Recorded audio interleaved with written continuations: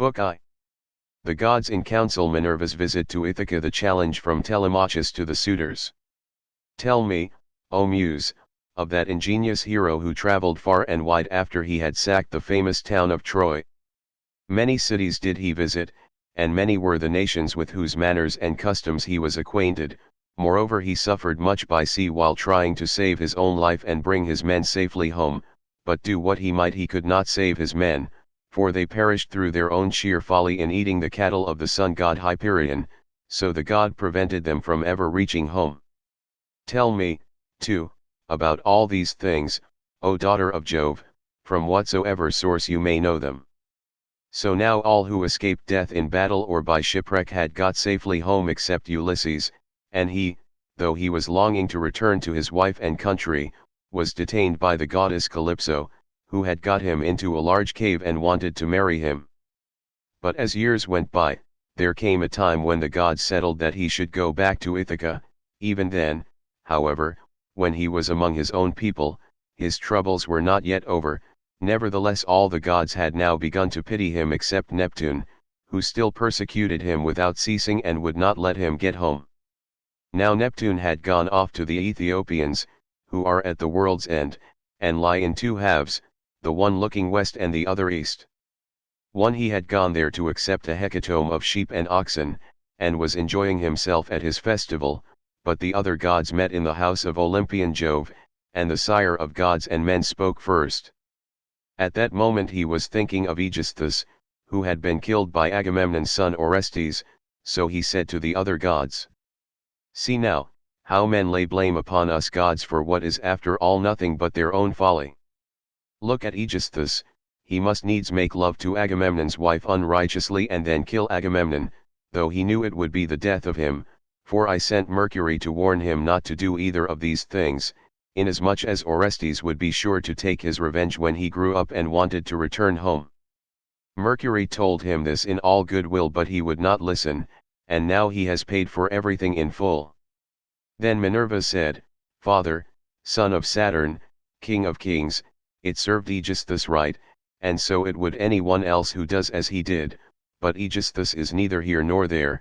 It is for Ulysses that my heart bleeds, when I think of his sufferings in that lonely sea-girt island, far away, poor man, from all his friends. It is an island covered with forest, in the very middle of the sea, and a goddess lives there, daughter of the magician Atlas, who looks after the bottom of the ocean, and carries the great columns that keep heaven and earth asunder. This daughter of Atlas has got hold of poor unhappy Ulysses, and keeps trying by every kind of blandishment to make him forget his home, so that he is tired of life, and thinks of nothing but how he may once more see the smoke of his own chimneys. You, sir, take no heed of this, and yet when Ulysses was before Troy did he not propitiate you with many a burnt sacrifice? Why then should you keep on being so angry with him?" And Jove said, "My child, what are you talking about? How can I forget Ulysses than whom there is no more capable man on earth, nor more liberal in his offerings to the immortal gods that live in heaven? Bear in mind, however, that Neptune is still furious with Ulysses for having blinded an eye of Polyphemus, king of the Cyclopes. Polyphemus is son to Neptune by the nymph Thusa, daughter to the sea king Phorcys, therefore though he will not kill Ulysses outright, he torments him by preventing him from getting home. Still, let us lay our heads together and see how we can help him to return. Neptune will then be pacified, for if we are all of a mind he can hardly stand out against us." And Minerva said, "Father, son of Saturn, king of kings, if, then, the gods now mean that Ulysses should get home, we should first send Mercury to the Ogygian island to tell Calypso that we have made up our minds and that he is to return. In the meantime I will go to Ithaca, to put heart into Ulysses' son Telemachus. I will embolden him to call the Achaeans in assembly, and speak out to the suitors of his mother Penelope, who persist in eating up any number of his sheep and oxen. I will also conduct him to Sparta and to Pylos, to see if he can hear anything about the return of his dear father, for this will make people speak well of him." So saying she bound on her glittering golden sandals, imperishable, with which she can fly like the wind over land or sea, she grasped the redoubtable bronze-shod spear, so stout and sturdy and strong, wherewith she quells the ranks of heroes who have displeased her, and down she darted from the topmost summits of Olympus, whereon forthwith she was in Ithaca, at the gateway of Ulysses' house, disguised as a visitor, Mens, chief of the Tapians, and she held a bronze spear in her hand. There she found the lordly suitors seated on hides of the oxen which they had killed and eaten, and playing draughts in front of the house. Men servants and pages were bustling about to wait upon them, some mixing wine with water in the mixing bowls, some cleaning down the tables with wet sponges and laying them out again, and some cutting up great quantities of meat. Telemachus saw her long before anyone else did. He was sitting moodily among the suitors thinking about his brave father, and how he would send them flying out of the house, if he were to come to his own again and be honored as in days gone by. Thus brooding as he sat among them, he caught sight of Minerva and went straight to the gate, for he was vexed that a stranger should be kept waiting for admittance. He took her right hand in his own, and bade her give him her spear. "Welcome," said he, "to our house, and when you have partaken of food you shall tell us what you have come for." He led the way as he spoke, and Minerva followed him. When they were within he took her spear and set it in the spear stand against a strong bearing post along with the many other spears of his unhappy father, and he conducted her to a richly decorated seat under which he threw a cloth of damask. There was a footstool also for her feet too, and he set another seat near her for himself, away from the suitors, that she might not be annoyed while eating by their noise and insolence, and that he might ask her more freely about his father. A maidservant then brought them water in a beautiful golden ewer and poured it into a silver basin for them to wash their hands, and she drew a clean table beside them. An upper servant brought them bread, and offered them many good things of what there was in the house. The carver fetched them plates of all manner of meats and set cups of gold by their side, and a manservant brought them wine and poured it out for them. Then the suitors came in and took their places on the benches and seats. Forthwith men servants poured water over their hands, maids went round with the bread baskets, pages filled the mixing bowls with wine and water, and they laid their hands upon the good things that were before them. As soon as they had had enough to eat and drink they wanted music and dancing, which are the crowning embellishments of a banquet, so a servant brought a lyre to Phemius, whom they compelled perforce to sing to them. As soon as he touched his lyre and began to sing, Telemachus spoke low to Minerva, with his head close to hers that no man might hear. "I hope, sir," said he, "that you will not be offended with what I am going to say. Singing comes cheap to those who do not pay for it, and all this is done at the cost of one whose bones lie rotting in some wilderness or grinding to powder in the surf. If these men were to see my father come back to Ithaca they would pray for longer legs rather than a longer purse, for money would not serve them, but he, alas, has fallen on an ill fate, and even when people do sometimes say that he is coming, we no longer heed them, we shall never see him again. And now, sir, tell me and tell me true, who you are and where you come from. Tell me of your town and parents, what manner of ship you came in, how your crew brought you to Ithaca, and of what nation they declared themselves to be, for you cannot have come by land. Tell me also truly, for I want to know, are you a stranger to this house, or have you been here in my father's time? In the old days we had many visitors, for my father went about much himself." And Minerva answered, "I will tell you truly and particularly all about it. I am Mens, son of Anchialus, and I am king of the Tapians. I have come here with my ship and crew, on a voyage to men of a foreign tongue, being bound for Temesa for with a cargo of iron, and I shall bring back copper. As for my ship, it lies over yonder off the open country away from the town, in the harbor Rithron 5 under the wooded mountain Neritum. 6 Our fathers were friends before us, as old Laertes will tell you, if you will go and ask him. They say, however, that he never comes to town now, and lives by himself in the country, faring hardly, with an old woman to look after him and get his dinner for him, when he comes in tired from pottering about his vineyard. They told me your father was at home again, and that was why I came, but it seems the gods are still keeping him back, for he is not dead yet, not on the mainland. It is more likely he is on some sea-girt island in mid-ocean, or a prisoner among savages who are detaining him against his will. I am no prophet, and know very little about omens, but I speak as it is borne in upon me from heaven, and assure you that he will not be away much longer, for he is a man of such resource that even though he were in chains of iron he would find some means of getting home again. But tell me, and tell me true, can Ulysses really have such a fine-looking fellow for a son? You are indeed wonderfully like him about the head and eyes, for we were close friends before he set sail for Troy, where the flower of all the Argives went also. Since that time we have never either of us seen the other. My mother, answered Telemachus, tells me I am son to Ulysses, but it is a wise child that knows his own father. Would that I were son to one who had grown old upon his own estates, for, since you ask me, there is no more ill-starred man under heaven than he who they tell me is my father. And Minerva said, there is no fear of your race dying out yet, while Penelope has such a fine son as you are. But tell me, and tell me true, what is the meaning of all this feasting, and who are these people? What is it all about? Have you some banquet, or is there a wedding in the family, for no one seems to be bringing any provisions of his own? And the guests, how atrociously they are behaving, what riot they make over the whole house, it is enough to disgust any respectable person who comes near them. Sir, said Telemachus, as regards your question, so long as my father was here it was well with us and with the house, but the gods in their displeasure have willed it otherwise, and have hidden him away more closely than mortal man was ever yet hidden. I could have borne it better even though he were dead, if he had fallen with his men before Troy, or had died with friends around him when the days of his fighting were done, for then the Achaeans would have built a mound over his ashes, and I should myself have been heir to his renown.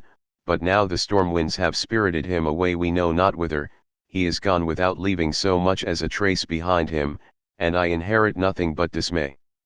Nor does the matter end simply with grief for the loss of my father, heaven has laid sorrows upon me of yet another kind, for the chiefs from all our islands, Dulichium, Same, and the woodland island of Zacynthus, as also all the principal men of Ithaca itself, are eating up my house under the pretext of paying their court to my mother, who will neither point blank say that she will not marry 7 nor yet bring matters to an end, so they are making havoc of my estate, and before long will do so. Also with myself. Is that so? Exclaimed Minerva, then you do indeed want Ulysses home again. Give him his helmet, shield, and a couple of lances, and if he is the man he was when I first knew him in our house, drinking and making merry, he would soon lay his hands about these rascally suitors, were he to stand once more upon his own threshold. He was then coming from Ephyra, where he had been to beg poison for his arrows from Ilus, son of Murmerus. Ilus feared the ever-living gods and would not give him any, but my father let him have some, for he was very fond of him. If Ulysses is the man he then was, these suitors will have a short shrift and a sorry wedding. But there. It rests with heaven to determine whether he is to return, and take his revenge in his own house or no. I would, however, urge you to set about trying to get rid of these suitors at once. Take my advice, call the Achaean heroes in assembly tomorrow morning, lay your case before them, and call heaven to bear you witness. Bid the suitors take themselves off, each to his own place, and if your mother's mind is set on marrying again, let her go back to her father, who will find her a husband and provide her with all the marriage gifts that so dear a daughter may expect. As for yourself, let me prevail upon you to take the best ship you can get, with a crew of 20 men, and go in quest of your father who has so long been missing. Someone may tell you something, or, and people often hear things in this way, some heaven-sent message may direct you. First go to Pylos and ask Nestor, thence go on to Sparta and visit Menelaus, for he got home last of all the Achaeans. If you hear that your father is alive and on his way home, you can put up with the waste these suitors will make for yet another 12 months. If on the other hand you hear of his death, come home at once, celebrate his funeral rites with all due pomp, build a barrow to his memory, and make your mother marry again. Then, having done all this, think it well over in your mind how, by fair means or foul, you may kill these suitors in your own house. You are too old to plead infancy any longer. Have you not heard how people are singing Orestes' praises for having killed his father's murderer Aegisthus? You are a fine, smart-looking fellow, show your mettle, then, and make yourself a name in story. Now, however, I must go back to my ship and to my crew, who will be impatient if I keep them waiting longer. Think the matter over for yourself, and remember what I have said to you. Sir, answered Telemachus, it has been very kind of you to talk to me in this way, as though I were your own son, and I will do all you tell me.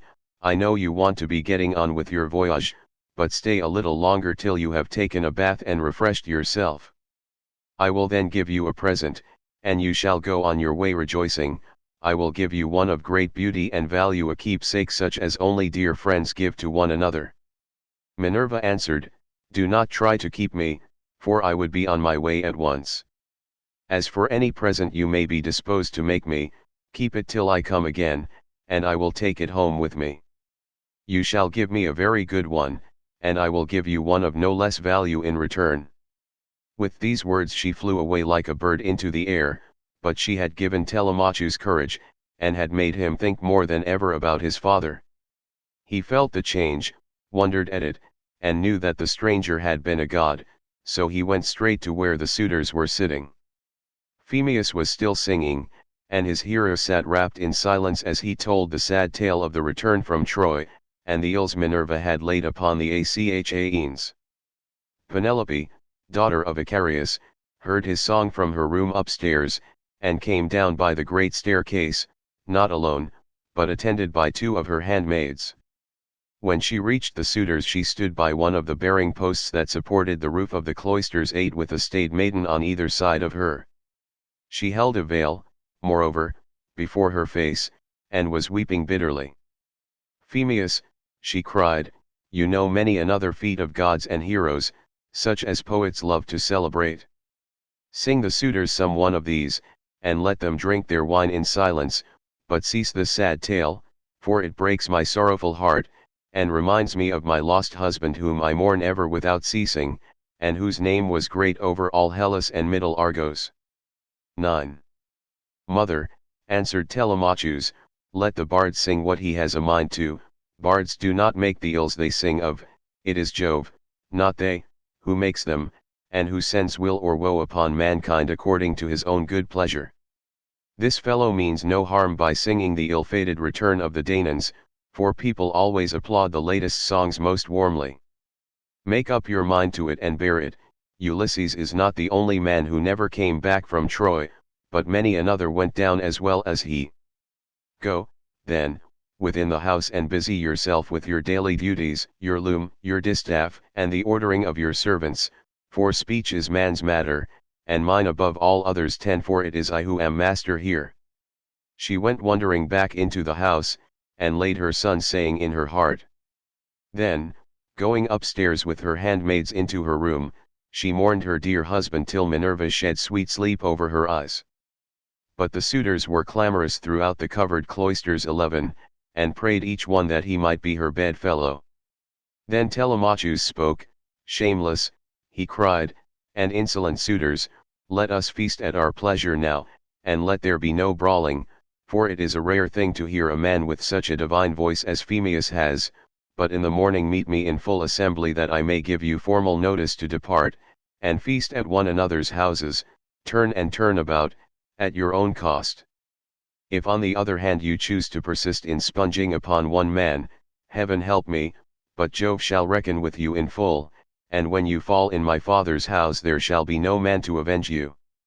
The suitors bit their lips as they heard him, and marvelled at the boldness of his speech. Then, Antinous, son of Eupides, said, the gods seem to have given you lessons in bluster and tall talking. May Jove never grant you to be chief in Ithaca as your father was before you. Telemachus answered, Antinous, do not chide with me, but, God willing, I will be chief too if I can. Is this the worst fate you can think of for me? It is no bad thing to be a chief, for it brings both riches and honor. Still, now that Ulysses is dead there are many great men in Ithaca both old and young, and some other may take the lead among them, nevertheless I will be chief in my own house, and will rule those whom Ulysses has won for me.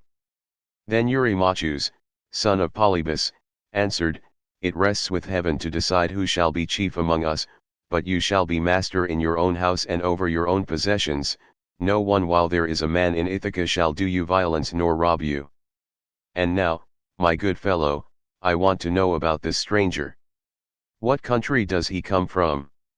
Of what family is he, and where is his estate?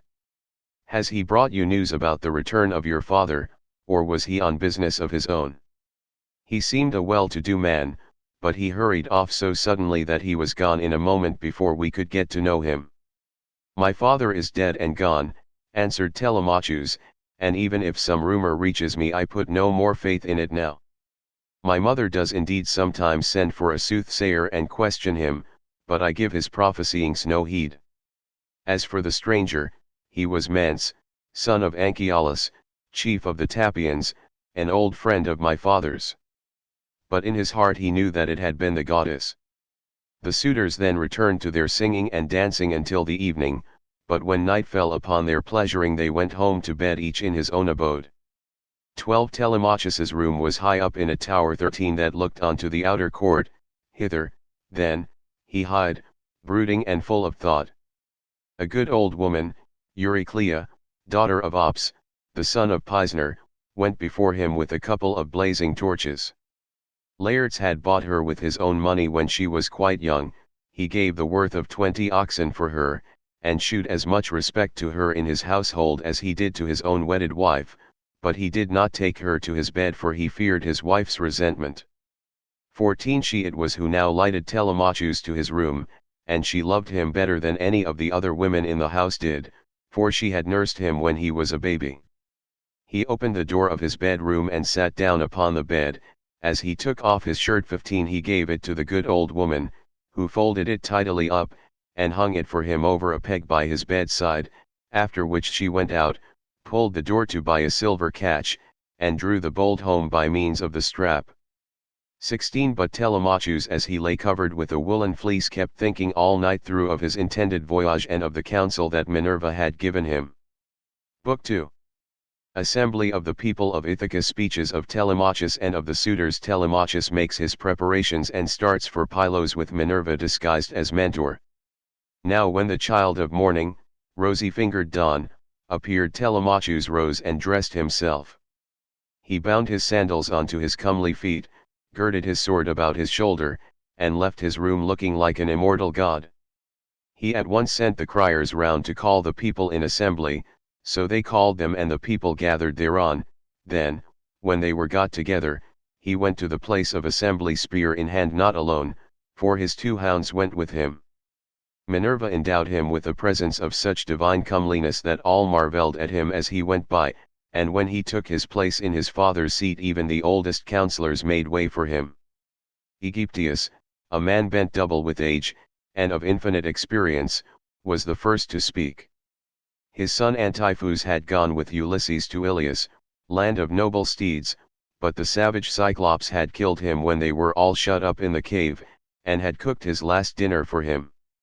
17 He had 3 sons left, of whom 2 still worked on their father's land, while the third, Eurynomus, was one of the suitors. Nevertheless their father could not get over the loss of Antiphus, and was still weeping for him when he began his speech. Men of Ithaca, he said, hear my words. From the day Ulysses left us there has been no meeting of our counselors until now. Who then can it be, whether old or young, that finds it so necessary to convene us? Has he got wind of some host approaching, and does he wish to warn us, or would he speak upon some other matter of public moment? I am sure he is an excellent person, and I hope Jove will grant him his heart's desire.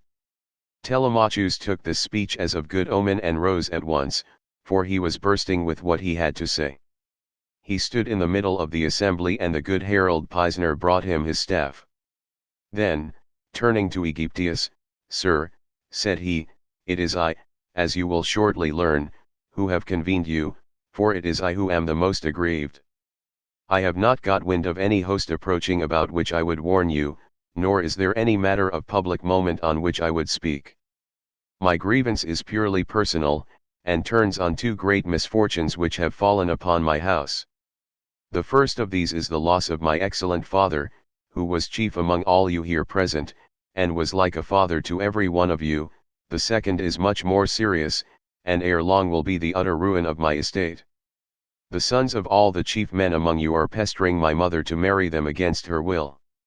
They are afraid to go to her father Icarius, asking him to choose the one he likes best, and to provide marriage gifts for his daughter, but day by day they keep hanging about my father's house, sacrificing our oxen, sheep, and fat goats for their banquets, and never giving so much as a thought to the quantity of wine they drink. No estate can stand such recklessness. We have now no Ulysses to ward off harm from our doors, and I cannot hold my own against them. I shall never all my days be as good a man as he was, still I would indeed defend myself if I had power to do so, for I cannot stand such treatment any longer. My house is being disgraced and ruined. Have respect, therefore, to your own consciences and to public opinion. Fear, too, the wrath of heaven, lest the gods should be displeased and turn upon you. I pray you by Jove and Themis, who is the beginning and the end of counsels, do not hold back, my friends, and leave me single-handed 18 unless it be that my brave father Ulysses did some wrong to the Achaeans which you would now avenge on me, by aiding and abetting these suitors. Moreover, if I am to be eaten out of house and home at all, I had rather you did the eating yourselves, for I could then take action against you to some purpose, and serve you with notices from house to house till I got paid in full, whereas now I have no remedy. 19. With this Telemachus dashed his staff to the ground and burst into tears. Every one was very sorry for him, but they all sat still and no one ventured to make him an angry answer, save only Antinous, who spoke thus. Telemachus, insolent braggart that you are, how dare you try to throw the blame upon us suitors? It is your mother's fault, not ours, for she is a very artful woman. This 3 years past, and close on 4, she had been driving us out of our minds, by encouraging each one of us, and sending him messages without meaning one word of what she says. And then there was that other trick she played us. She set up a great tambour frame in her room, and began to work on an enormous piece of fine needlework. Sweethearts, said she, Ulysses is indeed dead, still do not press me to marry again immediately, wait, for I would not have skill in needlework perish unrecorded till I have completed a pall for the hero Laertes, to be in readiness against the time when death shall take him. He is very rich, and the women of the place will talk if he is laid out without a pall. This was what she said, and we assented, whereon we could see her working on her great web all day long, but at night she would unpick the stitches again by torchlight. She fooled us in this way for 3 years and we never found her out, but as time wore on and she was now in her 4th year, one of her maids who knew what she was doing told us, and we caught her in the act of undoing her work, so she had to finish it whether she would or no. The suitors, therefore, make you this answer, that both you and the Achaeans may understand, send your mother away, and bid her marry the man of her own and of her father's choice, for I do not know what will happen if she goes on plaguing us much longer with the airs she gives herself on the score of the accomplishments Minerva has taught her, and because she is so clever. We never yet heard of such a woman. We know all about Tyro, Alcmena, Mycene, and the famous women of old, but they were nothing to your mother, any one of them. It was not fair of her to treat us in that way, and as long as she continues in the mind with which heaven has now endowed her, so long shall we go on eating up your estate, and I do not see why she should change, for she gets all the honor and glory, and it is you who pay for it, not she. Understand, then, that we will not go back to our lands, neither here nor elsewhere, till she has made her choice and married some one or other of us. Telemachus answered, Antinous, how can I drive the mother who bore me from my father's house? My father is abroad and we do not know whether he is alive or dead. It will be hard on me if I have to pay Icarius the large sum which I must give him if I insist on sending his daughter back to him. Not only will he deal rigorously with me, but heaven will also punish me, for my mother when she leaves the house will call on the Erinyes to avenge her. Besides, it would not be a creditable thing to do, and I will have nothing to say to it. If you choose to take offense at this, leave the house and feast elsewhere at one another's houses at your own cost, turn and turn about. If, on the other hand, you elect to persist in sponging upon one man, heaven help me, but Jove shall reckon with you in full, and when you fall in my father's house there shall be no man to avenge you. As he spoke, Jove sent 2 eagles from the top of the mountain, and they flew on and on with the wind, sailing side by side in their own lordly flight. When they were right over the middle of the assembly they wheeled and circled about, beating the air with their wings and glaring death into the eyes of them that were below. Then, fighting fiercely and tearing at one another, they flew off towards the right over the town. The people wondered as they saw them, and asked each other what all this might be, whereon Halitherses, who was the best prophet and reader of omens among them, spoke to them plainly and in all honesty, saying, "Hear me, men of Ithaca, and I speak more particularly to the suitors, for I see mischief brewing for them. Ulysses is not going to be away much longer, indeed he is close at hand to deal out death and destruction, not on them alone, but on many another of us who live in Ithaca. Let us then be wise in time, and put a stop to this wickedness before he comes. Let the suitors do so of their own accord, it will be better for them, for I am not prophesying without due knowledge. Everything has happened to Ulysses as I foretold when the Argives set out for Troy, and he with them. I said that after going through much hardship and losing all his men he should come home again in the 20th year and that no one would know him, and now all this is coming true." Eurymachus son of Polybus then said, "Go home, old man, and prophesy to your own children, or it may be worse for them. I can read these omens myself much better than you can. Birds are always flying about in the sunshine somewhere or other, but they seldom mean anything. Ulysses has died in a far country, and it is a pity you are not dead along with him, instead of prating here about omens and adding fuel to the anger of Telemachus, which is fierce enough as it is. I suppose you think he will give you something for your family, but I tell you, and it shall surely be when an old man like you, who should know better, talks a young one over till he becomes troublesome. In the first place his young friend will only fare so much the worse, he will take nothing by it, for the suitors will prevent this, and in the next, we will lay a heavier fine, sir, upon yourself than you will at all like paying, for it will bear hardly upon you. As for Telemachus, I warn him in the presence of you all to send his mother back to her father, who will find her a husband and provide her with all the marriage gifts so dear a daughter may expect. Till then we shall go on harassing him with our suit, for we fear no man, and care neither for him, with all his fine speeches, nor for any fortune-telling of yours. You may preach as much as you please, but we shall only hate you the more. We shall go back and continue to eat up Telemachus's estate without paying him, till such time as his mother leaves off tormenting us by keeping us day after day on the tiptoe of expectation, each vying with the other in his suit for a prize of such rare perfection.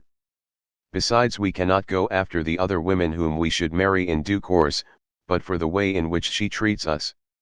Then Telemachus said, "Eurymachus, and you other suitors, I shall say no more, and entreat you no further, for the gods and the people of Ithaca now know my story. Give me, then, a ship and a crew of 20 men to take me hither and thither, and I will go to Sparta and to Pylos in quest of my father who has so long been missing.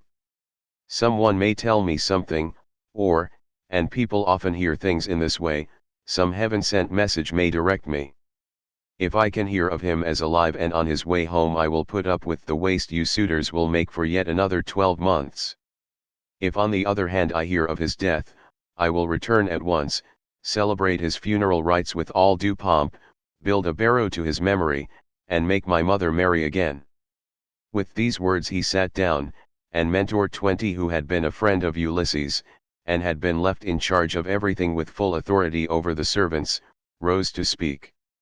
He, then, plainly and in all honesty addressed them thus: "Hear me, men of Ithaca, I hope that you may never have a kind and well-disposed ruler any more, nor one who will govern you equitably.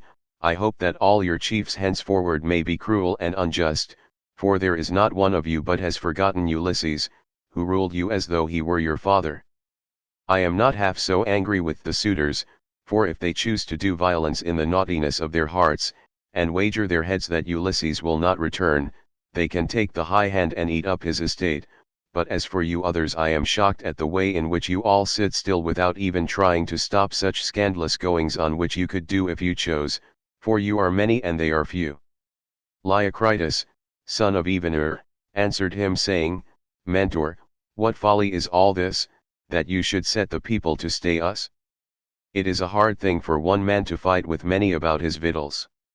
Even though Ulysses himself were to set upon us while we are feasting in his house, and do his best to oust us, his wife, who wants him back so very badly, would have small cause for rejoicing, and his blood would be upon his own head if he fought against such great odds. There is no sense in what you have been saying. Now, therefore, do you people go about your business, and let his father's old friends, Mentor and Halitherses, speed this boy on his journey, if he goes at all, which I do not think he will, for he is more likely to stay where he is till some one comes and tells him something. On this he broke up the assembly, and every man went back to his own abode, while the suitors returned to the house of Ulysses. Then Telemachus went all alone by the seaside, washed his hands in the grey waves, and prayed to Minerva.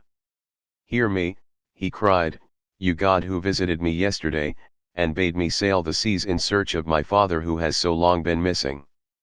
I would obey you, but the Achaeans, and more particularly the wicked suitors, are hindering me that I cannot do so.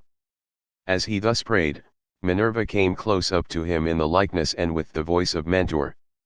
Telemachus, said she, if you are made of the same stuff as your father, you will be neither fool nor coward henceforward, for Ulysses never broke his word nor left his work half done. If, then, you take after him, your voyage will not be fruitless, but unless you have the blood of Ulysses and of Penelope in your veins, I see no likelihood of your succeeding. Sons are seldom as good men as their fathers, they are generally worse, not better.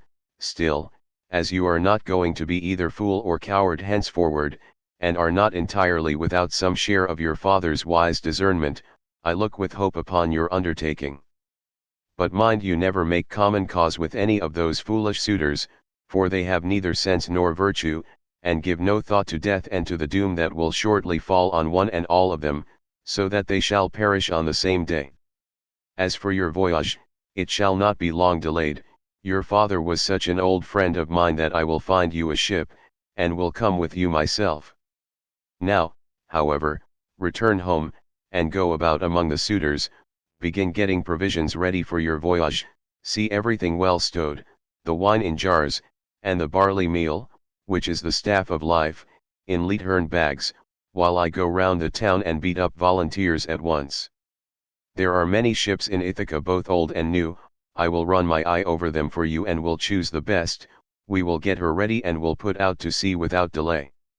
Thus spoke Minerva, daughter of Jove, and Telemachus lost no time in doing as the goddess told him. He went moodily home, and found the suitors flaying goats and singeing pigs in the outer court. Antinous came up to him at once and laughed as he took his hand in his own, saying, Telemachus, my fine fire-eater, bear no more ill blood neither in word nor deed, but eat and drink with us as you used to do. The Achaeans will find you in everything a ship and a picked crew to boot, so that you can set sail for Pylos at once and get news of your noble father. Antinous, answered Telemachus, I cannot eat in peace, nor take pleasure of any kind with such men as you are. Was it not enough that you should waste so much good property of mine while I was yet a boy? Now that I am older and know more about it, I am also stronger, and whether here among this people, or by going to Pylos, I will do you all the harm I can. I shall go, and my going will not be in vain, though, thanks to you suitors, I have neither ship nor crew of my own, and must be passenger not captain. As he spoke he snatched his hand from that of Antinous. Meanwhile the others went on getting dinner ready about the buildings, 21 jeering at him tauntingly as they did so. "Telemachus," said one youngster, "means to be the death of us. I suppose he thinks he can bring friends to help him from Pylos, or again from Sparta, where he seems bent on going. Or will he go to Ephyra as well, for poison to put in our wine and kill us?" Another said, "Perhaps if Telemachus goes on board ship, he will be like his father and perish far from his friends. In this case we should have plenty to do, for we could then divide up his property amongst us. As for the house, we can let his mother and the man who marries her have that." This was how they talked. But Telemachus went down into the lofty and spacious storeroom where his father's treasure of gold and bronze lay heaped up upon the floor, and where the linen and spare clothes were kept in open chests. Here, too, there was a store of fragrant olive oil, while casks of old, well-ripened wine, unblended and fit for a god to drink, were ranged against the wall in case Ulysses should come home again after all. The room was closed with well-made doors opening in the middle. Moreover, the faithful old housekeeper Euryclea, daughter of Ops the son of Pisner, was in charge of everything both night and day. Telemachus called her to the storeroom and said, "Nurse, draw me off some of the best wine you have, after what you are keeping for my father's own drinking, in case, poor man, he should escape death, and find his way home again after all. Let me have 12 jars, and see that they all have lids. Also fill me some well-sewn leathern bags with barley meal, about 20 measures in all. Get these things put together at once, and say nothing about it. I will take everything away this evening as soon as my mother has gone upstairs for the night. I am going to Sparta and to Pylos to see if I can hear anything about the return of my dear father." When Euryclea heard this, she began to cry, and spoke fondly to him, saying, "My dear child, whatever can have put such notion as that into your head? Where in the world do you want to go to, you, who are the one hope of the house?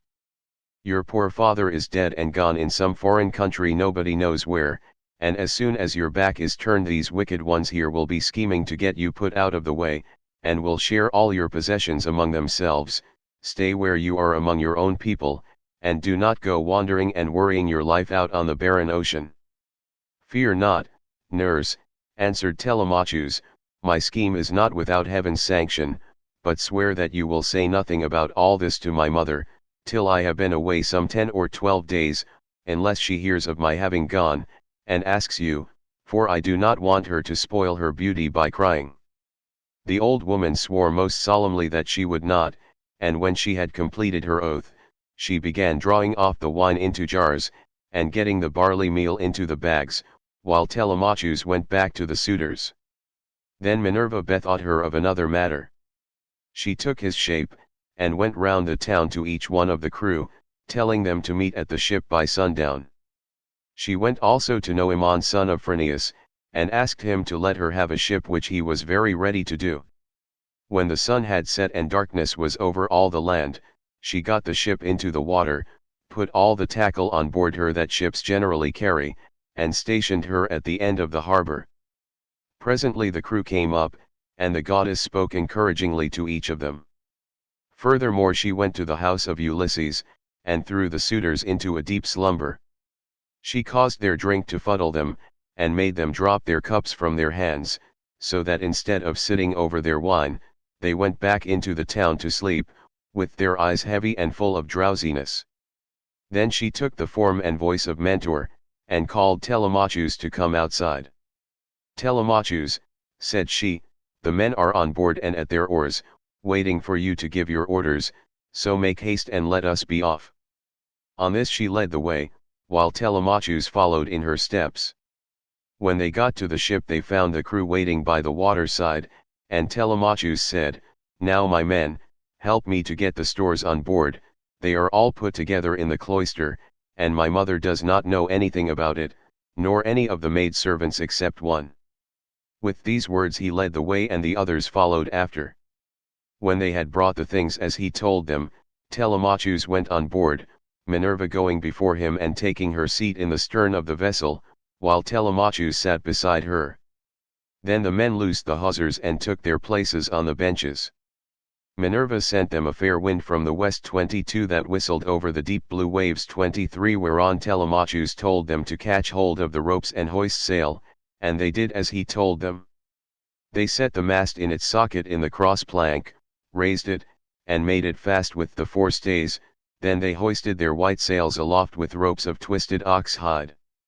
As the sail bellied out with the wind, the ship flew through the deep blue water, and the foam hissed against her bows as she sped onward. Then they made all fast throughout the ship, filled the mixing bowls to the brim, and made drink offerings to the immortal gods that are from everlasting, but more particularly to the grey-eyed daughter of Jove. Thus, then, the ship sped on her way through the watches of the night from dark till dawn. Book 3. Telemachus visits Nestor at Pylos.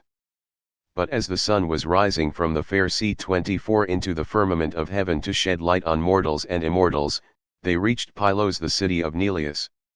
Now the people of Pylos were gathered on the seashore to offer sacrifice of black bulls to Neptune, lord of the earthquake.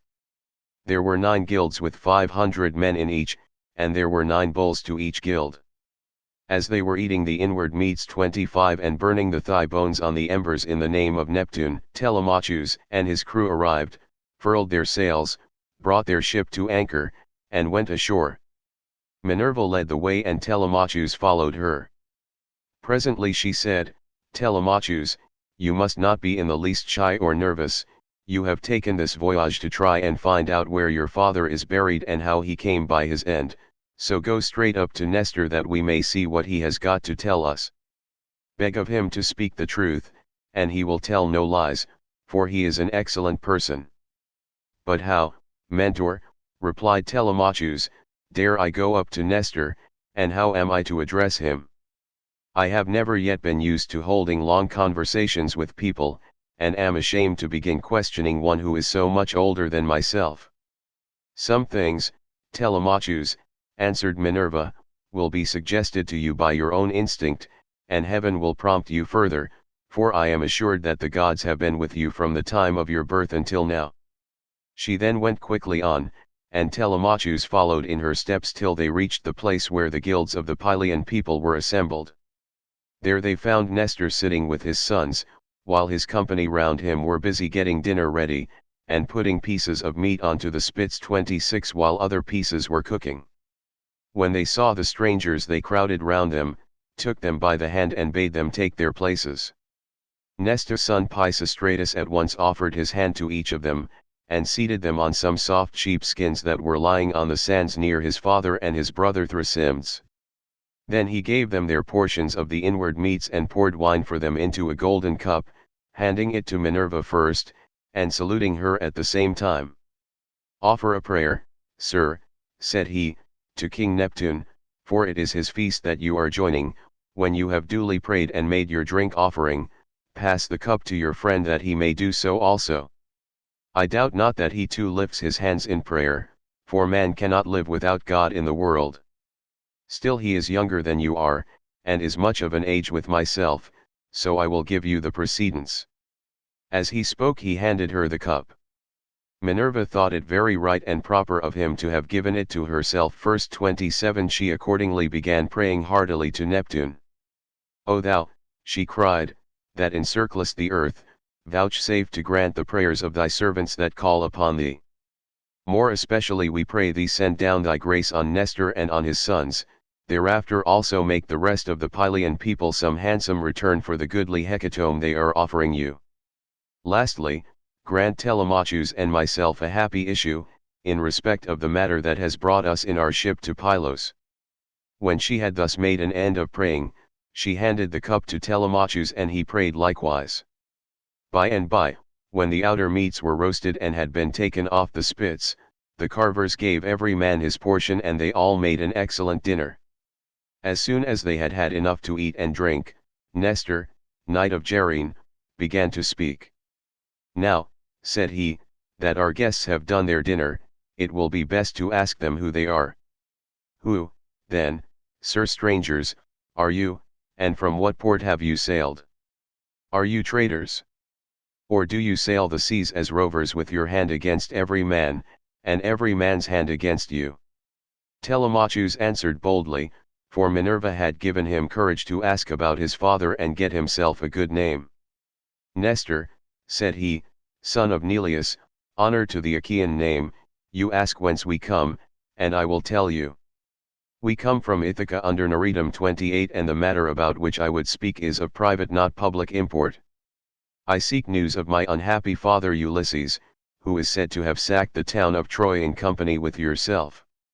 We know what fate befell each one of the other heroes who fought at Troy, but as regards Ulysses, heaven has hidden from us the knowledge even that he is dead at all, for no one can certify us in what place he perished, nor say whether he fell in battle on the mainland, or was lost at sea amid the waves of Amphitrite.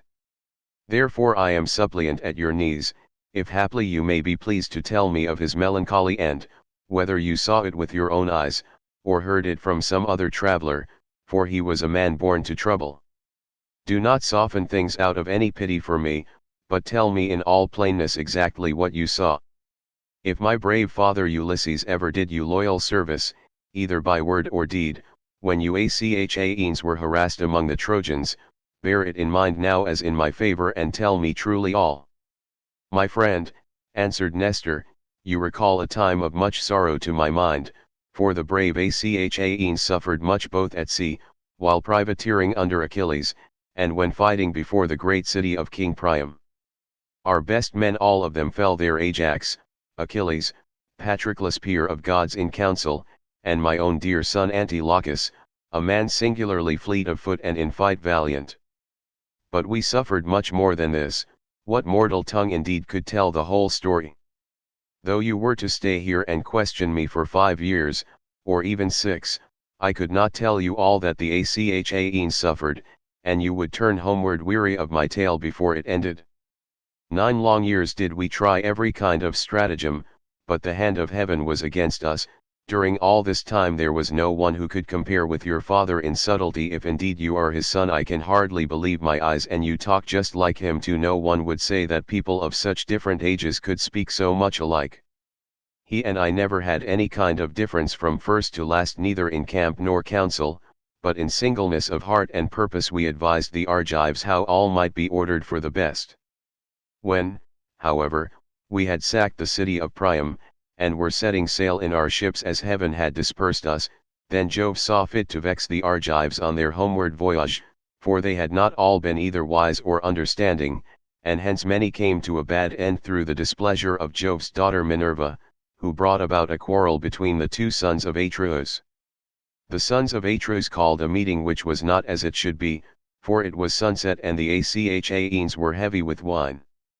When they explained why they had called the people together, it seemed that Menelaus was for sailing homeward at once, and this displeased Agamemnon, who thought that we should wait till we had offered hecatombs to appease the anger of Minerva. Fool that he was, he might have known that he would not prevail with her, for when the gods have made up their minds they do not change them lightly. So the 2 stood bandying hard words, whereon the Achaeans sprang to their feet with a cry that rent the air, and were of 2 minds as to what they should do. That night we rested and nursed our anger, for Jove was hatching mischief against us. But in the morning some of us drew our ships into the water and put our goods with our women on board, while the rest, about half in number, stayed behind with Agamemnon. We the other half embarked and sailed, and the ships went well, for heaven had smoothed the sea. When we reached Tyndas we offered sacrifices to the gods, for we were longing to get home. Cruel Jove, however, did not yet mean that we should do so, and raised a second quarrel, in the course of which some among us turned their ships back again, and sailed away under Ulysses to make their peace with Agamemnon, but I, and all the ships that were with me pressed forward, for I saw that mischief was brewing. The son of Tydeus went on also with me, and his crews with him.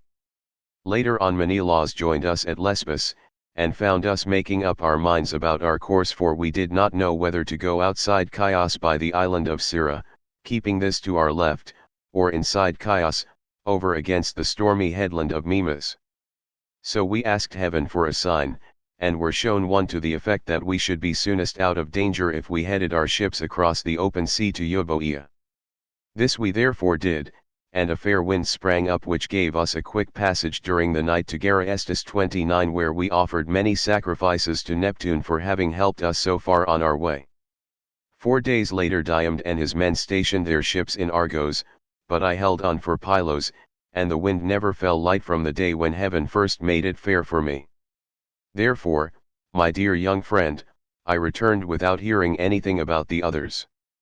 I know neither who got home safely nor who were lost, but, as in duty bound, I will give you without reserve the reports that have reached me since I have been here in my own house.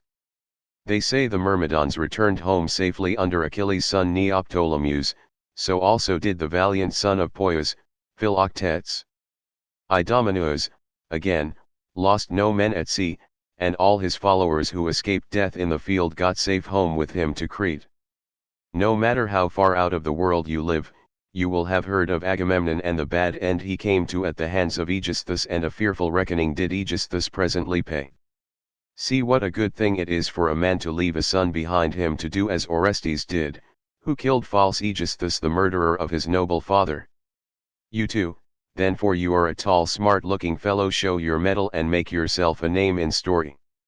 Nestor son of Neleus, answered Telemachus, honor to the Achaean name. The Achaeans applaud Orestes, and his name will live through all time, for he has avenged his father nobly. Would that heaven might grant me to do like vengeance on the insolence of the wicked suitors, who are ill-treating me and plotting my ruin, but the gods have no such happiness in store for me and for my father, so we must bear it as best we may. My friend, said Nestor, now that you remind me, I remember to have heard that your mother has many suitors, who are ill-disposed towards you and are making havoc of your estate. Do you submit to this tamely, or are public feeling and the voice of heaven against you? Who knows but what Ulysses may come back after all, and pay these scoundrels in full, either single-handed or with a force of Achaeans behind him. If Minerva were to take as great a liking to you as she did to Ulysses when we were fighting before Troy, for I never yet saw the gods so openly fond of any one as Minerva then was of your father, if she would take as good care of you as she did of him, these wooers would soon some of them forget their wooing. Telemachus answered, I can expect nothing of the kind, it would be far too much to hope for. I dare not let myself think of it. Even though the gods themselves willed it, no such good fortune could befall me. On this Minerva said, Telemachus, what are you talking about? Heaven has a long arm if it is minded to save a man, and if it were me, I should not care how much I suffered before getting home, provided I could be safe when I was once there. I would rather this, than get home quickly, and then be killed in my own house as Agamemnon was by the treachery of Aegisthus and his wife. Still, death is certain, and when a man's hour is come, not even the gods can save him, no matter how fond they are of him. Mentor, answered Telemachus, do not let us talk about it any more. There is no chance of my father's ever coming back, the gods have long since counseled his destruction.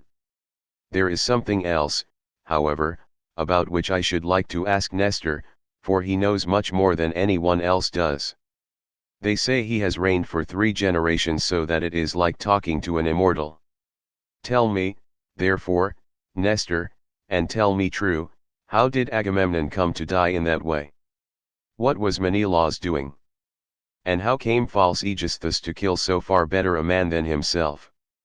Was Menelaus away from Achaean Argos, voyaging elsewhither among mankind, that Aegisthus took heart and killed Agamemnon? I will tell you truly, answered Nestor, and indeed you have yourself divined how it all happened.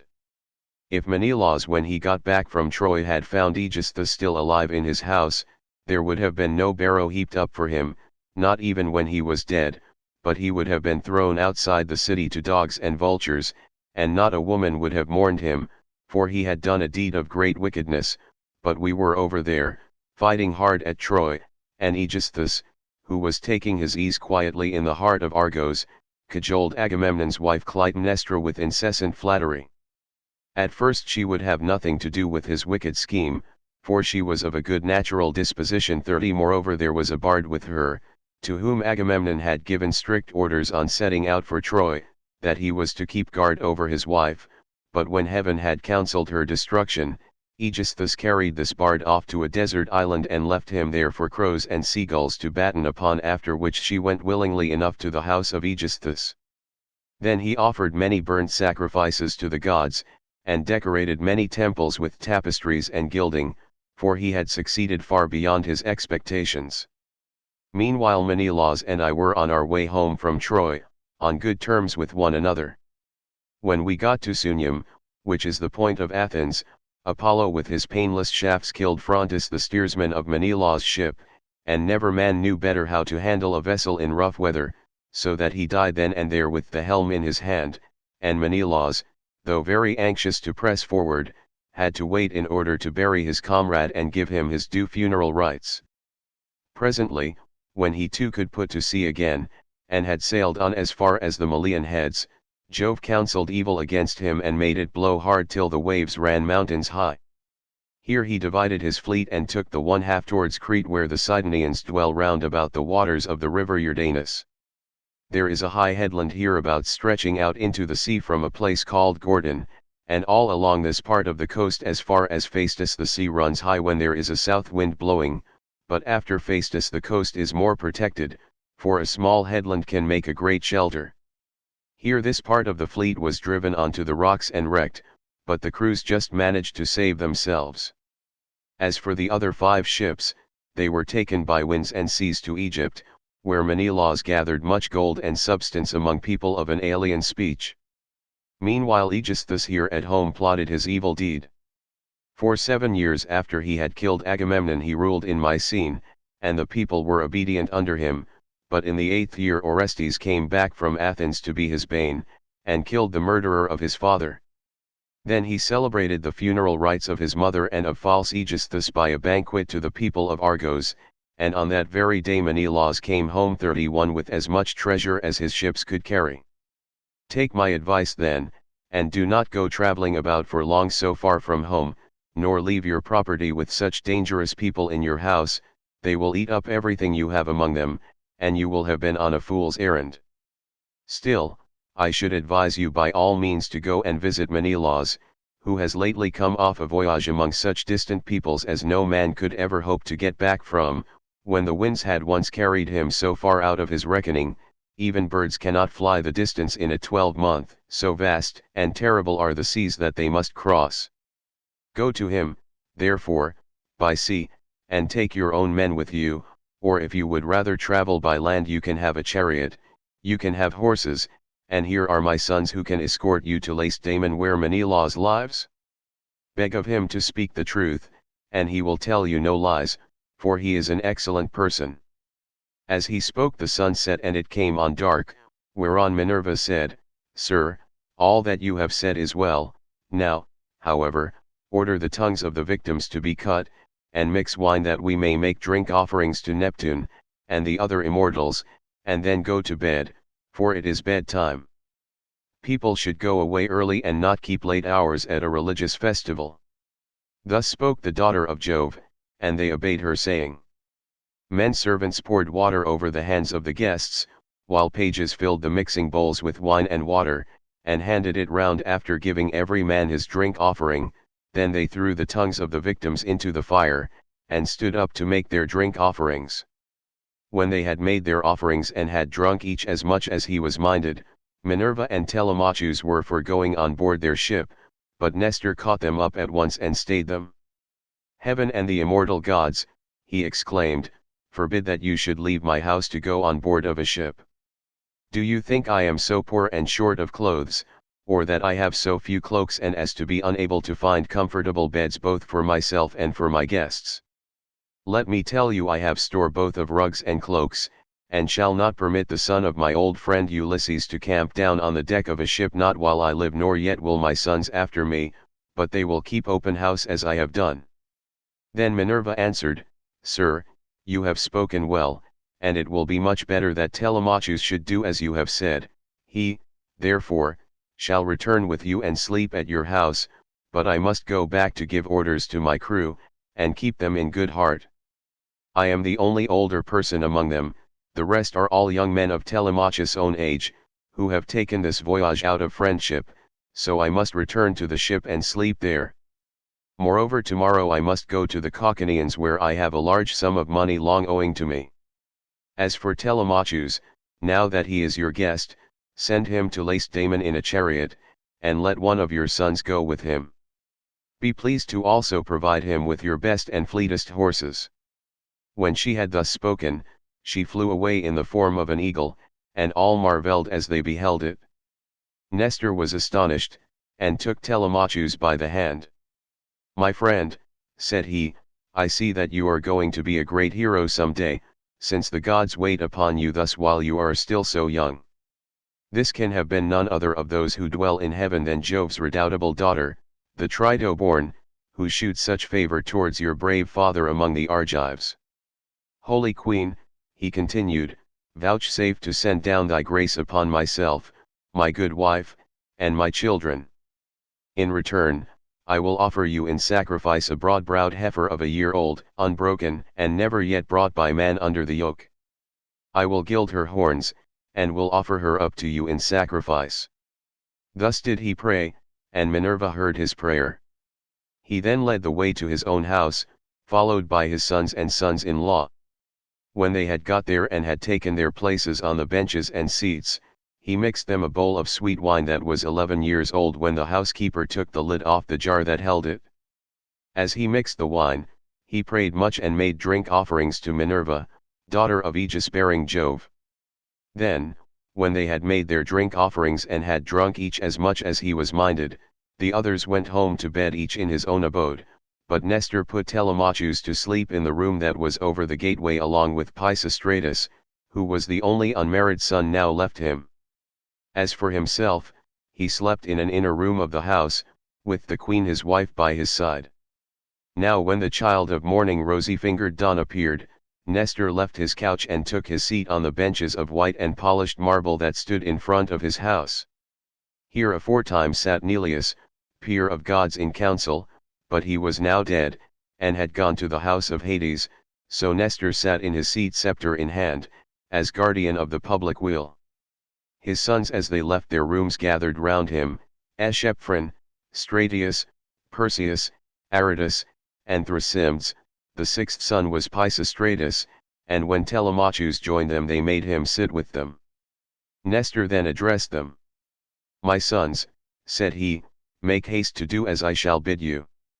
I wish first and foremost to propitiate the great goddess Minerva, who manifested herself visibly to me during yesterday's festivities. Go, then, one or other of you to the plain, tell the stockman to look me out a heifer, and come on here with it at once. Another must go to Telemachus' ship, and invite all the crew, leaving 2 men only in charge of the vessel. Some one else will run and fetch Laerces the goldsmith to gild the horns of the heifer. The rest, stay all of you where you are, tell the maids in the house to prepare an excellent dinner, and to fetch seats, and logs of wood for a burnt offering. Tell them also to bring me some clear spring water." On this they hurried off on their several errands. The heifer was brought in from the plain, and Telemachus's crew came from the ship. The goldsmith brought the anvil, hammer, and tongs, with which he worked his gold, and Minerva herself came to accept the sacrifice. Nestor gave out the gold, and the smith gilded the horns of the heifer that the goddess might have pleasure in their beauty. Then Stratius and Echephron brought her in by the horns. Aratus fetched water from the house in a ewer that had a flower pattern on it, and in his other hand he held a basket of barley meal. Sturdy Thrasymnes stood by with a sharp axe, ready to strike the heifer, while Perseus held a bucket. Then Nestor began with washing his hands and sprinkling the barley meal, and he offered many a prayer to Minerva as he threw a lock from the heifer's head upon the fire. When they had done praying and sprinkling the barley meal, 32 Thrasymnes dealt his blow, and brought the heifer down with a stroke that cut through the tendons at the base of her neck, whereon the daughters and daughters-in-law of Nestor, and his venerable wife Eurydice, she was eldest daughter to Clymeneus, screamed with delight. Then they lifted the heifer's head from off the ground, and Pisistratus cut her throat. When she had done bleeding and was quite dead, they cut her up. They cut out the thigh bones all in due course, wrapped them round in 2 layers of fat, and set some pieces of raw meat on the top of them. Then Nestor laid them upon the wood fire and poured wine over them, while the young men stood near him with 5-pronged spits in their hands.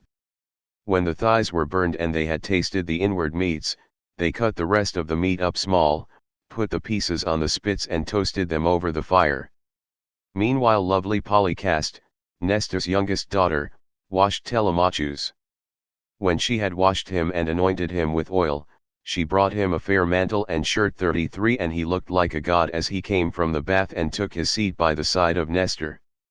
When the outer meats were done they drew them off the spits and sat down to dinner, where they were waited upon by some worthy henchmen, who kept pouring them out their wine in cups of gold. As soon as they had had enough to eat and drink, Nestor said, "Sons, put Telemachus's horses to the chariot that he may start at once." Thus did he speak, and they did even as he had said, and yoked the fleet horses to the chariot. The housekeeper packed them up a provision of bread, wine, and sweetmeats fit for the sons of princes. Then Telemachus got into the chariot, while Pisistratus gathered up the reins and took his seat beside him. He lashed the horses on and they flew forward nothing loath into the open country, leaving the high citadel of Pylos behind them. All that day did they travel, swaying the yoke upon their necks till the sun went down and darkness was over all the land. Then they reached Pherae, where Diocles lived, who was son to Ortolachus and grandson to Alpheus. Here they passed the night and Diocles entertained them hospitably. When the child of morning, rosy-fingered dawn, appeared, they again yoked their horses and drove out through the gateway under the echoing gatehouse. 34 Pisistratus lashed the horses on and they flew forward nothing loath. Presently they came to the corn lands of the open country, and in the course of time completed their journey, so well did their steeds take them. 35. Now when the sun had set and darkness was over the land. Book 4. The visit to King Menelaus, who tells his story. Meanwhile the suitors in Ithaca plot against Telemachus.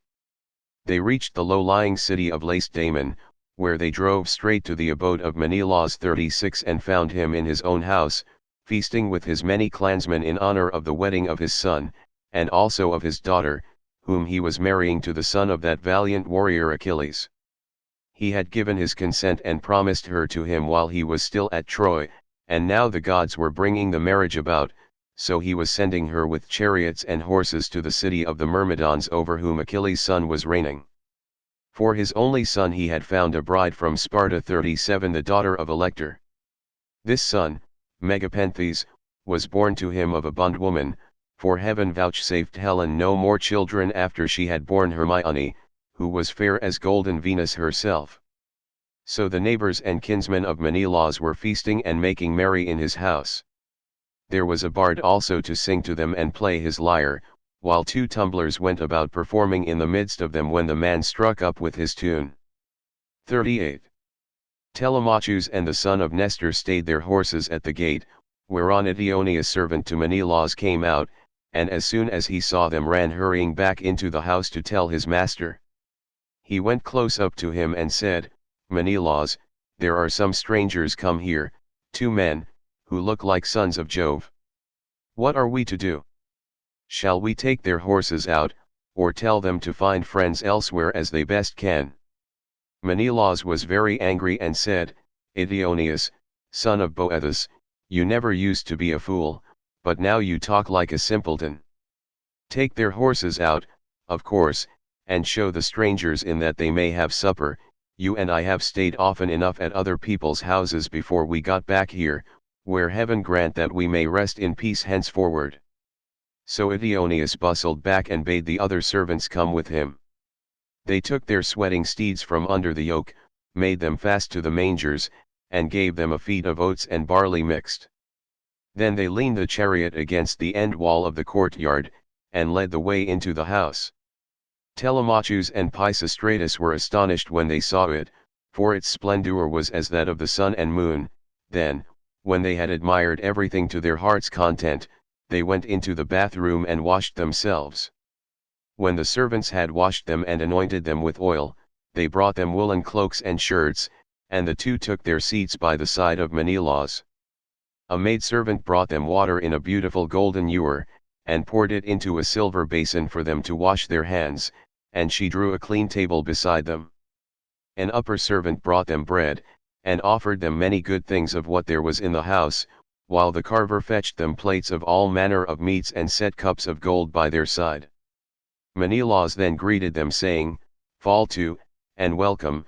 When you have done supper I shall ask who you are, for the lineage of such men as you cannot have been lost. You must be descended from a line of scepter-bearing kings, for poor people do not have such sons as you are." On this he handed them 39 a piece of fat roast loin, which had been set near him as being a prime part, and they laid their hands on the good things that were before them. As soon as they had had enough to eat and drink, Telemachus said to the son of Nestor, with his head so close that no one might hear, "Look, Pisistratus, man after my own heart, see the gleam of bronze and gold of amber 40 ivory, and silver. Everything is so splendid that it is like seeing the palace of Olympian Jove. I am lost in admiration." Menelaus overheard him and said, "No one, my sons, can hold his own with Jove, for his house and everything about him is immortal, but among mortal men there may be another who has as much wealth as I have, or there may not, but at all events I have traveled much and have undergone much hardship, for it was nearly 8 years before I could get home with my fleet. I went to Cyprus, Phoenicia, and the Egyptians. I went also to the Ethiopians, the Sidonians, and the Arembians, and to Libya where the lambs have horns as soon as they are born, and the sheep lamb down 3 times a year. Every one in that country, whether master or man, has plenty of cheese, meat, and good milk, for the ewes yield all the year round. But while I was traveling and getting great riches among these people, my brother was secretly and shockingly murdered through the perfidy of his wicked wife, so that I have no pleasure in being lord of all this wealth. Whoever your parents may be, they must have told you about all this, and of my heavy loss in the ruin 41 of a stately mansion fully and magnificently furnished. Would that I had only a third of what I now have, so that I had stayed at home, and all those were living who perished on the plain of Troy, far from Argos. I often grieve, as I sit here in my house, for one and all of them. At times I cry aloud for sorrow, but presently I leave off again, for crying is cold comfort and one soon tires of it. Yet grieve for these as I may, I do so for one man more than for them all. I cannot even think of him without loathing both food and sleep, so miserable does he make me, for no one of all the Achaeans worked so hard or risked so much as he did. He took nothing by it, and has left a legacy of sorrow to myself, for he has been gone a long time, and we know not whether he is alive or dead. His old father, his long-suffering wife Penelope, and his son Telemachus, whom he left behind him an infant in arms, are plunged in grief on his account." Thus spoke Menelaus, and the heart of Telemachus yearned as he bethought him of his father. Tears fell from his eyes as he heard him thus mentioned, so that he held his cloak before his face with both hands. When Menelaus saw this, he doubted whether to let him choose his own time for speaking, or to ask him at once and find what it was all about. While he was thus in 2 minds, Helen came down from her high vaulted and perfumed room, looking as lovely as Diana herself. Adraste brought her a seat, Alcip a soft woolen rug, while Philo fetched her the silver work-box which Alcandra, wife of Polybus, had given her.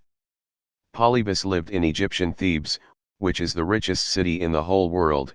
He gave Menelaus 2 baths, both of pure silver, 2 tripods, and 10 talents of gold.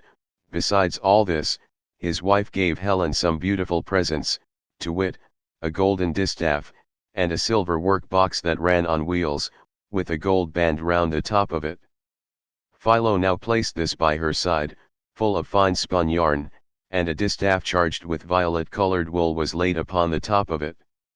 Then Helen took her seat, put her feet upon the footstool, and began to question her husband. 42. "Do we know, Menelaus," said she, "the names of these strangers who have come to visit us? Shall I guess right or wrong, but I cannot help saying what I think. Never yet have I seen either man or woman so like somebody else. Indeed, when I look at him I hardly know what to think, as this young man is like Telemachus, whom Ulysses left as a baby behind him, when you Achaeans went to Troy with battle in your hearts, on account of my most shameless self. My dear wife, replied Menelaus, I see the likeness just as you do. His hands and feet are just like Ulysses, so is his hair, with the shape of his head and the expression of his eyes. Moreover, when I was talking about Ulysses, and saying how much he had suffered on my account, tears fell from his eyes, and he hid his face in his mantle. Then Pisistratus said, Menelaus, son of Atreus, you are right in thinking that this young man is Telemachus, but he is very modest, and is ashamed to come here and begin opening up discourse with one whose conversation is so divinely interesting as your own. My father, Nestor, sent me to escort him hither, for he wanted to know whether you could give him any counsel or suggestion. A son has always trouble at home when his father has gone away, leaving him without supporters, and this is how Telemachus is now placed, for his father is absent, and there is no one among his own people to stand by him. Bless my heart, replied Menelaus, then I am receiving a visit from the son of a very dear friend, who suffered much hardship for my sake. I had always hoped to entertain him with most marked distinction when heaven had granted us a safe return from beyond the seas. I should have founded a city for him in Argos, and built him a house. I should have made him leave Ithaca with his goods, his son, and all his people, and should have sacked for them some one of the neighboring cities that are subject to me. We should thus have seen one another continually, and nothing but death could have interrupted so close and happy an intercourse. I suppose, however, that heaven grudged us such great good fortune, for it has prevented the poor fellow from ever getting home at all. Thus did he speak, and his words set them all a-weeping. Helen wept, Telemachus wept, and so did Menelaus, nor could Pisistratus keep his eyes from filling, when he remembered his dear brother Antilochus, whom the son of bright dawn had killed. Thereon he said to Menelaus, Sir, my father Nestor, when we used to talk about you at home, told me you were a person of rare and excellent understanding. If, then, it be possible, do as I would urge you. I am not fond of crying while I am getting my supper. Morning will come in due course, and in the forenoon I care not how much I cry for those that are dead and gone. This is all we can do for the poor things. We can only shave our heads for them and wring the tears from our cheeks. I had a brother who died at Troy. He was by no means the worst man there, you are sure to have known him. His name was Antilochus. I never set eyes upon him myself, but they say that he was singularly fleet of foot and in fight valiant. Your discretion, my friend, answered Menelaus, is beyond your years. It is plain you take after your father. One can soon see when a man is son to one whom heaven has blessed both as regards wife and offspring, and it has blessed Nestor from first to last all his days, giving him a green old age in his own house, with sons about him who are both well disposed and valiant. We will put an end therefore to all this weeping, and attend to our supper again. Let water be poured over our hands. Telemachus and I can talk with one another fully in the morning. On this Asphalion, one of the servants, poured water over their hands, and they laid their hands on the good things that were before them. Then Jove's daughter Helen bethought her of another matter. She drugged the wine with an herb that banishes all care, sorrow, and ill humor. Whoever drinks wine thus drugged cannot shed a single tear all the rest of the day, not even though his father and mother both of them drop down dead, or he sees a brother or a son hewn in pieces before his very eyes. This drug, of such sovereign power and virtue, had been given to Helen by Polydamna, wife of Thon, a woman of Egypt, where there grow all sorts of herbs, some good to put into the mixing bowl and others poisonous. Moreover, every one in the whole country is a skilled physician, for they are of the race of Paeaeon. When Helen had put this drug in the bowl, and had told the servants to serve the wine round, she said, Menelaus, son of Atreus, and you my good friends, sons of honorable men, which is as Jove wills, for he is the giver both of good and evil, and can do what he chooses, feast here as you will, and listen while I tell you a tale in season. I cannot indeed name every single one of the exploits of Ulysses, but I can say what he did when he was before Troy, and Uachaeans were in all sorts of difficulties. He covered himself with wounds and bruises, dressed himself all in rags, and entered the enemy's city looking like a menial or a beggar, and quite different from what he did when he was among his own people. In this disguise he entered the city of Troy, and no one said anything to him. I alone recognized him and began to question him, but he was too cunning for me. When, however, I had washed and anointed him and had given him clothes, and after I had sworn a solemn oath not to betray him to the Trojans till he had got safely back to his own camp and to the ships, he told me all that the Achaeans meant to do. He killed many Trojans and got much information before he reached the Argive camp, for all which things the Trojan women made lamentation, but for my own part I was glad, for my heart was beginning to yearn after my home, and I was unhappy about the wrong that Venus had done me in taking me over there, away from my country, my girl, and my lawful wedded husband, who is indeed by no means deficient either in person or understanding. Then Menelaus said, "All that you have been saying, my dear wife, is true. I have traveled much, and have had much to do with heroes, but I have never seen such another man as Ulysses. What endurance too, and what courage he displayed within the wooden horse, wherein all the bravest of the Argives were lying in wait to bring death and destruction upon the Trojans. 43 At that moment you came up to us, some god who wished well to the Trojans must have set you onto it, and you had Deiphobus with you. 3 times did you go all round our hiding place and patted, you called our chiefs each by his own name, and mimicked all our wives Diomed, Ulysses, and I from our seats inside heard what a noise you made. Diomed and I could not make up our minds whether to spring out then and there, or to answer you from inside, but Ulysses held us all in check, so we sat quite still, all except Anticlus, who was beginning to answer you, when Ulysses clapped his 2 brawny hands over his mouth, and kept them there. It was this that saved us all, for he muzzled Anticlus till Minerva took you away again." "How sad," exclaimed Telemachus, "that all this was of no avail to save him, nor yet his own iron courage. But now, sir, be pleased to send us all to bed, that we may lie down and enjoy the blessed boon of sleep." On this Helen told the maidservants to set beds in the room that was in the gatehouse, and to make them with good red rugs, and spread coverlets on the top of them with woolen cloaks for the guests to wear.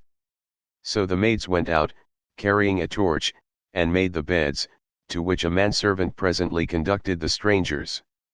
Thus, then, did Telemachus and Pisistrata sleep there in the forecourt, while the son of Atreus lay in an inner room with lovely Helen by his side.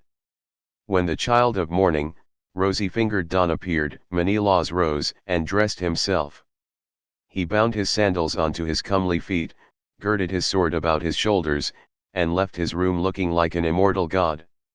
Then, taking a seat near Telemachus, he said, "And what, Telemachus, has led you to take this long sea voyage to Lacedaemon? Are you on public, or private business? Tell me all about it."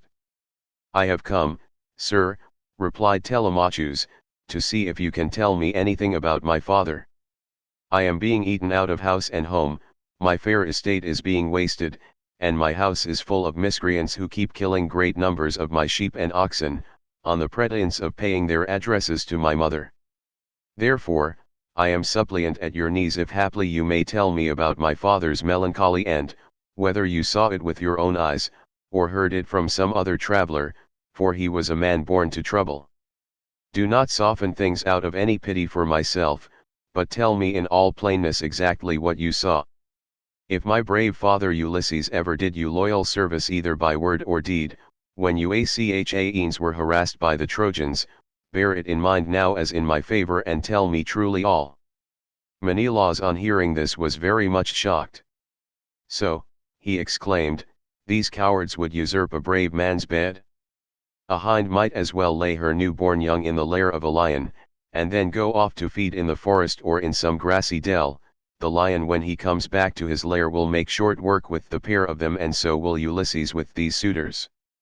By Father Jove, Minerva, and Apollo, if Ulysses is still the man that he was when he wrestled with Philomelides in Lesbos, and threw him so heavily that all the Achaeans cheered him. If he is still such and were to come near these suitors, they would have a short shrift and a sorry wedding. As regards your questions, however, I will not prevaricate nor deceive you, but will tell you without concealment all that the old man of the sea told me.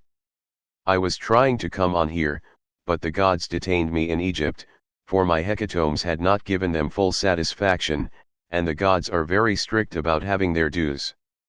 Now off Egypt, about as far as a ship can sail in a day with a good stiff breeze behind her, there is an island called Pharos. It has a good harbor from which vessels can get out into open sea when they have taken in water, and here the gods becalmed me 20 days without so much as a breath of fair wind to help me forward. We should have run clean out of provisions, and my men would have starved, if a goddess had not taken pity upon me and saved me in the person of Eidothea, daughter to Proteus, the old man of the sea, for she had taken a great fancy to me. She came to me one day when I was by myself, as I often was, for the men used to go with their barbed hooks, all over the island in the hope of catching a fish or two to save them from the pangs of hunger. "Stranger," said she, "it seems to me that you like starving in this way. At any rate it does not greatly trouble you, for you stick here day after day, without even trying to get away, though your men are dying by inches." "Let me tell you," said I, "whichever of the goddesses you may happen to be, that I am not staying here of my own accord, but must have offended the gods that live in heaven. Tell me, therefore, for the gods know everything, which of the immortals it is that is hindering me in this way, and tell me also how I may sail the sea so as to reach my home."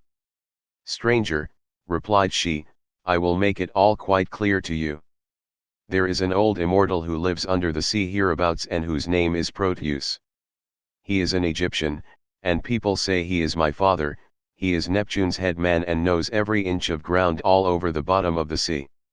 If you can snare him and hold him tight, he will tell you about your voyage, what courses you are to take, and how you are to sail the sea so as to reach your home.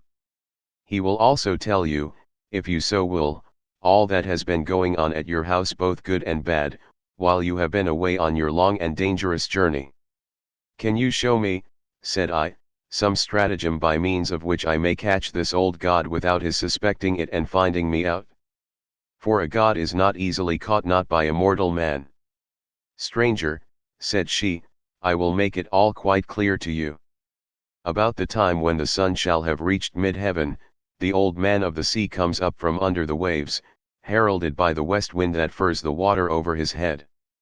As soon as he has come up he lies down, and goes to sleep in a great sea cave, where the seals, Halosydnes chickens as they call them, come up also from the grey sea, and go to sleep in shoals all round him, and a very strong and fish-like smell do they bring with them. 44 Early tomorrow morning I will take you to this place and will lay you in ambush.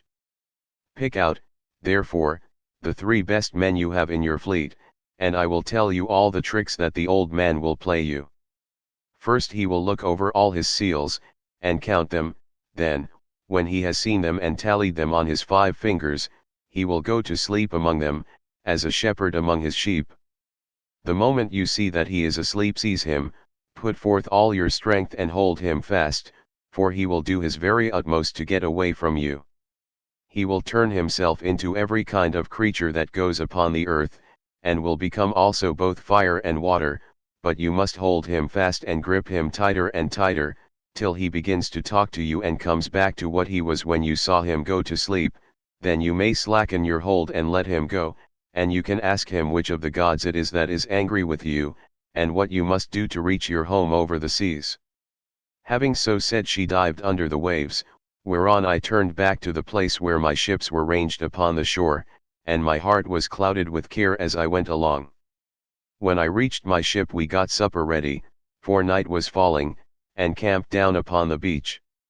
When the child of morning, rosy-fingered dawn, appeared, I took the 3 men on whose prowess of all kinds I could most rely, and went along by the seaside, praying heartily to heaven. Meanwhile the goddess fetched me up 4 seal skins from the bottom of the sea, all of them just skinned, for she meant playing a trick upon her father. Then she dug 4 pits for us to lie in, and sat down to wait till we should come up.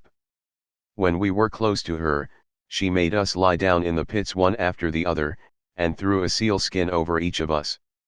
Our ambuscade would have been intolerable, for the stench of the fishy seals was most distressing. 45 Who would go to bed with a sea monster if he could help it, but here, too, the goddess helped us, and thought of something that gave us great relief, for she put some ambrosia under each man's nostrils, which was so fragrant that it killed the smell of the seals.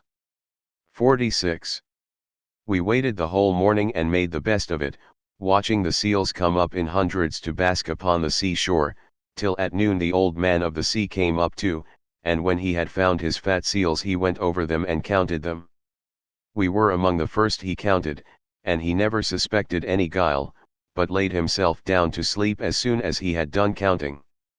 Then we rushed upon him with a shout and seized him, on which he began at once with his old tricks, and changed himself first into a lion with a great mane, then all of a sudden he became a dragon, a leopard, a wild boar, the next moment he was running water, and then again directly he was a tree, but we stuck to him and never lost hold, till at last the cunning old creature became distressed, and said, "Which of the gods was it, son of Atreus, that hatched this plot with you for snaring me and seizing me against my will? What do you want?" "You know that yourself, old man," I answered. "You will gain nothing by trying to put me off. It is because I have been kept so long in this island, and see no sign of my being able to get away. I am losing all heart. Tell me, then, for you gods know everything, which of the immortals it is that is hindering me, and tell me also how I may sail the sea so as to reach my home." "Then," he said, "if you would finish your voyage and get home quickly, you must offer sacrifices to Jove and to the rest of the gods before embarking, for it is decreed that you shall not get back to your friends, and to your own house, till you have returned to the heaven-fed stream of Egypt, and offered holy hecatombs to the immortal gods that reign in heaven. When you have done this they will let you finish your voyage." I was broken-hearted when I heard that I must go back all that long and terrible voyage to Egypt. 47 Nevertheless, I answered, "I will do all, old man, that you have laid upon me, but now tell me, and tell me true, whether all the Achaeans whom Nestor and I left behind us when we set sail from Troy have got home safely, or whether any one of them came to a bad end either on board his own ship or among his friends when the days of his fighting were done." "Son of Atreus," he answered, "why ask me? You had better not know what I can tell you, for your eyes will surely fill when you have heard my story. Many of those about whom you ask are dead and gone, but many still remain, and only 2 of the chief men among the Achaeans perished during their return home. As for what happened on the field of battle, you were there yourself. A third Achaean leader is still at sea, alive, but hindered from returning. Ajax was wrecked, for Neptune drove him onto the great rocks of Gyre. Nevertheless, he let him get safe out of the water, and in spite of all Minerva's hatred he would have escaped death, if he had not ruined himself by boasting. He said the gods could not drown him even though they had tried to do so, and when Neptune heard this large talk, he seized his trident in his 2 brawny hands, and split the rock of Gyre in 2 pieces. The base remained where it was, but the part on which Ajax was sitting fell headlong into the sea and carried Ajax with it, so he drank salt water and was drowned. Your brother and his ships escaped, for Juno protected him, but when he was just about to reach the high promontory of Malea, he was caught by a heavy gale which carried him out to sea again sorely against his will, and drove him to the foreland where Thyestes used to dwell, but where Aegisthus was then living. By and by, however, it seemed as though he was to return safely after all, for the gods backed the wind into its old quarter and they reached home, whereon Agamemnon kissed his native soil, and shed tears of joy at finding himself in his own country. Now there was a watchman whom Aegisthus kept always on the watch, and to whom he had promised 2 talents of gold. This man had been looking out for a whole year to make sure that Agamemnon did not give him the slip and prepare war. When, therefore, this man saw Agamemnon go by, he went and told Aegisthus, who at once began to lay a plot for him. He picked 20 of his bravest warriors and placed them in ambuscade on one side the cloister, while on the opposite side he prepared a banquet. Then he sent his chariots and horsemen to Agamemnon, and invited him to the feast, but he meant foul play. He got him there, all unsuspicious of the doom that was awaiting him, and killed him when the banquet was over as though he were butchering an ox in the shambles. Not one of Agamemnon's followers was left alive, nor yet one of Aegisthus, but they were all killed there in the cloisters. Thus spoke Proteus, and I was broken-hearted as I heard him. I sat down upon the sands and wept. I felt as though I could no longer bear to live nor look upon the light of the sun. Presently, when I had had my fill of weeping and writhing upon the ground, the old man of the sea said, "Son of Atreus, do not waste any more time in crying so bitterly, it can do no manner of good. Find your way home as fast as ever you can, for Aegisthus may be still alive, and even though Orestes has been beforehand with you in killing him, you may yet come in for his funeral." On this I took comfort in spite of all my sorrow, and said, "I know, then, about these two. Tell me, therefore, about the third man of whom you spoke. Is he still alive, but at sea, and unable to get home, or is he dead? Tell me, no matter how much it may grieve me." "The third man," he answered, "is Ulysses, who dwells in Ithaca. I can see him in an island sorrowing bitterly in the house of the nymph Calypso, who is keeping him prisoner, and he cannot reach his home for he has no ships nor sailors to take him over the sea.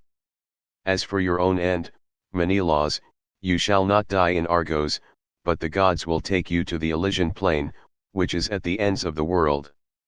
There fair-haired Rhadamanthus reigns, and men lead an easier life than anywhere else in the world, for in Elysium there falls not rain, nor hail, nor snow, but Oceanus breathes ever with a west wind that sings softly from the sea, and gives fresh life to all men.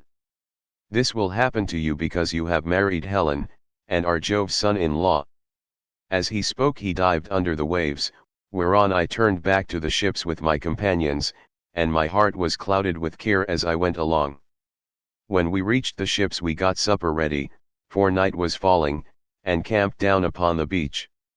When the child of morning, rosy-fingered dawn appeared, we drew our ships into the water, and put our masts and sails within them. Then we went on board ourselves, took our seats on the benches, and smote the grey sea with our oars. I again stationed my ships in the heaven-fed stream of Egypt, and offered hecatombs that were full and sufficient. When I had thus appeased heaven's anger, I raised a barrow to the memory of Agamemnon that his name might live forever, after which I had a quick passage home, for the gods sent me a fair wind. And now for yourself stay here some 10 or 12 days longer, and I will then speed you on your way. I will make you a noble present of a chariot and 3 horses. I will also give you a beautiful chalice that so long as you live you may think of me whenever you make a drink offering to the immortal gods." "Son of Atreus," replied Telemachus, "do not press me to stay longer. I should be contented to remain with you for another 12 months, I find your conversation so delightful that I should never once wish myself at home with my parents, but my crew whom I have left at Pylos are already impatient, and you are detaining me from them. As for any present you may be disposed to make me, I had rather that it should be a piece of plate. I will take no horses back with me to Ithaca, but will leave them to adorn your own stables, for you have much flat ground in your kingdom where lotus thrives, as also meadows wheat and barley, and oats with their white and spreading ears, whereas in Ithaca we have neither open fields nor race courses, and the country is more fit for goats than horses, and I like it the better for that. 48 None of our islands have much level ground, suitable for horses, and Ithaca least of all." Menelaus smiled and took Telemachus's hand within his own. "What you say," said he, "shows that you come of good family. I both can, and will, make this exchange for you, by giving you the finest and most precious piece of plate in all my house. It is a mixing bowl by Vulcan's own hand, of pure silver, except the rim, which is inlaid with gold. Photimus, king of the Sidonians, gave it me in the course of a visit which I paid him when I returned thither on my homeward journey. I will make you a present of it." Thus did they converse, and guests kept coming to the king's house.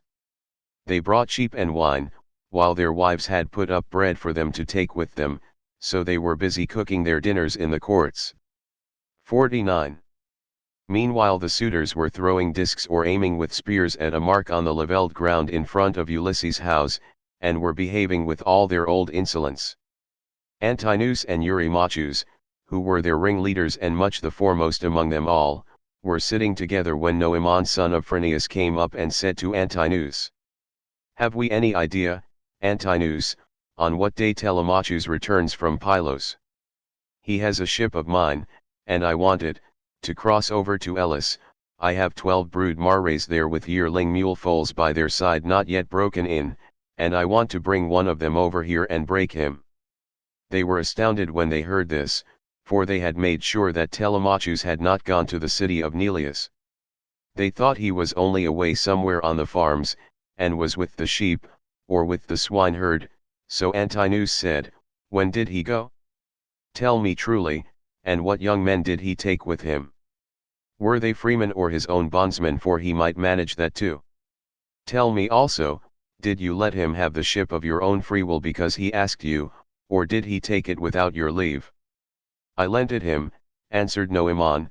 "What else could I do when a man of his position said he was in a difficulty, and asked me to oblige him?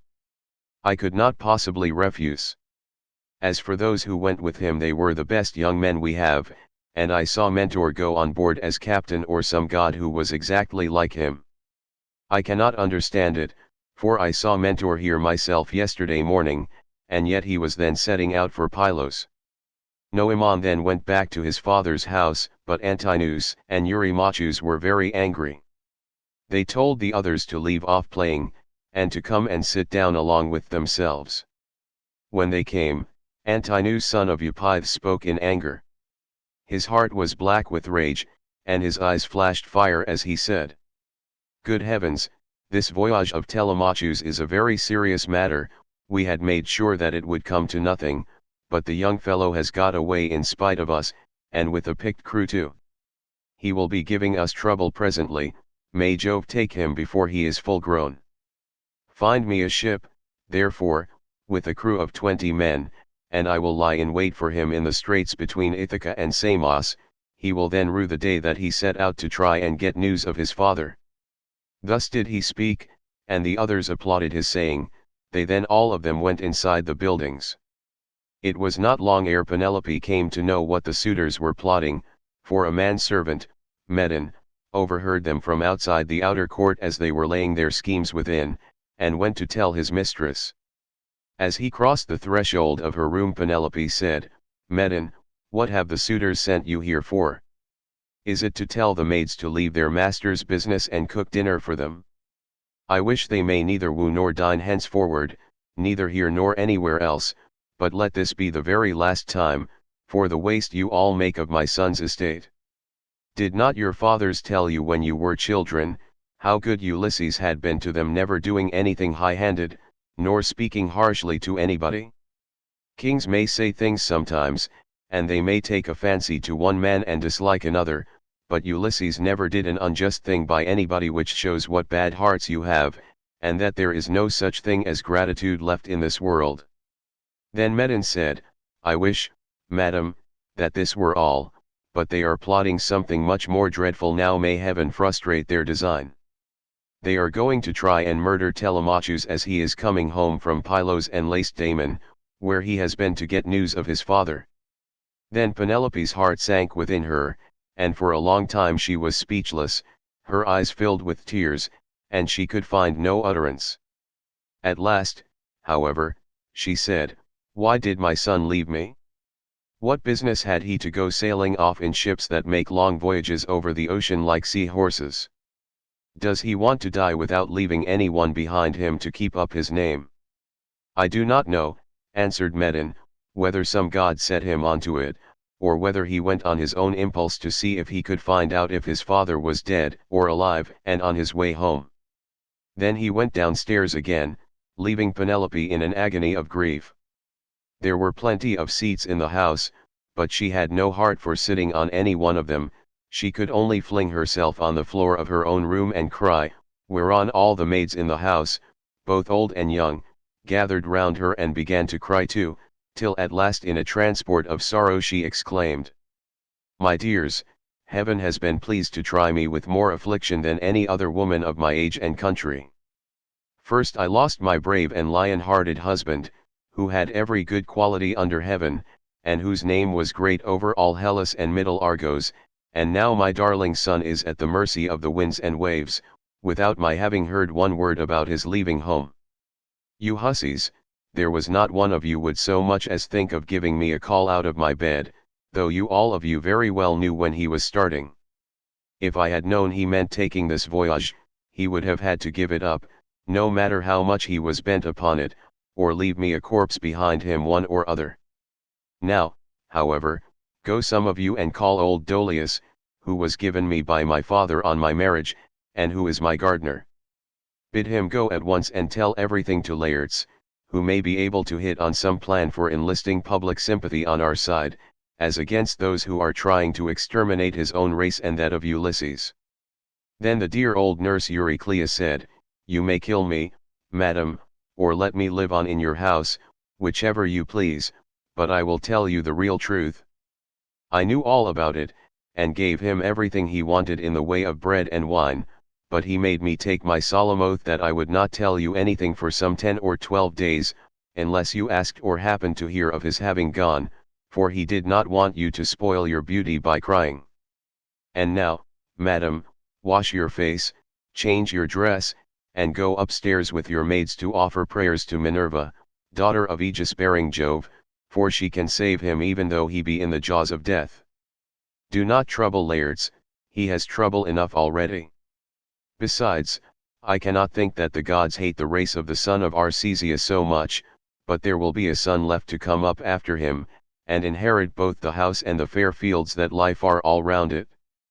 With these words she made her mistress leave off crying, and dried the tears from her eyes. Penelope washed her face, changed her dress, and went upstairs with her maids. She then put some bruised barley into a basket and began praying to Minerva. "Hear me," she cried, "daughter of aegis-bearing Jove, unweariable.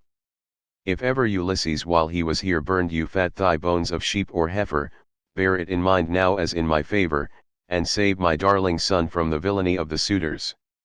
She cried aloud as she spoke, and the goddess heard her prayer. Meanwhile the suitors were clamorous throughout the covered cloister, and one of them said, "The queen is preparing for her marriage with one or other of us.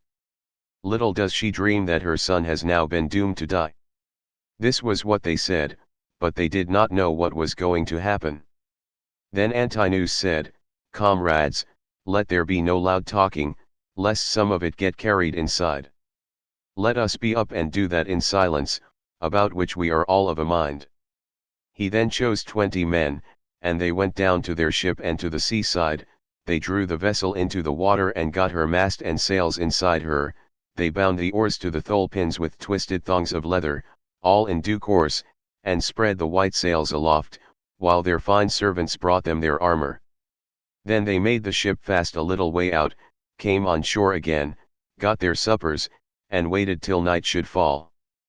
But Penelope lay in her own room upstairs unable to eat or drink, and wondering whether her brave son would escape, or be overpowered by the wicked suitors. Like a lioness caught in the toils with huntsmen hemming her in on every side, she thought and thought till she sank into a slumber, and lay on her bed bereft of thought and motion. Then Minerva bethought her of another matter, and made a vision in the likeness of Penelope's sister Ephthym, daughter of Icarius, who had married Eumelus and lived in Pherae. She told the vision to go to the house of Ulysses, and to make Penelope leave off crying, so it came into her room by the hole through which the thong went for pulling the door to, and hovered over her head saying, "You are asleep, Penelope, the gods who live at ease will not suffer you to weep and be so sad. Your son has done them no wrong, so he will yet come back to you." Penelope, who was sleeping sweetly at the gates of dreamland, answered, "Sister, why have you come here? You do not come very often, but I suppose that is because you live such a long way off. Am I, then, to leave off crying and refrain from all the sad thoughts that torture me? I, who have lost my brave and lion-hearted husband, who had every good quality under heaven, and whose name was great over all Hellas and Middle Argos, and now my darling son has gone off on board of a ship, a foolish fellow who has never been used to roughing it, nor to going about among gatherings of men. I am even more anxious about him than about my husband. I am all in a tremble when I think of him, lest something should happen to him, either from the people among whom he has gone, or by sea, for he has many enemies who are plotting against him, and are bent on killing him before he can return home. Then the vision said, Take heart, and be not so much dismayed. There is one gone with him whom many a man would be glad enough to have stand by his side, I mean Minerva. It is she who has compassion upon you, and who has sent me to bear you this message. Then, said Penelope, if you are a god or have been sent here by divine commission, tell me also about that other unhappy one. Is he still alive, or is he already dead and in the house of Hades? And the vision said, I shall not tell you for certain whether he is alive or dead, and there is no use in idle conversation. Then it vanished through the thong hole of the door and was dissipated into thin air, but Penelope rose from her sleep refreshed and comforted, so vivid had been her dream. Meantime the suitors went on board and sailed their ways over the sea, intent on murdering Telemachus. Now there is a rocky islet called Asterus, of no great size, in mid-channel between Ithaca and Samos, and there is a harbor on either side of it where a ship can lie. Here then the Achaeans placed themselves in ambush. Book V. Calypso. Ulysses reaches Scheria on a raft. And now, as dawn rose from her couch beside Tithonus, harbinger of light alike to mortals and immortals, the gods met in council, and with them, Jove the Lord of Thunder, who is their king. Thereon Minerva began to tell them of the many sufferings of Ulysses, for she pitied him away there in the house of the nymph Calypso. Father Jove, said she, and all you other gods that live in everlasting bliss, I hope there may never be such a thing as a kind and well-disposed ruler any more, nor one who will govern equitably. I hope they will be all henceforth cruel and unjust, for there is not one of his subjects but has forgotten Ulysses, who ruled them as though he were their father. There he is, lying in great pain in an island where dwells the nymph Calypso, who will not let him go, and he cannot get back to his own country, for he can find neither ships nor sailors to take him over the sea. Furthermore, wicked people are now trying to murder his only son Telemachus, who is coming home from Pylos and Lacedaemon, where he has been to see if he can get news of his father. What, my dear, are you talking about? Replied her father. Did you not send him there yourself, because you thought it would help Ulysses to get home and punish the suitors? Besides, you are perfectly able to protect Telemachus, and to see him safely home again, while the suitors have to come scurrying back without having killed him. When he had thus spoken, he said to his son Mercury, Mercury, you are our messenger, go therefore and tell Calypso we have decreed that poor Ulysses is to return home. He is to be convoyed neither by gods nor men, but after a perilous voyage of 20 days upon a raft he is to reach fertile Scheria 50, the land of the Phaeacians, who are near of kin to the gods, and will honor him as though he were one of ourselves. They will send him in a ship to his own country, and will give him more bronze and gold and raiment than he would have brought back from Troy, if he had had all his prize money and had got home without disaster. This is how we have settled that he shall return to his country and his friends. Thus he spoke, and Mercury, guide and guardian, slayer of Argus, did as he was told. Forthwith he bound on his glittering golden sandals with which he could fly like the wind over land and sea. He took the wand with which he seals men's eyes in sleep or wakes them just as he pleases, and flew holding it in his hand over Pieria. Then he swooped down through the firmament till he reached the level of the sea, whose waves he schemed like a cormorant that flies fishing every hole and corner of the ocean, and drenching its thick plumage in the spray. He flew and flew over many a weary wave, but when at last he got to the island which was his journey's end, he left the sea and went on by land till he came to the cave where the nymph Calypso lived. He found her at home.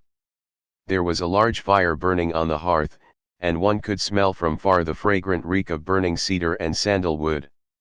As for herself, she was busy at her loom, shooting her golden shuttle through the warp and singing beautifully. Round her cave there was a thick wood of alder, poplar, and sweet-smelling cypress trees, wherein all kinds of great birds had built their nests, owls, hawks, and chattering sea crows that occupy their business in the waters. A vine loaded with grapes was trained and grew luxuriantly about the mouth of the cave. There were also 4 running rills of water in channels cut pretty close together, and turned hither and thither so as to irrigate the beds of violets and luscious herbage over which they flowed.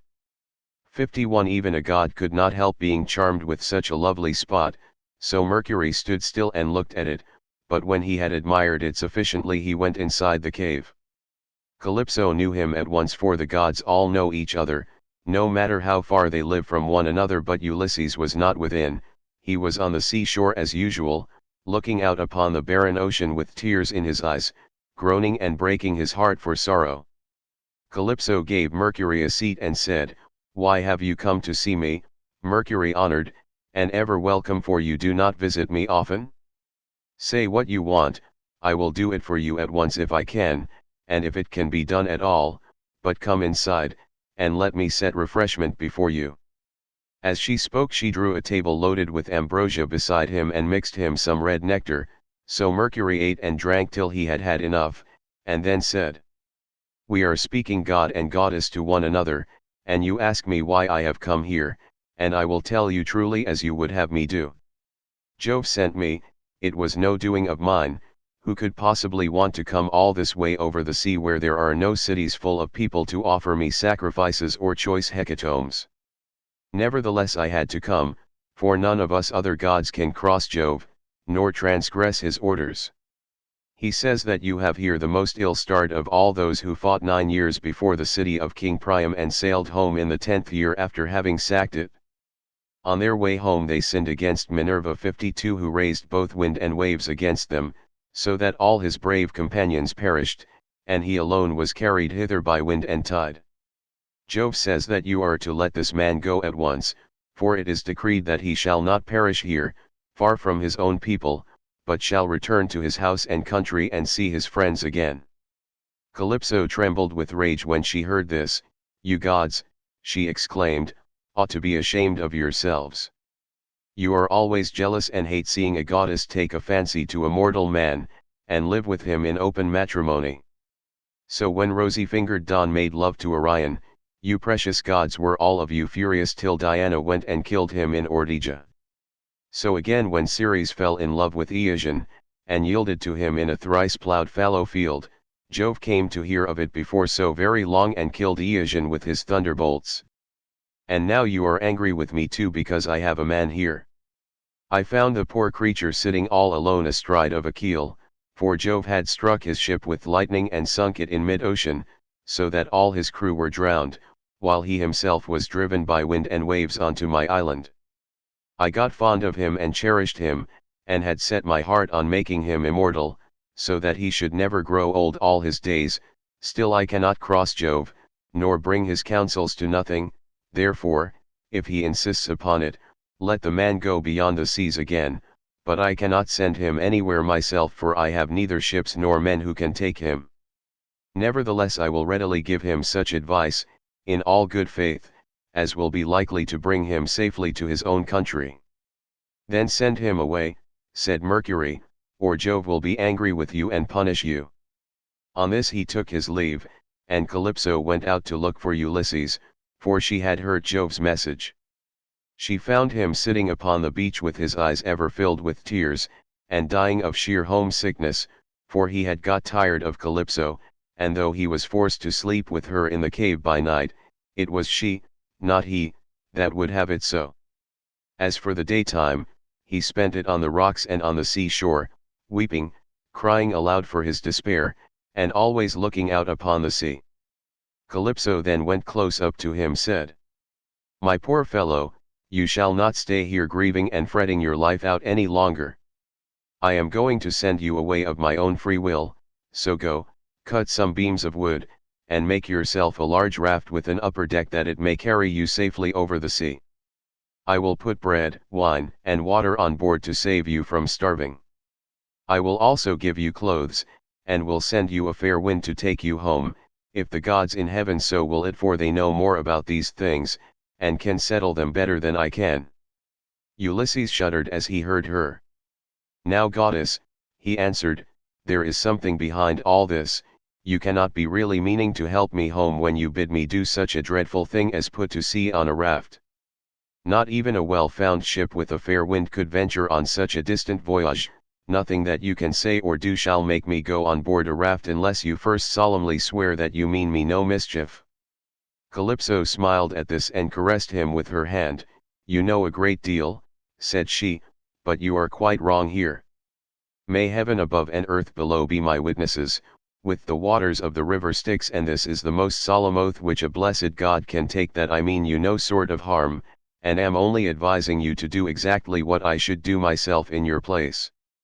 I am dealing with you quite straightforwardly, my heart is not made of iron, and I am very sorry for you." When she had thus spoken she led the way rapidly before him, and Ulysses followed in her steps. So the pair, goddess and man, went on and on till they came to Calypso's cave, where Ulysses took the seat that Mercury had just left. Calypso set meat and drink before him of the food that mortals eat, but her maids brought ambrosia and nectar for herself, and they laid their hands on the good things that were before them. When they had satisfied themselves with meat and drink, Calypso spoke, saying, "Ulysses, noble son of Laertes, so you would start home to your own land at once. Good luck go with you, but if you could only know how much suffering is in store for you before you get back to your own country, you would stay where you are, keep house along with me, and let me make you immortal, no matter how anxious you may be to see this wife of yours, of whom you are thinking all the time day after day. Yet I flatter myself that I am no whit less tall or well-looking than she is, for it is not to be expected that a mortal woman should compare in beauty with an immortal." "Goddess," replied Ulysses, "do not be angry with me about this. I am quite aware that my wife Penelope is nothing like so tall or so beautiful as yourself. She is only a woman, whereas you are an immortal. Nevertheless, I want to get home, and can think of nothing else. If some god wrecks me when I am on the sea, I will bear it and make the best of it. I have had infinite trouble both by land and sea already, so let this go with the rest." Presently the sun set and it became dark, whereon the pair retired into the inner part of the cave and went to bed. When the child of morning rosy-fingered dawn appeared, Ulysses put on his shirt and cloak, while the goddess wore a dress of a light gossamer fabric, very fine and graceful, with a beautiful golden girdle about her waist and a veil to cover her head. She at once set herself to think how she could speed Ulysses on his way. So she gave him a great bronze axe that suited his hands. It was sharpened on both sides, and had a beautiful olive wood handle fitted firmly onto it. She also gave him a sharp adze, and then led the way to the far end of the island where the largest trees grew, alder, poplar, and pine, that reached the sky, very dry and well seasoned, so as to sail light for him in the water. 53 Then, when she had shown him where the best trees grew, Calypso went home, leaving him to cut them, which he soon finished doing. He cut down 20 trees in all and adzed them smooth, squaring them by rule in good workmanlike fashion. Meanwhile Calypso came back with some augers, so he bored holes with them and fitted the timbers together with bolts and rivets. He made the raft as broad as a skilled shipwright makes the beam of a large vessel, and he fixed a deck on top of the ribs, and ran a gunwale all round it. He also made a mast with a yard arm, and a rudder to steer with. He fenced the raft all round with wicker hurdles as a protection against the waves, and then he threw on a quantity of wood. By and by Calypso brought him some linen to make the sails, and he made these too, excellently, making them fast with braces and sheets. Last of all, with the help of levers, he drew the raft down into the water. In 4 days he had completed the whole work, and on the 5th Calypso sent him from the island after washing him and giving him some clean clothes. She gave him a goat skin full of black wine, and another larger one of water. She also gave him a wallet full of provisions, and found him in much good meat. Moreover, she made the wind fair and warm for him, and gladly did Ulysses spread his sail before it, while he sat and guided the raft skillfully by means of the rudder. He never closed his eyes, but kept them fixed on the Pleiades, on late-setting Boötes, and on the Bear which men also call the Wain, and which turns round and round where it is, facing Orion, and alone never dipping into the stream of Oceanus, for Calypso had told him to keep this to his left. Days 7 and 10 did he sail over the sea, and on the 18th the dim outlines of the mountains on the nearest part of the Phaeacian coast appeared, rising like a shield on the horizon. But King Neptune, who was returning from the Ethiopians, caught sight of Ulysses a long way off, from the mountains of the Solymi. He could see him sailing upon the sea, and it made him very angry, so he wagged his head and muttered to himself, saying, "Good heavens, so the gods have been changing their minds about Ulysses while I was away in Ethiopia, and now he is close to the land of the Phaeacians, where it is decreed that he shall escape from the calamities that have befallen him. Still, he shall have plenty of hardship yet before he has done with it." Thereon he gathered his clouds together, grasped his trident, stirred it round in the sea, and roused the rage of every wind that blows till earth, sea, and sky were hidden in cloud, and night sprang forth out of the heavens. Winds from east, south, north, and west fell upon him all at the same time, and a tremendous sea got up, so that Ulysses' heart began to fail him.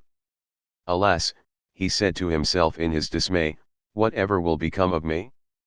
I am afraid Calypso was right when she said I should have trouble by sea before I got back home. It is all coming true. How black is Jove making heaven with his clouds, and what a sea the winds are raising from every quarter at once. I am now safe to perish. Blessed and thrice blessed were those Danaans who fell before Troy in the cause of the sons of Atreus. Would that I had been killed on the day when the Trojans were pressing me so sorely about the dead body of Achilles, for then I should have had due burial and the Achaeans would have honored my name, but now it seems that I shall come to a most pitiable end." As he spoke a sea broke over him with such terrific fury that the raft reeled again, and he was carried overboard a long way off. He let go the helm, and the force of the hurricane was so great that it broke the mast halfway up, and both sail and yard went over into the sea. For a long time Ulysses was under water, and it was all he could do to rise to the surface again, for the clothes Calypso had given him weighed him down, but at last he got his head above water and spat out the bitter brine that was running down his face in streams. In spite of all this, however, he did not lose sight of his raft, but swam as fast as he could towards it, got hold of it, and climbed on board again so as to escape drowning.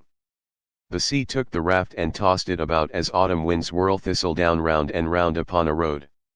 It was as though the south, north, east, and west winds were all playing battledore and shuttlecock with it at once. When he was in this plight, Ino, daughter of Cadmus, also called Leucotia, saw him. She had formerly been a mere mortal, but had been since raised to the rank of a marine goddess. Seeing in what great distress Ulysses now was, she had compassion upon him, and, rising like a seagull from the waves, took her seat upon the raft. "My poor good man," said she, "why is Neptune so furiously angry with you? He is giving you a great deal of trouble, but for all his bluster he will not kill you. You seem to be a sensible person, do then as I bid you, strip, leave your raft to drive before the wind, and swim to the Phaeacian coast where better luck awaits you. And here, take my veil and put it round your chest, it is enchanted, and you can come to no harm so long as you wear it. As soon as you touch land take it off, throw it back as far as you can into the sea, and then go away again." With these words she took off her veil and gave it him. Then she dived down again like a seagull and vanished beneath the dark blue waters. But Ulysses did not know what to think. "Alas," he said to himself in his dismay, "this is only some one or other of the gods who is luring me to ruin by advising me to quit my raft. At any rate I will not do so at present, for the land where she said I should be quit of all trouble seemed to be still a good way off. I know what I will do. I am sure it will be best. No matter what happens I will stick to the raft as long as her timbers hold together, but when the sea breaks her up I will swim for it. I do not see how I can do any better than this." While he was thus in two minds, Neptune sent a terrible great wave that seemed to rear itself above his head till it broke right over the raft, which then went to pieces as though it were a heap of dry chaff tossed about by a whirlwind. Ulysses got astride of one plank and rode upon it as if he were on horseback. He then took off the clothes Calypso had given him, bound Ino's veil under his arms, and plunged into the sea, meaning to swim on shore. King Neptune watched him as he did so, and wagged his head, muttering to himself and saying, "There now, swim up and down as you best can till you fall in with well-to-do people. I do not think you will be able to say that I have let you off too lightly." On this he lashed his horses and drove to Aegae, where his palace is. But Minerva resolved to help Ulysses, so she bound the ways of all the winds except one, and made them lie quite still, but she roused a good stiff breeze from the north that should lay the waters till Ulysses reached the land of the Phaeacians, where he would be safe. Thereon he floated about for 2 nights and 2 days in the water, with a heavy swell on the sea and death staring him in the face, but when the 3rd day broke, the wind fell and there was a dead calm without so much as a breath of air stirring. As he rose on the swell he looked eagerly ahead, and could see land quite near. Then, as children rejoice when their dear father begins to get better after having for a long time borne sore affliction sent him by some angry spirit, but the gods deliver him from evil, so was Ulysses thankful when he again saw land and trees, and swam on with all his strength that he might once more set foot upon dry ground. When, however, he got within earshot, he began to hear the surf thundering up against the rocks, for the swell still broke against them with a terrific roar. Everything was enveloped in spray, there were no harbors where a ship might ride, nor shelter of any kind, but only headlands, low-lying rocks, and mountain tops. Ulysses' heart now began to fail him, and he said despairingly to himself, "Alas, Jove has let me see land after swimming so far that I had given up all hope, but I can find no landing place, for the coast is rocky and surf-beaten, the rocks are smooth and rise sheer from the sea, with deep water close under them so that I cannot climb out for want of foothold. I am afraid some great wave will lift me off my legs and dash me against the rocks as I leave the water, which would give me a sorry landing. If, on the other hand, I swim further in search of some shelving beach or harbor, a hurricane may carry me out to sea again sorely against my will, or heaven may send some great monster of the deep to attack me, for Amphitrite breeds many such, and I know that Neptune is very angry with me."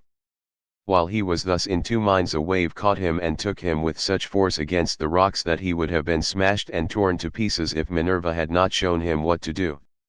He caught hold of the rock with both hands and clung to it, groaning with pain till the wave retired, so he was saved that time, but presently the wave came on again and carried him back with it far into the sea, tearing his hands as the suckers of a polypus are torn when some one plucks it from its bed, and the stones come up along with it. Even so did the rocks tear the skin from his strong hands, and then the wave drew him deep down under the water. Here poor Ulysses would have certainly perished even in spite of his own destiny, if Minerva had not helped him to keep his wits about him.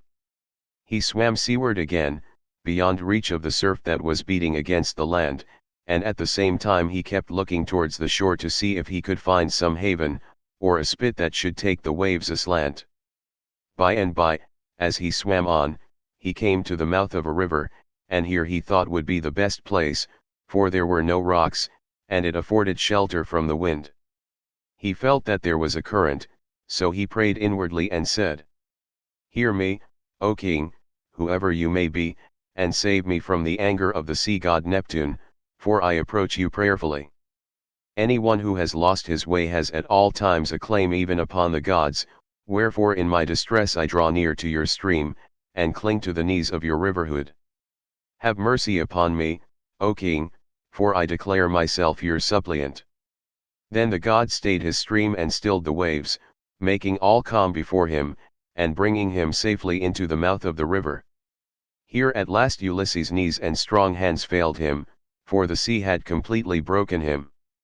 His body was all swollen, and his mouth and nostrils ran down like a river with sea water, so that he could neither breathe nor speak, and lay swooning from sheer exhaustion.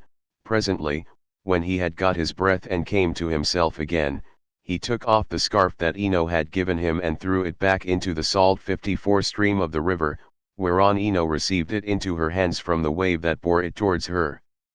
Then he left the river, laid himself down among the rushes, and kissed the bounteous earth. Alas, he cried to himself in his dismay, whatever will become of me, and how is it all to end? If I stay here upon the river bed through the long watches of the night, I am so exhausted that the bitter cold and damp may make an end of me, for towards sunrise there will be a keen wind blowing from off the river. If, on the other hand, I climb the hillside, find shelter in the woods, and sleep in some thicket, I may escape the cold and have a good night's rest, but some savage beast may take advantage of me and devour me. In the end he deemed it best to take to the woods, and he found one upon some high ground not far from the water. There he crept beneath 2 shoots of olive that grew from a single stalk, the one an ungrafted sucker, while the other had been grafted. No wind, however squally, could break through the cover they afforded, nor could the sun's rays pierce them, nor the rain get through them, so closely did they grow into one another. Ulysses crept under these and began to make himself a bed to lie on, for there was a great litter of dead leaves lying about, enough to make a covering for 2 or 3 men even in hard winter weather. He was glad enough to see this, so he laid himself down and heaped the leaves all round him. Then, as one who lives alone in the country, far from any neighbor, hides a brand as fire seed in the ashes to save himself from having to get a light elsewhere, even so did Ulysses cover himself up with leaves, and Minerva shed a sweet sleep upon his eyes, closed his eyelids, and made him lose all memories of his sorrows. Book 6. The meeting between Nausicaa and Ulysses. So here Ulysses slept, overcome by sleep and toil, but Minerva went off to the country and city of the Phaeacians, a people who used to live in the fair town of Hypereia, near the lawless Cyclopes. Now the Cyclopes were stronger than they and plundered them, so their king Nausithous moved them thence and settled them in Scheria, far from all other people. He surrounded the city with a wall, built houses and temples, and divided the lands among his people, but he was dead and gone to the house of Hades, and King Alcinous, whose counsels were inspired of heaven, was now reigning. To his house, then, did Minerva hie in furtherance of the return of Ulysses. She went straight to the beautifully decorated bedroom in which there slept a girl who was as lovely as a goddess, Nausicaa, daughter to King Alcinous. 2 maidservants were sleeping near her, both very pretty, one on either side of the doorway, which was closed with well-made folding doors. Minerva took the form of the famous sea captain Dymas' daughter, who was a bosom friend of Nausicaa and just her own age. Then, coming up to the girl's bedside like a breath of wind, she hovered over her head and said, "Nausicaa, what can your mother have been about, to have such a lazy daughter? Here are your clothes all lying in disorder, yet you are going to be married almost immediately, and should not only be well dressed yourself, but should find good clothes for those who attend you. This is the way to get yourself a good name, and to make your father and mother proud of you. Suppose, then, that we make tomorrow a washing day, and start at daybreak. I will come and help you so that you may have everything ready as soon as possible, for all the best young men among your own people are courting you, and you are not going to remain a maid much longer. Ask your father, therefore, to have a wagon and mules ready for us at daybreak, to take the rugs, robes, and girdles, and you can ride, too, which will be much pleasanter for you than walking, for the washing cisterns are some way from the town." When she had said this, Minerva went away to Olympus, which they say is the everlasting home of the gods. Here no wind beats roughly, and neither rain nor snow can fall, but it abides in everlasting sunshine and in a great peacefulness of light, wherein the blessed gods are illumined for ever and ever. This was the place to which the goddess went when she had given instructions to the girl. By and by morning came and woke Nausicaa, who began wondering about her dream. She therefore went to the other end of the house to tell her father and mother all about it, and found them in their own room. Her mother was sitting by the fireside spinning her purple yarn with her maids around her, and she happened to catch her father just as he was going out to attend a meeting of the town council, which the Phaeacian aldermen had convened. She stopped him and said, "Papa dear, could you manage to let me have a good big wagon? I want to take all our dirty clothes to the river and wash them." You are the chief man here, so it is only right that you should have a clean shirt when you attend meetings of the council. Moreover, you have 5 sons at home, 2 of them married, while the other 3 are good-looking bachelors. You know they always like to have clean linen when they go to a dance, and I have been thinking about all this." She did not say a word about her own wedding, for she did not like to, but her father knew and said, "You shall have the mules, my love, and whatever else you have a mind for. Be off with you, and the men shall get you a good strong wagon with a body to it that will hold all your clothes." On this he gave his orders to the servants, who got the wagon out, harnessed the mules, and put them to, while the girl brought the clothes down from the linen room and placed them on the wagon. Her mother prepared her a basket of provisions with all sorts of good things, and a goat skin full of wine. The girl now got into the wagon, and her mother gave her also a golden cruse of oil, that she and her women might anoint themselves. Then she took the whip and reins and lashed the mules on, whereon they set off, and their hoofs clattered on the road. They pulled without flagging, and carried not only Nausicaa and her wash of clothes, but the maids also who were with her. When they reached the water side they went to the washing cisterns, through which there ran at all times enough pure water to wash any quantity of linen, no matter how dirty. Here they unharnessed the mules and turned them out to feed on the sweet juicy herbage that grew by the water side. They took the clothes out of the wagon, put them in the water, and vied with one another in treading them in the pits to get the dirt out. After they had washed them and got them quite clean, they laid them out by the seaside, where the waves had raised a high beach of shingle, and set about washing themselves and anointing themselves with olive oil. Then they got their dinner by the side of the stream, and waited for the sun to finish drying the clothes. When they had done dinner they threw off the veils that covered their heads and began to play at ball, while Nausicaa sang for them. As the huntress Diana goes forth upon the mountains of Taygetus or Erymanthus to hunt wild boars or deer, and the wood nymphs, daughters of aegis-bearing Jove, take their sport along with her, then is Leto proud at seeing her daughter stand a full head taller than the others, and eclipse the loveliest amid a whole bevy of beauties. Even so did the girl outshine her handmaids. When it was time for them to start home, and they were folding the clothes and putting them into the wagon, Minerva began to consider how Ulysses should wake up and see the handsome girl who was to conduct him to the city of the Phaeacians. The girl, therefore, threw a ball at one of the maids, which missed her and fell into deep water. On this they all shouted, and the noise they made woke Ulysses, who sat up in his bed of leaves and began to wonder what it might all be. "Alas," said he to himself, "what kind of people have I come amongst? Are they cruel, savage, and uncivilized, or hospitable and humane? I seem to hear the voices of young women, and they sound like those of the nymphs that haunt mountain tops, or springs of rivers and meadows of green grass. At any rate I am among a race of men and women.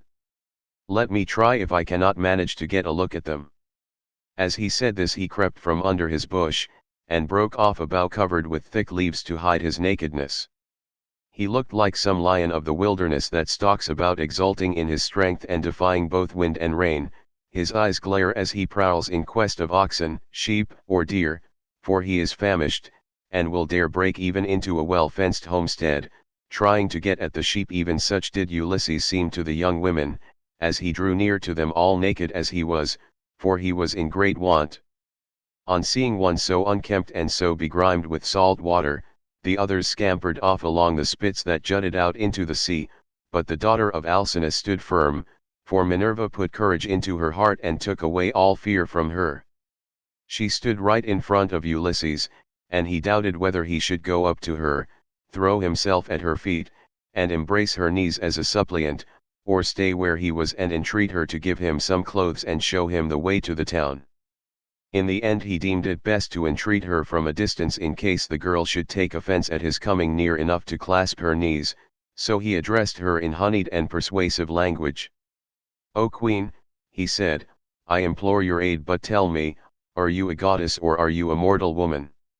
If you are a goddess and dwell in heaven, I can only conjecture that you are Jove's daughter Diana, for your face and figure resemble none but hers. If on the other hand you are a mortal and live on earth, Thrice happy are your father and mother, thrice happy, too, are your brothers and sisters. How proud and delighted they must feel when they see so fair a scion as yourself going out to a dance. Most happy, however, of all will he be whose wedding gifts have been the richest, and who takes you to his own home. I never yet saw any one so beautiful, neither man nor woman, and am lost in admiration as I behold you. I can only compare you to a young palm tree which I saw when I was at Delos growing near the altar of Apollo, for I was there, too, with much people after me, when I was on that journey which has been the source of all my troubles. Never yet did such a young plant shoot out of the ground as that was, and I admired and wondered at it exactly as I now admire and wonder at yourself. I dare not clasp your knees, but I am in great distress. Yesterday made the 20th day that I had been tossing about upon the sea. The winds and waves have taken me all the way from the Ogygian island 55, and now fate has flung me upon this coast that I may endure still further suffering, for I do not think that I have yet come to the end of it, but rather that heaven has still much evil in store for me. And now, O Queen, have pity upon me, for you are the first person I have met, and I know no one else in this country. Show me the way to your town, and let me have anything that you may have brought hither to wrap your clothes in. May heaven grant you in all things your heart's desire, husband, house, and a happy, peaceful home, for there is nothing better in this world than that man and wife should be of one mind in a house. It discomfits their enemies, makes the hearts of their friends glad, and they themselves know more about it than anyone. To this Nausicaa answered, Stranger, you appear to be a sensible, well-disposed person. There is no accounting for luck. Jove gives prosperity to rich and poor just as he chooses, so you must take what he has seen fit to send you, and make the best of it. Now, however, that you have come to this our country, you shall not want for clothes nor for anything else that a foreigner in distress may reasonably look for. I will show you the way to the town, and will tell you the name of our people. We are called Phaeacians, and I am daughter to Alcinous, in whom the whole power of the state is vested. Then she called her maids and said, Stay where you are, you girls. Can you not see a man without running away from him? Do you take him for a robber or a murderer?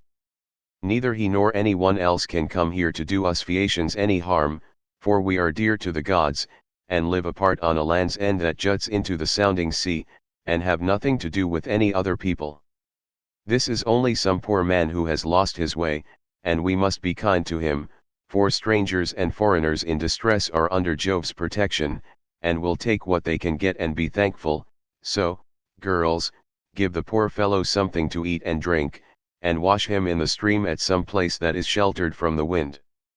On this the maids left off running away and began calling one another back.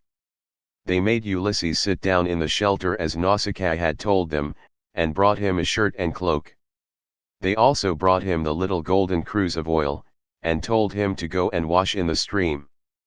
But Ulysses said, Young women, please to stand a little on one side that I may wash the brine from my shoulders and anoint myself with oil, for it is long enough since my skin has had a drop of oil upon it. I cannot wash as long as you all keep standing there. I am ashamed to strip 56 before a number of good-looking young women. Then they stood on one side and went to tell the girl, while Ulysses washed himself in the stream and scrubbed the brine from his back and from his broad shoulders. When he had thoroughly washed himself, and had got the brine out of his hair, he anointed himself with oil, and put on the clothes which the girl had given him. Minerva then made him look taller and stronger than before. She also made the hair grow thick on the top of his head, and flow down in curls like hyacinth blossoms. She glorified him about the head and shoulders as a skillful workman who has studied art of all kinds under Vulcan, and Minerva enriches a piece of silver plate by gilding it. And his work is full of beauty. Then he went and sat down a little way off upon the beach, looking quite young and handsome, and the girl gazed on him with admiration. Then she said to her maids, Hush, my dears, for I want to say something. I believe the gods who live in heaven have sent this man to the Phaeacians. When I first saw him I thought him plain, but now his appearance is like that of the gods who dwell in heaven. I should like my future husband to be just such another as he is, if he would only stay here and not want to go away. However, give him something to eat and drink." They did as they were told, and set food before Ulysses, who ate and drank ravenously, for it was long since he had had food of any kind. Meanwhile, Nausicaa bethought her of another matter. She got the linen folded and placed in the wagon, she then yoked the mules, and, as she took her seat, she called Ulysses. "Stranger," said she, "rise and let us be going back to the town. I will introduce you at the house of my excellent father, where I can tell you that you will meet all the best people among the Phaeacians. But be sure and do as I bid you, for you seem to be a sensible person. As long as we are going past the fields and farmlands, follow briskly behind the wagon along with the maids, and I will lead the way myself. Presently, however, we shall come to the town, where you will find a high wall running all round it, and a good harbor on either side with a narrow entrance into the city, and the ships will be drawn up by the roadside, for every one has a place where his own ship can lie. You will see the marketplace with a temple of Neptune in the middle of it, and paved with large stones bedded in the earth. Here people deal in ship's gear of all kinds, such as cables and sails, and here, too, are the places where oars are made, for the Phaeacians are not a nation of archers, they know nothing about bows and arrows, but are a seafaring folk, and pride themselves on their masts, oars, and ships, with which they travel far over the sea. I am afraid of the gossip and scandal that may be set on foot against me later on, for the people here are very ill-natured, and some low fellow, if he met us, might say, 'Who is this fine-looking stranger that is going about with Nausicaa? Where did she find him? I suppose she is going to marry him. Perhaps he is a vagabond sailor whom she has taken from some foreign vessel, for we have no neighbors, or some god has at last come down from heaven in answer to her prayers, and she is going to live with him all the rest of her life. It would be a good thing if she would take herself off and find a husband somewhere else, for she will not look at one of the many excellent young Phaeacians who are in love with her.' This is the kind of disparaging remark that would be made about me, and I could not complain, for I should myself be scandalized at seeing any other girl do the like, and go about with men in spite of everybody, while her father and mother were still alive, and without having been married in the face of all the world. If, therefore, you want my father to give you an escort and to help you home, do as I bid you. You will see a beautiful grove of poplars by the roadside dedicated to Minerva. It has a well in it and a meadow all round it. Here my father has a field of rich garden ground, about as far from the town as a man's voice will carry. Sit down there and wait for a while till the rest of us can get into the town and reach my father's house. Then, when you think we must have done this, come into the town and ask the way to the house of my father Alcinous. You will have no difficulty in finding it, any child will point it out to you, for no one else in the whole town has anything like such a fine house as he has. When you have got past the gates and through the outer court, go right across the inner court till you come to my mother. You will find her sitting by the fire and spinning her purple wool by firelight. It is a fine sight to see her as she leans back against one of the bearing posts with her maids all ranged behind her. Close to her seat stands that of my father, on which he sits and topes like an immortal god. Never mind him, but go up to my mother, and lay your hands upon her knees if you would get home quickly. If you can gain her over, you may hope to see your own country again, no matter how distant it may be." So saying, she lashed the mules with her whip and they left the river. The mules drew well, and their hoofs went up and down upon the road. She was careful not to go too fast for Ulysses and the maids who were following on foot along with the wagon, so she plied her whip with judgment. As the sun was going down they came to the sacred grove of Minerva, and there Ulysses sat down and prayed to the mighty daughter of Jove. "Hear me," he cried, "daughter of aegis-bearing Jove, unweariable, hear me now, for you gave no heed to my prayers when Neptune was wrecking me. Now, therefore, have pity upon me and grant that I may find friends and be hospitably received by the Phaeacians." Thus did he pray, and Minerva heard his prayer, but she would not show herself to him openly, for she was afraid of her uncle Neptune, who was still furious in his endeavors to prevent Ulysses from getting home. Book 7. Reception of Ulysses at the palace of King Alcinous. Thus, then, did Ulysses wait and pray, but the girl drove on to the town. When she reached her father's house she drew up at the gateway, and her brothers, comely as the gods, gathered round her, took the mules out of the wagon, and carried the clothes into the house, while she went to her own room, where an old servant, Eurymedusa of Ephyra, lit the fire for her. This old woman had been brought by sea from Ephyra, and had been chosen as a prize for Alcinous because he was king over the Phaeacians, and the people obeyed him as though he were a god. 57 She had been nurse to Nausicaa, and had now lit the fire for her, and brought her supper for her into her own room. Presently Ulysses got up to go towards the town, and Minerva shed a thick mist all round him to hide him in case any of the proud Phaeacians who met him should be rude to him, or ask him who he was. Then, as he was just entering the town, she came towards him in the likeness of a little girl carrying a pitcher. She stood right in front of him, and Ulysses said, "My dear, will you be so kind as to show me the house of King Alcinous? I am an unfortunate foreigner in distress, and do not know one in your town and country." Then Minerva said, "Yes, father stranger, I will show you the house you want, for Alcinous lives quite close to my own father. I will go before you and show the way, but say not a word as you go, and do not look at any man, nor ask him questions, for the people here cannot abide strangers, and do not like men who come from some other place. They are a seafaring folk, and sail the seas by the grace of Neptune in ships that glide along like thought, or as a bird in the air." On this she led the way, and Ulysses followed in her steps, but not one of the Phaeacians could see him as he passed through the city in the midst of them, for the great goddess Minerva in her goodwill towards him had hidden him in a thick cloud of darkness. He admired their harbors, ships, places of assembly, and the lofty walls of the city, which, with the palisade on top of them, were very striking, and when they reached the king's house Minerva said, "This is the house, father stranger, which you would have me show you.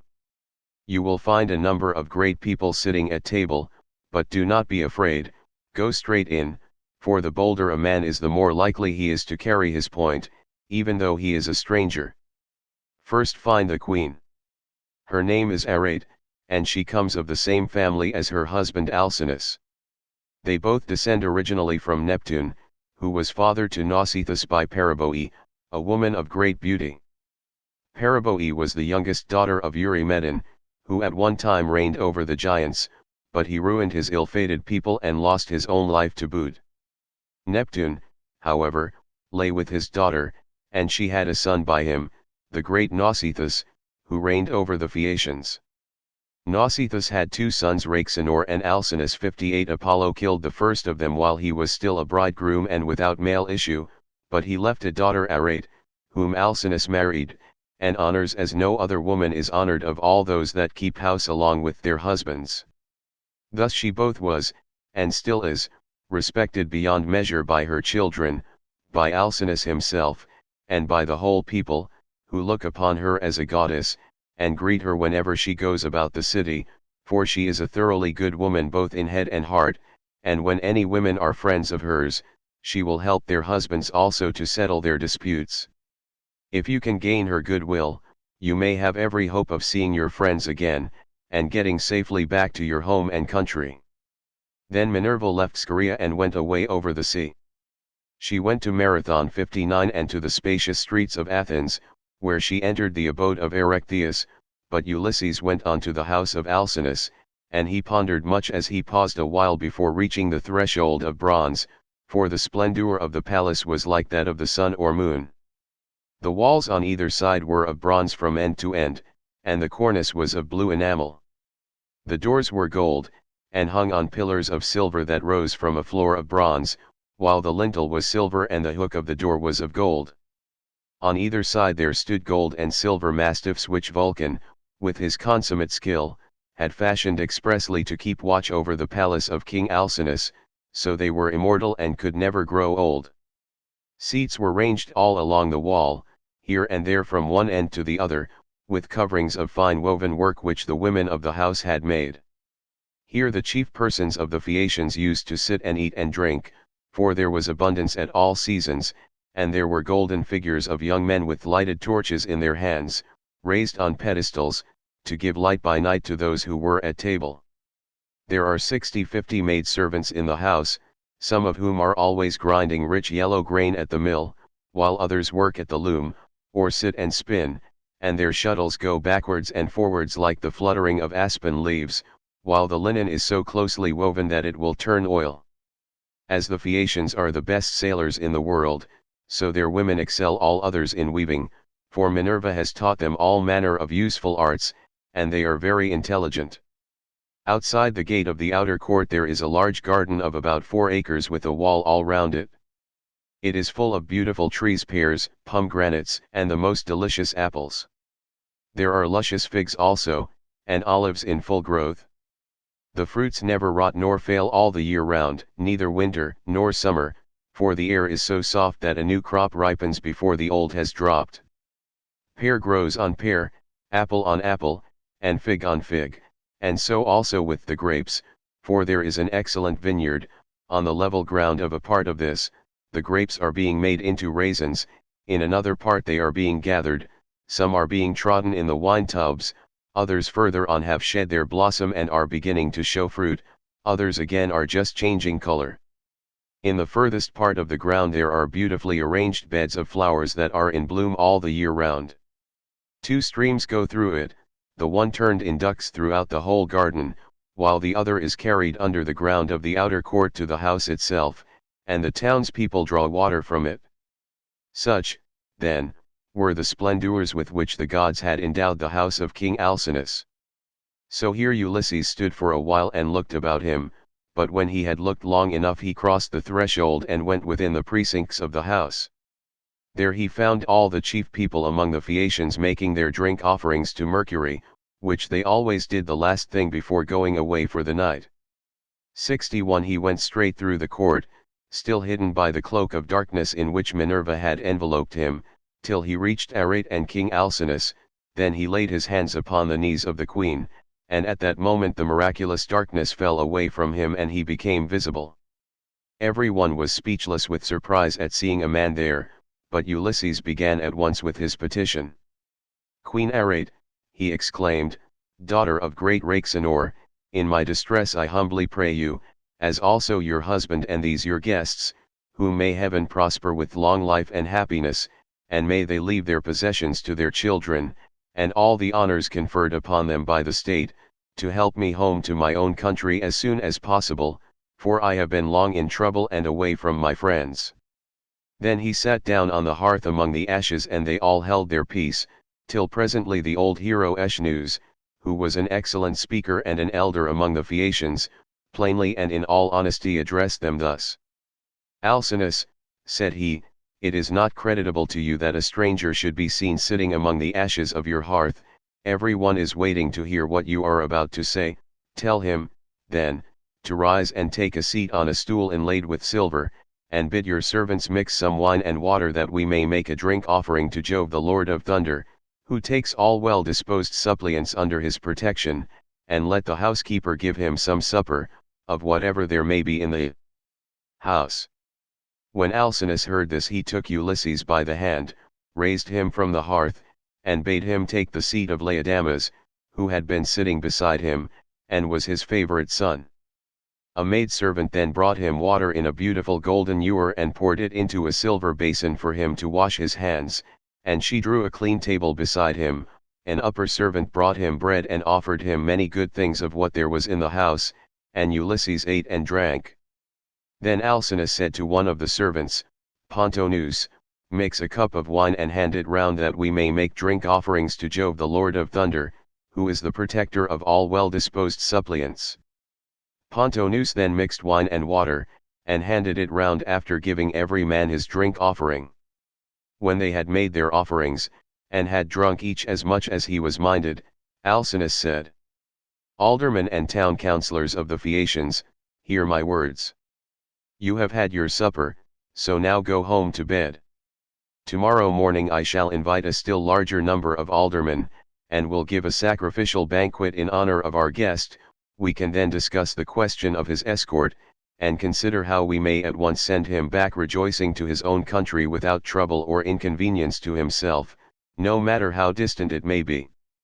We must see that he comes to no harm while on his homeward journey, but when he is once at home he will have to take the luck he was born with for better or worse like other people. It is possible, however, that the stranger is one of the immortals who has come down from heaven to visit us, but in this case the gods are departing from their usual practice, for hitherto they have made themselves perfectly clear to us when we have been offering them hecatombs. They come and sit at our feasts just like one of ourselves, and if any solitary wayfarer happens to stumble upon some one or other of them, they affect no concealment, for we are as near of kin to the gods as the Cyclopes and the savage giants are. 62. Then Ulysses said, Pray, Alcinous, do not take any such notion into your head. I have nothing of the immortal about me, neither in body nor mind, and most resemble those among you who are the most afflicted. Indeed, were I to tell you all that heaven has seen fit to lay upon me, you would say that I was still worse off than they are.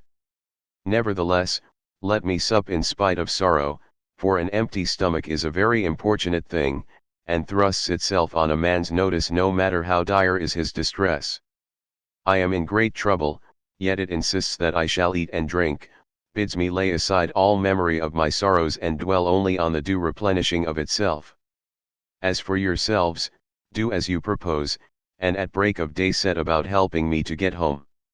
I shall be content to die if I may first once more behold my property, my bondsmen, and all the greatness of my house. 63. Thus did he speak. Every one approved his saying, and agreed that he should have his escort inasmuch as he had spoken reasonably.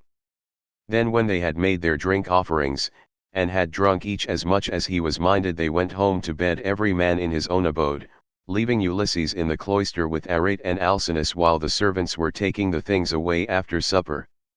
Arete was the first to speak, for she recognized the shirt, cloak, and good clothes that Ulysses was wearing, as the work of herself and of her maids, so she said, Stranger, before we go any further, there is a question I should like to ask you. Who, and whence are you, and who gave you those clothes? Did you not say you had come here from beyond the sea? And Ulysses answered, It would be a long story, madam, were I to relate in full the tale of my misfortunes, for the hand of heaven has been laid heavy upon me, but as regards your question, there is an island far away in the sea which is called the Ogygian. Here dwells the cunning and powerful goddess Calypso, daughter of Atlas. She lives by herself far from all neighbors human or divine. Fortune, however, brought me to her hearth all desolate and alone, for Jove struck my ship with his thunderbolts, and broke it up in mid-ocean. My brave comrades were drowned every man of them, but I stuck to the keel and was carried hither and thither for the space of 9 days, till at last during the darkness of the 10th night the gods brought me to the Ogygian island where the great goddess Calypso lives. She took me in and treated me with the utmost kindness. Indeed she wanted to make me immortal that I might never grow old, but she could not persuade me to let her do so. I stayed with Calypso 7 years straight on end, and watered the good clothes she gave me with my tears during the whole time, but at last when the 8th year came round she bade me depart of her own free will, either because Jove had told her she must, or because she had changed her mind. She sent me from her island on a raft, which she provisioned with abundance of bread and wine. Moreover she gave me good stout clothing, and sent me a wind that blew both warm and fair. Days 7 and 10 did I sail over the sea, and on the 18th I caught sight of the first outlines of the mountains upon your coast, and glad indeed was I to set eyes upon them. Nevertheless there was still much trouble in store for me, for at this point Neptune would let me go no further, and raised a great storm against me. The sea was so terribly high that I could no longer keep to my raft, which went to pieces under the fury of the gale, and I had to swim for it, till wind and current brought me to your shores. There I tried to land, but could not, for it was a bad place and the waves dashed me against the rocks, so I again took to the sea and swam until I came to a river that seemed the most likely landing place, for there were no rocks and it was sheltered from the wind. Here, then, I got out of the water and gathered my senses together again. Night was coming on, so I left the river, and went into a thicket, where I covered myself all over with leaves, and presently heaven sent me off into a very deep sleep. Sick and sorry as I was, I slept among the leaves all night, and through the next day till afternoon, when I woke as the sun was westering, and saw your daughter's maid servants playing upon the beach, and your daughter among them looking like a goddess.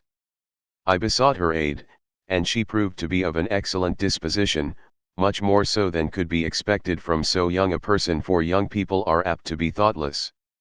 She gave me plenty of bread and wine, and when she had had me washed in the river she also gave me the clothes in which you see me. Now, therefore, though it has pained me to do so, I have told you the whole truth. Then Alcinous said, Stranger, it was very wrong of my daughter not to bring you on at once to my house along with the maids, seeing that she was the first person whose aid you asked. Pray do not scold her, replied Ulysses, she is not to blame. She did tell me to follow along with the maids, but I was ashamed and afraid, for I thought you might perhaps be displeased if you saw me. Every human being is sometimes a little suspicious and irritable. Stranger, replied Alcinous, I am not the kind of man to get angry about nothing, it is always better to be reasonable, but by Father Jove, Minerva, and Apollo, now that I see what kind of person you are, and how much you think as I do, I wish you would stay here, marry my daughter, and become my son-in-law. If you will stay I will give you a house and an estate, but no one, heaven forbid, shall keep you here against your own wish, and that you may be sure of this I will attend tomorrow to the matter of your escort. You can sleep 64 during the whole voyage if you like, and the men shall sail you over smooth waters either to your own home, or wherever you please, even though it be a long way further off than Euboea, which those of my people who saw it when they took yellow-haired Rhadamanthus to see Titius the son of Gaia, tell me is the furthest of any place, and yet they did the whole voyage in a single day without distressing themselves, and came back again afterwards. You will thus see how much my ships excel all others, and what magnificent oarsmen my sailors are. Then was Ulysses glad and prayed aloud, saying, Father Jove, grant that Alcinous may do all as he has said, for so he will win an imperishable name among mankind, and at the same time I shall return to my country. Thus did they converse. Then Arete told her maids to set a bed in the room that was in the gatehouse, and make it with good red rugs, and to spread coverlets on the top of them with woolen cloaks for Ulysses to wear. The maids thereon went out with torches in their hands, and when they had made the bed they came up to Ulysses and said, Rise, Sir Stranger, and come with us, for your bed is ready, and glad indeed was he to go to his rest. So Ulysses slept in a bed placed in a room over the echoing gateway, but Alcinous lay in the inner part of the house, with the queen his wife by his side. Book 8. Banquet in the house of Alcinous. The games. Now when the child of morning, rosy-fingered dawn, appeared, Alcinous and Ulysses both rose, and Alcinous led the way to the Phaeacian place of assembly, which was near the ships. When they got there they sat down side by side on a seat of polished stone, while Minerva took the form of one of Alcinous' servants, and went round the town in order to help Ulysses to get home. She went up to the citizens, man by man, and said, Aldermen and town councillors of the Phaeacians, come to the assembly all of you and listen to the stranger who has just come off a long voyage to the house of King Alcinous, he looks like an immortal god. With these words she made them all want to come, and they flocked to the assembly till seats and standing room were alike crowded. Every one was struck with the appearance of Ulysses, for Minerva had beautified him about the head and shoulders, making him look taller and stouter than he really was, that he might impress the Phaeacians favorably as being a very remarkable man, and might come off well in the many trials of skill to which they would challenge him. Then, when they were got together, Alcinous spoke. Hear me, said he, aldermen and town councillors of the Phaeacians, that I may speak even as I am minded. This stranger, whoever he may be, has found his way to my house from somewhere or other, either east or west. He wants an escort and wishes to have the matter settled. Let us then get one ready for him, as we have done for others before him. Indeed, no one who ever yet came to my house has been able to complain of me for not speeding on his way soon enough. Let us draw a ship into the sea, one that has never yet made a voyage, and man her with 52 of our smartest young sailors. Then when you have made fast your oars each by his own seat, leave the ship and come to my house to prepare a feast. 65 I will find you in everything.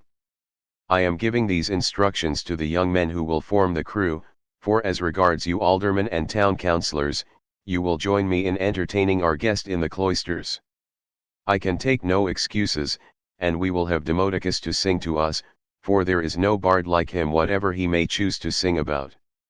Alcinous then led the way, and the others followed after, while a servant went to fetch Demodocus. The 52 picked oarsmen went to the seashore as they had been told, and when they got there they drew the ship into the water, got her mast and sails inside her, bound the oars to the thole pins with twisted thongs of leather, all in due course, and spread the white sails aloft. They moored the vessel a little way out from land, and then came on shore and went to the house of King Alcinous. The outhouses 66 yards, and all the precincts were filled with crowds of men in great multitudes, both old and young, and Alcinous killed them 12 sheep, 8 full-grown pigs, and 2 oxen. These they skinned and dressed so as to provide a magnificent banquet. A servant presently led in the famous bard Demodocus, whom the muse had dearly loved, but to whom she had given both good and evil, for though she had endowed him with the divine gift of song, she had robbed him of his eyesight. Pontonous set a seat for him among the guests, leaning it up against a bearing post. He hung the lyre for him on a peg over his head, and showed him where he was to feel for it with his hands. He also set a fair table with a basket of victuals by his side, and a cup of wine from which he might drink whenever he was so disposed. The company then laid their hands upon the good things that were before them, but as soon as they had had enough to eat and drink, the muse inspired Demodocus to sing the feats of heroes, and more especially a matter that was then in the mouths of all men, to wit, the quarrel between Ulysses and Achilles, and the fierce words that they heaped on one another as they sat together at a banquet. But Agamemnon was glad when he heard his chieftains quarreling with one another, for Apollo had foretold him this at Pytho when he crossed the stone floor to consult the oracle. Here was the beginning of the evil that by the will of Jove fell both upon Danaans and Trojans. Thus sang the bard, but Ulysses drew his purple mantle over his head and covered his face, for he was ashamed to let the Phaeacians see that he was weeping.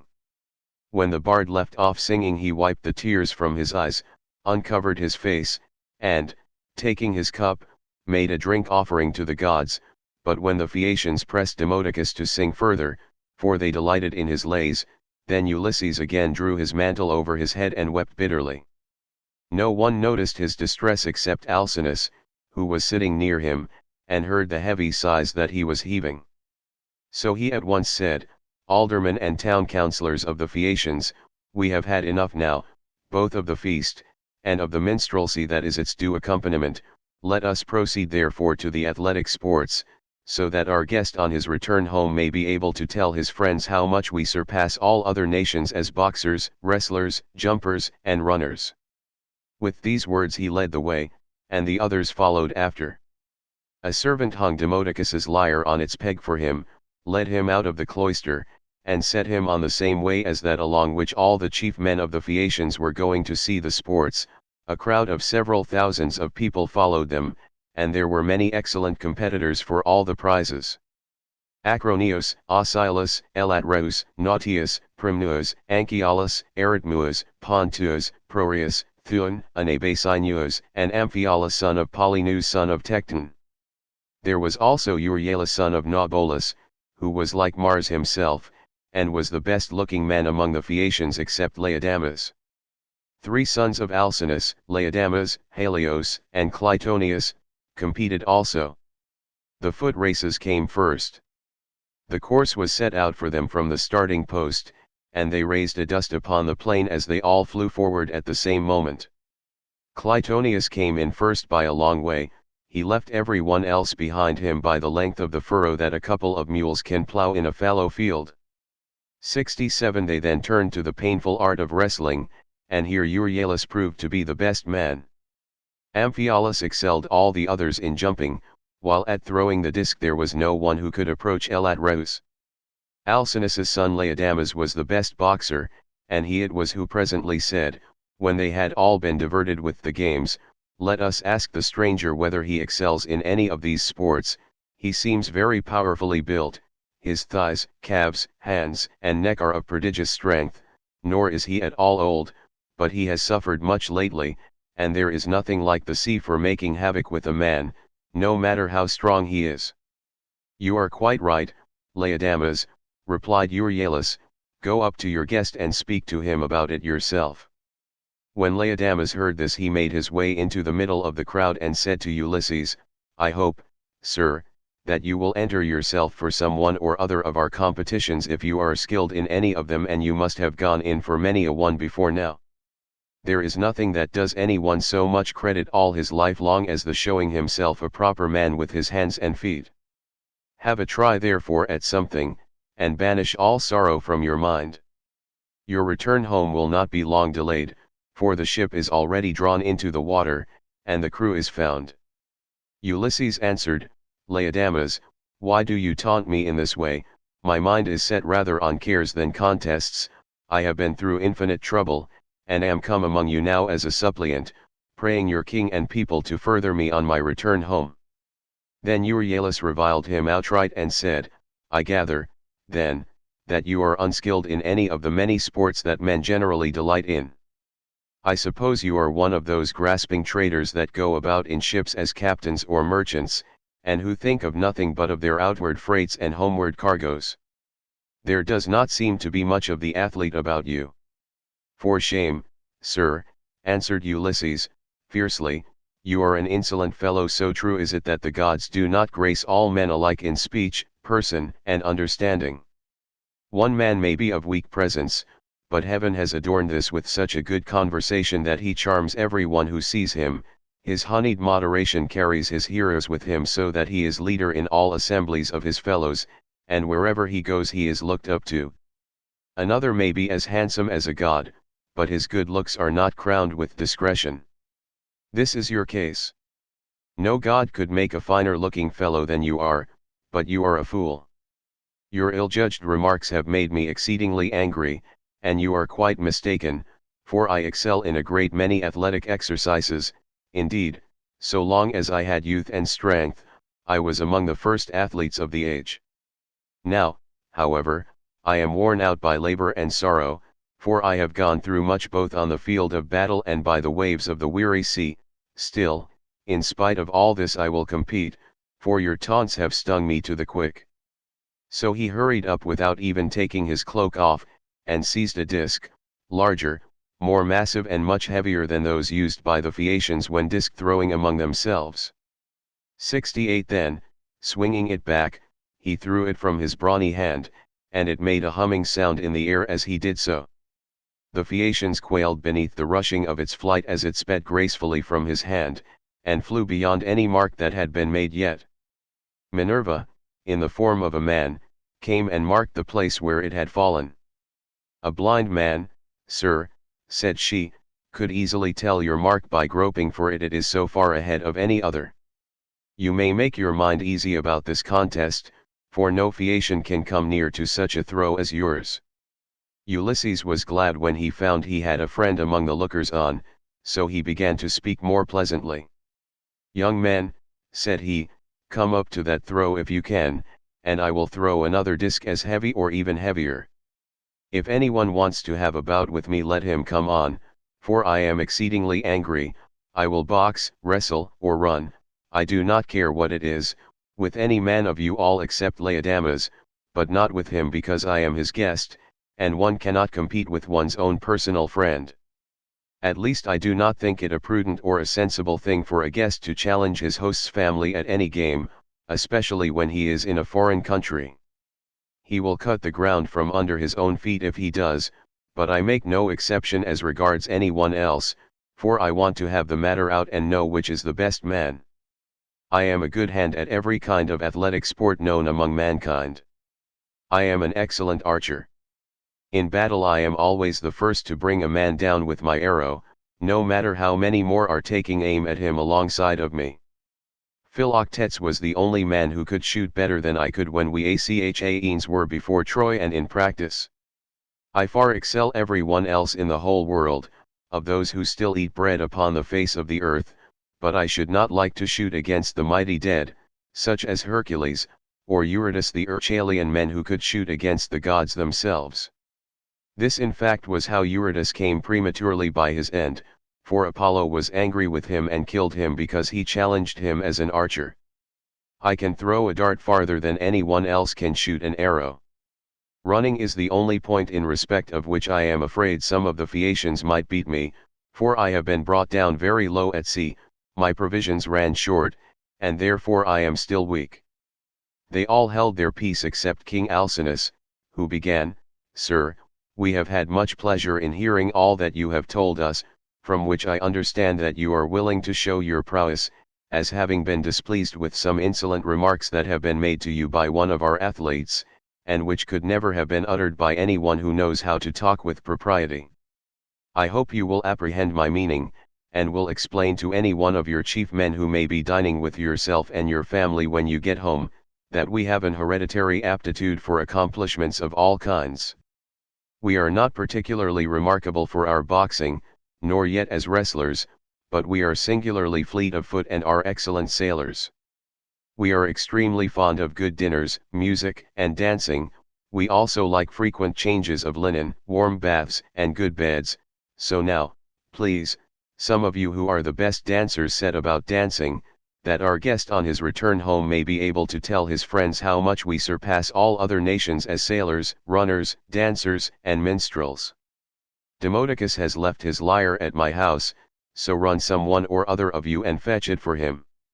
On this a servant hurried off to bring the lyre from the king's house, and the 9 men who had been chosen as stewards stood forward. It was their business to manage everything connected with the sports, so they made the ground smooth and marked a wide space for the dancers. Presently the servant came back with Demodocus's lyre, and he took his place in the midst of them, whereon the best young dancers in the town began to foot and trip it so nimbly that Ulysses was delighted with the merry twinkling of their feet. Meanwhile the bard began to sing the loves of Mars and Venus, and how they first began their intrigue in the house of Vulcan. Mars made Venus many presents, and defiled King Vulcan's marriage bed, so the sun, who saw what they were about, told Vulcan. Vulcan was very angry when he heard such dreadful news, so he went to his smithy brooding mischief, got his great anvil into its place, and began to forge some chains which none could either unloose or break, so that they might stay there in that place. 69 When he had finished his snare he went into his bedroom and festooned the bedposts all over with chains like cobwebs. He also let many hang down from the great beam of the ceiling. Not even a god could see them, so fine and subtle were they. As soon as he had spread the chains all over the bed, he made as though he were setting out for the fair state of Lemnos, which of all places in the world was the one he was most fond of. But Mars kept no blind lookout, and as soon as he saw him start, hurried off to his house, burning with love for Venus. Now Venus was just come in from a visit to her father Jove, and was about sitting down when Mars came inside the house, and said as he took her hand in his own, "Let us go to the couch of Vulcan, he is not at home, but is gone off to Lemnos among the Sintians, whose speech is barbarous." She was nothing loath, so they went to the couch to take their rest, whereon they were caught in the toils which cunning Vulcan had spread for them, and could neither get up nor stir hand or foot, but found too late that they were in a trap. Then Vulcan came up to them, for he had turned back before reaching Lemnos, when his scout the sun told him what was going on. He was in a furious passion, and stood in the vestibule making a dreadful noise as he shouted to all the gods. "Father Jove," he cried, "and all you other blessed gods who live forever, come here and see the ridiculous and disgraceful sight that I will show you. Jove's daughter Venus is always dishonoring me because I am Lame. She is in love with Mars, who is handsome and clean built, whereas I am a cripple, but my parents are to blame for that, not I, they ought never to have begotten me. Come and see the pair together asleep on my bed. It makes me furious to look at them. They are very fond of one another, but I do not think they will lie there longer than they can help, nor do I think that they will sleep much. There, however, they shall stay till her father has repaid me the sum I gave him for his baggage of a daughter, who is fair but not honest. On this the gods gathered to the house of Vulcan. Earth encircling Neptune came, and Mercury the bringer of luck, and King Apollo, but the goddesses stayed at home, all of them for shame. Then the givers of all good things stood in the doorway, and the blessed gods roared with inextinguishable laughter, as they saw how cunning Vulcan had been, whereon one would turn towards his neighbor saying, "Ill deeds do not prosper, and the weak confound the strong. See how limping Vulcan, lame as he is, has caught Mars, who is the fleetest god in heaven, and now Mars will be cast in heavy damages." Thus did they converse, but King Apollo said to Mercury, "Messenger Mercury, giver of good things, you would not care how strong the chains were, would you, if you could sleep with Venus?" "King Apollo," answered Mercury, "I only wish I might get the chance, though there were 3 times as many chains and you might look on, all of you, gods and goddesses, but I would sleep with her if I could." The immortal gods burst out laughing as they heard him, but Neptune took it all seriously, and kept on imploring Vulcan to set Mars free again. "Let him go," he cried, "and I will undertake, as you require, that he shall pay you all the damages that are held reasonable among the immortal gods." "Do not," replied Vulcan, "ask me to do this, a bad man's bond is bad security. What remedy could I enforce against you if Mars should go away and leave his debts behind him along with his chains?" "Vulcan," said Neptune, "if Mars goes away without paying his damages, I will pay you myself." So Vulcan answered, "In this case I cannot and must not refuse you." Thereon he loosed the bonds that bound them, and as soon as they were free they scampered off, Mars to Thrace and laughter-loving Venus to Cyprus and to Paphos, where is her grove and her altar fragrant with burnt offerings. Here the Graces bathed her, and anointed her with oil of ambrosia such as the immortal gods make use of, and they clothed her in raiment of the most enchanting beauty. Thus sang the bard, and both Ulysses and the seafaring Phaeacians were charmed as they heard him. Then Alcinous told Laodamas and Halius to dance alone, for there was no one to compete with them. So they took a red ball which Polybus had made for them, and one of them bent himself backwards and threw it up towards the clouds, while the other jumped from off the ground and caught it with ease before it came down again. When they had done throwing the ball straight up into the air they began to dance, and at the same time kept on throwing it backwards and forwards to one another, while all the young men in the ring applauded and made a great stamping with their feet. Then Ulysses said, "King Alcinous, you said your people were the nimblest dancers in the world, and indeed they have proved themselves to be so. I was astonished as I saw them." The king was delighted at this, and exclaimed to the Phaeacians, aldermen, and town councillors, "Our guest seems to be a person of singular judgment, let us give him such proof of our hospitality as he may reasonably expect. There are 12 chief men among you, and counting myself there are 13, contribute, each of you, a clean cloak, a shirt, and a talent of fine gold, let us give him all this in a lump down at once, so that when he gets his supper he may do so with a light heart. As for Euryalus he will have to make a formal apology and a present too, for he has been rude." Thus did he speak. The others all of them applauded his saying, and sent their servants to fetch the presents. Then Euryalus said, "King Alcinous, I will give the stranger all the satisfaction you require. He shall have my sword, which is of bronze, all but the hilt, which is of silver. I will also give him the scabbard of newly sawn ivory into which it fits. It will be worth a great deal to him." As he spoke he placed the sword in the hands of Ulysses and said, "Good luck to you, father stranger, if anything has been said amiss may the winds blow it away with them, and may heaven grant you a safe return, for I understand you have been long away from home, and have gone through much hardship." To which Ulysses answered, "Good luck to you too my friend, and may the gods grant you every happiness." I hope you will not miss the sword you have given me along with your apology." With these words he girded the sword about his shoulders, and towards sundown the presents began to make their appearance, as the servants of the donors kept bringing them to the house of King Alcinous. Here his sons received them, and placed them under their mother's charge. Then Alcinous led the way to the house and bade his guests take their seats. "Wife," said he, turning to Queen Arete, "go, fetch the best chest we have, and put a clean cloak and shirt in it. Also, set a copper on the fire and heat some water, our guest will take a warm bath. See also to the careful packing of the presents that the noble Phaeacians have made him, he will thus better enjoy both his supper and the singing that will follow. I shall myself give him this golden goblet which is of exquisite workmanship, that he may be reminded of me for the rest of his life whenever he makes a drink offering to Jove, or to any of the gods." 70. Then Arete told her maids to set a large tripod upon the fire as fast as they could, whereon they set a tripod full of bath water onto a clear fire. They threw on sticks to make it blaze, and the water became hot as the flame played about the belly of the tripod. 71. Meanwhile Arete brought a magnificent chest from her own room, and inside it she packed all the beautiful presents of gold and raiment which the Phaeacians had brought. Lastly she added a cloak and a good shirt from Alcinous, and said to Ulysses, "See to the lid yourself, and have the whole bound round at once, for fear anyone should rob you by the way when you are asleep in your ship." 72. When Ulysses heard this he put the lid on the chest and made it fast with the bond that Circe had taught him.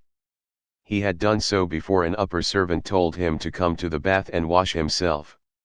He was very glad of a warm bath, for he had had no one to wait upon him ever since he left the house of Calypso, who as long as he remained with her had taken as good care of him as though he had been a god.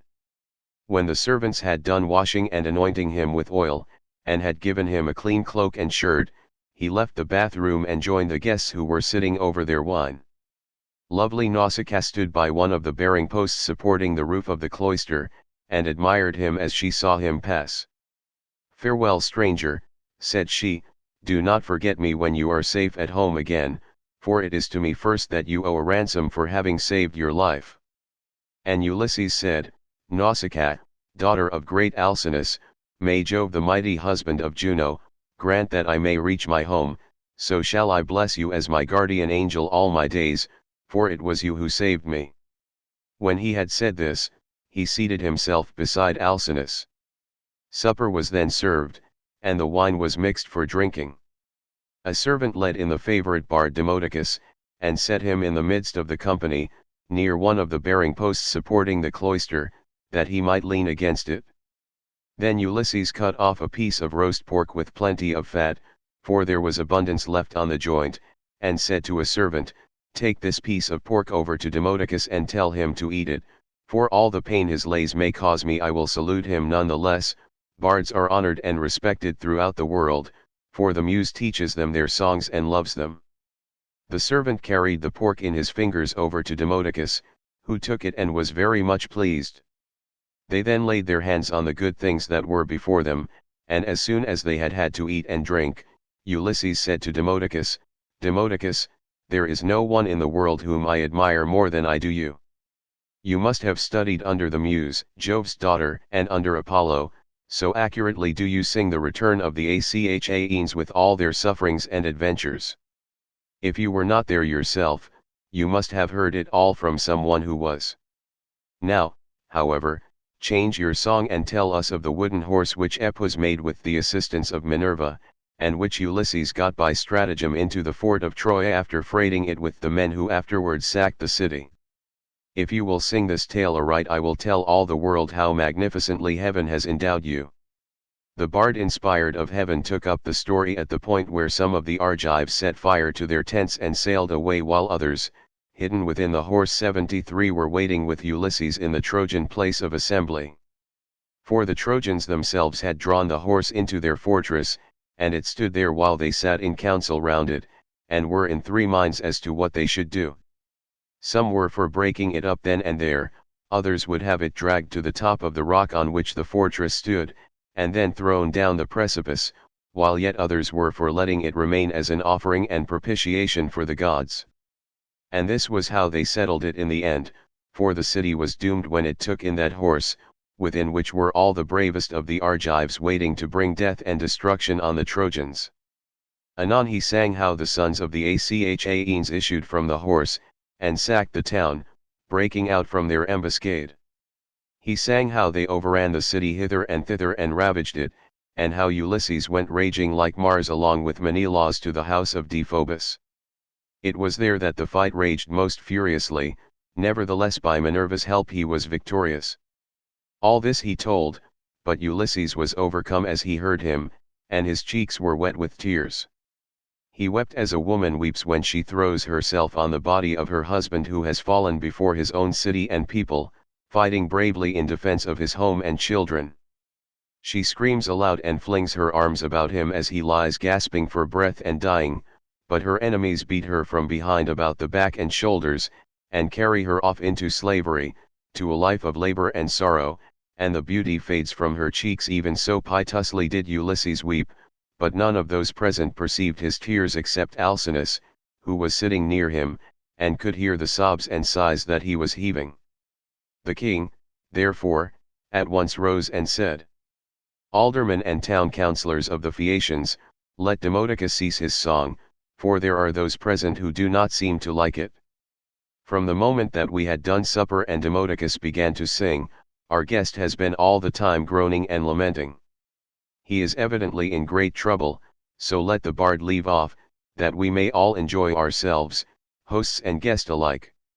This will be much more as it should be, for all these festivities, with the escort and the presents that we are making with so much goodwill, are wholly in his honor, and anyone with even a moderate amount of right feeling knows that he ought to treat a guest and a suppliant as though he were his own brother. Therefore, sir, do you on your part affect no more concealment nor reserve in the matter about which I shall ask you. It will be more polite in you to give me a plain answer. Tell me the name by which your father and mother over yonder used to call you, and by which you were known among your neighbors and fellow citizens. There is no one, neither rich nor poor, who is absolutely without any name whatever, for people's fathers and mothers give them names as soon as they are born. Tell me also your country, nation, and city, that our ships may shape their purpose accordingly and take you there. For the Phaeacians have no pilots, their vessels have no rudders as those of other nations have, but the ships themselves understand what it is that we are thinking about and want. They know all the cities and countries in the whole world, and can traverse the sea just as well even when it is covered with mist and cloud, so that there is no danger of being wrecked or coming to any harm. Still I do remember hearing my father say that Neptune was angry with us for being too easygoing in the matter of giving people escorts. He said that one of these days he should wreck a ship of ours as it was returning from having escorted some 174 and bury our city under a high mountain. This is what my father used to say, but whether the god will carry out his threat or no is a matter which he will decide for himself. And now, tell me and tell me true.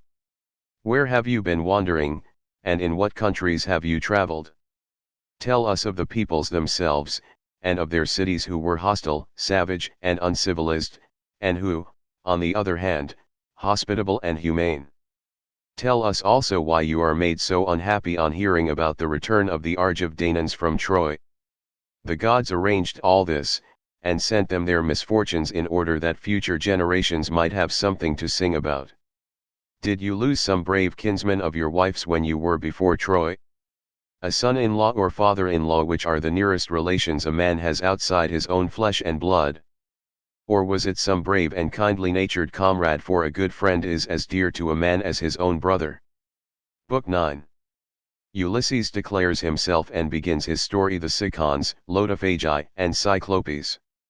And Ulysses answered, King Alcinous, it is a good thing to hear a bard with such a divine voice as this man has. There is nothing better or more delightful than when a whole people make merry together, with the guests sitting orderly to listen, while the table is loaded with bread and meats, and the cupbearer draws wine and fills his cup for every man. This is indeed as fair a sight as a man can see. Now, however, since you are inclined to ask the story of my sorrows, and rekindle my own sad memories in respect of them, I do not know how to begin, nor yet how to continue and conclude my tale, for the hand of heaven has been laid heavily upon me. Firstly, then, I will tell you my name that you too may know it, and one day, if I outlive this time of sorrow, may become my guests though I live so far away from all of you. I am Ulysses, son of Laertes, renowned among mankind for all manner of subtlety, so that my fame ascends to heaven. I live in Ithaca, where there is a high mountain called Neritum, covered with forests, and not far from it there is a group of islands very near to one another, Dulichium, Same, and the wooded island of Zacynthus. It lies squat on the horizon, all highest up in the sea towards the sunset, while the others lie away from it towards dawn. 75 It is a rugged island, but it breeds brave men, and my eyes know none that they better love to look upon. The goddess Calypso kept me with her in her cave, and wanted me to marry her, as did also the cunning Aeaean goddess Circe, but they could neither of them persuade me, for there is nothing dearer to a man than his own country and his parents, and however splendid a home he may have in a foreign country, if it be far from father or mother, he does not care about it. Now, however, I will tell you of the many hazardous adventures which by Jove's will I met with on my return from Troy. When I had set sail thence the wind took me first to Ismarus, which is the city of the Cicons. There I sacked the town and put the people to the sword.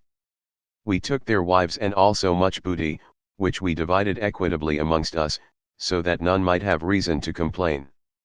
I then said that we had better make off at once, but my men very foolishly would not obey me, so they stayed there drinking much wine and killing great numbers of sheep and oxen on the seashore. Meanwhile the Cicons cried out for help to other Cicons who lived inland. These were more in number, and stronger, and they were more skilled in the art of war, for they could fight, either from chariots or on foot as the occasion served. In the morning, therefore, they came as thick as leaves and bloom in summer, and the hand of heaven was against us, so that we were hard pressed. They set the battle in array near the ships, and the hosts aimed their bronze-shod spears at one another.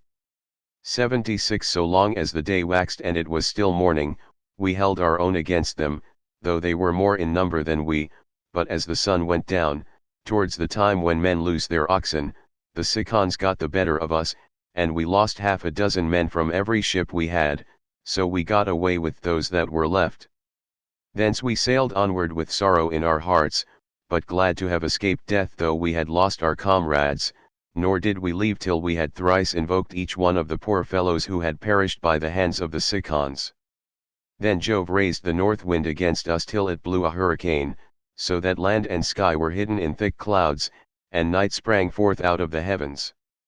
We let the ships run before the gale, but the force of the wind tore our sails to tatters, so we took them down for fear of shipwreck, and rowed our hardest towards the land. There we lay 2 days and 2 nights suffering much alike from toil and distress of mind, but on the morning of the 3rd day we again raised our masts, set sail, and took our places, letting the wind and steersman direct our ship. I should have got home at that time unharmed had not the north wind and the currents been against me as I was doubling Cape Malea, and set me off my course hard by the island of Cythera. I was driven thence by foul winds for a space of 9 days upon the sea, but on the 10th day we reached the land of the lotus eaters, who live on a food that comes from a kind of flower. Here we landed to take in fresh water, and our crews got their midday meal on the shore near the ships. When they had eaten and drunk I sent 2 of my company to see what manner of men the people of the place might be, and they had a 3rd man under them. They started at once, and went about among the lotus eaters, who did them no hurt, but gave them to eat of the lotus, which was so delicious that those who ate of it left off caring about home, and did not even want to go back and say what had happened to them, but were for staying and munching lotus. 77 With the lotus eaters without thinking further of their return.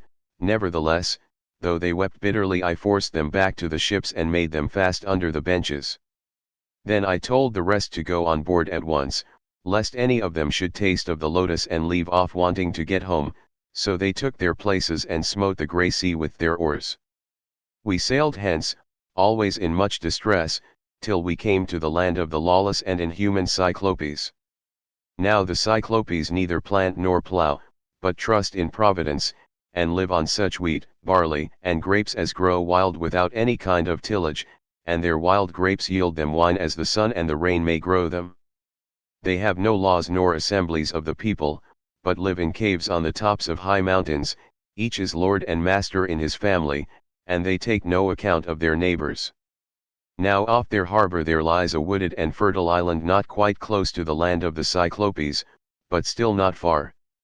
It is overrun with wild goats, that breed there in great numbers and are never disturbed by foot of man, for sportsmen who as a rule will suffer so much hardship in forest or among mountain precipices do not go there, nor yet again is it ever ploughed or fed down, but it lies a wilderness untilled and unsown from year to year, and has no living thing upon it but only goats.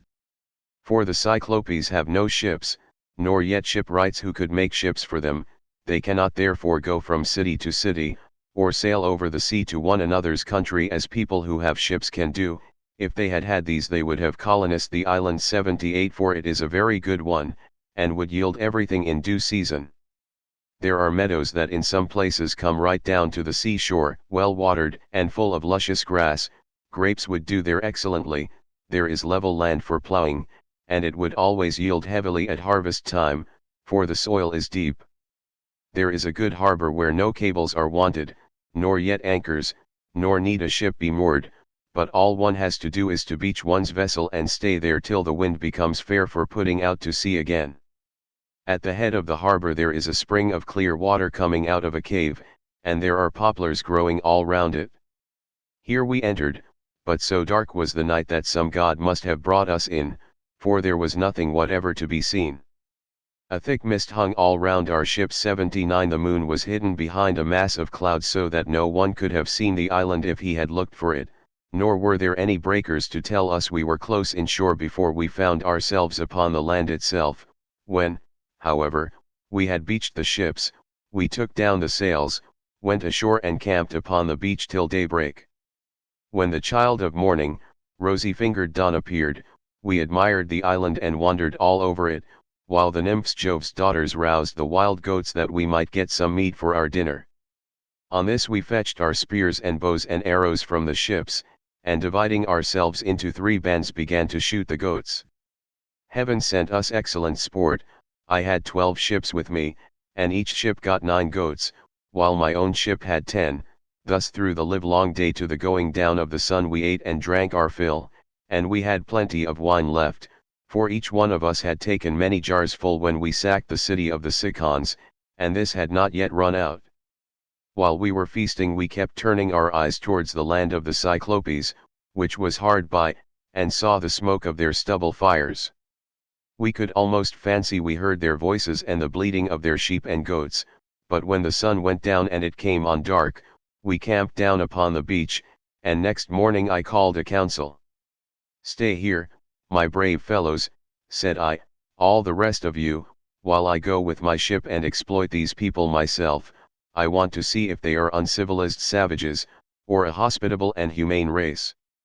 I went on board, bidding my men to do so also and loose the hawsers, so they took their places and smote the grey sea with their oars. When we got to the land, which was not far, there, on the face of a cliff near the sea, we saw a great cave overhung with laurels. It was a station for a great many sheep and goats, and outside there was a large yard, with a high wall round it made of stones built into the ground and of trees both pine and oak. This was the abode of a huge monster who was then away from home shepherding his flocks. He would have nothing to do with other people, but led the life of an outlaw. He was a horrid creature, not like a human being at all, but resembling rather some crag that stands out boldly against the sky on the top of a high mountain. I told my men to draw the ship ashore, and stay where they were, all but the 12 best among them, who were to go along with myself.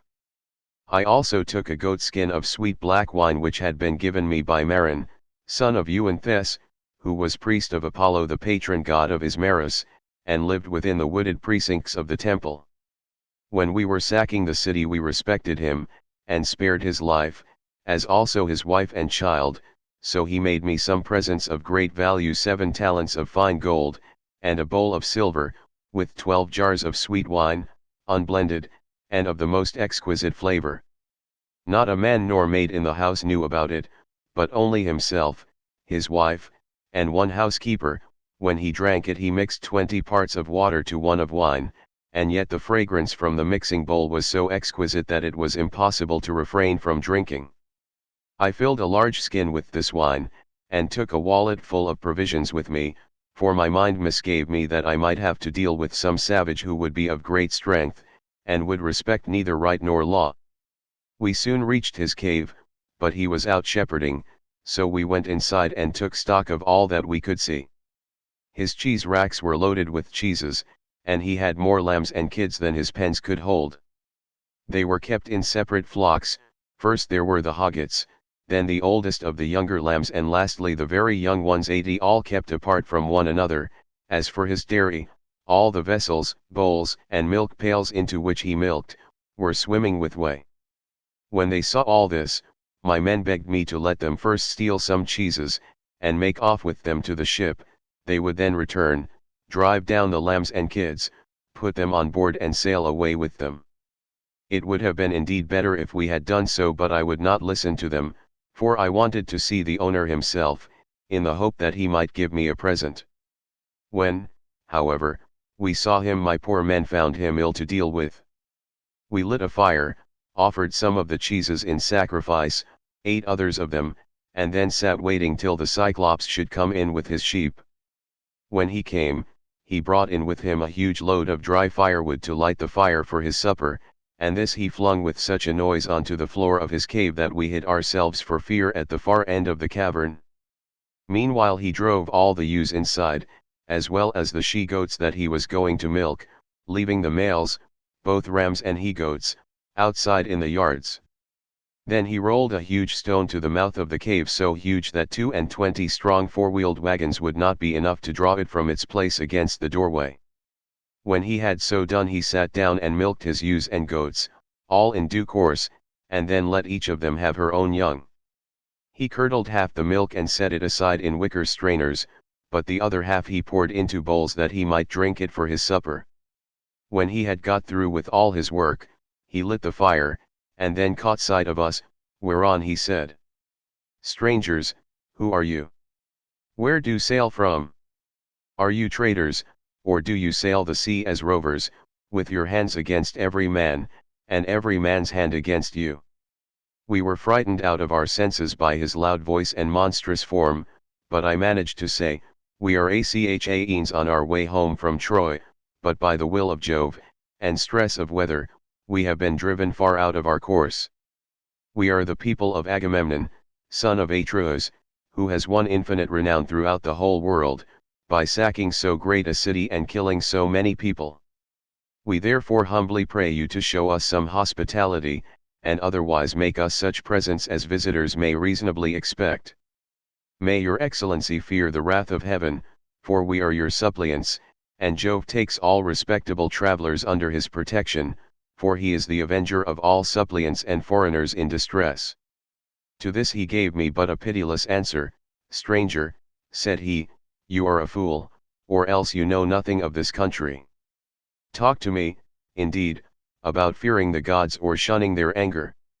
We Cyclopes do not care about Jove or any of your blessed gods, for we are ever so much stronger than they.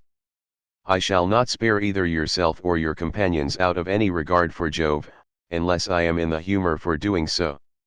And now tell me where you made your ship fast when you came on shore. Was it round the point, or is she lying straight off the land?" He said this to draw me out, but I was too cunning to be caught in that way, so I answered with a lie. "Neptune," said I, "sent my ship onto the rocks at the far end of your country, and wrecked it. We were driven onto them from the open sea, but I and those who are with me escaped the jaws of death." The cruel wretch vouchsafed me not one word of answer, but with a sudden clutch he gripped up 2 of my men at once and dashed them down upon the ground as though they had been puppies. Their brains were shed upon the ground, and the earth was wet with their blood. Then he tore them limb from limb and supped upon them. He gobbled them up like a lion in the wilderness, flesh, bones, marrow, and entrails, without leaving anything uneaten. As for us, we wept and lifted up our hands to heaven on seeing such a horrid sight, for we did not know what else to do. But when the Cyclops had filled his huge paunch, and had washed down his meal of human flesh with a drink of neat milk, he stretched himself full length upon the ground among his sheep, and went to sleep. I was at first inclined to seize my sword, draw it, and drive it into his vitals, but I reflected that if I did we should all certainly be lost, for we should never be able to shift the stone which the monster had put in front of the door. So we stayed sobbing and sighing where we were till morning came. When the child of morning, rosy-fingered Dawn, appeared, he again lit his fire, milked his goats and ewes, all quite rightly, and then let each have her own young one. As soon as he had got through with all his work, he clutched up 2 more of my men, and began eating them for his morning's meal. Presently, with the utmost ease, he rolled the stone away from the door and drove out his sheep, but he at once put it back again as easily as though he were merely clapping the lid onto a quiver full of arrows. As soon as he had done so he shouted, and cried shoo, shoo, after his sheep to drive them onto the mountain, so I was left to scheme some way of taking my revenge and covering myself with glory. In the end I deemed it would be the best plan to do as follows. The Cyclops had a great club which was lying near one of the sheep pens. It was of green olive wood, and he had cut it intending to use it for a staff as soon as it should be dry. It was so huge that we could only compare it to the mast of a 20-oared merchant vessel of large burden, and able to venture out into open sea. I went up to this club and cut off about 6 feet of it. I then gave this piece to the men and told them to fine it evenly off at one end, which they proceeded to do, and lastly I brought it to a point myself, charring the end in the fire to make it harder. When I had done this I hid it under dung, which was lying about all over the cave, and told the men to cast lots which of them should venture along with myself to lift it and bore it into the monster's eye while he was asleep. The lot fell upon the very 4 whom I should have chosen, and I myself made 5. In the evening the wretch came back from shepherding, and drove his flocks into the cave, this time driving them all inside, and not leaving any in the yards. I suppose some fancy must have taken him, or a god must have prompted him to do so. As soon as he had put the stone back to its place against the door, he sat down, milked his ewes and his goats all quite rightly, and then let each have her own young one. When he had got through with all this work, he gripped up 2 more of my men, and made his supper off them. So I went up to him with an ivywood bowl of black wine in my hands. "Look here, Cyclops," said I, "you have been eating a great deal of man's flesh, so take this and drink some wine, that you may see what kind of liquor we had on board my ship. I was bringing it to you as a drink offering, in the hope that you would take compassion upon me and further me on my way home, whereas all you do is to go on ramping and raving most intolerably. You ought to be ashamed of yourself. How can you expect people to come see you any more if you treat them in this way?" He then took the cup and drank. He was so delighted with the taste of the wine that he begged me for another bowl full. "Be so kind," he said, "as to give me some more, and tell me your name at once. I want to make you a present that you will be glad to have. We have wine even in this country, for our soil grows grapes and the sun ripens them, but this drinks like nectar and ambrosia all in one." I then gave him some more. 3 times did I fill the bowl for him, and 3 times did he drain it without thought or heed. Then, when I saw that the wine had got into his head, I said to him as plausibly as I could, "Cyclops, you ask my name and I will tell it you. Give me, therefore, the present you promised me. My name is Nomen. This is what my father and mother and my friends have always called me." But the cruel wretch said, "Then I will eat all Nomen's comrades before Nomen himself, and will keep Nomen for the last. This is the present that I will make him." As he spoke he reeled, and fell sprawling face upwards on the ground. His great neck hung heavily backwards and a deep sleep took hold upon him. Presently he turned sick, and threw up both wine and the gobbets of human flesh on which he had been gorging, for he was very drunk. Then I thrust the beam of wood far into the embers to heat it, and encouraged my men lest any of them should turn faint-hearted. When the wood, green though it was about to blaze. I drew it out of the fire glowing with heat, and my men gathered round me, for heaven had filled their hearts with courage. We drove the sharp end of the beam into the monster's eye, and bearing upon it with all my weight I kept turning it round and round as though I were boring a hole in a ship's plank with an auger, which two men with a wheel and strap can keep on turning as long as they choose. Even thus did we bore the red-hot beam into his eye, till the boiling blood bubbled all over it as we worked it round and round, so that the steam from the burning eyeball scalded his eyelids and eyebrows, and the roots of the eye sputtered in the fire. As a blacksmith plunges an axe or hatchet into cold water to temper it, for it is this that gives strength to the iron, and it makes a great hiss as he does so, even thus did the Cyclops' eye hiss round the beam of olive wood, and his hideous yells made the cave ring again. We ran away in a fright, but he plucked the beam all besmirched with gore from his eye, and hurled it from him in a frenzy of rage and pain, shouting as he did so to the other Cyclopes who lived on the bleak headlands near him. So they gathered from all quarters round his cave when they heard him crying, and asked what was the matter with him. "What ails you, Polyphemus," said they, "that you make such a noise, breaking the stillness of the night, and preventing us from being able to sleep? Surely no man is carrying off your sheep? Surely no man is trying to kill you either by fraud or by force?" But Polyphemus shouted to them from inside the cave, "No man is killing me by fraud, no man is killing me by force." "Then," said they, "if no man is attacking you, you must be ill.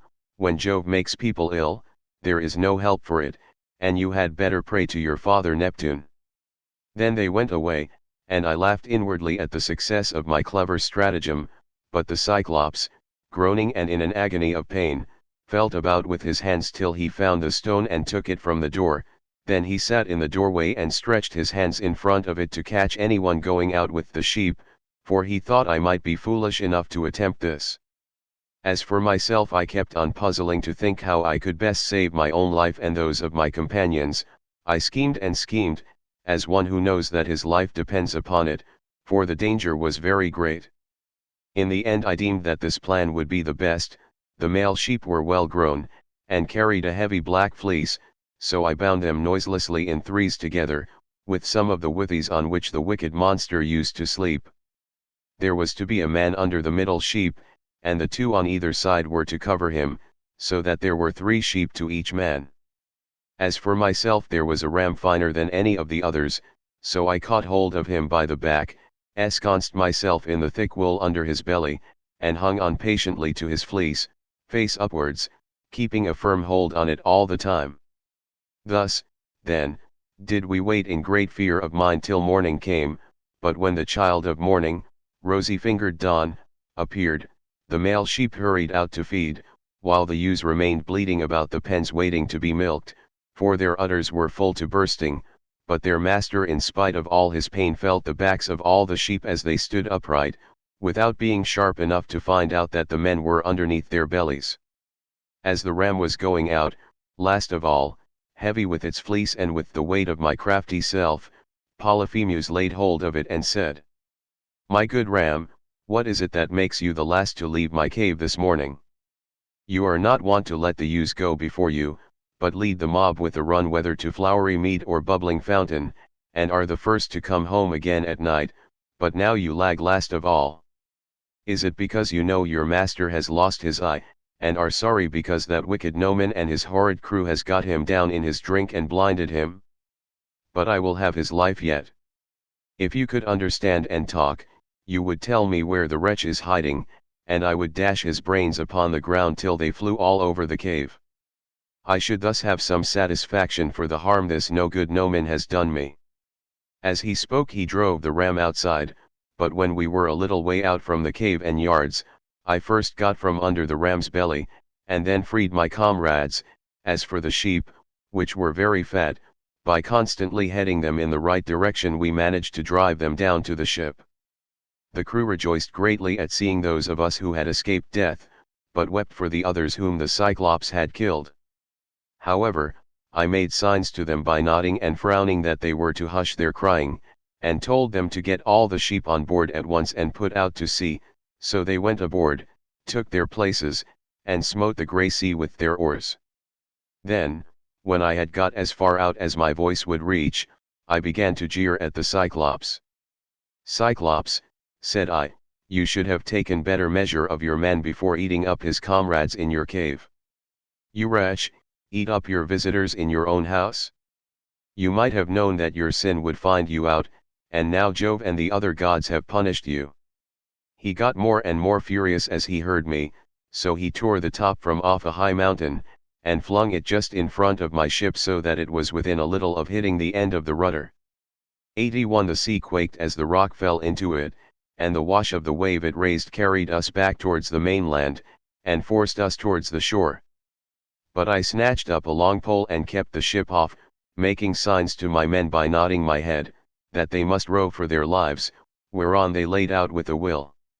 When we had got twice as far as we were before, I was for jeering at the Cyclops again, but the men begged and prayed of me to hold my tongue. "Do not," they exclaimed, "be mad enough to provoke this savage creature further.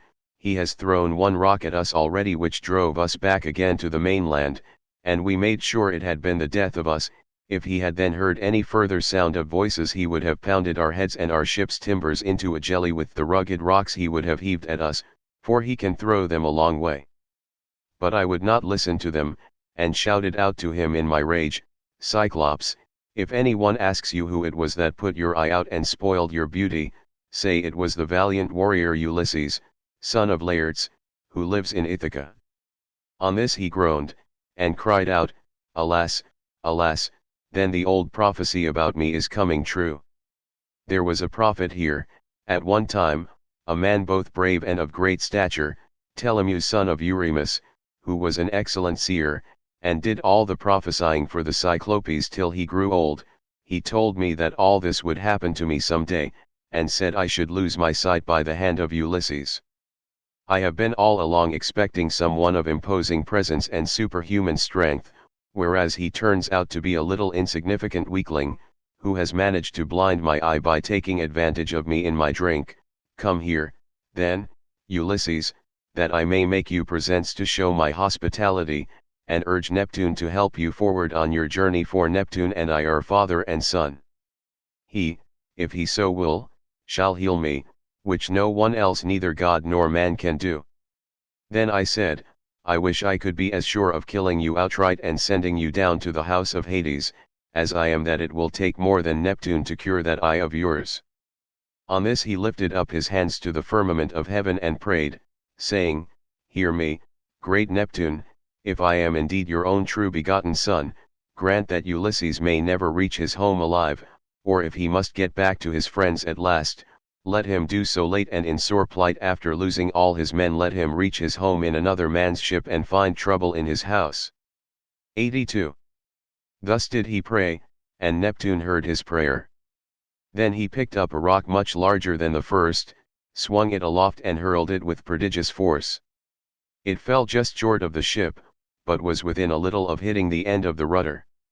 The sea quaked as the rock fell into it, and the wash of the wave it raised drove us onwards on our way towards the shore of the island. When at last we got to the island where we had left the rest of our ships, we found our comrades lamenting us, and anxiously awaiting our return. We ran our vessel upon the sands and got out of her onto the seashore. We also landed the Cyclops sheep, and divided them equitably amongst us so that none might have reason to complain. As for the ram, my companions agreed that I should have it as an extra share, so I sacrificed it on the seashore, and burned its thigh bones to Jove, who is the Lord of all. But he heeded not my sacrifice, and only thought how he might destroy both my ships and my comrades. Thus through the livelong day to the going down of the sun we feasted our fill on meat and drink, but when the sun went down and it came on dark, we camped upon the beach. When the child of morning rosy-fingered dawn appeared, I bade my men on board and loose the hawsers. Then they took their places and smote the grey sea with their oars, so we sailed on with sorrow in our hearts, but glad to have escaped death though we had lost our comrades. Book X. Aeolus, the Laestrygones, Circe. Thence we went on to the Aeolian island where lives Aeolus son of Hippotas, dear to the immortal gods. It is an island that floats, as it were, upon the sea 83 iron-bound with a wall that girds it. Now, Aeolus has 6 daughters and 6 lusty sons, so he made the sons marry the daughters, and they all live with their dear father and mother, feasting and enjoying every conceivable kind of luxury. All day long the atmosphere of the house is loaded with the savor of roasting meats till it groans again, yard and all, but by night they sleep on their well-made bedsteads, each with his own wife between the blankets. These were the people among whom we had now come. Aeolus entertained me for a whole month, asking me questions all the time about Troy, the Argive fleet, and the return of the Achaeans. I told him exactly how everything had happened, and when I said I must go, and asked him to further me on my way, he made no sort of difficulty, but set about doing so at once. Moreover, he flayed me a prime ox hide to hold the ways of the roaring winds, which he shut up in the hide as in a sack, for Jove had made him captain over the winds, and he could stir or still each one of them according to his own pleasure. He put the sack in the ship and bound the mouth so tightly with a silver thread that not even a breath of a side wind could blow from any quarter. The west wind, which was fair for us, did he alone let blow as it chose, but it all came to nothing, for we were lost through our own folly. 9 days and 9 nights did we sail, and on the 10th day our native land showed on the horizon. We got so close in that we could see the stubble fires burning, and I, being then dead beat, fell into a light sleep, for I had never let the rudder out of my own hands, that we might get home the faster. On this the men fell to talking among themselves, and said I was bringing back gold and silver in the sack that Aeolus had given me. Bless my heart, would one turn to his neighbor, saying, how this man gets honored and makes friends to whatever city or country he may go. See what fine prizes he is taking home from Troy, while we, who have traveled just as far as he has, come back with hands as empty as we set out with, and now Aeolus has given him ever so much more. Quick, let us see what it all is, and how much gold and silver there is in the sack he gave him. Thus they talked, and evil counsels prevailed. They loosed the sack, whereupon the wind flew howling forth and raised a storm that carried us weeping out to sea and away from our own country. Then I awoke, and knew not whether to throw myself into the sea or to live on and make the best of it, but I bore it, covered myself up, and lay down in the ship, while the men lamented bitterly as the fierce winds bore our fleet back to the Aeolian island. When we reached it we went ashore to take in water, and dined hard by the ships. Immediately after dinner I took a herald and one of my men and went straight to the house of Aeolus, where I found him feasting with his wife and family, so we sat down as suppliants on the threshold. They were astounded when they saw us and said, Ulysses, what brings you here? What god has been ill-treating you? We took great pains to further you on your way home to Ithaca, or wherever it was that you wanted to go to. Thus did they speak, but I answered sorrowfully, my men have undone me, they, and cruel sleep, have ruined me. My friends, mend me this mischief, for you can if you will. I spoke as movingly as I could, but they said nothing, till their father answered, vilest of mankind, get you gone at once out of the island, him whom heaven hates will I in no wise help. Be off, for you come here as one abhorred of heaven. And with these words he sent me sorrowing from his door. Thence we sailed sadly on till the men were worn out with long and fruitless rowing, for there was no longer any wind to help them.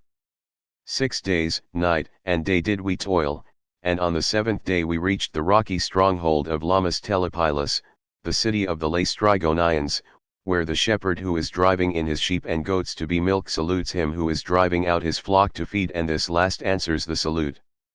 In that country a man who could do without sleep might earn double wages, one as a herdsman of cattle, and another as a shepherd, for they work much the same by night as they do by day. 84. When we reached the harbor we found it landlocked under steep cliffs, with a narrow entrance between 2 headlands. My captains took all their ships inside, and made them fast close to one another, for there was never so much as a breath of wind inside, but it was always dead calm. I kept my own ship outside, and moored it to a rock at the very end of the point. Then I climbed a high rock to reconnoitre, but could see no sign neither of man nor cattle, only some smoke rising from the ground. So I sent 2 of my company with an attendant to find out what sort of people the inhabitants were. The men when they got on shore followed a level road by which the people draw their firewood from the mountains into the town, till presently they met a young woman who had come outside to fetch water, and who was daughter to a Laestrygonian named Antiphates. She was going to the fountain Artatia from which the people bring in their water, and when my men had come close up to her, they asked her who the king of that country might be, and over what kind of people he ruled, so she directed them to her father's house, but when they got there they found his wife to be a giantess as huge as a mountain, and they were horrified at the sight of her. She at once called her husband Antiphates from the place of assembly, and forthwith he set about killing my men. He snatched up one of them, and began to make his dinner off him then and there, whereon the other 2 ran back to the ships as fast as ever they could. But Antiphates raised a hue and cry after them, and thousands of sturdy Laestrygonians sprang up from every quarter, ogres, not men. They threw vast rocks at us from the cliffs as though they had been mere stones, and I heard the horrid sound of the ships crunching up against one another, and the death cries of my men, as the Laestrygonians speared them like fishes and took them home to eat them. While they were thus killing my men within the harbor, I drew my sword, cut the cable of my own ship, and told my men to row with all their might if they too would not fare like the rest, so they laid out for their lives, and we were thankful enough when we got into open water out of reach of the rocks they hurled at us. As for the others, there was not one of them left. Thence we sailed sadly on, glad to have escaped death, though we had lost our comrades, and came to the Aeaean island, where Circe lives, a great and cunning goddess who is own sister to the Magicianates, for they are both children of the sun by Perse, who is daughter to Oceanus. We brought our ship into a safe harbor without a word, for some god guided us thither, and having landed we lay there for 2 days and 2 nights, worn out in body and mind. When the morning of the 3rd day came, I took my spear and my sword, and went away from the ship to reconnoitre, and see if I could discover signs of human handiwork, or hear the sound of voices. Climbing to the top of a high lookout, I espied the smoke of Circe's house rising upwards amid a dense forest of trees, and when I saw this I doubted whether, having seen the smoke, I would not go on at once and find out more, but in the end I deemed it best to go back to the ship, give the men their dinners, and send some of them instead of going myself. When I had nearly got back to the ship, some god took pity upon my solitude, and sent a fine antlered stag right into the middle of my path. He was coming down his pasture in the forest to drink of the river, for the heat of the sun drove him, and as he passed I struck him in the middle of the back. The bronze point of the spear went clean through him, and he lay groaning in the dust until the life went out of him. Then I set my foot upon him, drew my spear from the wound, and laid it down. I also gathered rough grass and rushes and twisted them into a fathom or so of good stout rope, with which I bound the 4 feet of the noble creature together. Having so done, I hung him round my neck and walked back to the ship leaning upon my spear, for the stag was much too big for me to be able to carry him on my shoulder, steadying him with one hand. As I threw him down in front of the ship, I called the men and spoke cheeringly man by man to each of them. "Look here, my friends," said I, "we are not going to die so much before our time after all, and at any rate we will not starve so long as we have got something to eat and drink on board." On this they uncovered their heads upon the seashore and admired the stag, for he was indeed a splendid fellow. Then, when they had feasted their eyes upon him sufficiently, they washed their hands and began to cook him for dinner. Thus through the livelong day to the going down of the sun we stayed there eating and drinking our fill, but when the sun went down and it came on dark, we camped upon the seashore. When the child of morning, rosy-fingered dawn, appeared, I called a council and said, "My friends, we are in very great difficulties, listen therefore to me. We have no idea where the sun either sets or rises 85, so that we do not even know east from west. I see no way out of it, nevertheless, we must try and find one. We are certainly on an island, for I went as high as I could this morning, and saw the sea reaching all round it to the horizon. It lies low, but towards the middle I saw smoke rising from out of a thick forest of trees. Their hearts sank as they heard me, for they remembered how they had been treated by the Laestrygonian Antiphats, and by the savage ogre Polyphemus. They wept bitterly in their dismay, but there was nothing to be got by crying, so I divided them into 2 companies and set a captain over each. I gave one company to Eurylochus, while I took command of the other myself. Then we cast lots in a helmet, and the lot fell upon Eurylochus, so he set out with his 22 men, and they wept, as also did we who were left behind. When they reached Circe's house they found it built of cut stones, on a site that could be seen from far, in the middle of the forest. There were wild mountain wolves and lions prowling all round it, poor bewitched creatures whom she had tamed by her enchantments and drugged into subjection. They did not attack my men, but wagged their great tails, fawned upon them, and rubbed their noses lovingly against them. 86 As hounds crowd round their master when they see him coming from dinner, for they know he will bring them something, even so did these wolves and lions with their great claws fawn upon my men, but the men were terribly frightened at seeing such strange creatures. Presently they reached the gates of the goddess's house, and as they stood there they could hear Circe within, singing most beautifully as she worked at her loom, making a web so fine, so soft, and of such dazzling colors as no one but a goddess could weave. On this Polites, whom I valued and trusted more than any other of my men, said, "There is some one inside working at a loom and singing most beautifully, the whole place resounds with it, let us call her and see whether she is woman or goddess." They called her and she came down, unfastened the door, and bade them enter.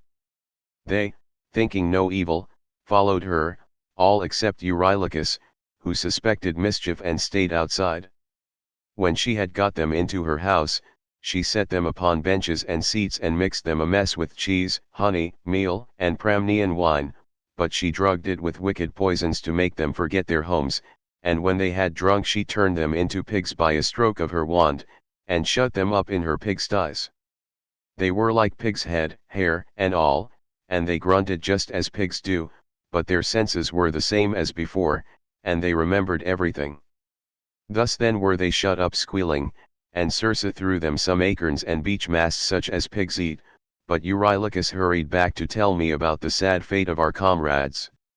He was so overcome with dismay that though he tried to speak he could find no words to do so, his eyes filled with tears and he could only sob and sigh, till at last we forced his story out of him, and he told us what had happened to the others.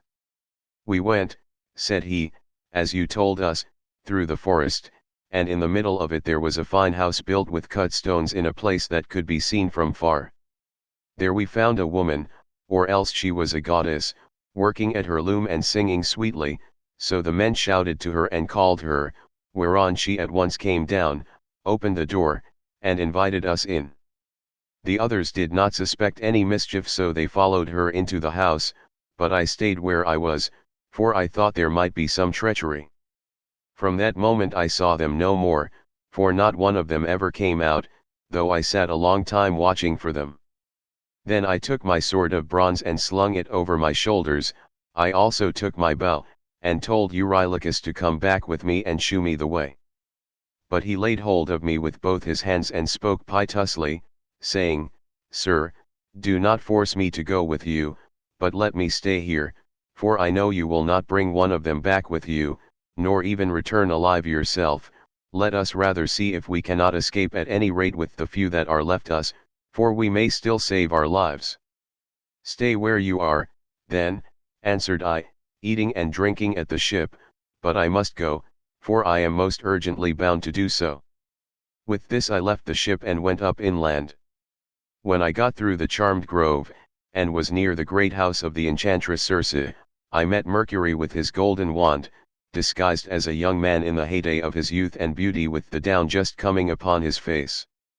He came up to me and took my hand within his own, saying, "My poor unhappy man, whither are you going over this mountain top, alone and without knowing the way?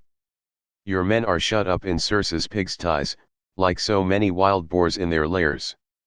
You surely do not fancy that you can set them free? I can tell you that you will never get back and will have to stay there with the rest of them." But never mind, I will protect you and get you out of your difficulty. Take this herb, which is one of great virtue, and keep it about you when you go to Circe's house, it will be a talisman to you against every kind of mischief. And I will tell you of all the wicked witchcraft that Circe will try to practice upon you. She will mix a mess for you to drink, and she will drug the meal with which she makes it, but she will not be able to charm you, for the virtue of the herb that I shall give you will prevent her spells from working. I will tell you all about it. When Circe strikes you with her wand, draw your sword and spring upon her as though you were going to kill her. She will then be frightened, and will desire you to go to bed with her. On this you must not point blank refuse her, for you want her to set your companions free, and to take good care also of yourself, but you must make her swear solemnly by all the blessed gods that she will plot no further mischief against you, or else when she has got you naked she will unman you and make you fit for nothing. As he spoke he pulled the herb out of the ground and shewed me what it was like. The root was black, while the flower was as white as milk. The gods call it moly, and mortal men cannot uproot it, but the gods can do whatever they like. Then Mercury went back to high Olympus passing over the wooded island, but I fared onward to the house of Circe, and my heart was clouded with care as I walked along. When I got to the gates I stood there and called the goddess, and as soon as she heard me she came down, opened the door, and asked me to come in, so I followed her much troubled in my mind. She set me on a richly decorated seat inlaid with silver, there was a footstool also under my feet, and she mixed a mess in a golden goblet for me to drink, but she drugged it, for she meant me mischief. When she had given it me, and I had drunk it without its charming me, she struck me with her wand. There now, she cried, be off to the pigsty, and make your lair with the rest of them. But I rushed at her with my sword drawn as though I would kill her, whereon she fell with a loud scream, clasped my knees, and spoke piteously, saying, who and whence are you, from what place and people have you come? How can it be that my drugs have no power to charm you? Never yet was any man able to stand so much as a taste of the herb I gave you, you must be spell-proof, surely you can be none other than the bold hero Ulysses, who Mercury always said would come here some day with his ship while on his way home from Troy. So be it then, sheathe your sword and let us go to bed, that we may make friends and learn to trust each other. And I answered, Circe, how can you expect me to be friendly with you when you have just been turning all my men into pigs? And now that you have got me here myself, you mean me mischief when you ask me to go to bed with you, and will unman me and make me fit for nothing. I shall certainly not consent to go to bed with you unless you will first take your solemn oath to plot no further harm against me. So she swore at once as I had told her, and when she had completed her oath then I went to bed with her. Meanwhile her 4 servants, who are her housemaids, set about their work. They are the children of the groves and fountains, and of the holy waters that run down into the sea. One of them spread a fair purple cloth over a seat, and laid a carpet underneath it. Another brought tables of silver up to the seats, and set them with baskets of gold. A third mixed some sweet wine with water in a silver bowl and put golden cups upon the tables, while the fourth brought in water and set it to boil in a large cauldron over a good fire which she had lighted. When the water in the cauldron was boiling 87 she poured cold into it till it was just as I liked it, and then she set me in a bath and began washing me from the cauldron about the head and shoulders, to take the tire and stiffness out of my limbs. As soon as she had done washing me and anointing me with oil, she arrayed me in a good cloak and shirt and led me to a richly decorated seat inlaid with silver, there was a footstool also under my feet. A maidservant then brought me water in a beautiful golden ewer and poured it into a silver basin for me to wash my hands, and she drew a clean table beside me. An upper servant brought me bread and offered me many things of what there was in the house, and then Circe bade me eat, but I would not, and sat without heeding what was before me, still moody and suspicious. When Circe saw me sitting there without eating, and in great grief, she came to me and said, Ulysses, why do you sit like that as though you were dumb, gnawing at your own heart, and refusing both meat and drink? Is it that you are still suspicious? You ought not to be, for I have already sworn solemnly that I will not hurt you. And I said, Circe, no man with any sense of what is right can think of either eating or drinking in your house until you have set his friends free and let him see them. If you want me to eat and drink, you must free my men and bring them to me that I may see them with my own eyes. When I had said this, she went straight through the court with her wand in her hand and opened the pigsty doors.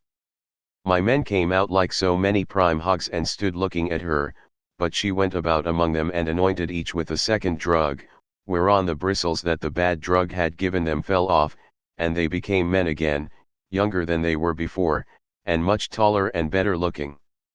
They knew me at once, seized me each of them by the hand, and wept for joy till the whole house was filled with the sound of their hullaballowing, and Circe herself was so sorry for them that she came up to me and said, Ulysses, noble son of Laertes, go back at once to the sea where you have left your ship, and first draw it onto the land. Then, hide all your ship's gear and property in some cave, and come back here with your men. I agreed to this, so I went back to the seashore, and found the men at the ship weeping and wailing most piteously. When they saw me, the silly blubbering fellows began frisking round me as calves break out and gambol round their mothers, when they see them coming home to be milked after they have been feeding all day, and the homestead resounds with their lowing. They seemed as glad to see me as though they had got back to their own rugged Ithaca, where they had been born and bred. Sir, said the affectionate creatures, we are as glad to see you back as though we had got safe home to Ithaca, but tell us all about the fate of our comrades. I spoke comfortingly to them and said, we must draw our ship onto the land, and hide the ship's gear with all our property in some cave, then come with me all of you as fast as you can to Circe's house, where you will find your comrades eating and drinking in the midst of great abundance. On this the men would have come with me at once, but Eurylochus tried to hold them back and said, Alas, poor wretches that we are, what will become of us?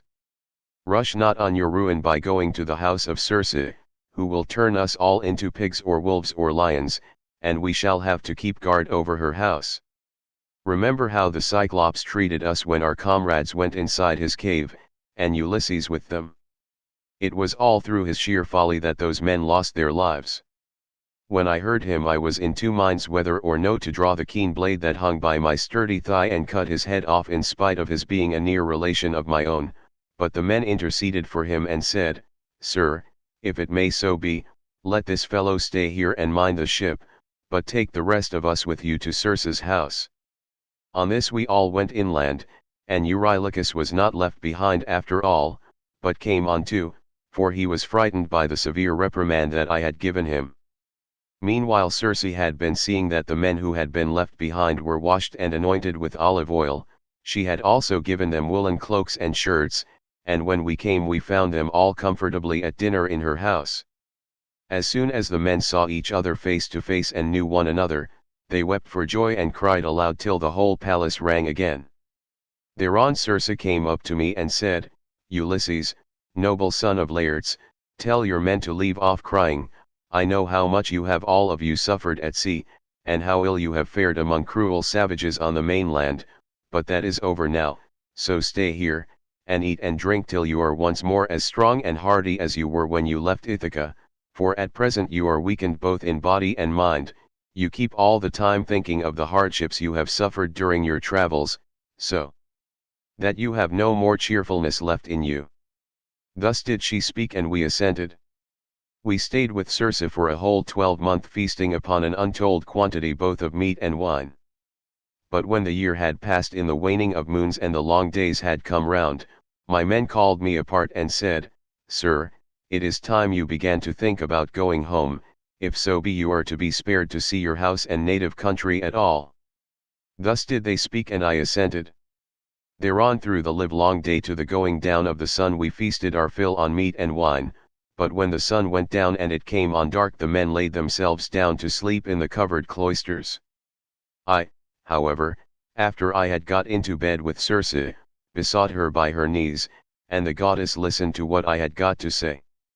Circe, said I, please to keep the promise you made me about furthering me on my homeward voyage. I want to get back and so do my men, they are always pestering me with their complaints as soon as ever your back is turned. And the goddess answered, Ulysses, noble son of Laertes, you shall none of you stay here any longer if you do not want to, but there is another journey which you have got to take before you can sail homewards.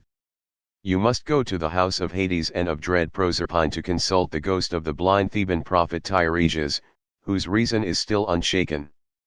To him alone has Proserpine left his understanding even in death, but the other ghosts flit about aimlessly. I was dismayed when I heard this. I sat up in bed and wept, and would gladly have lived no longer to see the light of the sun, but presently when I was tired of weeping and tossing myself about, I said, And who shall guide me upon this voyage, for the house of Hades is a port that no ship can reach? You will want no guide, she answered, raise your mast, set your white sails, sit quite still, and the north wind will blow you there of itself.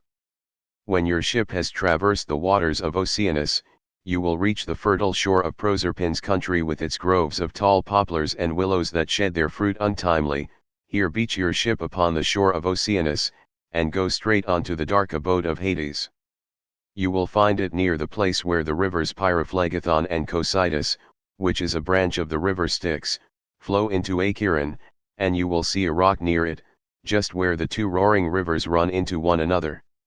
When you have reached this spot, as I now tell you, dig a trench a cubit or so in length, breadth, and depth, and pour into it as a drink offering to all the dead, first, honey mixed with milk, then wine, and in the third place water sprinkling white barley meal over the whole. Moreover, you must offer many prayers to the poor feeble ghosts, and promise them that when you get back to Ithaca you will sacrifice a barren heifer to them, the best you have, and will load the pyre with good things. More particularly you must promise that Tiresias shall have a black sheep all to himself, the finest in all your flocks.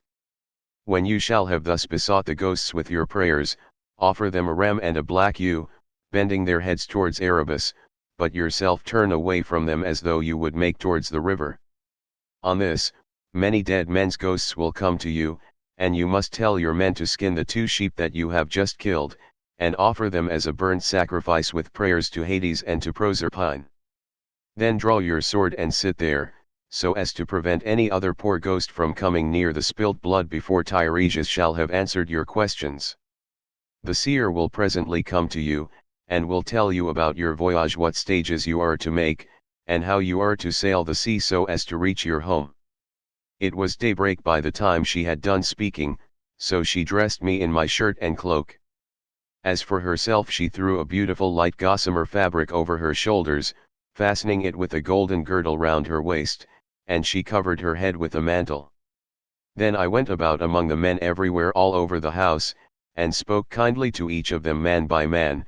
You must not lie sleeping here any longer, said I to them, we must be going, for Circe has told me all about it. And on this they did as I bade them. Even so, however, I did not get them away without misadventure. We had with us a certain youth named Elpenor, not very remarkable for sense or courage, who had got drunk and was lying on the housetop away from the rest of the men, to sleep off his liquor in the cool. When he heard the noise of the men bustling about, he jumped up on a sudden and forgot all about coming down by the main staircase, so he tumbled right off the roof and broke his neck, and his soul went down to the house of Hades. When I had got the men together I said to them, you think you are about to start home again, but Circe has explained to me that instead of this, we have got to go to the house of Hades and Proserpine to consult the ghost of the Theban prophet Tiresias. The men were broken-hearted as they heard me, and threw themselves on the ground groaning and tearing their hair, but they did not mend matters by crying. When we reached the seashore, weeping and lamenting our fate, Circe brought the ram and the ewe, and we made them fast hard by the ship. She passed through the midst of us without our knowing it, for who can see the comings and goings of a god, if the god does not wish to be seen? Book 11. The Visit to the Dead. 88. Then, when we had got down to the seashore we drew our ship into the water and got her mast and sails into her, we also put the sheep on board and took our places, weeping and in great distress of mind. Circe, that great and cunning goddess, sent us a fair wind that blew dead aft and stayed steadily with us, keeping our sails all the time well filled, so we did whatever wanted doing to the ship's gear and let her go as the wind and helmsman headed her. All day long her sails were full as she held her course over the sea, but when the sun went down and darkness was over all the earth, we got into the deep waters of the river Oceanus, where lie the land and city of the Cimmerians, who live enshrouded in mist and darkness, which the rays of the sun never pierce, neither at his rising nor as he goes down again out of the heavens, but the poor wretches live in one long melancholy night. When we got there we beached the ship, took the sheep out of her, and went along by the waters of Oceanus till we came to the place of which Circe had told us. Here Perimedes and Eurylochus held the victims, while I drew my sword and dug the trench a cubit each way. I made a drink offering to all the dead, first with honey and milk, then with wine, and thirdly with water, and I sprinkled white barley meal over the whole, praying earnestly to the poor feckless ghosts, and promising them that when I got back to Ithaca I would sacrifice a barren heifer for them, the best I had, and would load the pyre with good things. I also particularly promised that Tiresias should have a black sheep to himself, the best in all my flocks. When I had prayed sufficiently to the dead, I cut the throats of the 2 sheep and let the blood run into the trench, whereon the ghosts came trooping up from Erebus, brides 89 young bachelors, old men worn out with toil, maids who had been crossed in love, and brave men who had been killed in battle, with their armor still smirched with blood. They came from every quarter and flitted round the trench with a strange kind of screaming sound that made me turn pale with fear. When I saw them coming I told the men to be quick and flay the carcasses of the 2 dead sheep and make burnt offerings of them, and at the same time to repeat prayers to Hades and to Proserpine, but I sat where I was with my sword drawn and would not let the poor feckless ghosts come near the blood till Tiresias should have answered my questions. The first ghost that came was that of my comrade Elpenor, for he had not yet been laid beneath the earth. We had left his body unwaked and unburied in Circe's house, for we had had too much else to do. I was very sorry for him, and cried when I saw him, "Elpenor," said I, "how did you come down here into this gloom and darkness? You have got here on foot quicker than I have with my ship." "Sir," he answered with a groan, "it was all bad luck, and my own unspeakable drunkenness. I was lying asleep on the top of Circe's house, and never thought of coming down again by the great staircase, but fell right off the roof and broke my neck, so my soul came down to the house of Hades. And now I beseech you by all those whom you have left behind you, though they are not here, by your wife, by the father who brought you up when you were a child, and by Telemachus who is the one hope of your house, do what I shall now ask you. I know that when you leave this limbo you will again hold your ship for the Aeaean island. Do not go thence leaving me unwaked and unburied behind you, or I may bring heaven's anger upon you, but burn me with whatever armor I have, build a barrow for me on the seashore, that may tell people in days to come what a poor unlucky fellow I was, and plant over my grave the oar I used to row with when I was yet alive and with my messmates." And I said, "My poor fellow, I will do all that you have asked of me." Thus, then, did we sit and hold sad talk with one another, I on the one side of the trench with my sword held over the blood, and the ghost of my comrade saying all this to me from the other side. Then came the ghost of my dead mother Anticlea, daughter to Autolycus. I had left her alive when I set out for Troy and was moved to tears when I saw her, but even so, for all my sorrow I would not let her come near the blood till I had asked my questions of Tiresias. Then came also the ghost of Theban Tiresias, with his golden scepter in his hand. He knew me and said, "Ulysses, noble son of Laertes, why, poor man, have you left the light of day and come down to visit the dead in this sad place? Stand back from the trench and withdraw your sword that I may drink of the blood and answer your questions truly." So I drew back, and sheathed my sword, whereon when he had drank of the blood he began with his prophecy. "You want to know," said he, "about your return home, but heaven will make this hard for you. I do not think that you will escape the eye of Neptune, who still nurses his bitter grudge against you for having blinded his son. Still, after much suffering you may get home if you can restrain yourself and your companions when your ship reaches the Thrinacian island, where you will find the sheep and cattle belonging to the Son, who sees and gives ear to everything. If you leave these flocks unharmed and think of nothing but of getting home, you may yet after much hardship reach Ithaca, but if you harm them, then I forewarn you of the destruction both of your ship and of your men. Even though you may yourself escape, you will return in bad plight after losing all your men, in another man's ship, and you will find trouble in your house, which will be overrun by high-handed people, who are devouring your substance under the pretext of paying court and making presents to your wife.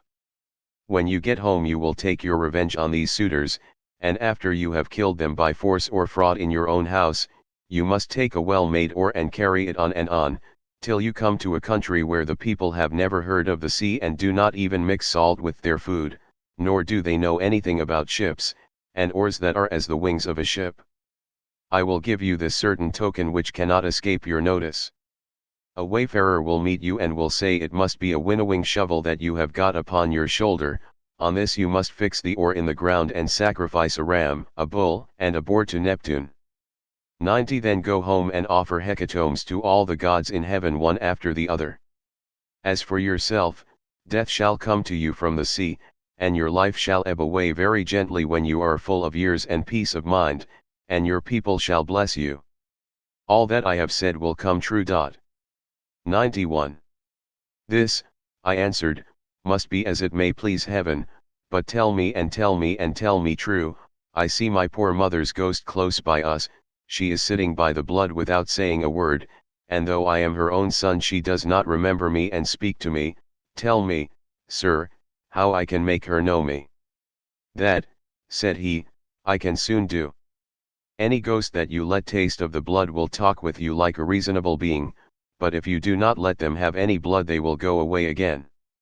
On this the ghost of Tiresias went back to the house of Hades, for his prophesyings had now been spoken, but I sat still where I was until my mother came up and tasted the blood.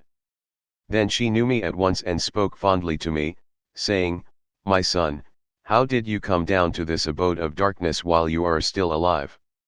It is a hard thing for the living to see these places, for between us and them there are great and terrible waters, and there is Oceanus, which no man can cross on foot, but he must have a good ship to take him.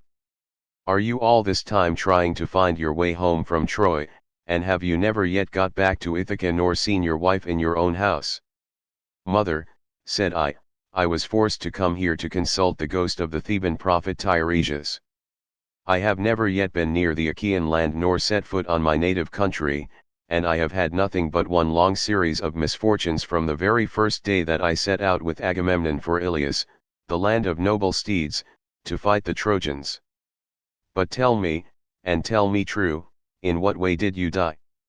Did you have a long illness, or did heaven vouchsafe you a gentle easy passage to eternity? Tell me also about my father, and the son whom I left behind me. Is my property still in their hands, or has someone else got hold of it, who thinks that I shall not return to claim it? Tell me again what my wife intends doing, and in what mind she is. Does she live with my son and guard my estate securely, or has she made the best match she could and married again? My mother answered, Your wife still remains in your house, but she is in great distress of mind and spends her whole time in tears both night and day. No one as yet has got possession of your fine property, and Telemachus still holds your lands undisturbed.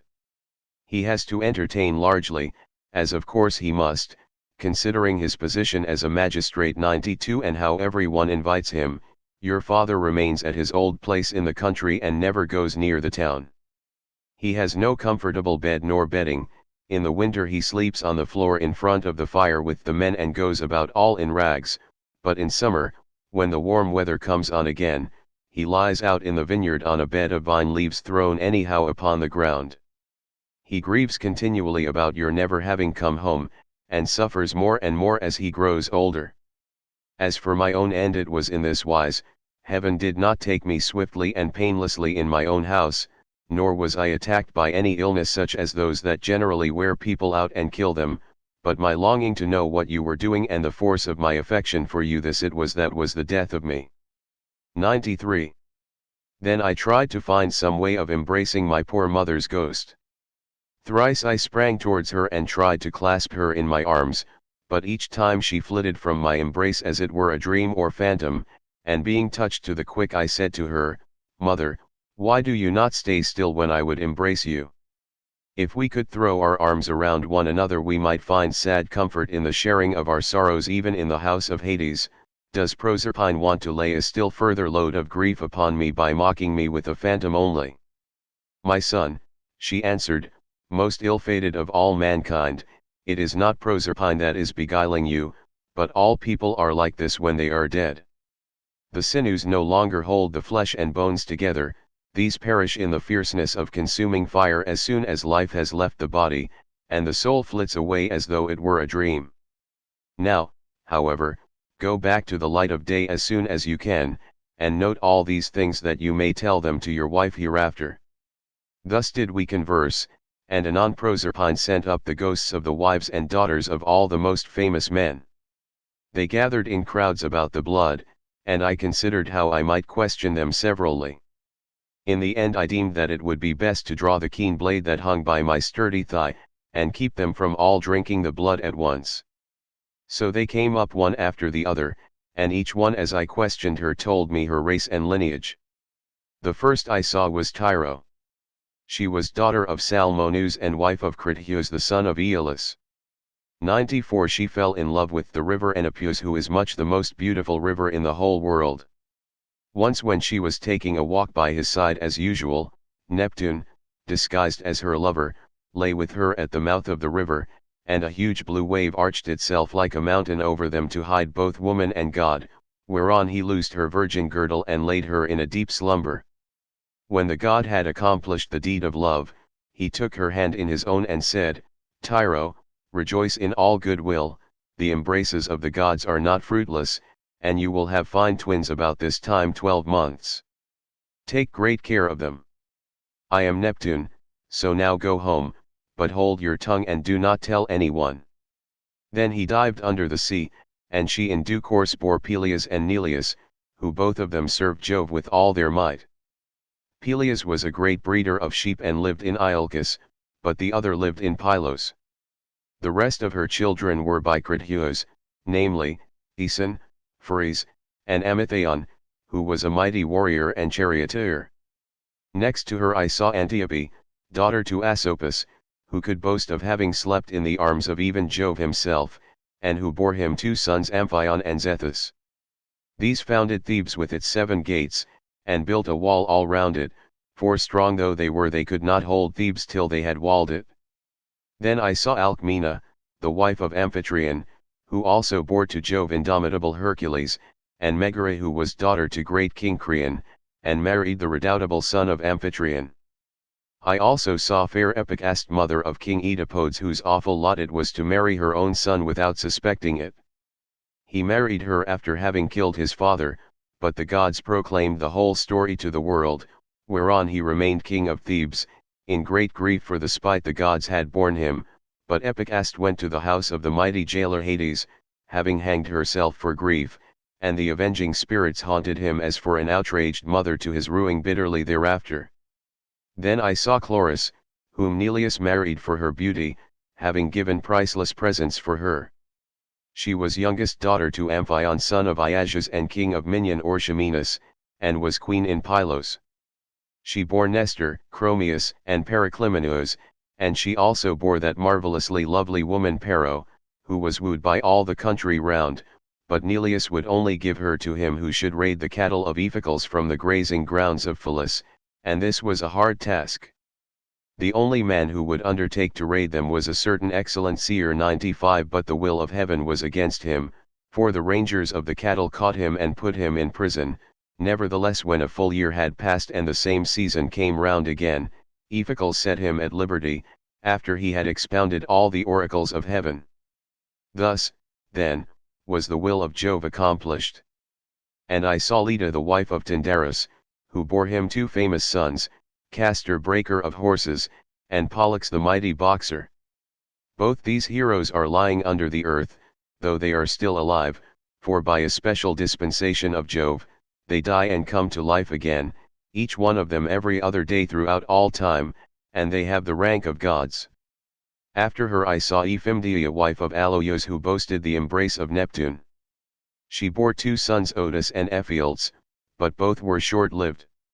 They were the finest children that were ever born in this world, and the best looking, Orion only excepted, for at 9 years old they were 9 fathoms high, and measured 9 cubits round the chest. They threatened to make war with the gods in Olympus, and tried to set Mount Ossa on the top of Mount Olympus, and Mount Pelion on the top of Ossa, that they might scale heaven itself, and they would have done it too if they had been grown up, but Apollo, son of Leto, killed both of them, before they had got so much as a sign of hair upon their cheeks or chin. Then I saw Phaedra and Procris and fair Ariadne, daughter of the magician Minos, whom Theseus was carrying off from Crete to Athens, but he did not enjoy her, for before he could do so Diana killed her in the island of Dia on account of what Bacchus had said against her. I also saw Myrrha and Clymene and hateful Eriphyle, who sold her own husband for gold.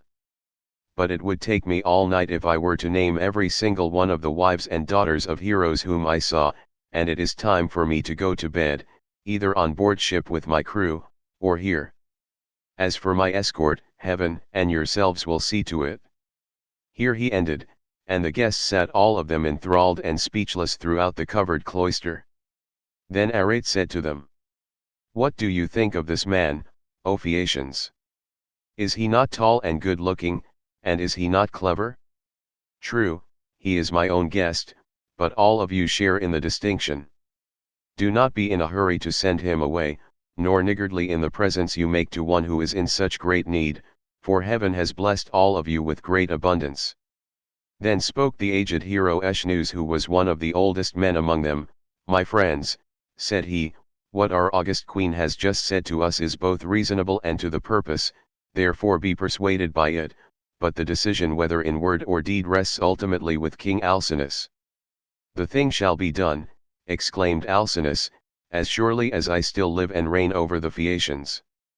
Our guest is indeed very anxious to get home, still we must persuade him to remain with us until tomorrow, by which time I shall be able to get together the whole sum that I mean to give him. As regards his escort, it will be a matter for you all, and mine above all others as the chief person among you." And Ulysses answered, "King Alcinous, if you were to bid me to stay here for a whole 12 months, and then speed me on my way, loaded with your noble gifts, I should obey you gladly, and it would redound greatly to my advantage, for I should return fuller-handed to my own people, and should thus be more respected and beloved by all who see me when I get back to Ithaca." "Ulysses," replied Alcinous, "not one of us who sees you has any idea that you are a charlatan or a swindler. I know there are many people going about who tell such plausible stories that it is very hard to see through them, but there is a style about your language which assures me of your good disposition. Moreover, you have told the story of your own misfortunes, and those of the Argives, as though you were a practiced bard, but tell me, and tell me true, whether you saw any of the mighty heroes who went to Troy at the same time with yourself, and perished there. The evenings are still at their longest, and it is not yet bedtime. Go on, therefore, with your divine story, for I could stay here listening till tomorrow morning, so long as you will continue to tell us of your adventures." "Alcinous," answered Ulysses, "there is a time for making speeches, and a time for going to bed. Nevertheless, since you so desire, I will not refrain from telling you the still sadder tale of those of my comrades who did not fall fighting with the Trojans, but perished on their return, through the treachery of a wicked woman. When Proserpine had dismissed the female ghosts in all directions, the ghost of Agamemnon son of Atreus came sadly up to me, surrounded by those who had perished with him in the house of Aegisthus. As soon as he had tasted the blood, he knew me, and weeping bitterly stretched out his arms towards me to embrace me, but he had no strength nor substance any more, and I too wept and pitied him as I beheld him. 'How did you come by your death?' said I, 'King Agamemnon? Did Neptune raise his winds and waves against you when you were at sea, or did your enemies make an end of you on the mainland when you were cattle lifting or sheep stealing, or while they were fighting in defense of their wives and city?' 'Ulysses,' he answered, 'noble son of Laertes, I was not lost at sea in any storm of Neptune's raising, nor did my foes dispatch me upon the mainland, but Aegisthus and my wicked wife were the death of me between them.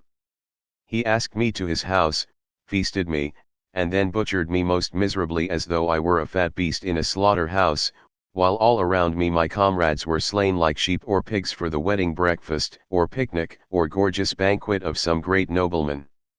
You must have seen numbers of men killed either in a general engagement, or in single combat, but you never saw anything so truly pitiable as the way in which we fell in that cloister, with the mixing bowl and the loaded tables lying all about, and the ground reeking with our blood. I heard Priam's daughter Cassandra scream as Clytemnestra killed her close beside me. I lay dying upon the earth with the sword in my body, and raised my hands to kill the slut of a murderess, but she slipped away from me. She would not even close my lips nor my eyes when I was dying, for there is nothing in this world so cruel and so shameless as a woman when she has fallen into such guilt as hers was. Fancy murdering her own husband. I thought I was going to be welcomed home by my children and my servants, but her abominable crime has brought disgrace on herself and all women who shall come after, even on the good ones. And I said, in truth Jove has hated the house of Atreus from first to last in the matter of their women's counsels. See how many of us fell for Helen's sake, and now it seems that Clytemnestra hatched mischief against you too during your absence. Be sure, therefore, continued Agamemnon, and not be too friendly even with your own wife. Do not tell her all that you know perfectly well yourself. Tell her a part only, and keep your own counsel about the rest.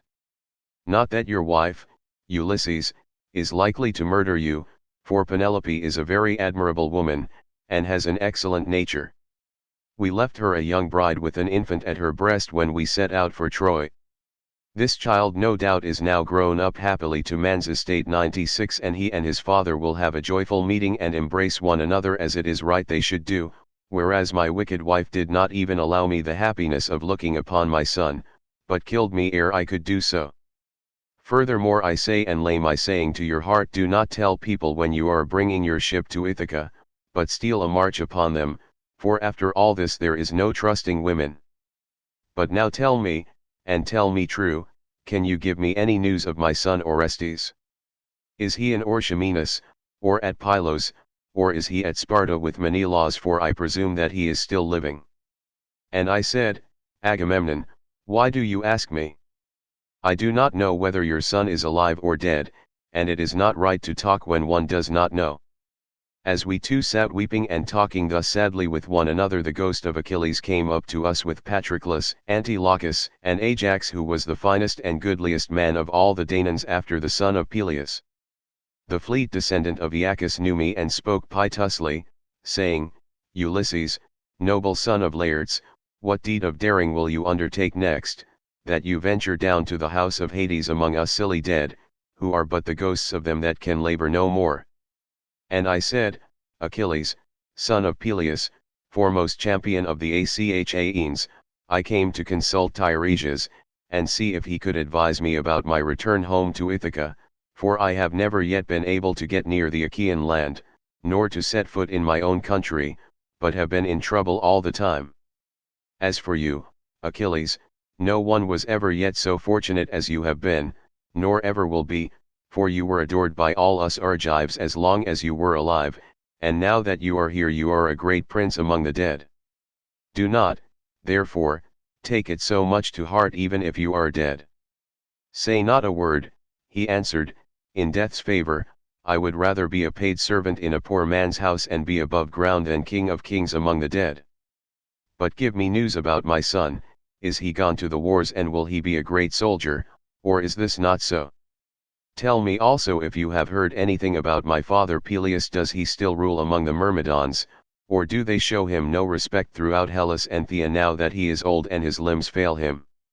Could I but stand by his side, in the light of day, with the same strength that I had when I killed the bravest of our foes upon the plain of Troy, could I but be as I then was and go even for a short time to my father's house, anyone who tried to do him violence or supersede him would soon rue it. I have heard nothing, I answered, of Peleus, but I can tell you all about your son Neoptolemus, for I took him in my own ship from Scyros with the Achaeans. In our councils of war before Troy he was always first to speak, and his judgment was unerring. Nestor and I were the only two who could surpass him, and when it came to fighting on the plain of Troy, he would never remain with the body of his men, but would dash on far in front, foremost of them all in valor. Many a man did he kill in battle. I cannot name every single one of those whom he slew while fighting on the side of the Argives, but will only say how he killed that valiant hero Eurypylus son of Telephus, who was the handsomest man I ever saw except Memnon. Many others also of the Ceteans fell around him by reason of a woman's bribes.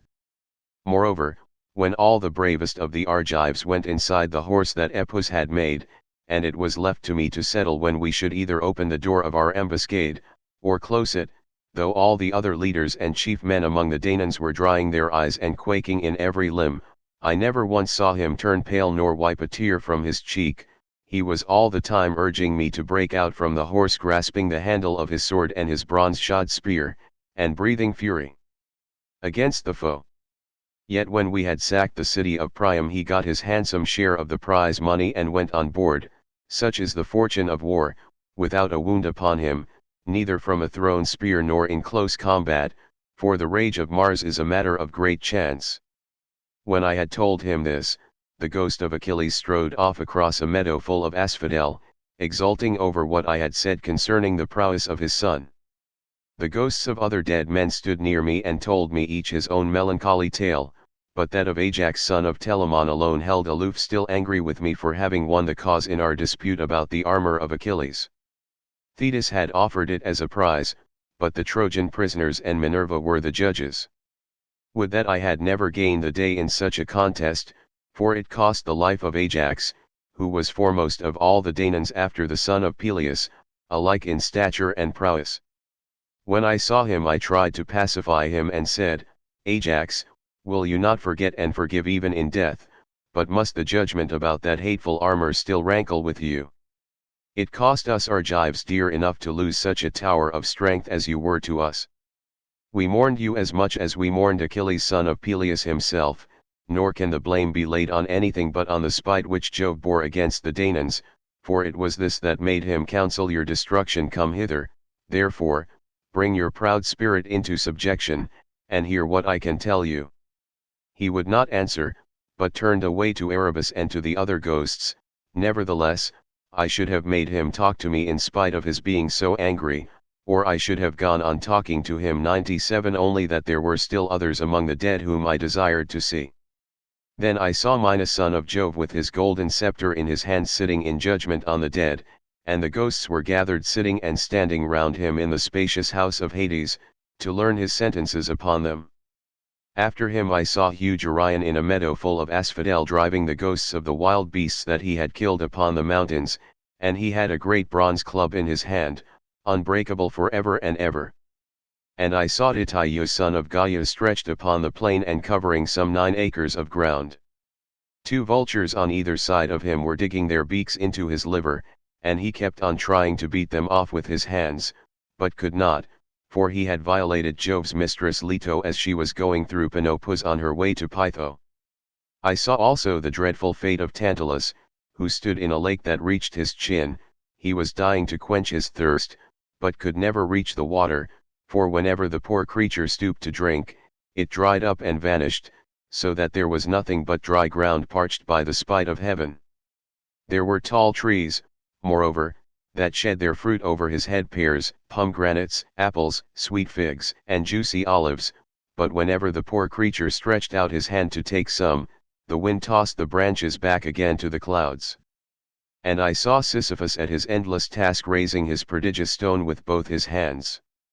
With hands and feet he tried to roll it up to the top of the hill, but always, just before he could roll it over onto the other side, its weight would be too much for him, and the pitiless stone 98 would come thundering down again onto the plain. Then he would begin trying to push it uphill again, and the sweat ran off him and the steam rose after him. After him I saw mighty Hercules, but it was his phantom only, for he is feasting ever with the immortal gods, and has lovely Hebe to wife, who is daughter of Jove and Juno. The ghosts were screaming round him like scared birds flying all with earth. He looked black as night with his bare bow in his hands and his arrow on the string, glaring around as though ever on the point of taking aim. About his breast there was a wondrous golden belt adorned in the most marvelous fashion with bears, wild boars, and lions with gleaming eyes. There was also war, battle, and death. The man who made that belt, do what he might, would never be able to make another like it. Hercules knew me at once when he saw me, and spoke piteously, saying, "My poor Ulysses, noble son of Laertes, are you too leading the same sorry kind of life that I did when I was above ground? I was son of Jove, but I went through an infinity of suffering, for I became bondsman to one who was far beneath me, a low fellow who set me all manner of labors. He once sent me here to fetch the hell-hound, for he did not think he could find anything harder for me than this, but I got the hound out of Hades and brought him to him, for Mercury and Minerva helped me.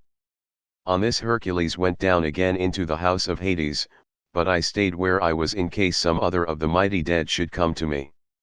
And I should have seen still other of them that are gone before, whom I would fain have seen, Theseus and Pirithous, glorious children of the gods, but so many thousands of ghosts came round me and uttered such appalling cries, that I was panic-stricken lest Proserpine should send up from the house of Hades the head of that awful monster Gorgon. On this I hastened back to my ship and ordered my men to go on board at once and loose the hawsers, so they embarked and took their places, whereon the ship went down the stream of the river Oceanus. We had to row at first, but presently a fair wind sprang up. Book 12. The Sirens, Scylla, and Charybdis, the cattle of the sun.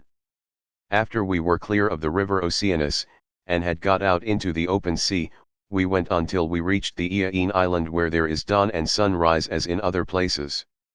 We then drew our ship onto the sands and got out of her onto the shore, where we went to sleep and waited till day should break. Then, when the child of morning, rosy-fingered dawn, appeared, I sent some men to Circe's house to fetch the body of Elpenor. We cut firewood from a wood where the headland jutted out into the sea, and after we had wept over him and lamented him, we performed his funeral rites. When his body and armor had been burned to ashes, we raised a cairn, set a stone over it, and at the top of the cairn we fixed the oar that he had been used to row with. While we were doing all this, Circe, who knew that we had got back from the house of Hades, dressed herself and came to us as fast as she could, and her maidservants came with her bringing us bread, meat, and wine. Then she stood in the midst of us and said, "You have done a bold thing in going down alive to the house of Hades, and you will have died twice, to other people's once. Now, then, stay here for the rest of the day, feast your fill, and go on with your voyage at daybreak tomorrow morning. In the meantime I will tell Ulysses about your course, and will explain everything to him so as to prevent your suffering from misadventure either by land or sea." We agreed to do as she had said, and feasted through the livelong day to the going down of the sun, but when the sun had set and it came on dark, the men laid themselves down to sleep by the stern cables of the ship. Then Circe took me by the hand and bade me be seated away from the others, while she reclined by my side and asked me all about our adventures. "So far so good," said she, when I had ended my story, "and now pay attention to what I am about to tell you. Heaven itself, indeed, will recall it to your recollection.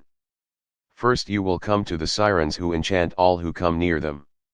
If anyone unwarily draws in too close and hears the singing of the sirens, his wife and children will never welcome him home again, for they sit in a green field and warble him to death with the sweetness of their song. There is a great heap of dead men's bones lying all around, with the flesh still rotting off them. Therefore pass these sirens by, and stop your men's ears with wax that none of them may hear, but if you like you can listen yourself, for you may get the men to bind you as you stand upright on a cross piece halfway up the mast 99, and they must lash the rope's ends to the mast itself, that you may have the pleasure of listening. If you beg and pray the men to unloose you, then they must bind you faster. When your crew have taken you past these sirens, I cannot give you coherent directions 100 as to which of two courses you are to take. I will lay the two alternatives before you, and you must consider them for yourself. On the one hand there are some overhanging rocks against which the deep blue waves of Amphitrite beat with terrific fury, The blessed gods call these rocks the wanderers. Here not even a bird may pass, no, not even the timid doves that bring ambrosia to Father Jove, but the sheer rock always carries off one of them, and Father Jove has to send another to make up their number. No ship that ever yet came to these rocks has got away again, but the waves and whirlwinds of fire are freighted with wreckage and with the bodies of dead men. The only vessel that ever sailed and got through, was the famous Argo on her way from the house of Eetes, and she too would have gone against these great rocks, only that Juno piloted her past them for the love she bore to Jason. Of these two rocks the one reaches heaven and its peak is lost in a dark cloud. This never leaves it, so that the top is never clear, not even in summer and early autumn. No man though he had 20 hands and 20 feet could get a foothold on it and climb it, for it runs sheer up, as smooth as though it had been polished. In the middle of it there is a large cavern, looking west and turned towards Erebus. You must take your ship this way, but the cave is so high up that not even the stoutest archer could send an arrow into it. Inside it Scylla sits and yelps with a voice that you might take to be that of a young hound, but in truth she is a dreadful monster and no one, not even a god, could face her without being terror-struck. She has 12 misshapen feet, and 6 necks of the most prodigious length, and at the end of each neck she has a frightful head with 3 rows of teeth in each, all set very close together, so that they would crunch anyone to death in a moment, and she sits deep within her shady cell, thrusting out her heads and peering all round the rock, fishing for dolphins or dogfish or any larger monster that she can catch, of the thousands with which Amphitrite teems. No ship ever yet got past her without losing some men, for she shoots out all her heads at once, and carries off a man in each mouth. You will find the other rock lie lower, but they are so close together that there is not more than a bowshot between them. A large fig tree in full leaf 101 grows upon it, and under it lies the sucking whirlpool of Charybdis. 3 times in the day does she vomit forth her waters, and 3 times she sucks them down again. See that you be not there when she is sucking, for if you are, Neptune himself could not save you. You must hug the Scylla side and drive ship by as fast as you can, for you had better lose 6 men than your whole crew. Is there no way, said I, of escaping Charybdis, and at the same time keeping Scylla off when she is trying to harm my men? You daredevil, replied the goddess, you are always wanting to fight somebody or something. You will not let yourself be beaten even by the immortals. For Scylla is not mortal, moreover she is savage, extreme, rude, cruel, and invincible. There is no help for it. Your best chance will be to get by her as fast as ever you can, for if you dawdle about her rock while you are putting on your armor, she may catch you with a second cast of her 6 heads, and snap up another half-dozen of your men. So drive your ship past her at full speed, and roar out lustily to Crates, who is Scylla's dam. Bad luck to her, she will then stop her from making a second raid upon you. You will now come to the Thrinacian island, and here you will see many herds of cattle and flocks of sheep belonging to the sun god, 7 herds of cattle and 7 flocks of sheep, with 50 head in each flock. They do not breed, nor do they become fewer in number, and they are tended by the goddesses Phaethusa and Lampetai, who are children of the sun god Hyperion by Neaera. Their mother, when she had borne them and had done suckling them, sent them to the Thrinacian island, which was a long way off, to live there and look after their father's flocks and herds. If you leave these flocks unharmed, and think of nothing but getting home, you may yet after much hardship reach Ithaca, but if you harm them, then I forewarn you of the destruction both of your ship and of your comrades, and even though you may yourself escape, you will return late, in bad plight, after losing all your men. Here she ended, and dawn enthroned in gold began to show in heaven, whereon she returned inland. I then went on board and told my men to loose the ship from her moorings, so they at once got into her, took their places, and began to smite the grey sea with their oars. Presently the great and cunning goddess Circe befriended us with a fair wind that blew dead aft, and stayed steadily with us, keeping our sails well filled, so we did whatever wanted doing to the ship's gear, and let her go as wind and helmsman headed her. Then, being much troubled in mind, I said to my men, my friends, it is not right that 1 or 2 of us alone should know the prophecies that Circe has made me. I will therefore tell you about them, so that whether we live or die we may do so with our eyes open. First she said we were to keep clear of the sirens, who sit and sing most beautifully in a field of flowers, but she said I might hear them myself so long as no one else did. Therefore, take me and bind me to the crosspiece halfway up the mast, bind me as I stand upright, with the bonds so fast that I cannot possibly break away, and lash the rope's ends to the mast itself. If I beg and pray you to set me free, then bind me more tightly still. I had hardly finished telling everything to the men before we reached the island of the two sirens 102, for the wind had been very favorable. Then all of a sudden it fell dead calm, there was not a breath of wind nor a ripple upon the water, so the men furled the sails and stowed them, then taking to their oars they whitened the water with the foam they raised in rowing. Meanwhile I took a large wheel of wax and cut it up small with my sword. Then I kneaded the wax in my strong hands till it became soft, which it soon did between the kneading and the rays of the sun god son of Hyperion. Then I stopped the ears of all my men, and they bound me hands and feet to the mast as I stood upright on the crosspiece, but they went on rowing themselves. When we had got within earshot of the land, and the ship was going at a good rate, the sirens saw that we were getting inshore and began with their singing. Come here, they sang, renowned Ulysses, honor to the Achaean name, and listen to our two voices. No one ever sailed past us without staying to hear the enchanting sweetness of our song, and he who listens will go on his way not only charmed, but wiser, for we know all the ills that the gods laid upon the Argives and Trojans before Troy, and can tell you everything that is going to happen over the whole world. They sang these words most musically, and as I longed to hear them further I made signs by frowning to my men that they should set me free, but they quickened their stroke, and Eurylochus and Perimedes bound me with still stronger bonds till we had got out of hearing of the sirens' voices. Then my men took the wax from their ears and unbound me. Immediately after we had got past the island I saw a great wave from which spray was rising, and I heard a loud roaring sound. The men were so frightened that they loosed hold of their oars, for the whole sea resounded with the rushing of the waters 103, but the ship stayed where it was, for the men had left off rowing.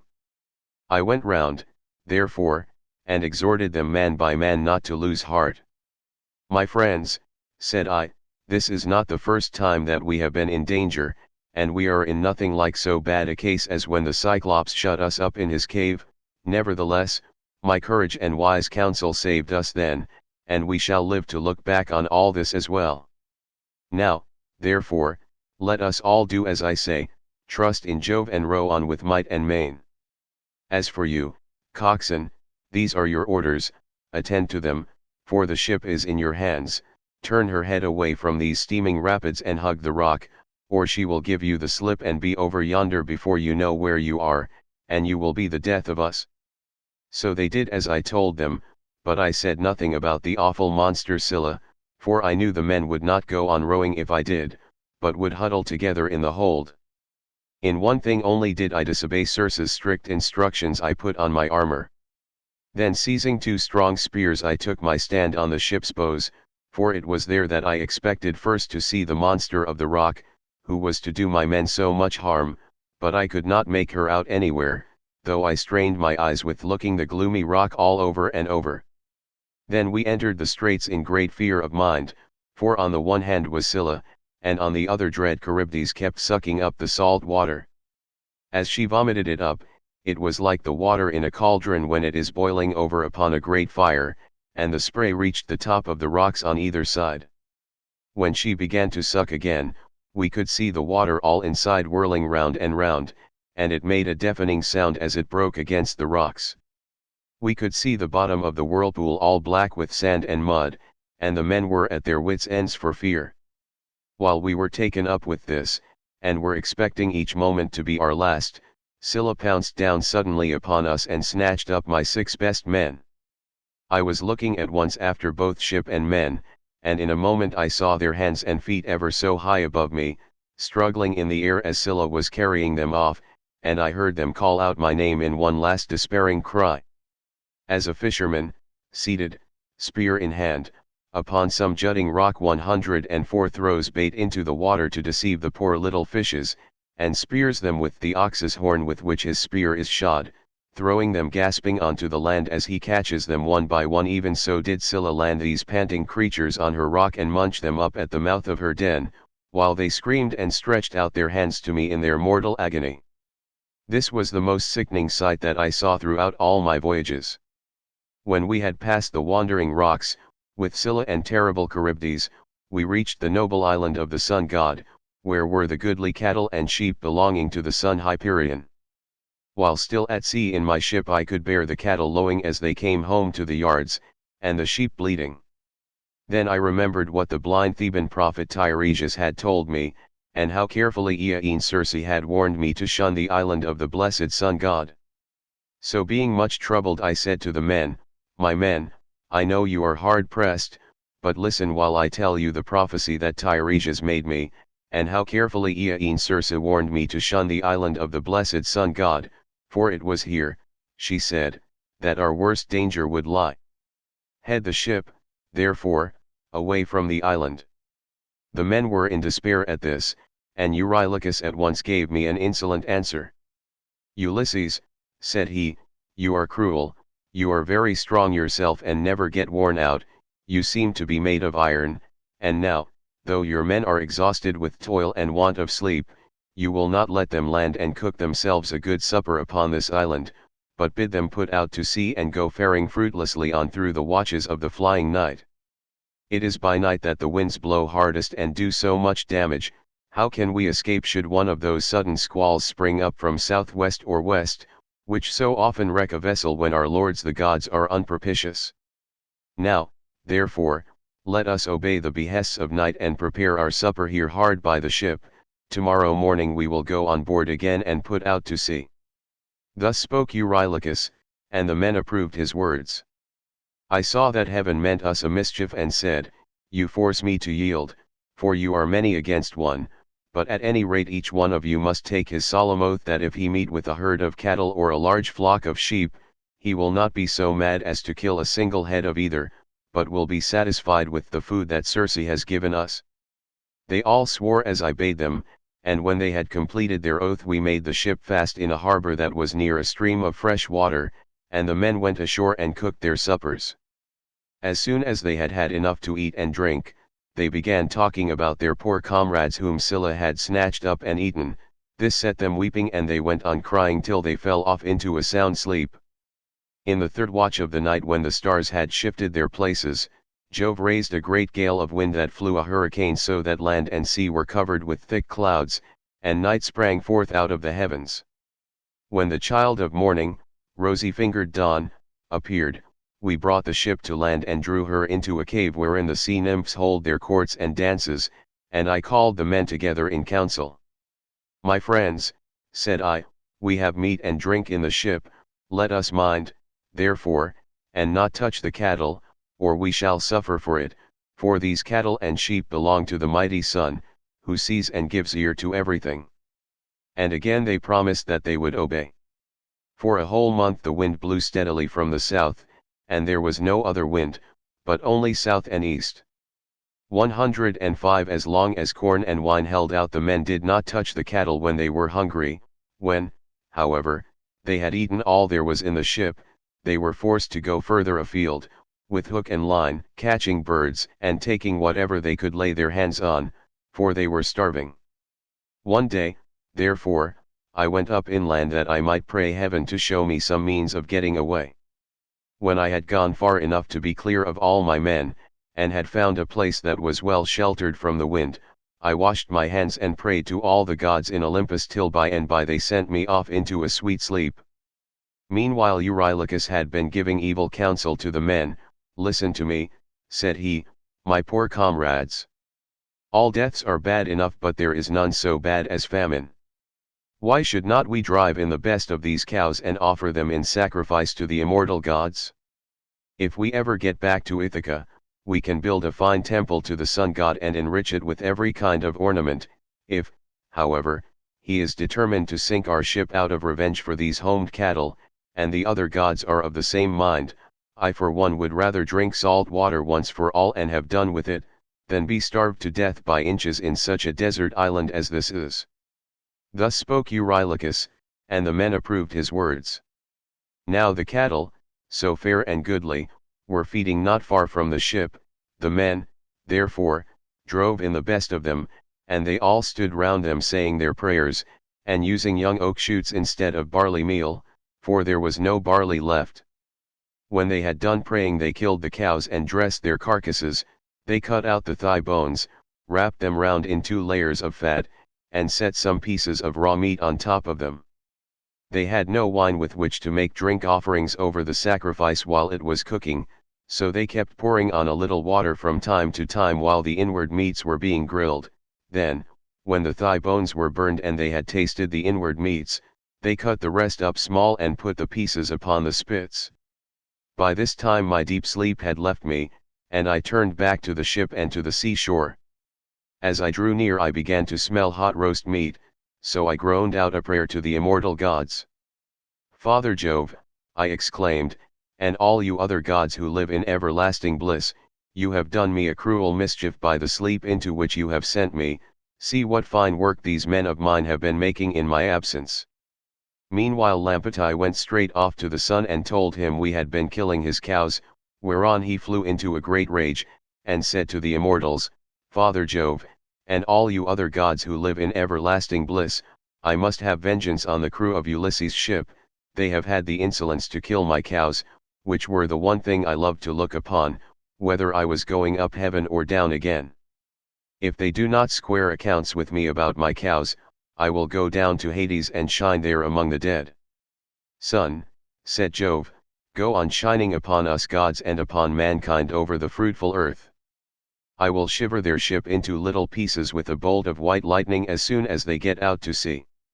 I was told all this by Calypso, who said she had heard it from the mouth of Mercury.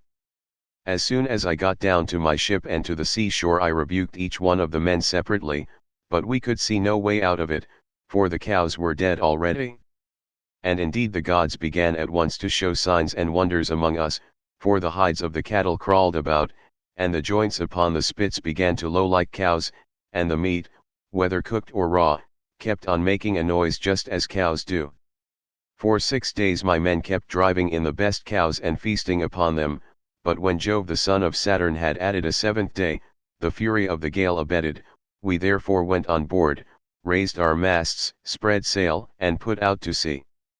As soon as we were well away from the island, and could see nothing but sky and sea, the son of Saturn raised a black cloud over our ship, and the sea grew dark beneath it. We did not get on much further, for in another moment we were caught by a terrific squall from the west that snapped the forestays of the mast so that it fell aft, while all the ship's gear tumbled about at the bottom of the vessel. The mast fell upon the head of the helmsman in the ship's stern, so that the bones of his head were crushed to pieces, and he fell overboard as though he were diving, with no more life left in him. Then Jove let fly with his thunderbolts, and the ship went round and round, and was filled with fire and brimstone as the lightning struck it. The men all fell into the sea, they were carried about in the water round the ship, looking like so many seagulls, but the god presently deprived them of all chance of getting home again.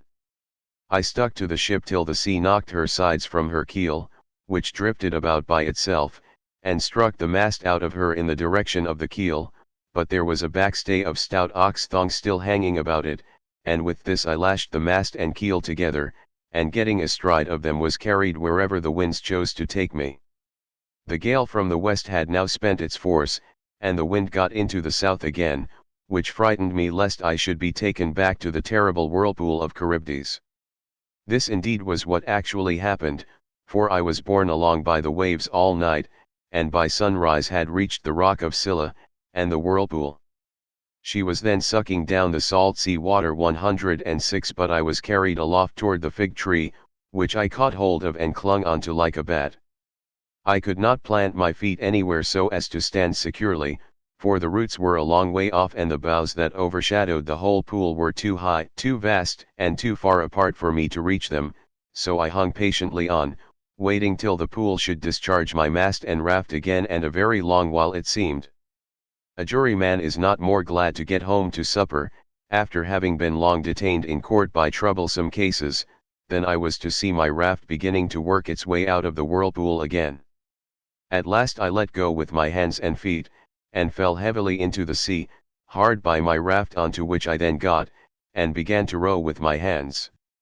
As for Scylla, the father of gods and men would not let her get further sight of me, otherwise I should have certainly been lost. 107. Hence I was carried along for 9 days, till on the 10th night the gods stranded me on the Ogygian island, where dwells the great and powerful goddess Calypso. She took me in and was kind to me, but I need say no more about this, for I told you and your noble wife all about it yesterday, and I hate saying the same thing over and over again.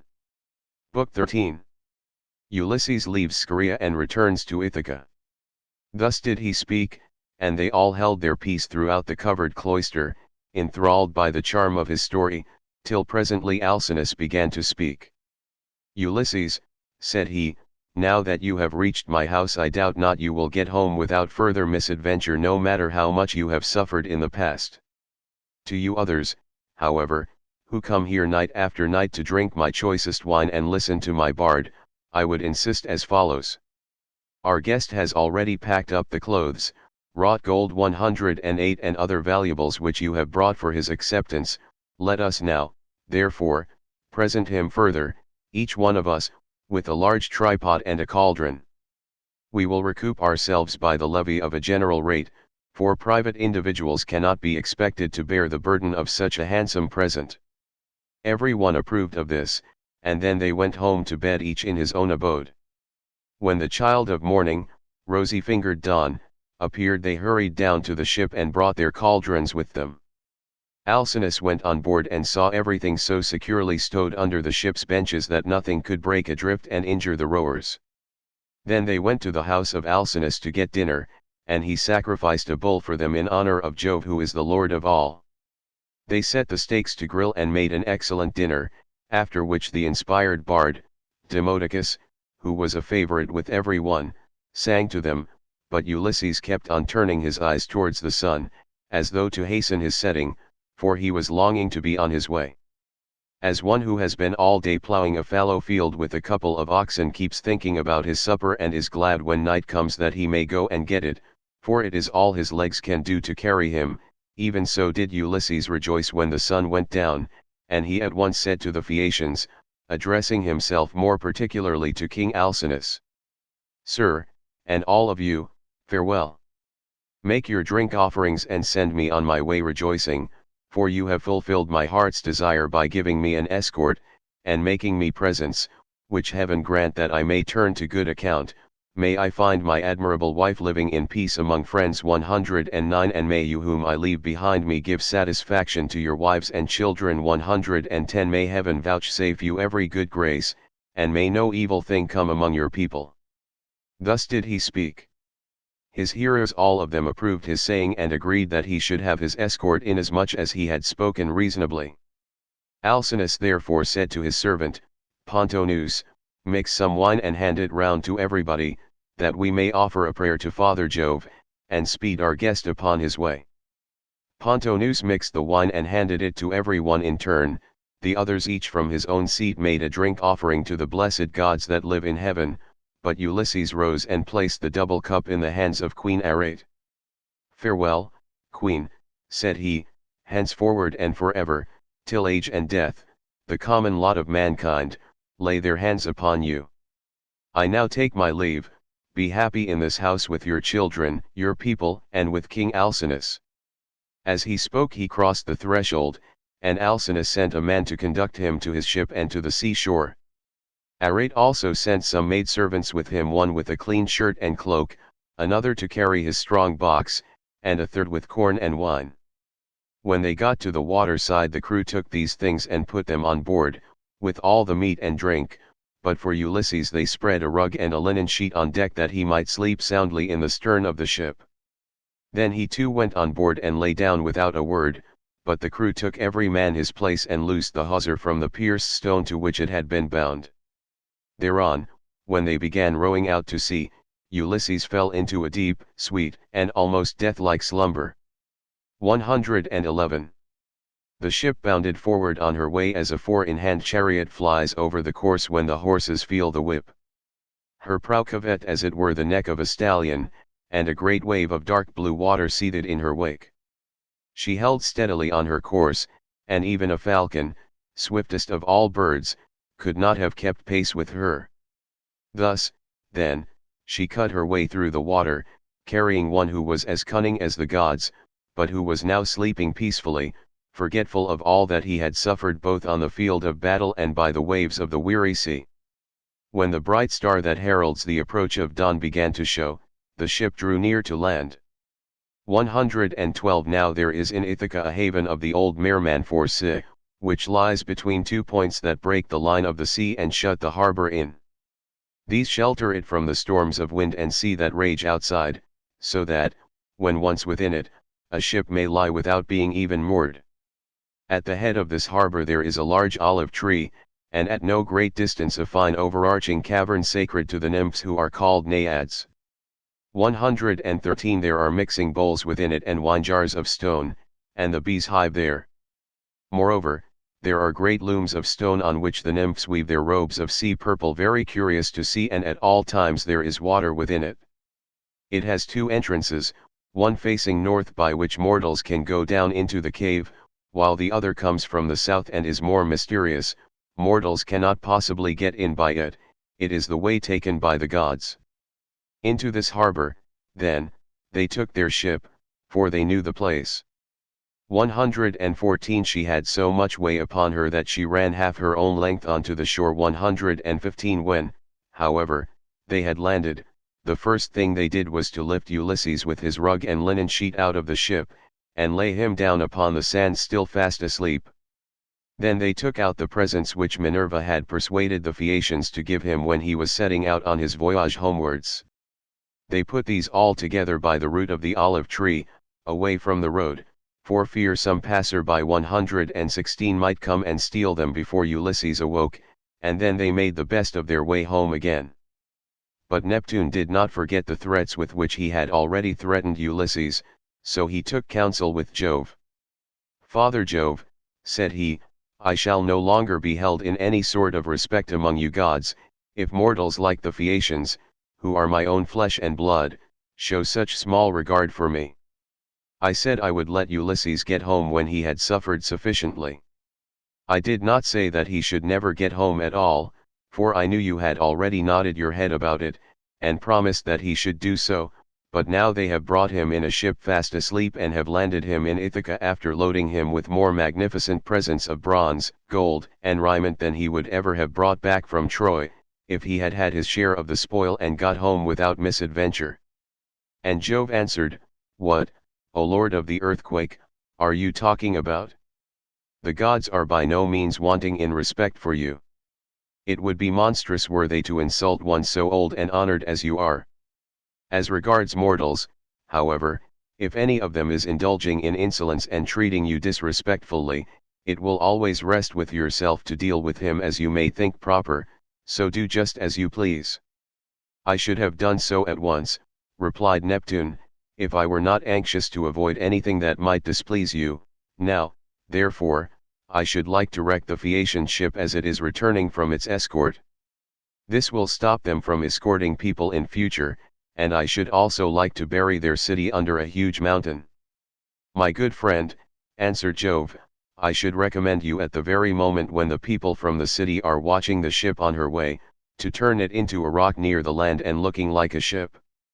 This will astonish everybody, and you can then bury their city under the mountain." When earth-encircling Neptune heard this, he went to Scheria where the Phaeacians live, and stayed there till the ship, which was making rapid way, had got close in. Then he went up to it, turned it into stone, and drove it down with the flat of his hand so as to root it in the ground. After this he went away. The Phaeacians then began talking among themselves, and one would turn towards his neighbor, saying, "Bless my heart, who is it that can have rooted the ship in the sea just as she was getting into port? We could see the whole of her only a moment ago." This was how they talked, but they knew nothing about it, and Alcinous said, "I remember now the old prophecy of my father. He said that Neptune would be angry with us for taking everyone so safely over the sea, and would one day wreck a Phaeacian ship as it was returning from an escort, and bury our city under a high mountain. This was what my old father used to say, and now it is all coming true. 117 Now therefore let us all do as I say. In the first place we must leave off giving people escorts when they come here, and in the next let us sacrifice 12 picked bulls to Neptune that he may have mercy upon us, and not bury our city under the high mountain. When the people heard this they were afraid and got ready the bulls. Thus did the chiefs and rulers of the Phaeacians pray to King Neptune, standing round his altar, and at the same time 118 Ulysses woke up once more upon his own soil. He had been so long away that he did not know it again. Moreover, Jove's daughter Minerva had made it a foggy day, so that people might not know of his having come, and that she might tell him everything without either his wife or his fellow citizens and friends recognizing him. 119 Until he had taken his revenge upon the wicked suitors. Everything, therefore, seemed quite different to him. The long straight tracks, the harbors, the precipices, and the goodly trees, appeared all changed as he started up and looked upon his native land. So he smote his thighs with the flat of his hands and cried aloud despairingly. Alas, he exclaimed, among what manner of people am I fallen? Are they savage and uncivilized or hospitable and humane? Where shall I put all this treasure, and which way shall I go? I wish I had stayed over there with the Phaeacians, or I could have gone to some other great chief who would have been good to me and given me an escort. As it is I do not know where to put my treasure, and I cannot leave it here for fear somebody else should get hold of it. In good truth the chiefs and rulers of the Phaeacians have not been dealing fairly by me, and have left me in the wrong country. They said they would take me back to Ithaca and they have not done so. May Jove the protector of suppliants chastise them, for he watches over everybody and punishes those who do wrong. Still, I suppose I must count my goods and see if the crew have gone off with any of them. He counted his goodly coppers and cauldrons, his gold, and all his clothes, but there was nothing missing. Still he kept grieving about not being in his own country, and wandered up and down by the shore of the sounding sea bewailing his hard fate. Then Minerva came up to him disguised as a young shepherd of delicate and princely mien, with a good cloak folded double about her shoulders. She had sandals on her comely feet and held a javelin in her hand.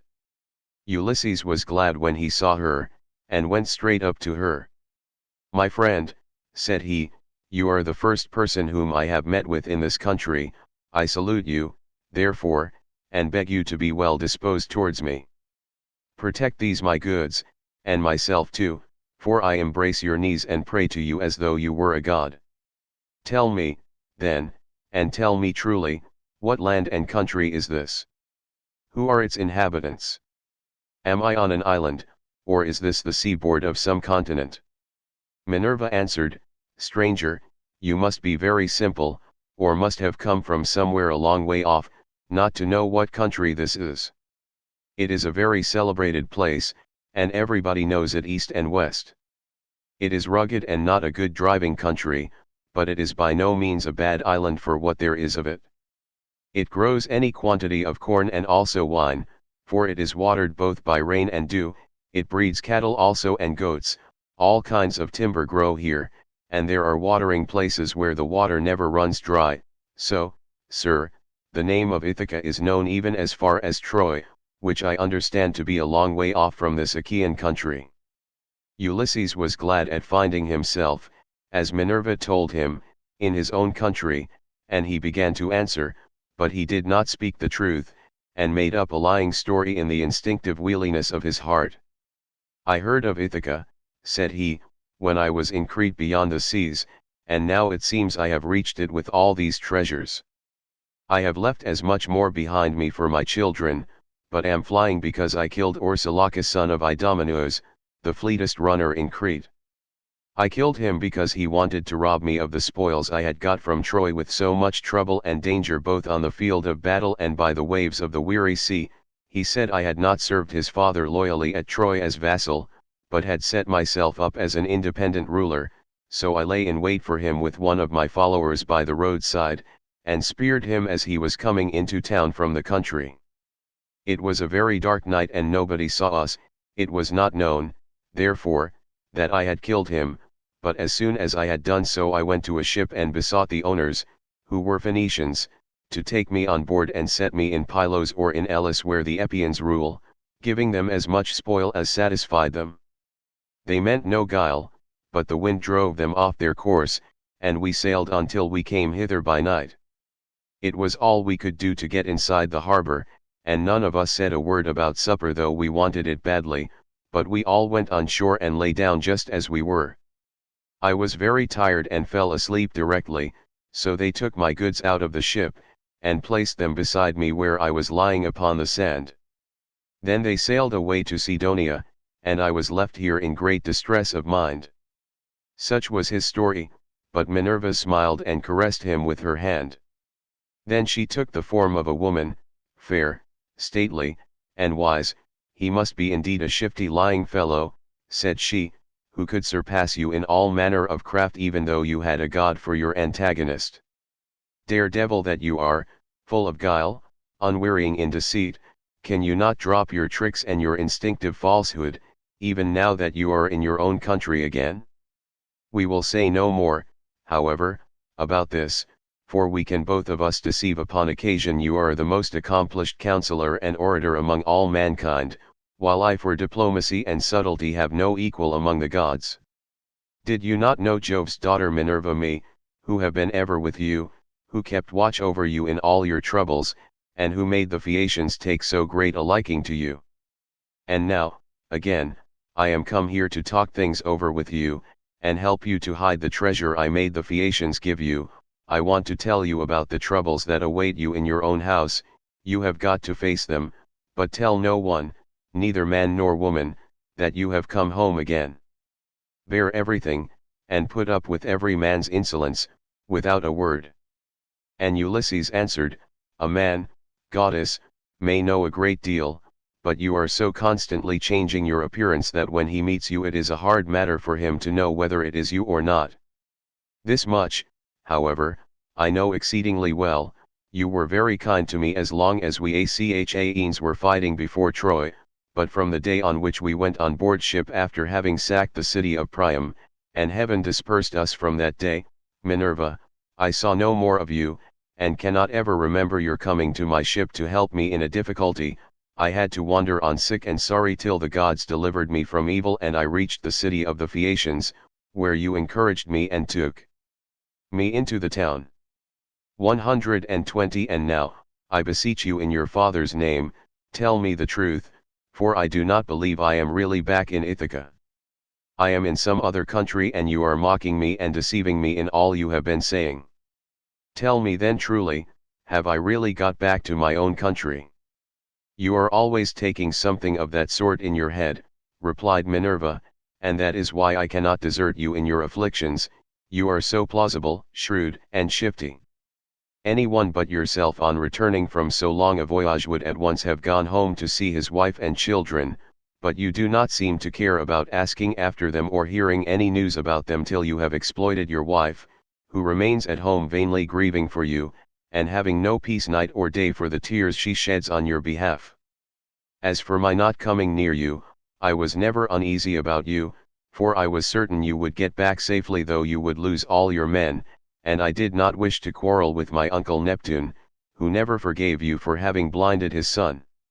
121 I will now, however, point out to you the lie of the land, and you will then perhaps believe me. This is the haven of the old merman Forse, and here is the olive tree that grows at the head of it. Near it is the cave sacred to the Naiads. 122 Here too is the overarching cavern in which you have offered many an acceptable hecatomb to the nymphs, and this is the wooded mountain Nereidum. As she spoke the goddess dispersed the mist and the land appeared. Then Ulysses rejoiced at finding himself again in his own land, and kissed the bounteous soil. He lifted up his hands and prayed to the nymphs, saying, Naiad nymphs, daughters of Jove, I made sure that I was never again to see you. Now therefore I greet you with all loving salutations, and I will bring you offerings as in the old days, if Jove's redoubtable daughter will grant me life, and bring my son to manhood. Take heart, and do not trouble yourself about that, rejoined Minerva, let us rather set about stowing your things at once in the cave, where they will be quite safe. Let us see how we can best manage it all. Therewith she went down into the cave to look for the safest hiding places, while Ulysses brought up all the treasure of gold, bronze, and good clothing which the Phaeacians had given him. They stowed everything carefully away, and Minerva set a stone against the door of the cave. Then the two sat down by the root of the great olive, and consulted how to compass the destruction of the wicked suitors. Ulysses, said Minerva, noble son of Laertes, think how you can lay hands on these disreputable people who have been lording it in your house these 3 years, courting your wife and making wedding presents to her, while she does nothing but lament your absence, giving hope and sending encouraging messages 123 to every one of them, but meaning the very opposite of all she says. And Ulysses answered, in good truth, Goddess, it seems I should have come to much the same bad end in my own house as Agamemnon did, if you had not given me such timely information. Advise me how I shall best avenge myself. Stand by my side and put your courage into my heart as on the day when we loosed Troy's fair diadem from her brow.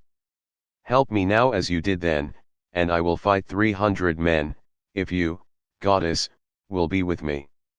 Trust me for that, said she, I will not lose sight of you when once we set about it, and I imagine that some of those who are devouring your substance will then bespatter the pavement with their blood and brains. I will begin by disguising you so that no human being shall know you, I will cover your body with wrinkles, you shall lose all your yellow hair, I will clothe you in a garment that shall fill all who see it with loathing, I will blear your fine eyes for you, and make you an unseemly object in the sight of the suitors, of your wife, and of the son whom you left behind you. Then go at once to the swineherd who is in charge of your pigs, he has been always well affected towards you, and is devoted to Penelope and your son, you will find him feeding his pigs near the rock that is called Raven 124 by the fountain Arethusa, where they are fattening on beech mast and spring water after their manner. Stay with him and find out how things are going, while I proceed to Sparta and see your son, who is with Menelaus at Lacedaemon, where he has gone to try and find out whether you are still alive. 125. But why, said Ulysses, did you not tell him, for you knew all about it? Did you want him too to go sailing about amid all kinds of hardship while others are eating up his estate?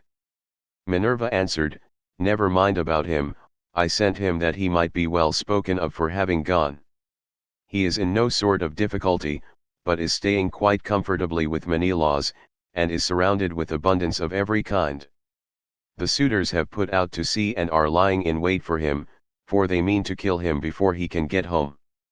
I do not much think they will succeed, but rather that some of those who are now eating up your estate will first find a grave themselves. As she spoke, Minerva touched him with her wand and covered him with wrinkles, took away all his yellow hair, and withered the flesh over his whole body. She bleared his eyes, which were naturally very fine ones, she changed his clothes and threw an old rag of a wrap about him, and a tunic, tattered, filthy, and begrimed with smoke, she also gave him an undressed deer skin as an outer garment, and furnished him with a staff and a wallet all in holes, with a twisted thong for him to sling it over his shoulder. When the pair had thus laid their plans they parted, and the goddess went straight to Lacedaemon to fetch Telemachus. Book 14. Ulysses in the hut with Eumaeus. Ulysses now left the haven, and took the rough track up through the wooded country and over the crest of the mountain till he reached the place where Minerva had said that he would find the swineherd, who was the most thrifty servant he had. He found him sitting in front of his hut, which was by the yards that he had built on a site which could be seen from far. He had made them spacious 126 and fair to see, with a free run for the pigs all round them. He had built them during his master's absence, of stones which he had gathered out of the ground, without saying anything to Penelope or Laertes, and he had fenced them on top with thorn bushes. Outside the yard he had run a strong fence of oaken posts, split and set pretty close together, while inside he had built 12 sties near one another for the sows to lie in. There were 50 pigs wallowing in each sty, all of them breeding sows, but the boars slept outside and were much fewer in number, for the suitors kept on eating them, and the swineherd had to send them the best he had continually. There were 360 boar pigs, and the herdsman's 4 hounds, which were as fierce as wolves, slept always with them. The swineherd was at that moment cutting out a pair of sandals 127 from a good stout ox hide. 3 of his men were out herding the pigs in one place or another, and he had sent the 4th to town with a boar that he had been forced to send the suitors that they might sacrifice it and have their fill of meat. When the hounds saw Ulysses they set up a furious barking and flew at him, but Ulysses was cunning enough to sit down and loose his hold of the stick that he had in his hand.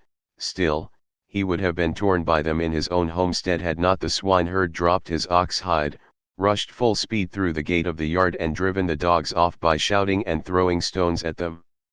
Then he said to Ulysses, "Old man, the dogs were likely to have made short work of you, and then you would have got me into trouble. The gods have given me quite enough worries without that, for I have lost the best of masters, and am in continual grief on his account. I have to attend swine for other people to eat, while he, if he yet lives to see the light of day, is starving in some distant land. But come inside, and when you have had your fill of bread and wine, tell me where you come from, and all about your misfortunes." On this the swineherd led the way into the hut and bade him sit down. He strewed a good thick bed of rushes upon the floor, and on the top of this he threw the shaggy chamois skin, a great thick one, on which he used to sleep by night. Ulysses was pleased at being made thus welcome, and said, "May Jove, sir, and the rest of the gods grant you your heart's desire in return for the kind way in which you have received me." To this you answered, "O swineherd Eumaeus, stranger, though a still poorer man should come here, it would not be right for me to insult him, for all strangers and beggars are from Jove. You must take what you can get and be thankful, for servants live in fear when they have young lords for their masters, and this is my misfortune now, for heaven has hindered the return of him who would have been always good to me and given me something of my own, a house, a piece of land, a good-looking wife, and all else that a liberal master allows a servant who has worked hard for him, and whose labor the gods have prospered as they have mine in the situation which I hold. If my master had grown old here he would have done great things by me, but he is gone, and I wish that Helen's whole race were utterly destroyed, for she has been the death of many a good man. It was this matter that took my master to Ilius, the land of noble steeds, to fight the Trojans in the cause of King Agamemnon." As he spoke he bound his girdle round him and went to the sties where the young sucking pigs were penned. He picked out 2 which he brought back with him and sacrificed. He singed them, cut them up, and spitted them. When the meat was cooked he brought it all in and set it before Ulysses, hot and still on the spit, whereon Ulysses sprinkled it over with white barley meal. The swineherd then mixed wine in a bowl of ivy wood, and taking a seat opposite Ulysses told him to begin. "Fall to, stranger," said he, "on a dish of servant's pork. The fat pigs have to go to the suitors, who eat them up without shame or scruple, but the blessed gods love not such shameful doings, and respect those who do what is lawful and right. Even the fierce freebooters who go raiding on other people's land, and Jove gives them their spoil, even they, when they have filled their ships and got home again, live conscience-stricken, and look fearfully for judgment. But some god seems to have told these people that Ulysses is dead and gone. They will not, therefore, go back to their own homes and make their offers of marriage in the usual way, but waste his estate by force, without fear or stint. Not a day or night comes out of heaven, but they sacrifice not 1 victim nor 2 only, and they take the run of his wine, for he was exceedingly rich. No other great man either in Ithaca or on the mainland is as rich as he was. He had as much as 20 men put together. I will tell you what he had. There are 12 herds of cattle upon the mainland, and as many flocks of sheep. There are also 12 droves of pigs, while his own men and hired strangers feed him 12 widely spreading herds of goats. Here in Ithaca he runs even large flocks of goats on the far end of the island, and they are in the charge of excellent goat herds. Each one of these sends the suitors the best goat in the flock every day. As for myself, I am in charge of the pigs that you see here, and I have to keep picking out the best I have and sending it to them." This was his story, but Ulysses went on eating and drinking ravenously without a word, brooding his revenge. When he had eaten enough and was satisfied, the swineherd took the bowl from which he usually drank, filled it with wine, and gave it to Ulysses, who was pleased, and said as he took it in his hands, "My friend, who was this master of yours that bought you and paid for you, so rich and so powerful as you tell me? You say he perished in the cause of King Agamemnon. Tell me who he was, in case I may have met with such a person. Jove and the other gods know, but I may be able to give you news of him, for I have traveled much." Eumaeus answered, "Old man, no traveler who comes here with news will get Ulysses' wife and son to believe his story. Nevertheless, tramps in want of a lodging keep coming with their mouths full of lies, and not a word of truth. Every one who finds his way to Ithaca goes to my mistress and tells her falsehoods, whereon she takes them in, makes much of them, and asks them all manner of questions, crying all the time as women will when they have lost their husbands. And you too, old man, for a shirt and a cloak would doubtless make up a very pretty story. But the wolves and birds of prey have long since torn Ulysses to pieces, or the fishes of the sea have eaten him, and his bones are lying buried deep in sand upon some foreign shore. He is dead and gone, and a bad business it is for all his friends, for me especially.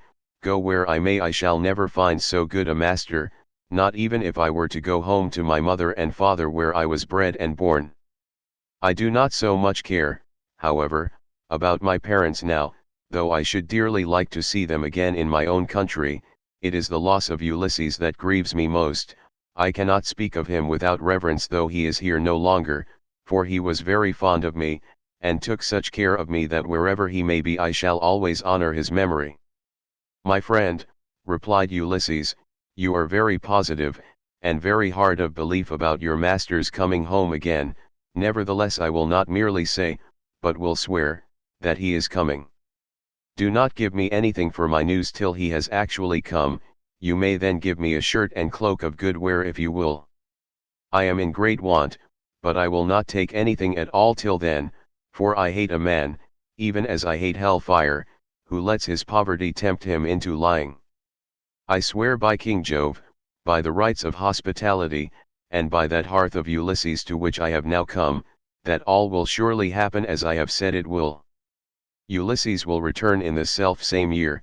With the end of this moon and the beginning of the next he will be here to do vengeance on all those who are ill-treating his wife and son." To this you answered, "O swineherd Eumaeus, old man, you will neither get paid for bringing good news, nor will Ulysses ever come home. Drink your wine in peace, and let us talk about something else. Do not keep on reminding me of all this.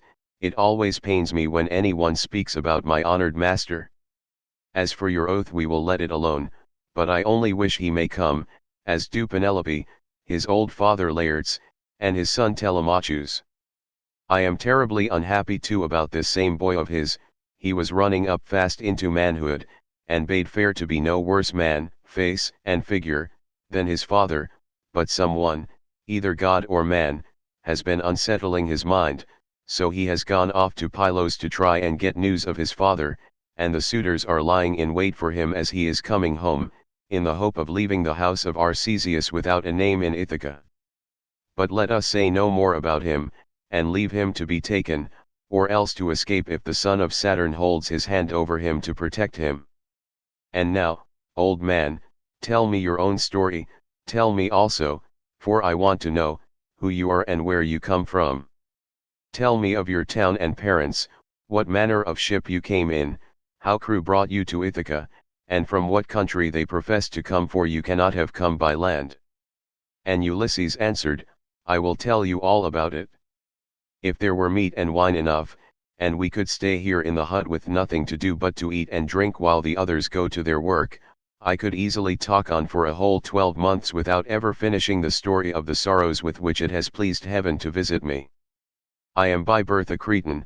My father was a well-to-do man, who had many sons born in marriage, whereas I was the son of a slave whom he had purchased for a concubine.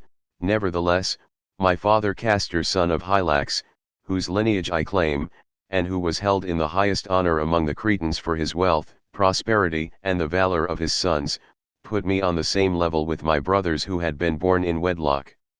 When, however, death took him to the house of Hades, his sons divided his estate and cast lots for their shares, but to me they gave a holding and little else.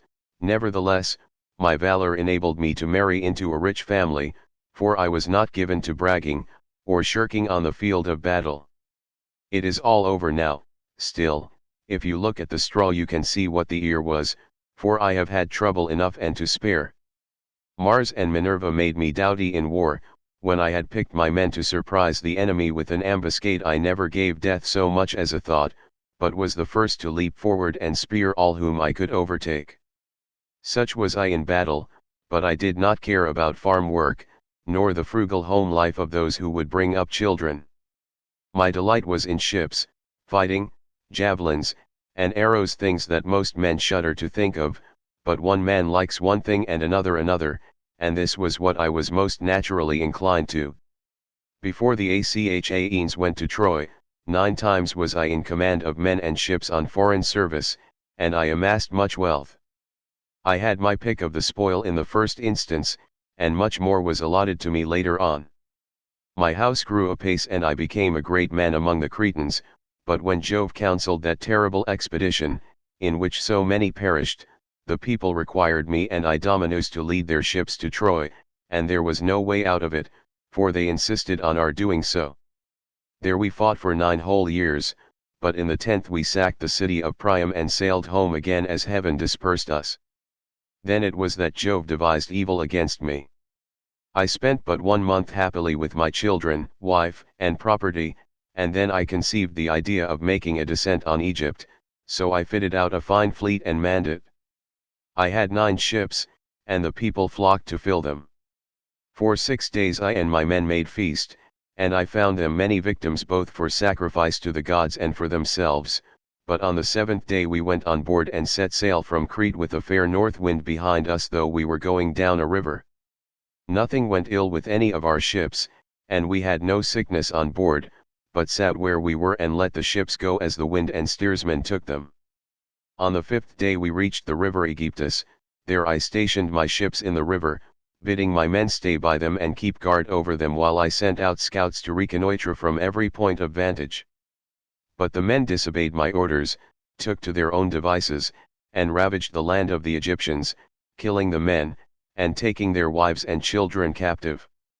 The alarm was soon carried to the city, and when they heard the war cry, the people came out at daybreak till the plain was filled with horsemen and foot soldiers and with the gleam of armor. Then Jove spread panic among my men, and they would no longer face the enemy, for they found themselves surrounded. The Egyptians killed many of us, and took the rest alive to do forced labor for them. Jove, however, put it in my mind to do thus, and I wish I had died then and there in Egypt instead, for there was much sorrow in store for me. I took off my helmet and shield and dropped my spear from my hand. Then I went straight up to the king's chariot, clasped his knees and kissed them, whereon he spared my life, bade me get into his chariot, and took me weeping to his own home. Many made at me with their ashen spears and tried to kill me in their fury, but the king protected me, for he feared the wrath of Jove, the protector of strangers, who punishes those who do evil. I stayed there for 7 years and got together much money among the Egyptians, for they all gave me something. But when it was now going on for 8 years, there came a certain Phoenician, a cunning rascal, who had already committed all sorts of villainy, and this man talked me over into going with him to Phoenicia, where his house and his possessions lay. I stayed there for a whole 12 months, but at the end of that time, when months and days had gone by till the same season had come round again, he set me on board a ship bound for Libya, on a pretence that I was to take a cargo along with him to that place, but really that he might sell me as a slave and take the money I fetched. I suspected his intention, but went on board with him, for I could not help it. The ship ran before a fresh north wind till we had reached the sea that lies between Crete and Libya. There, however, Jove counseled their destruction, for as soon as we were well out from Crete and could see nothing but sea and sky, he raised a black cloud over our ship and the sea grew dark beneath it. Then Jove let fly with his thunderbolts, and the ship went round and was filled with fire and brimstone as the lightning struck it. The men fell all into the sea, they were carried about in the water round the ship looking like so many sea gulls, but the god presently deprived them of all chance of getting home again. I was all dismayed. Jove, however, sent the ship's mast within my reach, which saved my life, for I clung to it, and drifted before the fury of the gale. 9 days did I drift, but in the darkness of the 10th night a great wave bore me on to the Thesprotian coast. There Phaedon, king of the Thesprotians, entertained me hospitably without charging me anything at all, for his son found me when I was nearly dead with cold and fatigue, whereon he raised me by the hand, took me to his father's house and gave me clothes to wear. There it was that I heard news of Ulysses, for the king told me he had entertained him, and shown him much hospitality while he was on his homeward journey. He showed me also the treasure of gold, and wrought iron that Ulysses had got together. There was enough to keep his family for 10 generations, so much had he left in the house of King Phaedon. But the king said Ulysses had gone to Dodona that he might learn Jove's mind from the god's high oak tree, and know whether after so long an absence he should return to Ithaca openly, or in secret.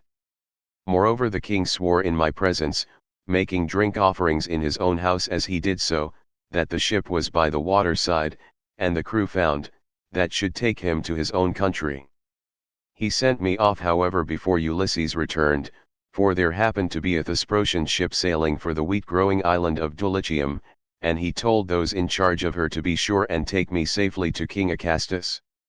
These men hatched a plot against me that would have reduced me to the very extreme of misery, for when the ship had got some way out from land they resolved on selling me as a slave.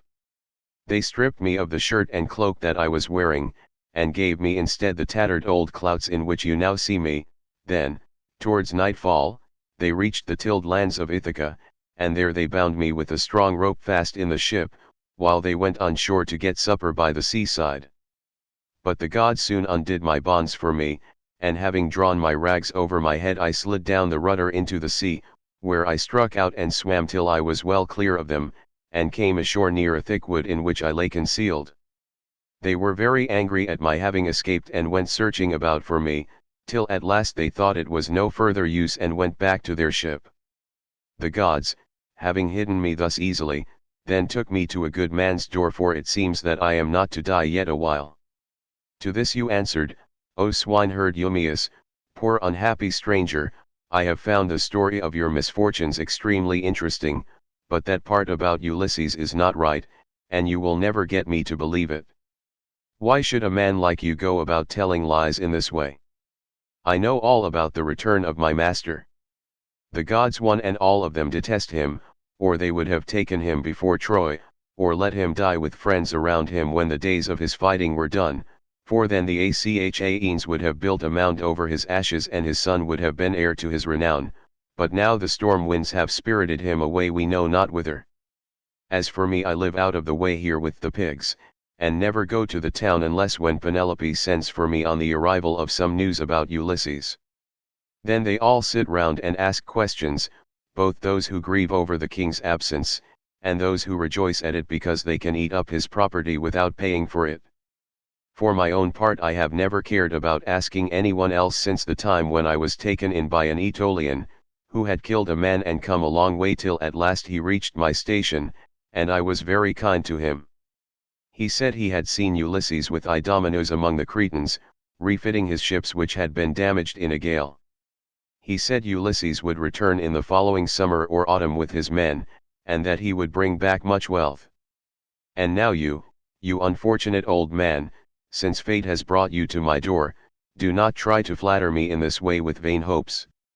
It is not for any such reason that I shall treat you kindly, but only out of respect for Jove the god of hospitality, as fearing him and pitying you. Ulysses answered, I see that you are of an unbelieving mind, I have given you my oath, and yet you will not credit me. Let us then make a bargain, and call all the gods in heaven to witness it. If your master comes home, give me a cloak and shirt of good wear, and send me to Dulichium where I want to go, but if he does not come as I say he will, set your men on to me, and tell them to throw me from yonder precipice, as a warning to tramps not to go about the country telling lies. And a pretty figure I should cut then, replied Eumaeus, both now and hereafter, if I were to kill you after receiving you into my hut and showing you hospitality. I should have to say my prayers in good earnest if I did, but it is just supper time and I hope my men will come in directly, that we may cook something savory for supper.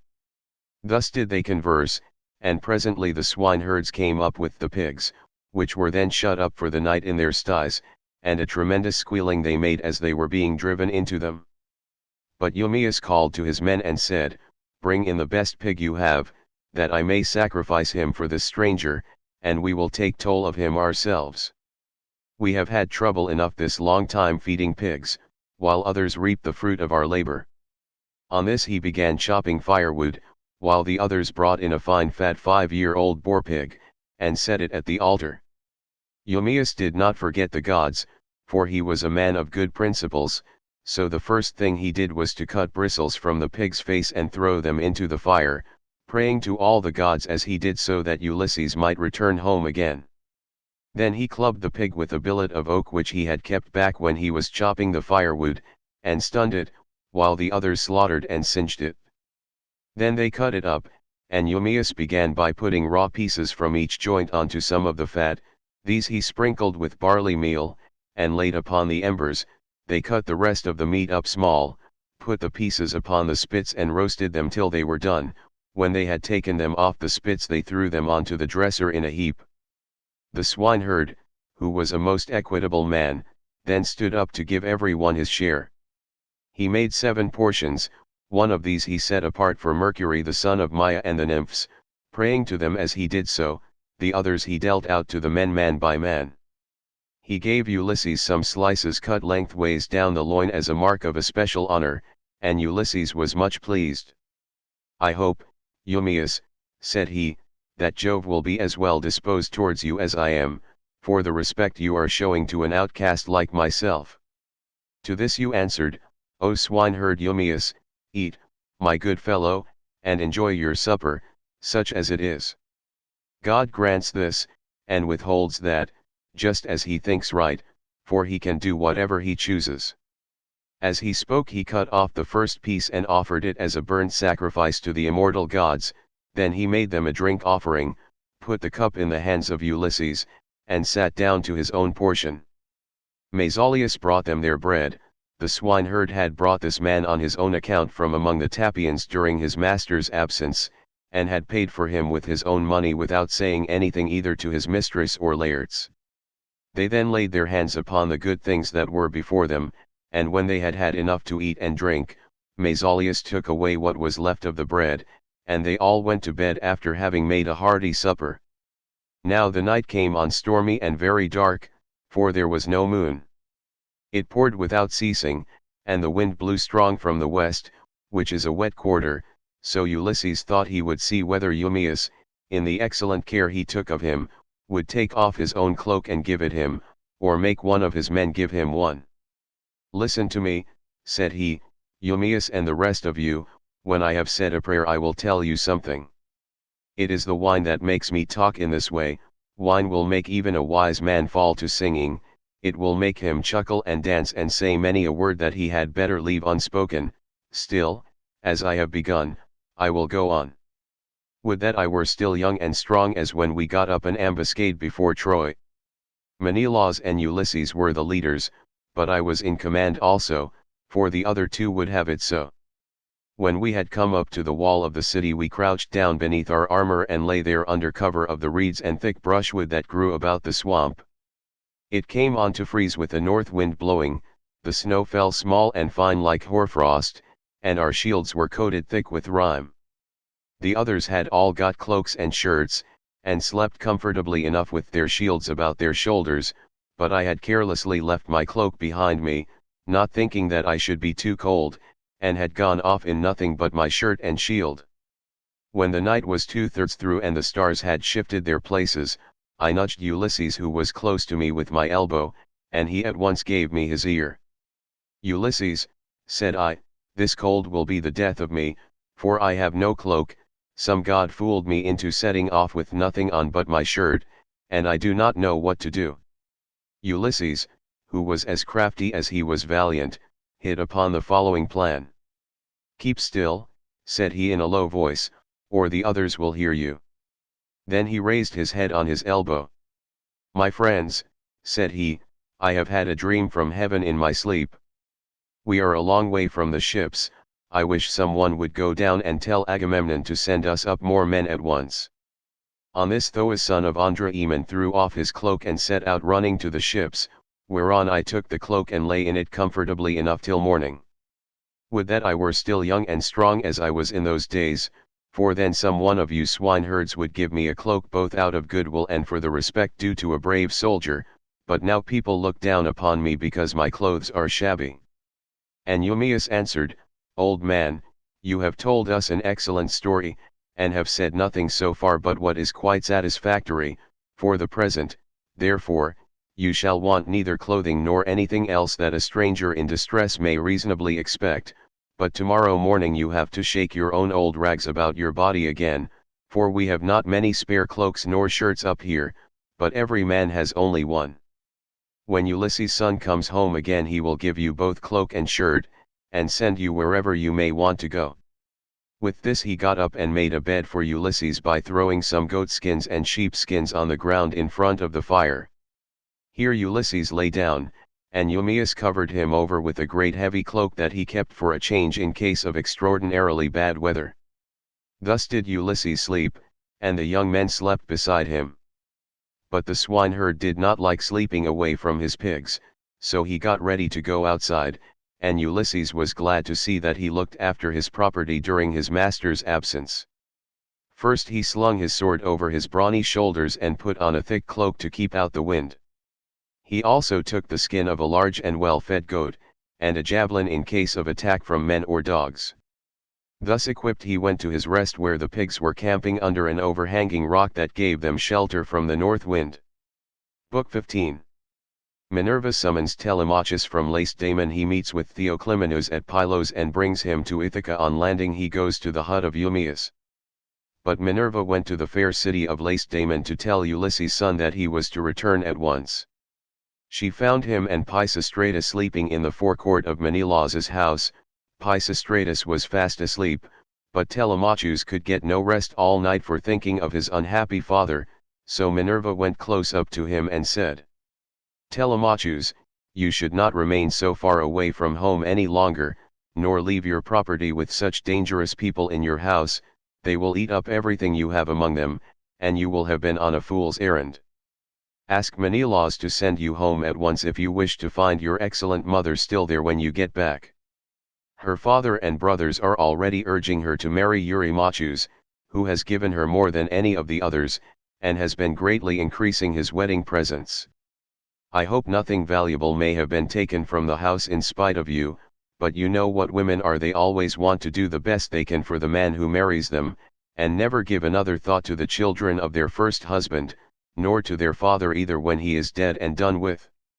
Go home, therefore, and put everything in charge of the most respectable woman servant that you have, until it shall please heaven to send you a wife of your own. Let me tell you also of another matter which you had better attend to. The chief men among the suitors are lying in wait for you in the strait 128 between Ithaca and Samos, and they mean to kill you before you can reach home. I do not much think they will succeed. It is more likely that some of those who are now eating up your property will find a grave themselves. Sail night and day, and keep your ship well away from the islands. The God who watches over you and protects you will send you a fair wind. As soon as you get to Ithaca send your ship and men on to the town, but yourself go straight to the swineherd who has charge of your pigs. He is well disposed towards you. Stay with him, therefore, for the night, and then send him to Penelope to tell her that you have got back safe from Pylos." Then she went back to Olympus, but Telemachus stirred Pisistratus with his heel to rouse him, and said, "Wake up, Pisistratus, and yoke the horses to the chariot, for we must set off home." 129. But Pisistratus said, "No matter what hurry we are in, we cannot drive in the dark. It will be morning soon, Wait till Menelaus has brought his presents and put them in the chariot for us, and let him say goodbye to us in the usual way. So long as he lives, a guest should never forget a host who has shown him kindness." As he spoke, day began to break, and Menelaus, who had already risen, leaving Helen in bed, came towards them. When Telemachus saw him, he put on his shirt as fast as he could, threw a great cloak over his shoulders, and went out to meet him. "Menelaus," said he, "let me go back now to my own country, for I want to get home." And Menelaus answered, "Telemachus, if you insist on going, I will not detain you.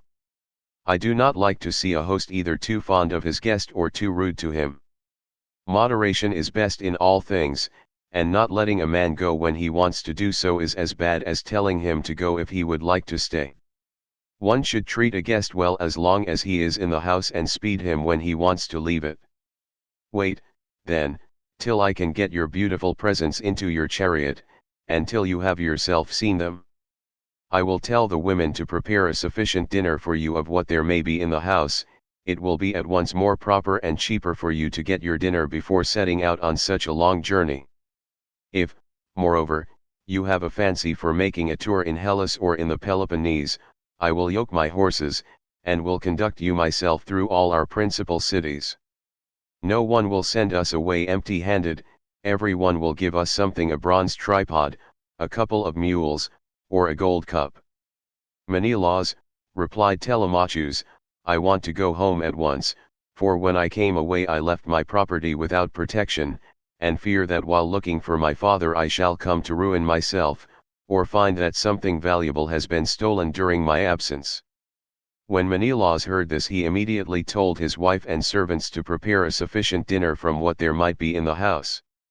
At this moment Eteoneus joined him, for he lived close by and had just got up, so Menelaus told him to light the fire and cook some meat, which he at once did. Then Menelaus went down into his fragrant storeroom 130, not alone, but Helen went too, with Megapenthes. When he reached the place where the treasures of his house were kept, he selected a double cup, and told his son Megapenthes to bring also a silver mixing bowl. Meanwhile Helen went to the chest where she kept the lovely dresses which she had made with her own hands, and took out one that was largest and most beautifully enriched with embroidery. It glittered like a star, and lay at the very bottom of the chest. 131 Then they all came back through the house again till they got to Telemachus, and Menelaus said, "Telemachus, may Jove, the mighty husband of Juno, bring you safely home according to your desire. I will now present you with the finest and most precious piece of plate in all my house. It is a mixing bowl of pure silver, except the rim, which is inlaid with gold, and it is the work of Vulcan. Photimus, king of the Sidonians, made me a present of it in the course of a visit that I paid him while I was on my return home. I should like to give it to you." With these words he placed the double cup in the hands of Telemachus, while Megapenthes brought the beautiful mixing bowl and set it before him. Hard by stood lovely Helen with the robe ready in her hand.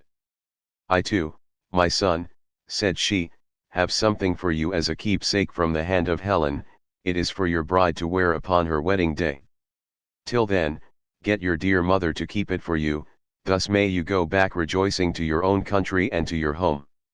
So saying, she gave the robe over to him, and he received it gladly. Then Pisistratus put the presents into the chariot, and admired them all as he did so. Presently Menelaus took Telemachus and Pisistratus into the house, and they both of them sat down to table. A maidservant brought them water in a beautiful golden ewer, and poured it into a silver basin for them to wash their hands, and she drew a clean table beside them. An upper servant brought them bread and offered them many good things of what there was in the house. Eteoneus carved the meat and gave them each their portions, while Megapenthes poured out the wine.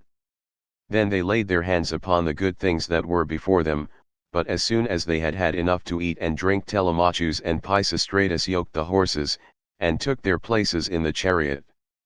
They drove out through the inner gateway and under the echoing gatehouse of the outer court, and Menelaus came after them with a golden goblet of wine in his right hand, that they might make a drink offering before they set out. He stood in front of the horses and pledged them, saying, Farewell to both of you, see that you tell Nestor how I have treated you, for he was as kind to me as any father could be while we Achaeans were fighting before Troy. We will be sure, sir, answered Telemachus, to tell him everything as soon as we see him. I wish I were as certain of finding Ulysses returned when I get back to Ithaca, that I might tell him of the very great kindness you have shown me and of the many beautiful presents I am taking with me. As he was thus speaking, a bird flew on his right hand, an eagle with a great white goose in its talons which it had carried off from the farmyard, and all the men and women were running after it and shouting. It came quite close up to them and flew away on their right hands in front of the horses. When they saw it they were glad, and their hearts took comfort within them, whereon Pisistratus said, Tell me, Menelaus, has heaven sent this omen for us or for you? Menelaus was thinking what would be the most proper answer for him to make, but Helen was too quick for him and said, I will read this matter as heaven has put it in my heart, and as I doubt not that it will come to pass.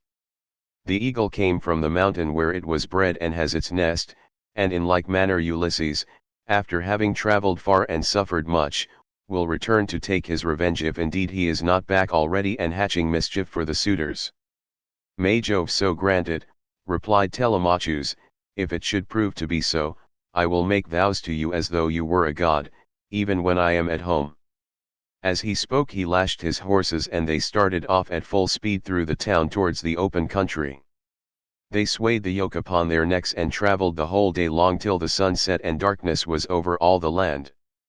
Then they reached Pherae, where Diocles lived, who was son of Ordilochus, the son of Alpheus. There they passed the night and were treated hospitably. When the child of morning, rosy-fingered dawn, appeared, they again yoked their horses and their places in the chariot. They drove out through the inner gateway and under the echoing gatehouse of the outer court. Then Pisistratus lashed his horses on and they flew forward nothing loath.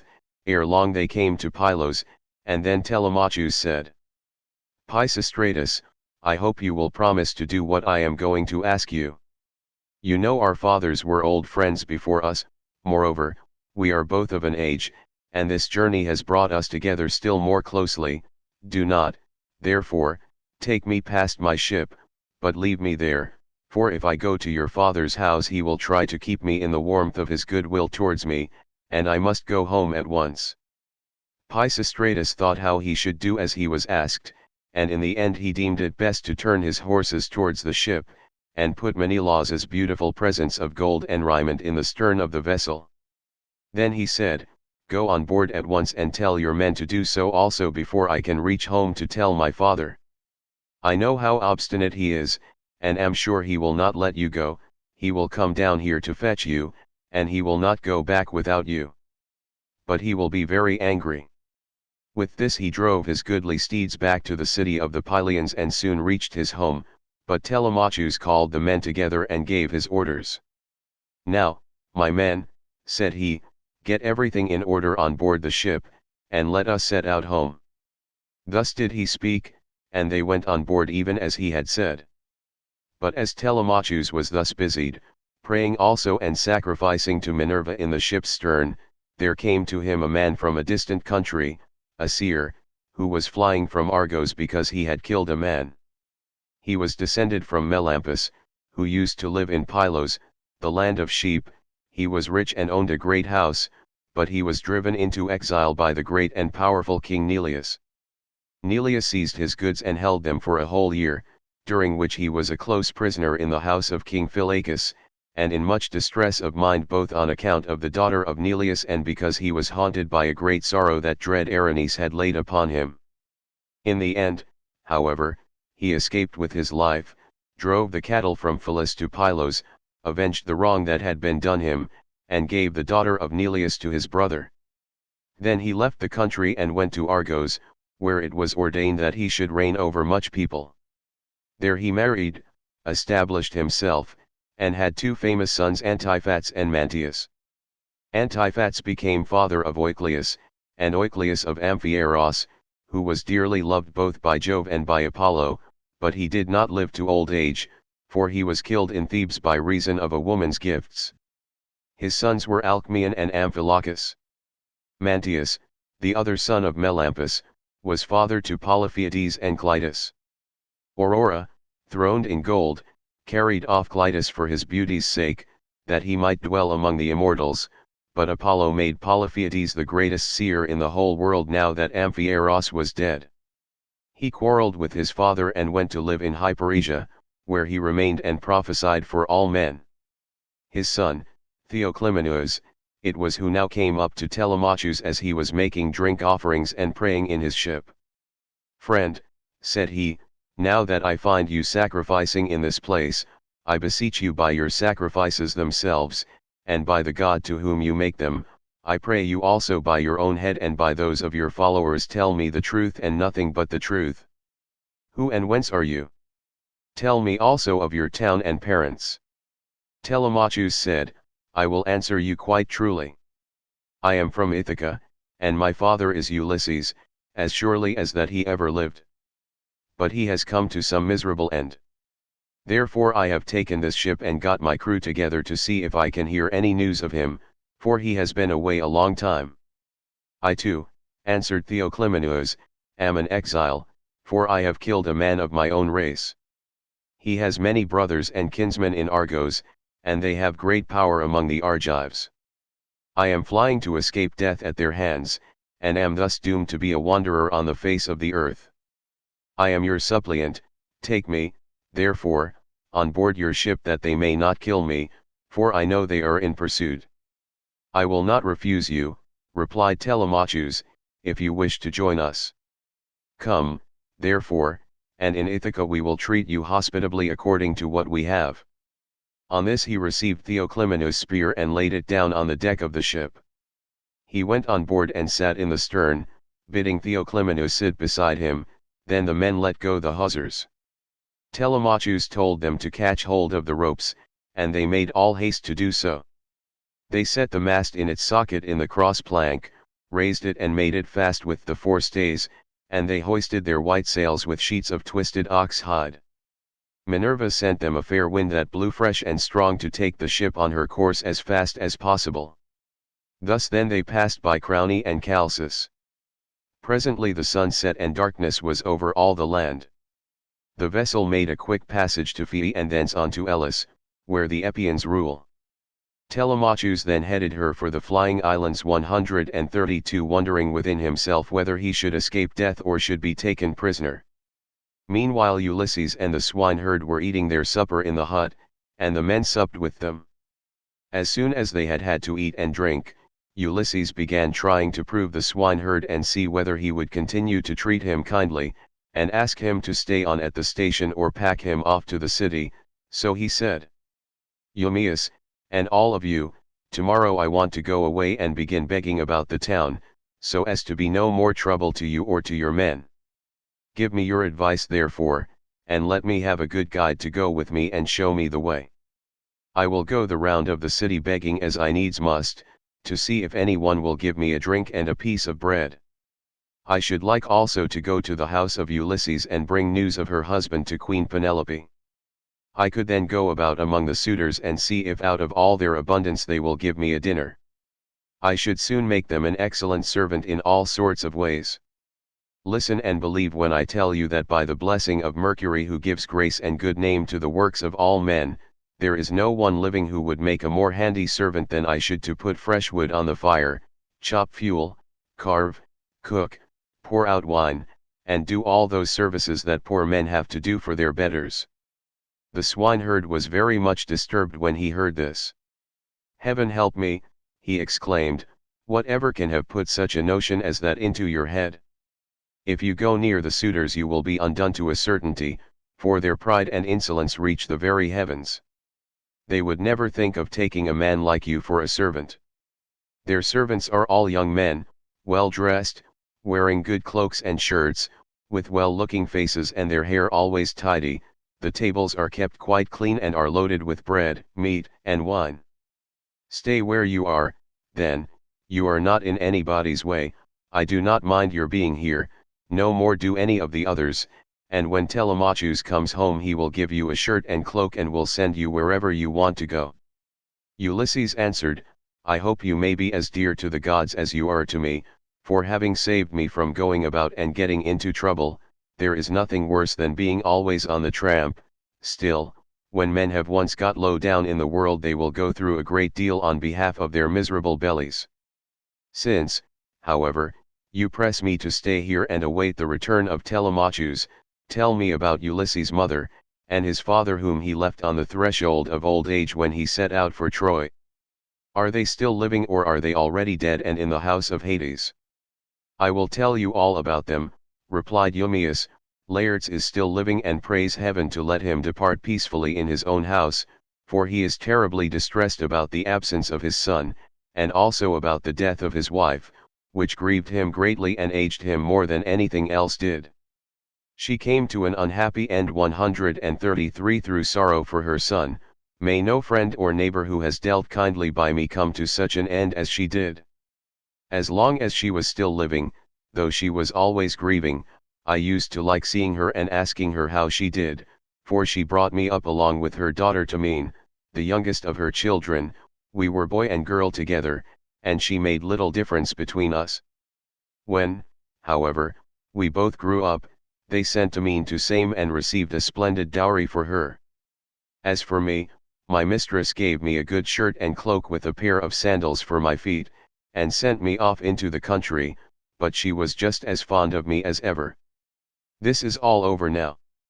Still, it has pleased heaven to prosper my work in the situation which I now hold. I have enough to eat and drink, and can find something for any respectable stranger who comes here, but there is no getting a kind word or deed out of my mistress, for the house has fallen into the hands of wicked people. Servants want sometimes to see their mistress and have a talk with her. They like to have something to eat and drink at the house, and something too to take back with them into the country. This is what will keep servants in a good humor. Ulysses answered, Then you must have been a very little fellow, Eumaeus, when you were taken so far away from your home and parents. Tell me, and tell me true, was the city in which your father and mother lived sacked and pillaged, or did some enemies carry you off when you were alone tending sheep or cattle, ship you off here, and sell you for whatever your master gave them? Stranger, replied Eumaeus, as regards your question, sit still, make yourself comfortable, drink your wine, and listen to me. The nights are now at their longest, there is plenty of time both for sleeping and sitting up talking together. You ought not to go to bed till bedtime. Too much sleep is as bad as too little. If any one of the others wishes to go to bed, let him leave us and do so. He can then take my master's pigs out when he has done breakfast in the morning. We two will sit here eating and drinking in the hut, and telling one another stories about our misfortunes, for when a man has suffered much, and been buffeted about in the world, he takes pleasure in recalling the memory of sorrows that have long gone by. As regards your question, then, my tale is as follows. You may have heard of an island called Syra that lies over above Odyssey 134, where the land begins to turn round and look in another direction.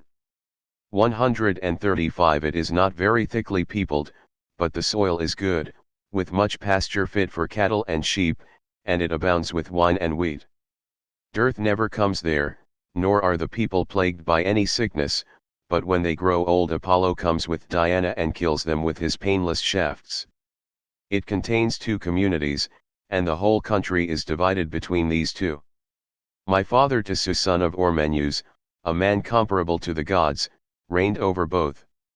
Now to this place there came some cunning traders from Phoenicia, for the Phoenicians are great mariners, in a ship which they had freighted with gewgaws of all kinds. There happened to be a Phoenician woman in my father's house, very tall and comely, and an excellent servant. These scoundrels got hold of her one day when she was washing near their ship, seduced her, and cajoled her in ways that no woman can resist, no matter how good she may be by nature. The man who had seduced her asked her who she was and where she came from, and on this she told him her father's name. I come from Sidon, said she, and am daughter to Erebus, a man rolling in wealth.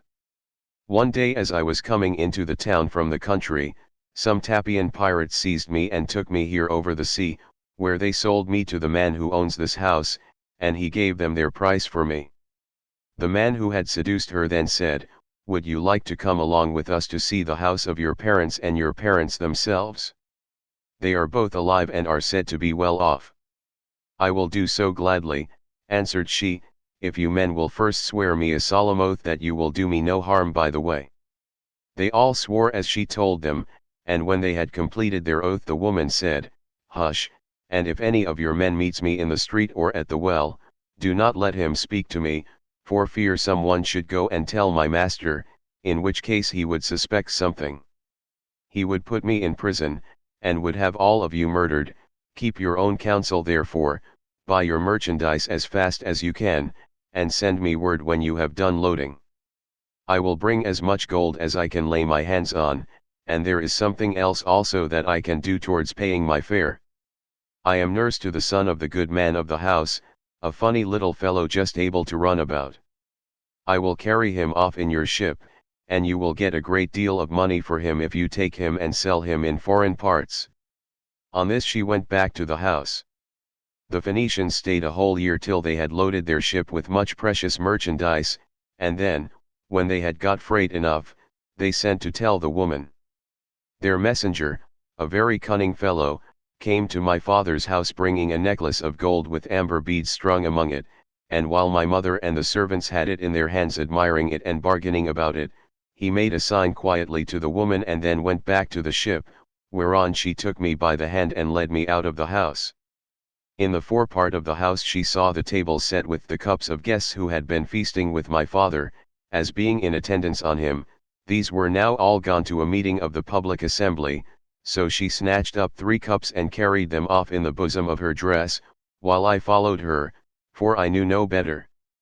The sun was now set, and darkness was over all the land, so we hurried on as fast as we could till we reached the harbor, where the Phoenician ship was lying. When they had got on board they sailed their ways over the sea, taking us with them, and Jove sent then a fair wind. 6 days did we sail both night and day, but on the 7th day Diana struck the woman and she fell heavily down into the ship's hold as though she were a seagull alighting on the water, so they threw her overboard to the seals and fishes, and I was left all sorrowful and alone. Presently the winds and waves took the ship to Ithaca, where Laertes gave sundry of his chattels for me, and thus it was that ever I came to set eyes upon this country. Ulysses answered, Eumaeus, I have heard the story of your misfortunes with the most lively interest and pity, but Jove has given you good as well as evil, for in spite of everything you have a good master, who sees that you always have enough to eat and drink, and you lead a good life, whereas I am still going about begging my way from city to city. Thus did they converse, and they had only a very little time left for sleep, for it was soon daybreak. In the meantime Telemachus and his crew were nearing land, so they loosed the sails, took down the mast, and rowed the ship into the harbor. 136 They cast out their mooring stones and made fast the hawsers. They then got out upon the sea shore, mixed their wine, and got dinner ready. As soon as they had had enough to eat and drink Telemachus said, Take the ship on to the town, but leave me here, for I want to look after the herdsmen on one of my farms. In the evening, when I have seen all I want, I will come down to the city, and tomorrow morning in return for your trouble I will give you all a good dinner with meat and wine. 137. Then Theoclymenus said, And what, my dear young friend, is to become of me? To whose house, among all your chief men, am I to repair? Or shall I go straight to your own house and to your mother? At any other time, replied Telemachus, I should have bidden you go to my own house, for you would find no want of hospitality. At the present moment, however, you would not be comfortable there, for I shall be away, and my mother will not see you. She does not often show herself even to the suitors, but sits at her loom weaving in an upper chamber, out of their way. But I can tell you a man whose house you can go to, I mean Eurymachus the son of Polybus, who is held in the highest estimation by every one in Ithaca. He is much the best man and the most persistent wooer, of all those who are paying court to my mother and trying to take Ulysses' place. Jove, however, in heaven alone knows whether or no they will come to a bad end before the marriage takes place. As he was speaking a bird flew by upon his right hand, a hawk, Apollo's messenger. It held a dove in its talons, and the feathers, as it tore them off 138 fell to the ground midway between Telemachus and the ship. On this Theoclymenus called him apart and caught him by the hand. Telemachus, said he, that bird did not fly on your right hand without having been sent there by some god. As soon as I saw it I knew it was an omen.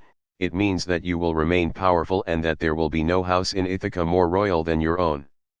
I wish it may prove so, answered Telemachus. If it does, I will show you so much goodwill and give you so many presents that all who meet you will congratulate you. Then he said to his friend Piraeus, Piraeus, son of Clytius, you have throughout shown yourself the most willing to serve me of all those who have accompanied me to Pylos. I wish you would take this stranger to your own house and entertain him hospitably till I can come for him.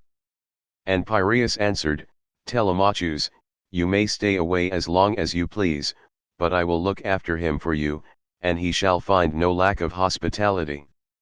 As he spoke he went on board, and bade the others do so also and loose the hawsers, so they took their places in the ship.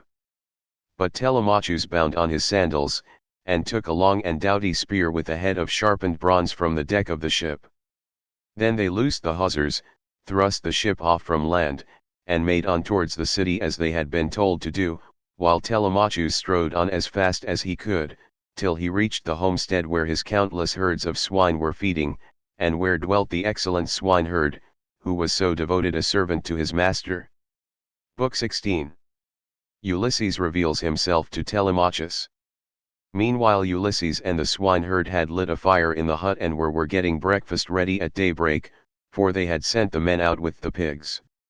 When Telemachus came up, the dogs did not bark but fawned upon him, so Ulysses, hearing the sound of feet and noticing that the dogs did not bark, said to Eumaeus, Eumaeus, I hear footsteps, I suppose one of your men or some one of your acquaintance is coming here, for the dogs are fawning upon him and not barking.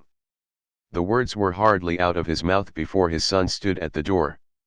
Eumaeus sprang to his feet, and the bowls in which he was mixing wine fell from his hands, as he made towards his master. He kissed his head and both his beautiful eyes, and wept for joy. A father could not be more delighted at the return of an only son, the child of his old age, after 10 years' absence in a foreign country and after having gone through much hardship. He embraced him, kissed him all over as though he had come back from the dead, and spoke fondly to him saying, So you are come, Telemachus, light of my eyes that you are. When I heard you had gone to Pylos I made sure I was never going to see you any more. Come in, my dear child, and sit down, that I may have a good look at you now you are home again. It is not very often you come into the country to see us herdsmen, you stick pretty close to the town generally. I suppose you think it better to keep an eye on what the suitors are doing. So be it, old friend, answered Telemachus, but I am come now because I want to see you, and to learn whether my mother is still at her old home or whether someone else has married her, so that the bed of Ulysses is without bedding and covered with cobwebs. She is still at the house, replied Eumaeus, grieving and breaking her heart, and doing nothing but weep, both night and day continually. As he spoke he took Telemachus' spear, whereon he crossed the stone threshold and came inside. Ulysses rose from his seat to give him place as he entered, but Telemachus checked him.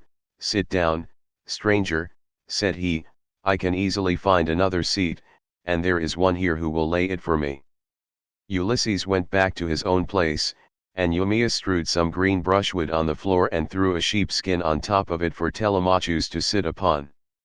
Then the swineherd brought them platters of cold meat, the remains from what they had eaten the day before, and he filled the bread baskets with bread as fast as he could.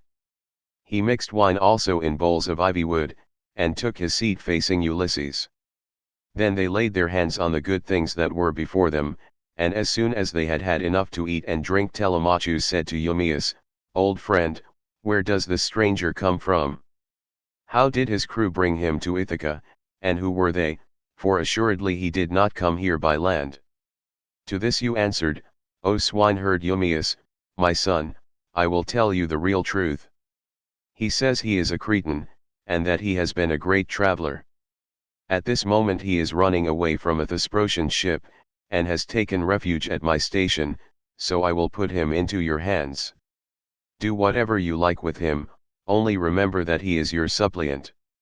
"I am very much distressed," said Telemachus, "by what you have just told me. How can I take this stranger into my house? I am as yet young, and am not strong enough to hold my own if any man attacks me. My mother cannot make up her mind whether to stay where she is and look after the house out of respect for public opinion and the memory of her husband, or whether the time is now come for her to take the best man of those who are wooing her, and the one who will make her the most advantageous offer. Still, as the stranger has come to your station, I will find him a cloak and shirt of good wear, with a sword and sandals, and will send him wherever he wants to go. Or if you like, you can keep him here at the station, and I will send him clothes and food that he may be no burden on you and on your men, but I will not have him go near the suitors, for they are very insolent, and are sure to ill-treat him in a way that would greatly grieve me. No matter how valiant a man may be, he can do nothing against numbers, for they will be too strong for him." Then Ulysses said, "Sir, it is right that I should say something myself. I am much shocked about what you have said about the insolent way in which the suitors are behaving in despite of such a man as you are. Tell me, do you submit to such treatment tamely, or has some god set your people against you? May you not complain of your brothers, for it is to these that a man may look for support, however great his quarrel may be? I wish I were as young as you are, and in my present mind, if I were son to Ulysses, or, indeed, Ulysses himself, I would rather some one came and cut my head off, but I would go to the house and be the bane of every one of these men. 139 If they were too many for me, I being single-handed, I would rather die fighting in my own house than see such disgraceful sights day after day, strangers grossly maltreated, and men dragging the women servants about the house in an unseemly way, wine drawn recklessly, and bread wasted all to no purpose for an end that shall never be accomplished." And Telemachus answered, "I will tell you truly everything.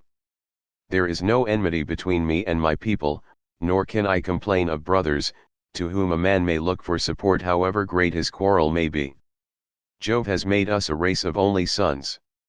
Laertes was the only son of Arcesius, and Ulysses only son of Laertes.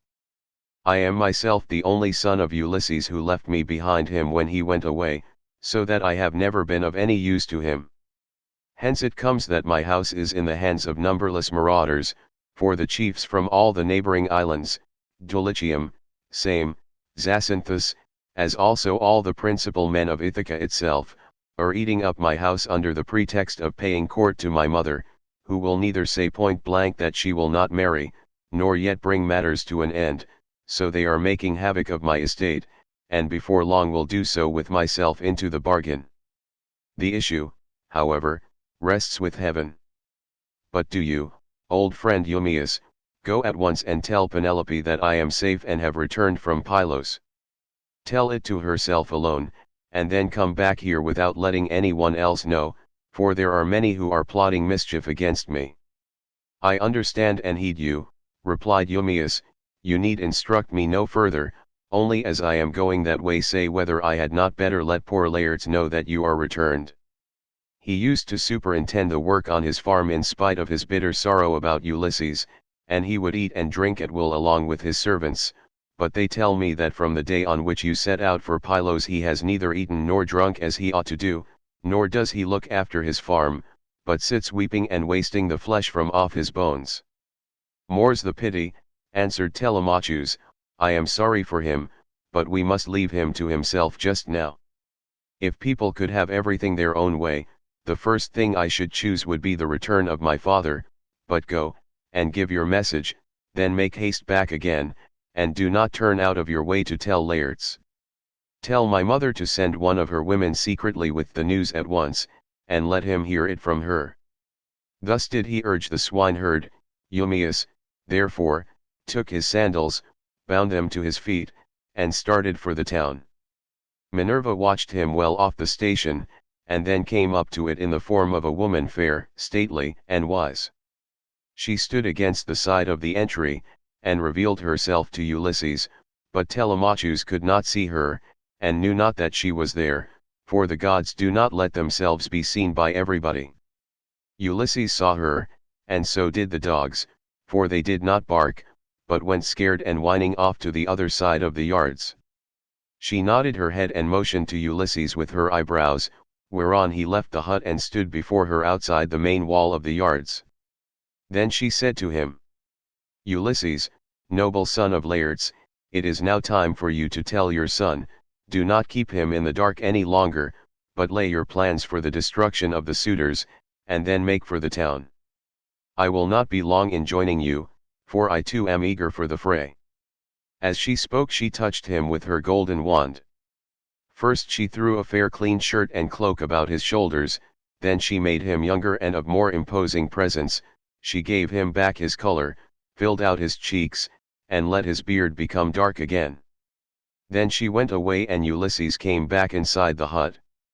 His son was astounded when he saw him, and turned his eyes away for fear he might be looking upon a god.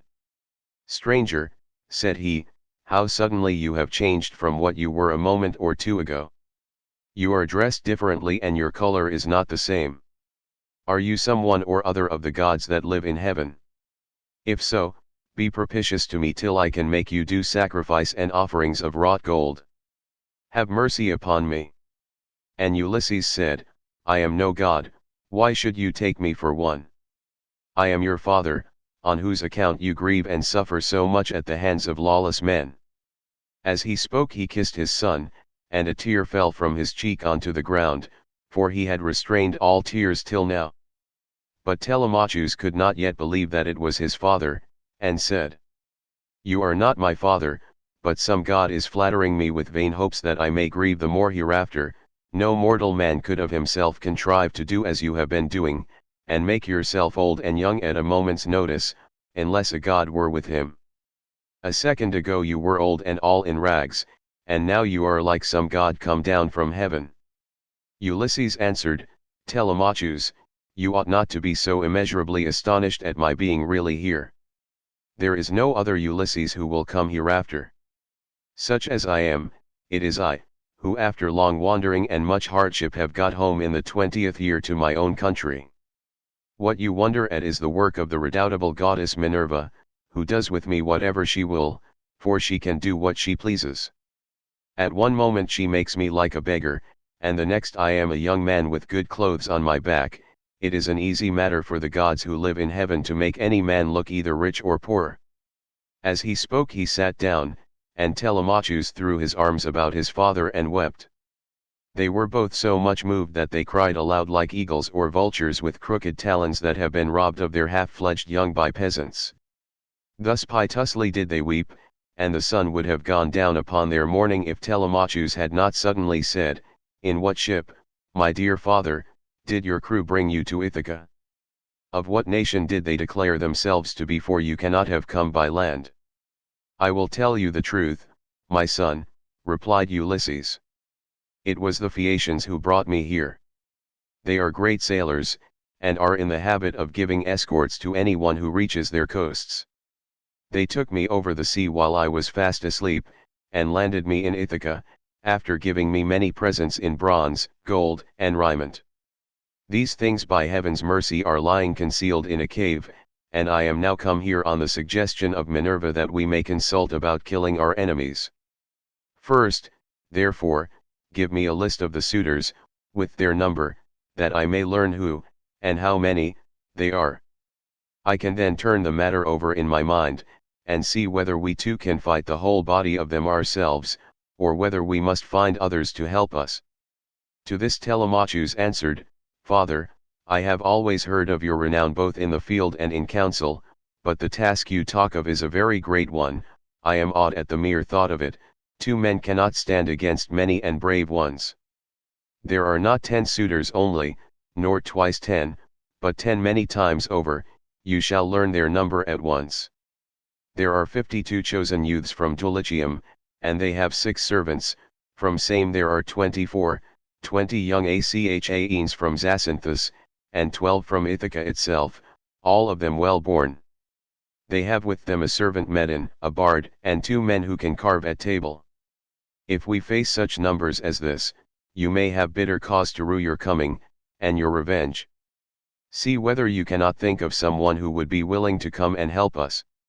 "Listen to me," replied Ulysses, "and think whether Minerva and her father Jove may seem sufficient, or whether I am to try and find someone else as well." "Those whom you have named," answered Telemachus, "are a couple of good allies, for though they dwell high up among the clouds they have power over both gods and men." "These 2, continued Ulysses, "will not keep long out of the fray, when the suitors and we join fight in my house. Now, therefore, return home early tomorrow morning, and go about among the suitors as before. Later on the swineherd will bring me to the city disguised as a miserable old beggar. If you see them ill-treating me, steel your heart against my sufferings, even though they drag me feet foremost out of the house, or throw things at me. Look on and do nothing beyond gently trying to make them behave more reasonably, but they will not listen to you, for the day of their reckoning is at hand. Furthermore I say, and lay my saying to your heart, when Minerva shall put it in my mind, I will nod my head to you, and on seeing me do this you must collect all the armor that is in the house and hide it in the strong storeroom. Make some excuse when the suitors ask you why you are removing it, say that you have taken it to be out of the way of the smoke, inasmuch as it is no longer what it was when Ulysses went away, but has become soiled and begrimed with soot. Add to this more particularly that you are afraid Jove may set them on to quarrel over their wine, and that they may do each other some harm which may disgrace both banquet and wooing, for the sight of arms sometimes tempts people to use them.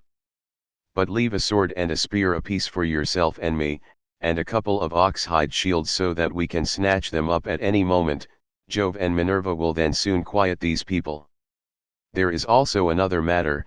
If you are indeed my son and my blood runs in your veins, let no one know that Ulysses is within the house, neither Laertes, nor yet the swineherd, nor any of the servants, nor even Penelope herself. Let you and me exploit the women alone, and let us also make trial of some other of the men servants, to see who is on our side and whose hand is against us." "Father," replied Telemachus, "you will come to know me by and by, and when you do you will find that I can keep your counsel. I do not think, however, the plan you propose will turn out well for either of us. Think it over. It will take us a long time to go the round of the farms and exploit the men, and all the time the suitors will be wasting your estate with impunity and without compunction. Prove the women by all means, to see who are disloyal and who guiltless, but I am not in favor of going round and trying the men. We can attend to that later on, if you really have some sign from Jove that he will support you." Thus did they converse, and meanwhile the ship which had brought Telemachus and his crew from Pylos had reached the town of Ithaca. When they had come inside the harbor they drew the ship onto the land, their servants came and took their armor from them, and they left all the presents at the house of Clytius. Then they sent a servant to tell Penelope that Telemachus had gone into the country, but had sent the ship to the town to prevent her from being alarmed and made unhappy. This servant and Eumaeus happened to meet when they were both on the same errand of going to tell Penelope. When they reached the house, the servant stood up and said to the queen in the presence of the waiting women, "Your son, madam, is now returned from Pylos." But Eumaeus went close up to Penelope, and said privately all that her son had bidden him tell her. When he had given his message he left the house with its outbuildings and went back to his pigs again. The suitors were surprised and angry at what had happened, so they went outside the great wall that ran round the outer court, and held a council near the main entrance. Eurymachus, son of Polybus, was the first to speak. "My friends," said he, "this voyage of Telemachus's is a very serious matter. We had made sure that it would come to nothing. Now, however, let us draw a ship into the water, and get a crew together to send after the others and tell them to come back as fast as they can." He had hardly done speaking when Amphinomus turned in his place and saw the ship inside the harbor, with the crew lowering her sails, and putting by their oars, so he laughed, and said to the others, "We need not send them any message, for they are here. Some god must have told them, or else they saw the ship go by, and could not overtake her. On this they rose and went to the waterside. The crew then drew the ship on shore, their servants took their armor from them, and they went up in a body to the place of assembly, but they would not let any one old or young sit along with them, and Antinous, son of Eupides, spoke first.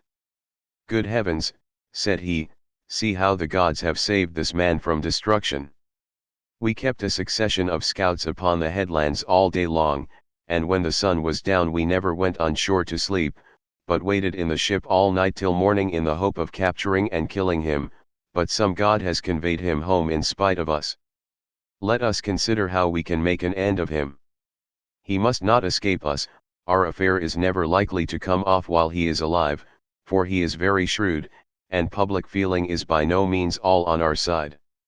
We must make haste before he can call the Achaeans in assembly, he will lose no time in doing so, for he will be furious with us, and will tell all the world how we plotted to kill him, but failed to take him.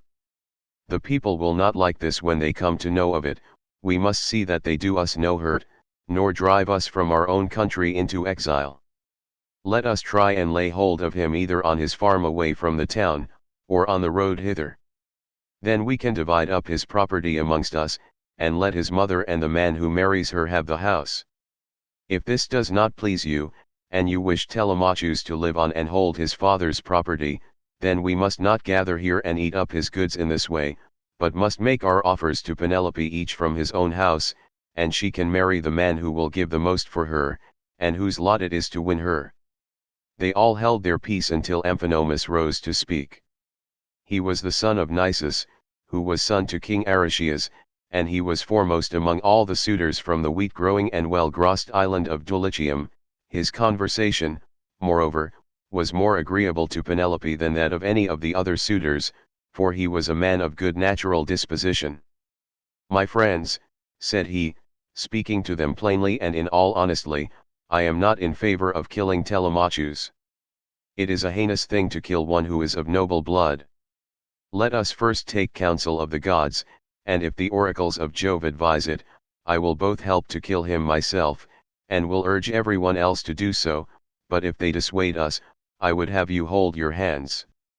Thus did he speak, and his words pleased them well, so they rose forthwith and went to the house of Ulysses, where they took their accustomed seats.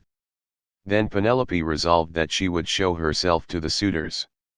She knew of the plot against Telemachus, for the servant Medon had overheard their counsels and had told her. She went down therefore to the court attended by her maidens, and when she reached the suitors she stood by one of the bearing posts supporting the roof of the cloister holding a veil before her face, and rebuked Antinous saying, "Antinous, insolent and wicked schemer, they say you are the best speaker and counselor of any man your own age in Ithaca, but you are nothing of the kind. Madman, why should you try to compass the death of Telemachus, and take no heed of suppliants, whose witness is Jove himself? It is not right for you to plot thus against one another. Do you not remember how your father fled to this house in fear of the people, who were enraged against him for having gone with some Taphian pirates and plundered the Thesprotians who were at peace with us? They wanted to tear him in pieces and eat up everything he had, but Ulysses stayed their hands although they were infuriated, and now you devour his property without paying for it, and break my heart by wooing his wife and trying to kill his son. Leave off doing so, and stop the others also." To this Eurymachus son of Polybus answered, "Take heart, Queen Penelope daughter of Icarius, and do not trouble yourself about these matters. The man is not yet born, nor never will be, who shall lay hands upon your son Telemachus, while I yet live to look upon the face of the earth.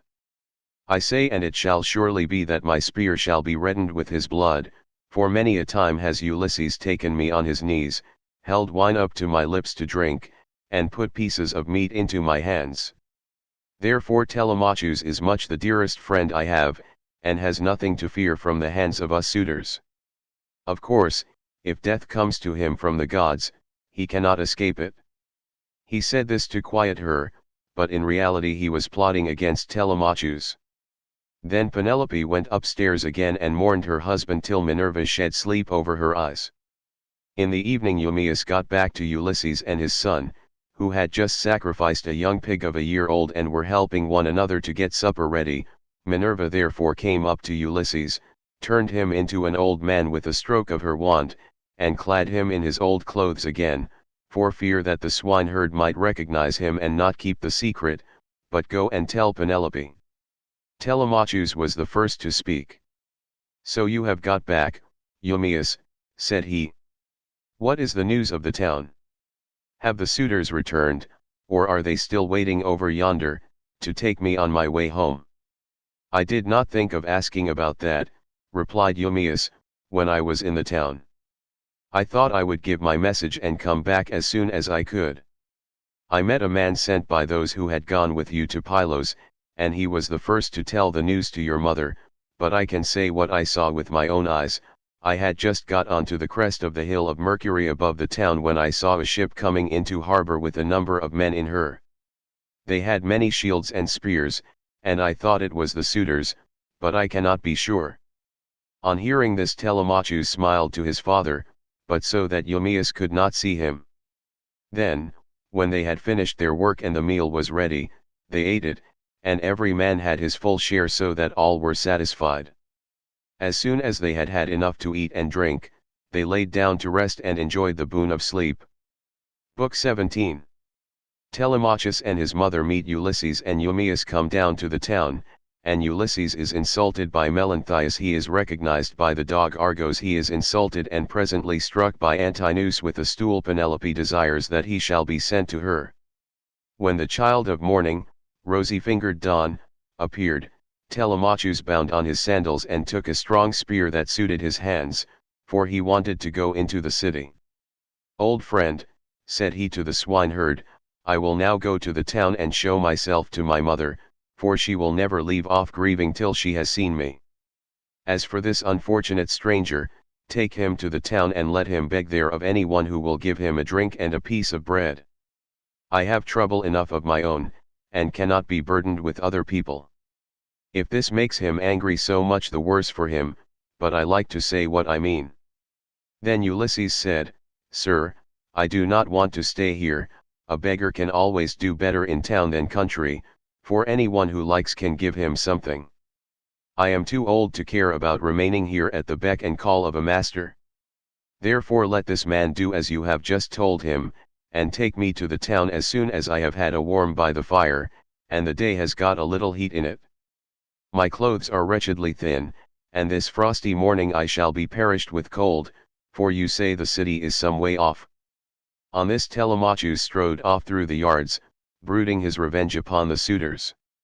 When he reached home he stood his spear against a bearing post of the cloister, crossed the stone floor of the cloister itself, and went inside.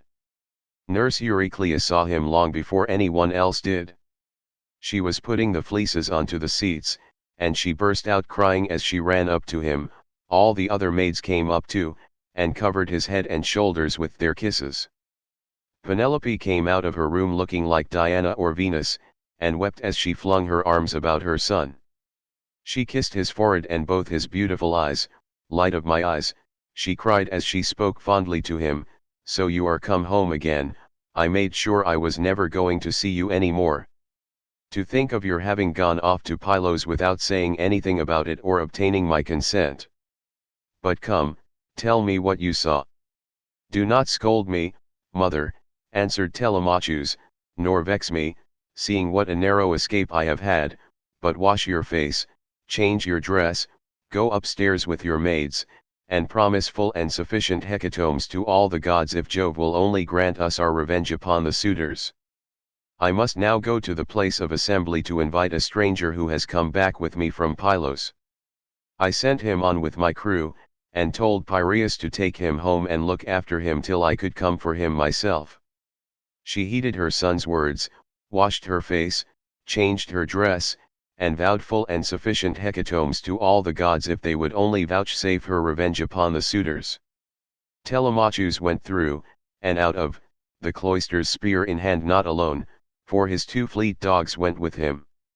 Minerva endowed him with a presence of such divine comeliness that all marvelled at him as he went by, and the suitors gathered round him with fair words in their mouths and malice in their hearts, but he avoided them, and went to sit with Mentor, Antiphus, and Halitherses, old friends of his father's house, and they made him tell them all that had happened to him.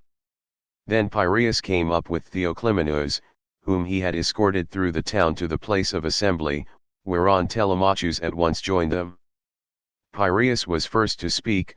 Telemachus, said he, I wish you would send some of your women to my house to take away the presents Menelaus gave you. We do not know, Piraeus, answered Telemachus, what may happen. If the suitors kill me in my own house and divide my property among them, I would rather you had the presents than that any of those people should get hold of them. If on the other hand I manage to kill them, I shall be much obliged if you will kindly bring me my presents. With these words he took Theoclymenus to his own house. When they got there they laid their cloaks on the benches and seats, went into the baths, and washed themselves. When the maids had washed and anointed them, and had given them cloaks and shirts, they took their seats at table. A maidservant then brought them water in a beautiful golden ewer, and poured it into a silver basin for them to wash their hands, and she drew a clean table beside them. An upper servant brought them bread and offered them many good things of what there was in the house. Opposite them sat Penelope, reclining on a couch by one of the bearing posts of the cloister, and spinning. Then they laid their hands on the good things that were before them, and as soon as they had had enough to eat and drink Penelope said, Telemachus, I shall go upstairs and lie down on that sad couch, which I have not ceased to water with my tears, from the day Ulysses set out for Troy with the sons of Atreus. You failed, however, to make it clear to me before the suitors came back to the house, whether or no you had been able to hear anything about the return of your father. I will tell you then truth, replied her son. We went to Pylos and saw Nestor, who took me to his house and treated me as hospitably as though I were a son of his own who had just returned after a long absence, so also did his sons, but he said he had not heard a word from any human being about Ulysses, whether he was alive or dead. He sent me, therefore, with a chariot and horses to Menelaus.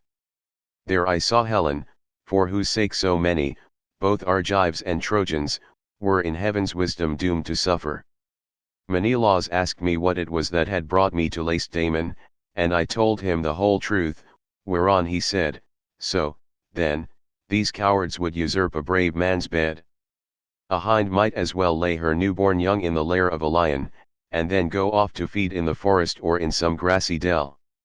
The lion, when he comes back to his lair, will make short work with the pair of them, and so will Ulysses with these suitors. By Father Jove, Minerva, and Apollo, if Ulysses is still the man that he was when he wrestled with Philomelides in Lesbos, and threw him so heavily that all the Greeks cheered him, if he is still such, and were to come near these suitors, they would have a short shrift and a sorry wedding. As regards your question, however, I will not prevaricate nor deceive you, but what the old man of the sea told me, so much will I tell you in full. He said he could see Ulysses on an island sorrowing bitterly in the house of the nymph Calypso, who was keeping him prisoner, and he could not reach his home, for he had no ships nor sailors to take him over the sea. This was what Menelaus told me, and when I had heard his story I came away. The gods then gave me a fair wind and soon brought me safe home again. With these words he moved the heart of Penelope. Then Theoclymenus said to her, Madam, wife of Ulysses, Telemachus does not understand these things, listen therefore to me, for I can divine them surely, and will hide nothing from you.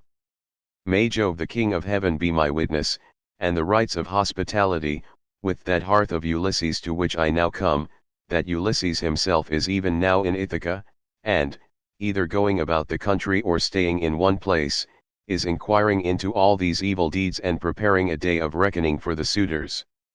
I saw an omen when I was on the ship which meant this, and I told Telemachus about it. May it be even so, answered Penelope, if your words come true, you shall have such gifts and such goodwill from me that all who see you shall congratulate you. Thus did they converse. Meanwhile the suitors were throwing discs, or aiming with spears at a mark on the levelled ground in front of the house, and behaving with all their old insolence. But when it was now time for dinner, and the flock of sheep and goats had come into the town from all the country round, 140 with their shepherds as usual, then Medon, who was their favourite servant, and who waited upon them at table, said, Now then, my young masters, you have had enough sport, so come inside that we may get dinner ready. Dinner is not a bad thing, at dinner time.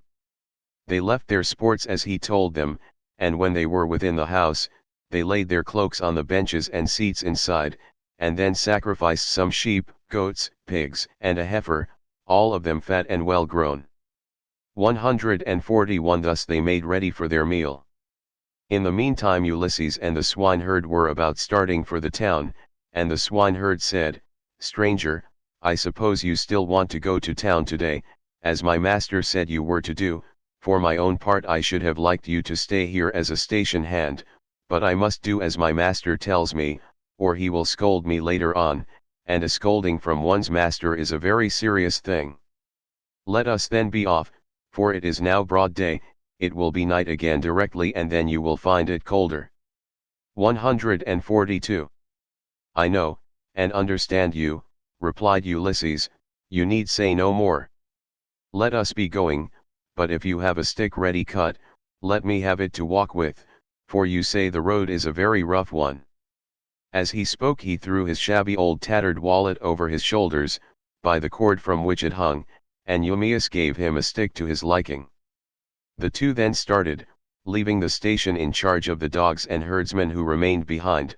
The swineherd led the way and his master followed after, looking like some broken down old tramp as he leaned upon his staff, and his clothes were all in rags. When they had got over the rough steep ground and were nearing the city, they reached the fountain from which the citizens drew their water. This had been made by Ithacus, Neritus, and Polyctor. There was a grove of water-loving poplars planted in a circle all round it, and the clear cold water came down to it from a rock high up 143 while above the fountain there was an altar to the nymphs, at which all wayfarers used to sacrifice. Here Melanthius son of Dolius overtook them as he was driving down some goats, the best in his flock, for the suitors' dinner, and there were 2 shepherds with him. When he saw Eumaeus and Ulysses he reviled them with outrageous and unseemly language, which made Ulysses very angry. There you go, cried he, and a precious pair you are. See how heaven brings birds of the same feather to one another. Where, pray, master swineherd, are you taking this poor miserable object? It would make anyone sick to see such a creature at table. A fellow like this never won a prize for anything in his life, but will go about rubbing his shoulders against every man's doorpost, and begging, not for swords and cauldrons 144 like a man, but only for a few scraps not worth begging for. If you would give him to me for a hand on my station, he might do to clean out the folds, or bring a bit of sweet feed to the kids, and he could fatten his thighs as much as he pleased on way, but he has taken to bad ways and will not go about any kind of work. He will do nothing but beg victuals all the town over, to feed his insatiable belly. I say, therefore, and it shall surely be if he goes near Ulysses' house he will get his head broken by the stools they will fling at him, till they turn him out. On this, as he passed, he gave Ulysses a kick on the hip out of pure wantonness, but Ulysses stood firm, and did not budge from the path. For a moment he doubted whether or no to fly at Melanthius and kill him with his staff, or fling him to the ground and beat his brains out. He resolved, however, to endure it and keep himself in check, but the swineherd looked straight at Melanthius and rebuked him, lifting up his hands and praying to heaven as he did so.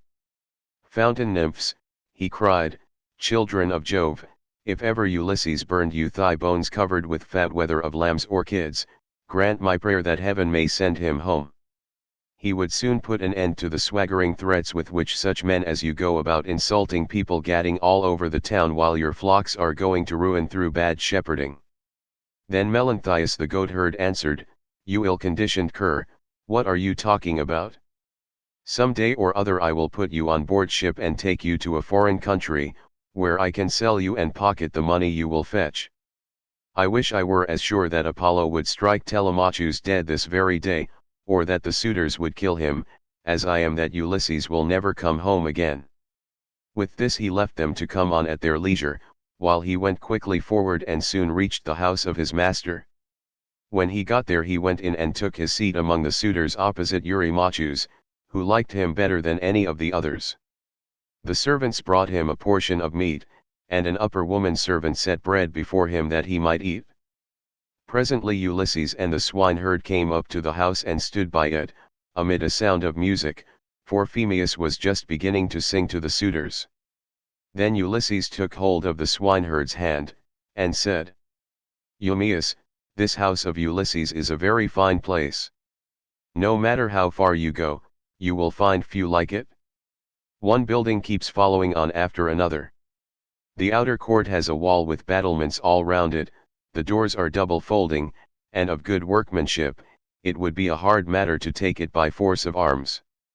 I perceive, too, that there are many people banqueting within it, for there is a smell of roast meat, and I hear a sound of music, which the gods have made to go along with feasting."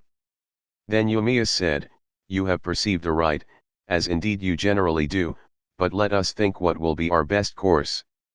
Will you go inside first and join the suitors, leaving me here behind you, or will you wait here and let me go in first?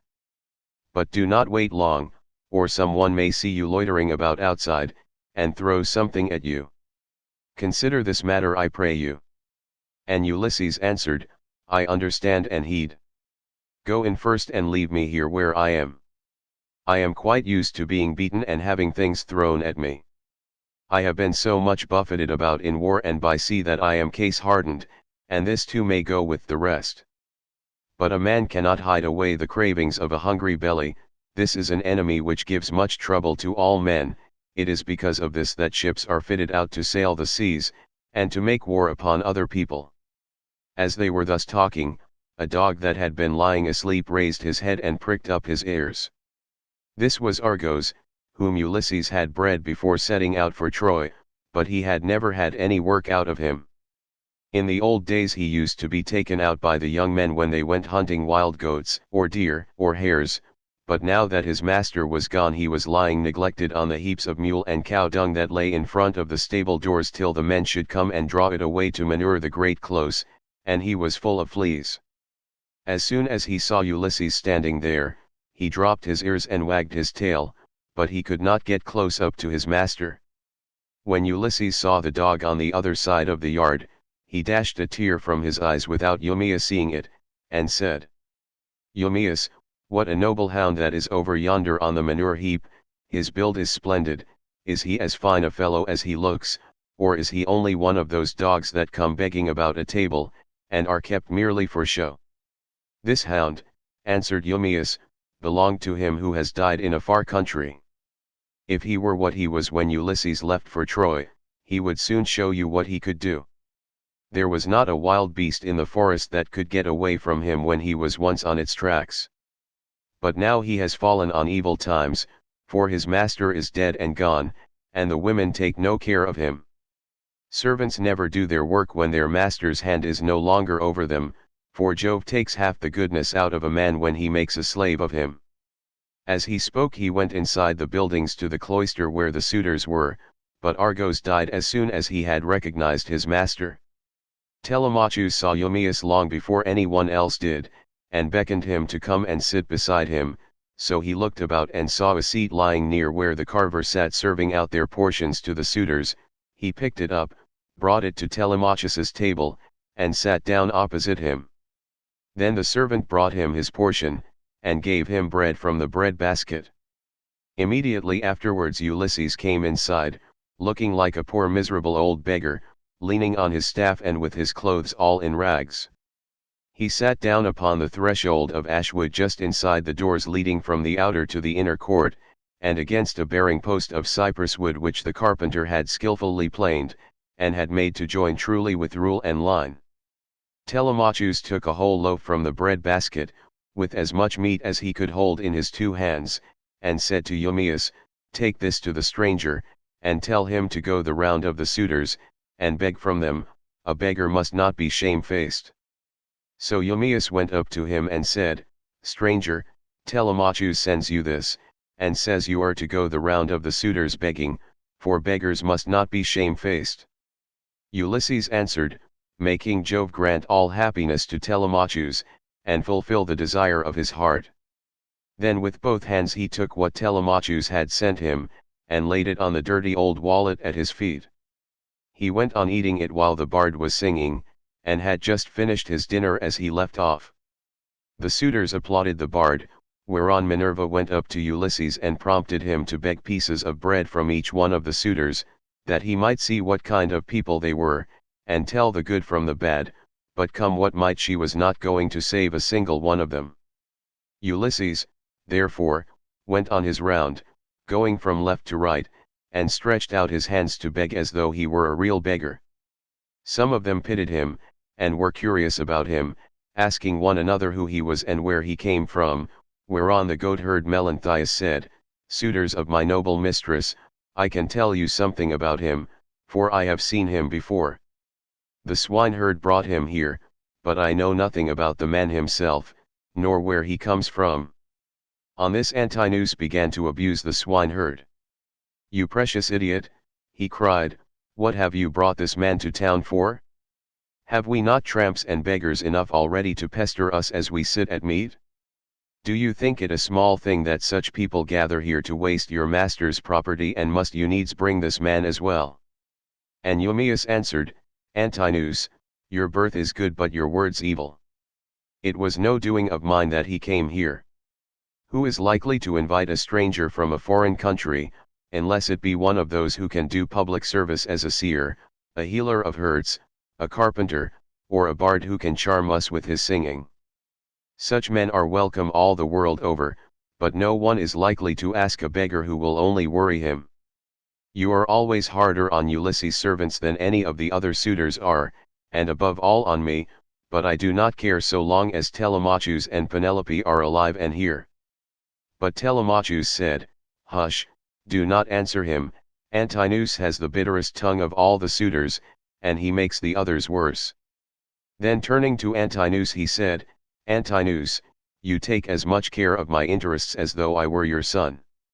Why should you want to see the stranger turned out of the house? Heaven forbid, take something and give it him yourself, I do not grudge it, I bid you take it. Never mind my mother, nor any of the other servants in the house, but I know you will not do what I say, for you are more fond of eating things yourself than of giving them to other people. What do you mean, Telemachus, replied Antinous, by this swaggering talk? If all the suitors were to give him as much as I will, he would not come here again for another 3 months. As he spoke he drew the stool on which he rested his dainty feet from under the table, and made as though he would throw it at Ulysses, but the other suitors all gave him something, and filled his wallet with bread and meat. He was about, therefore, to go back to the threshold and eat what the suitors had given him, but he first went up to Antinous and said, Sir, give me something, you are not, surely, the poorest man here, you seem to be a chief, foremost among them all, therefore you should be the better giver, and I will tell far and wide of your bounty. I too was a rich man once, and had a fine house of my own. In those days I gave to many a tramp such as I now am, no matter who he might be nor what he wanted.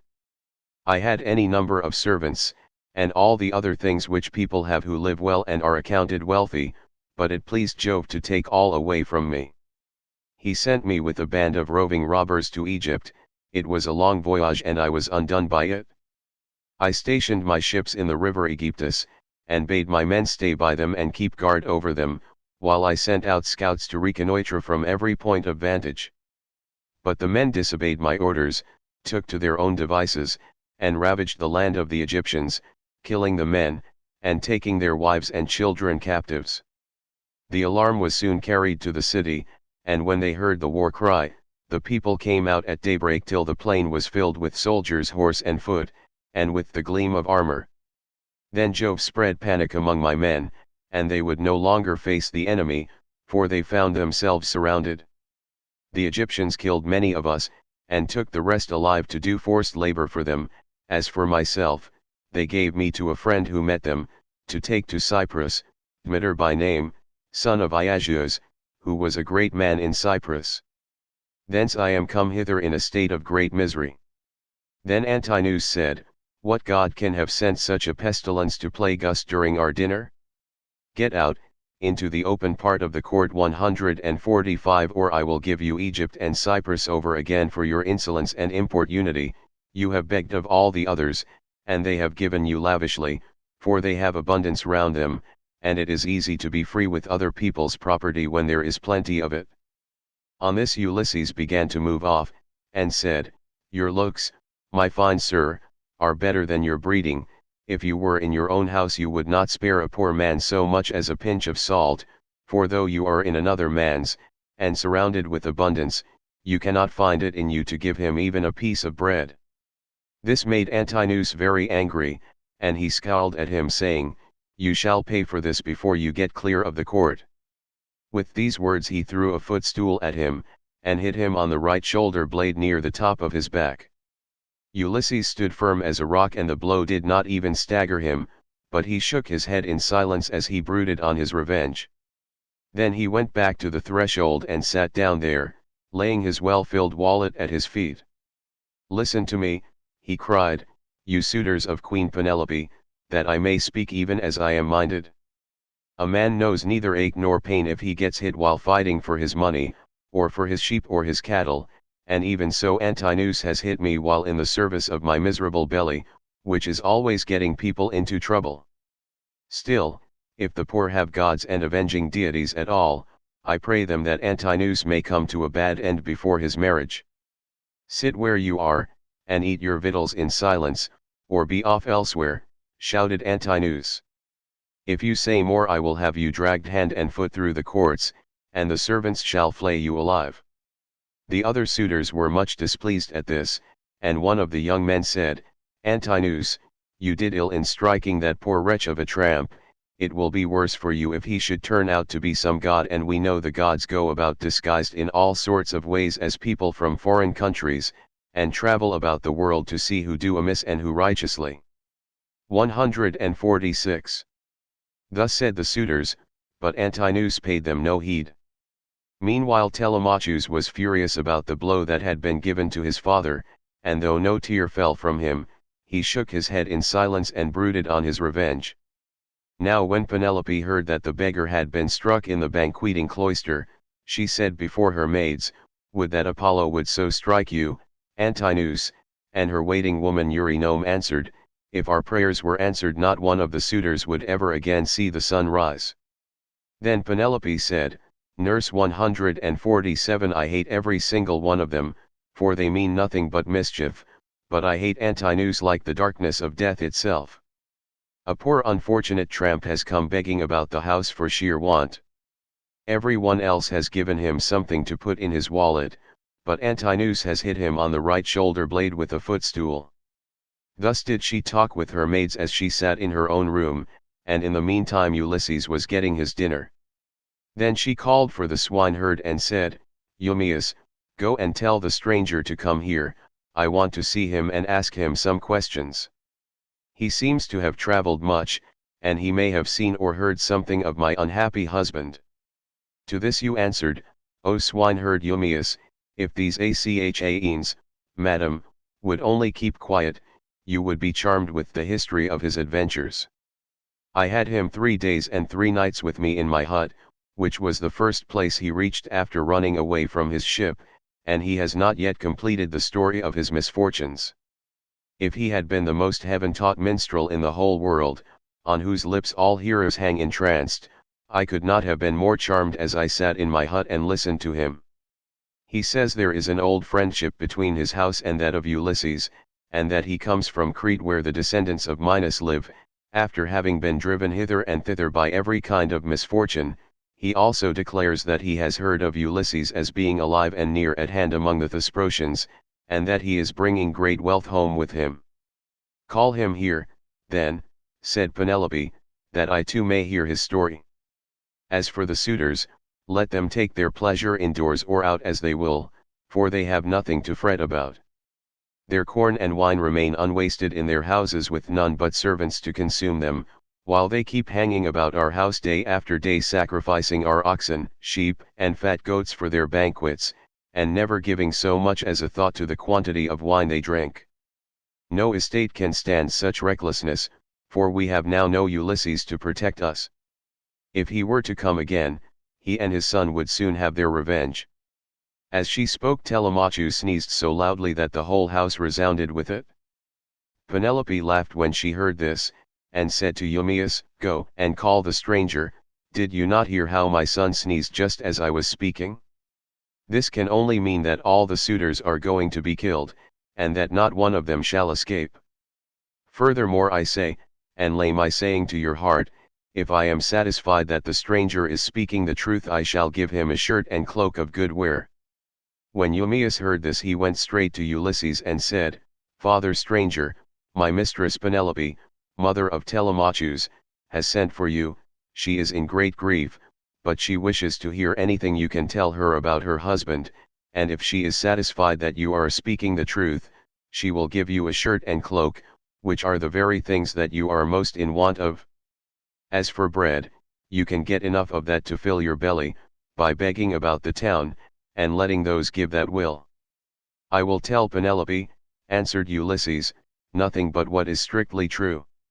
I know all about her husband, and have been partner with him in affliction, but I am afraid of passing through this crowd of cruel suitors, for their pride and insolence reach heaven.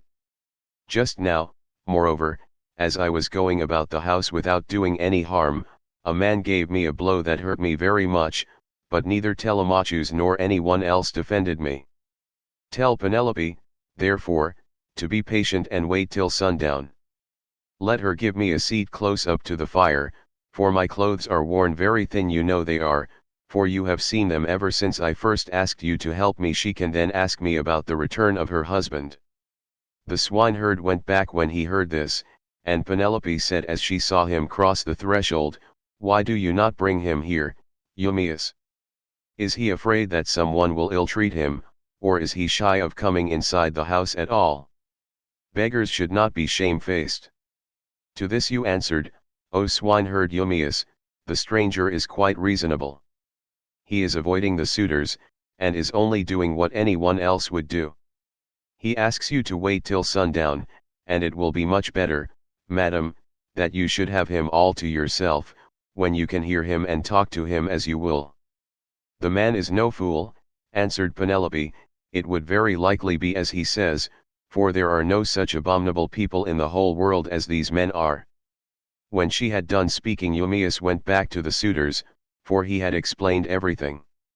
Then he went up to Telemachus and said in his ear so that none could overhear him, "My dear sir, I will now go back to the pigs, to see after your property and my own business. You will look to what is going on here, but above all be careful to keep out of danger, for there are many who bear you ill will. May Jove bring them to a bad end before they do us a mischief." "Very well," replied Telemachus, "go home when you have had your dinner, and in the morning come here with the victims we are to sacrifice for the day. Leave the rest to heaven and me." On this Eumaeus took his seat again, and when he had finished his dinner he left the courts and the cloister with the men at table, and went back to his pigs. As for the suitors, they presently began to amuse themselves with singing and dancing, for it was now getting on towards evening. Book 18. The fight with Irus. Ulysses warns Amphinomus. Penelope gets presents from the suitors. The braziers. Ulysses rebukes Eurymachus. Now there came a certain common tramp who used to go begging all over the city of Ithaca, and was notorious as an incorrigible glutton and drunkard. This man had no strength nor stay in him, but he was a great hulking fellow to look at. His real name, the one his mother gave him, was Arneus, but the young men of the place called him Iris 148 because he used to run errands for anyone who would send him. As soon as he came he began to insult Ulysses, and to try and drive him out of his own house. "Be off, old man," he cried, "from the doorway, or you shall be dragged out neck and heels. Do you not see that they are all giving me the wink, and wanting me to turn you out by force, only I do not like to do so? Get up then, and go of yourself, or we shall come to blows." Ulysses frowned on him and said, "My friend, I do you no manner of harm, people give you a great deal, but I am not jealous. There is room enough in this doorway for the pair of us, and you need not grudge me things that are not yours to give. You seem to be just such another tramp as myself, but perhaps the gods will give us better luck by and by. Do not, however, talk too much about fighting or you will incense me, and old though I am, I shall cover your mouth and chest with blood. I shall have more peace tomorrow if I do, for you will not come to the house of Ulysses any more." Iris was very angry and answered, "You filthy glutton, you run on trippingly like an old fish fag.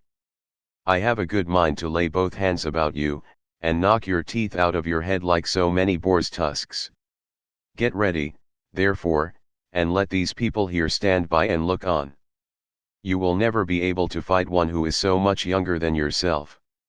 Thus roundly did they rate one another on the smooth pavement in front of the doorway 149, and when Antinous saw what was going on he laughed heartily and said to the others, "This is the finest sport that you ever saw, heaven never yet sent anything like it into this house. The stranger and Iris have quarreled and are going to fight, let us set them on to do so at once." The suitors all came up laughing, and gathered round the two ragged tramps. "Listen to me," said Antinous, "there are some goats ponches down at the fire, which we have filled with blood and fat, and set aside for supper. He who is victorious and proves himself to be the better man shall have his pick of the lot, he shall be free of our table and we will not allow any other beggar about the house at all." The others all agreed, but Ulysses, to throw them off the scent, said, "Sirs, an old man like myself, worn out with suffering, cannot hold his own against a young one, but my irrepressible belly urges me on, though I know it can only end in my getting a drubbing. You must swear, however, that none of you will give me a foul blow to favor Iris and secure him the victory."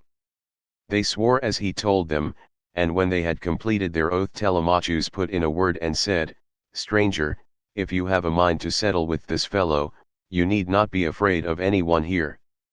Whoever strikes you will have to fight more than one. I am host, and the other chiefs, Antinous and Eurymachus, both of them men of understanding, are of the same mind as I am."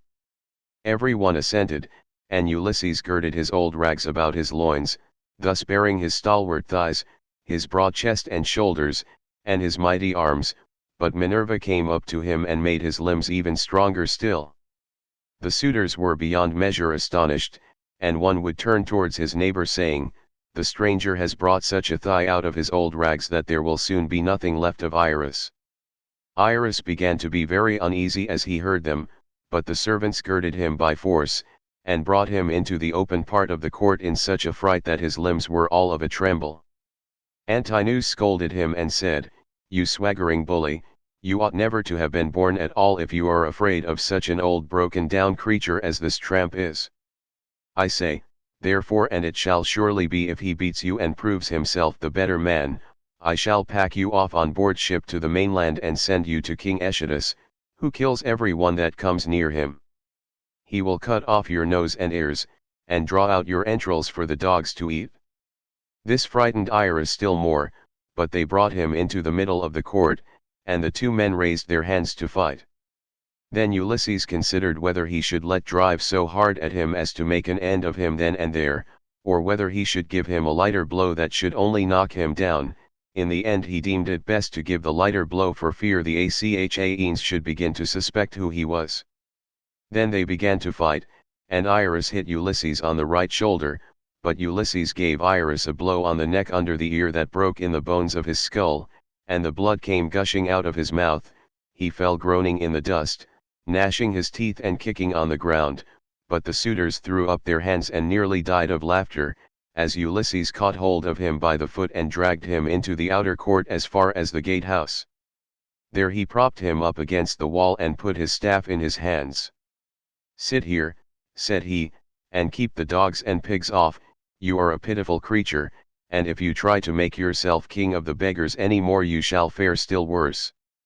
Then he threw his dirty old wallet, all tattered and torn over his shoulder with the cord by which it hung, and went back to sit down upon the threshold, but the suitors went within the cloisters, laughing and saluting him. May Jove, and all the other gods, said they, grant you whatever you want for having put an end to the importunity of this insatiable tramp.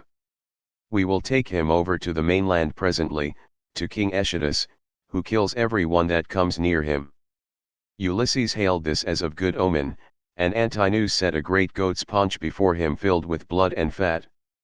Amphinomus took 2 loaves out of the bread basket and brought them to him, pledging him as he did so in a golden goblet of wine. Good luck to you, he said, father stranger, you are very badly off at present, but I hope you will have better times by and by. To this Ulysses answered, Amphinomus, you seem to be a man of good understanding, as indeed you may well be, seeing whose son you are. I have heard your father well spoken of, he is Nisus of Dulichium, a man both brave and wealthy. They tell me you are his son, and you appear to be a considerable person. Listen, therefore, and take heed to what I am saying. Man is the vainest of all creatures that have their being upon earth. As long as heaven vouchsafes him health and strength, he thinks that he shall come to no harm hereafter, and even when the blessed gods bring sorrow upon him, he bears it as he needs must, and makes the best of it, for God Almighty gives men their daily minds day by day. I know all about it, for I was a rich man once, and did much wrong in the stubbornness of my pride, and in the confidence that my father and my brothers would support me. Therefore let a man fear God in all things always, and take the good that heaven may see fit to send him without vainglory. Consider the infamy of what these suitors are doing, see how they are wasting the estate, and doing dishonor to the wife, of one who is certain to return some day, and that, too, not long hence. Nay, he will be here soon. May heaven send you home quietly first that you may not meet with him in the day of his coming, for once he is here the suitors and he will not part bloodlessly. With these words he made a drink offering, and when he had drunk he put the gold cup again into the hands of Amphinomus, who walked away serious and bowing his head, for he foreboded evil. But even so he did not escape destruction, for Minerva had doomed him to fall by the hand of Telemachus. So he took his seat again at the place from which he had come. Then Minerva put it into the mind of Penelope to show herself to the suitors, that she might make them still more enamored of her, and win still further honor from her son and husband. So she feigned a mocking laugh and said, Eurynome, I have changed my mind, and have a fancy to show myself to the suitors although I detest them. I should like also to give my son a hint that he had better not have anything more to do with them. They speak fairly enough but they mean mischief. My dear child, answered Eurynome, all that you have said is true, go and tell your son about it, but first wash yourself and anoint your face.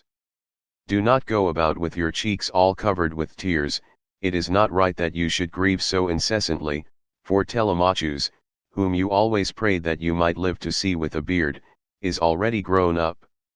I know, Eurynome, replied Penelope, that you mean well, but do not try and persuade me to wash and to anoint myself, for heaven robbed me of all my beauty on the day my husband sailed. Nevertheless, tell Auton and Hippodamia that I want them. They must be with me when I am in the cloister. I am not going among the men alone, it would not be proper for me to do so. On this the old woman 150 went out of the room to bid the maids go to their mistress. In the meantime Minerva bethought her of another matter, and sent Penelope off into a sweet slumber, so she lay down on her couch and her limbs became heavy with sleep. Then the goddess shed grace and beauty over her that all the Achaeans might admire her. She washed her face with the ambrosial loveliness that Venus wears when she goes dancing with the Graces, she made her taller and of a more commanding figure, while as for her complexion it was whiter than sawn ivory. When Minerva had done all this she went away, whereon the maids came in from the women's room and woke Penelope with the sound of their talking. What an exquisitely delicious sleep I have been having, said she, as she passed her hands over her face, in spite of all my misery. I wish Diana would let me die so sweetly now at this very moment, that I might no longer waste in despair for the loss of my dear husband, who possessed every kind of good quality and was the most distinguished man among the Achaeans.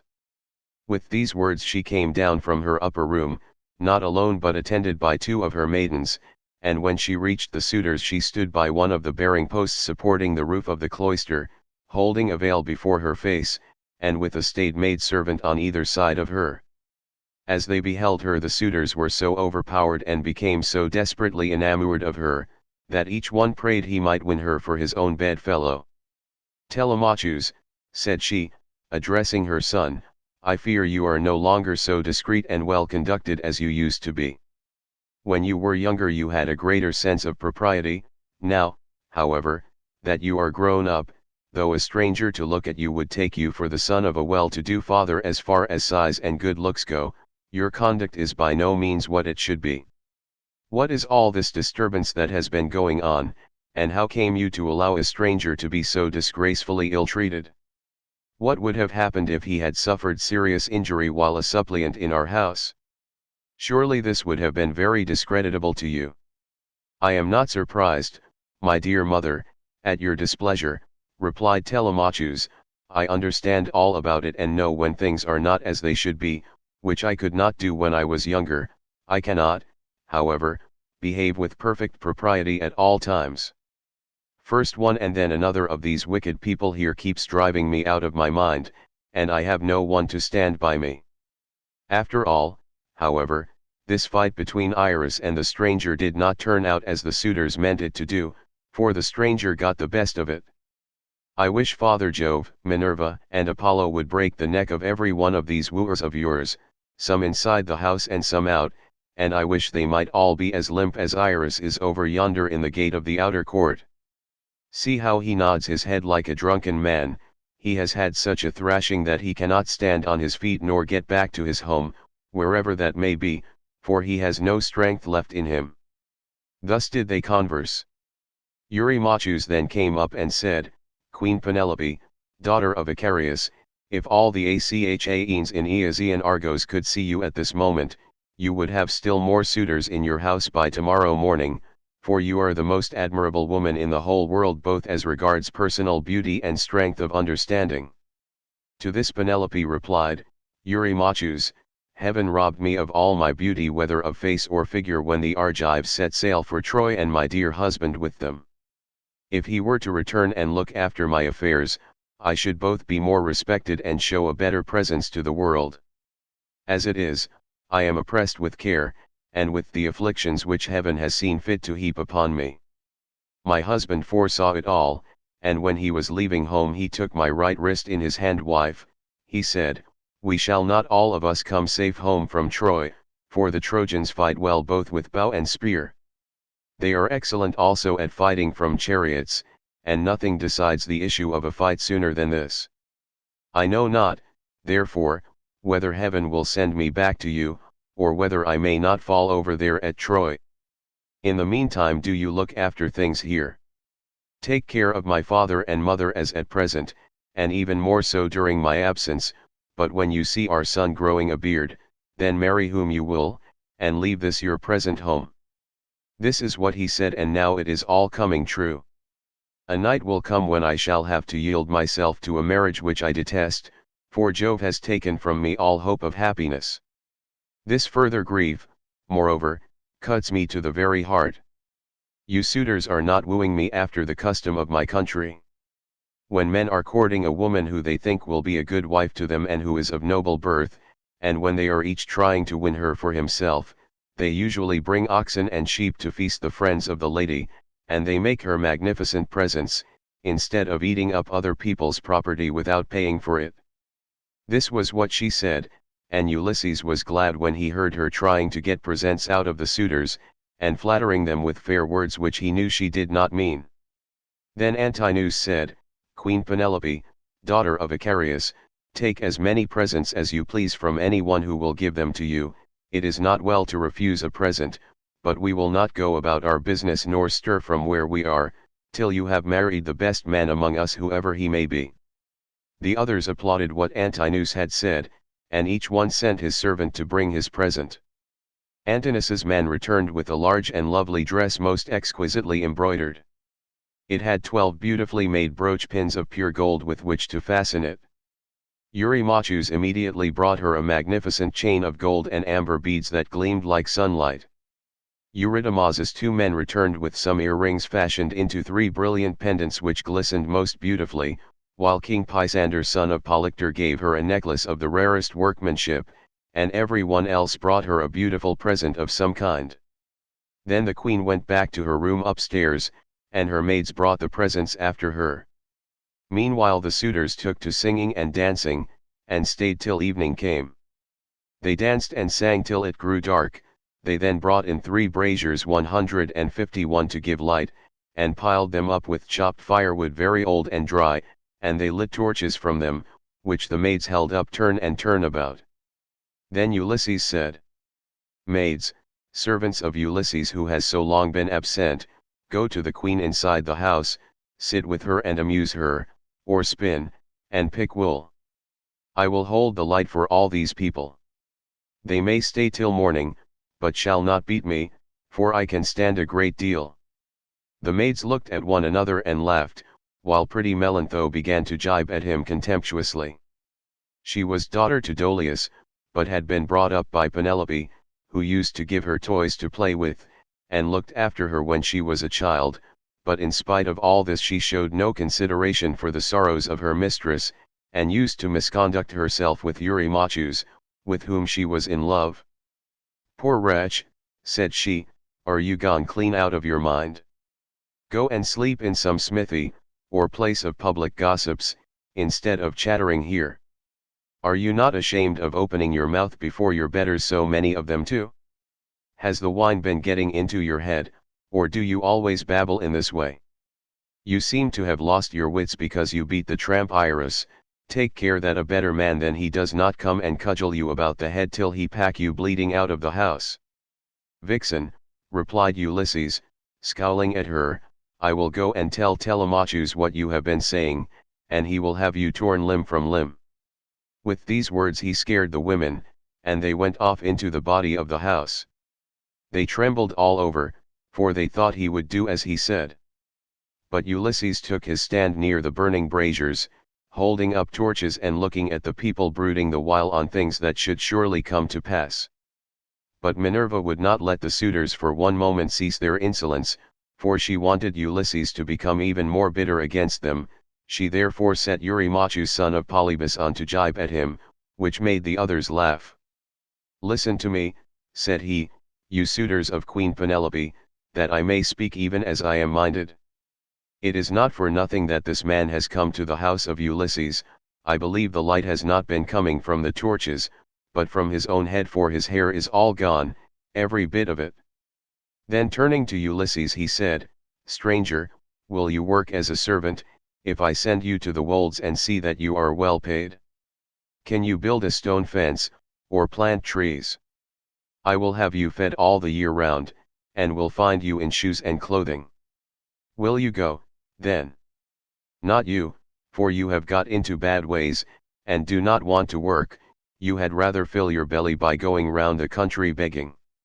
"Eurymachius," answered Ulysses, "if you and I were to work one against the other in early summer when the days are at their longest, give me a good scythe, and take another yourself, and let us see which will last the longer or mow the stronger, from dawn till dark when the mowing grass is about. Or if you will plough against me, let us each take a yoke of tawny oxen, well mated and of great strength and endurance, turn me into a 4-acre field, and see whether you or I can drive the straighter furrow. If, again, war were to break out this day, give me a shield, a couple of spears and a helmet fitting well upon my temples. You would find me foremost in the fray, and would cease your jibes about my belly. You are insolent and cruel, and think yourself a great man because you live in a little world, and that a bad one.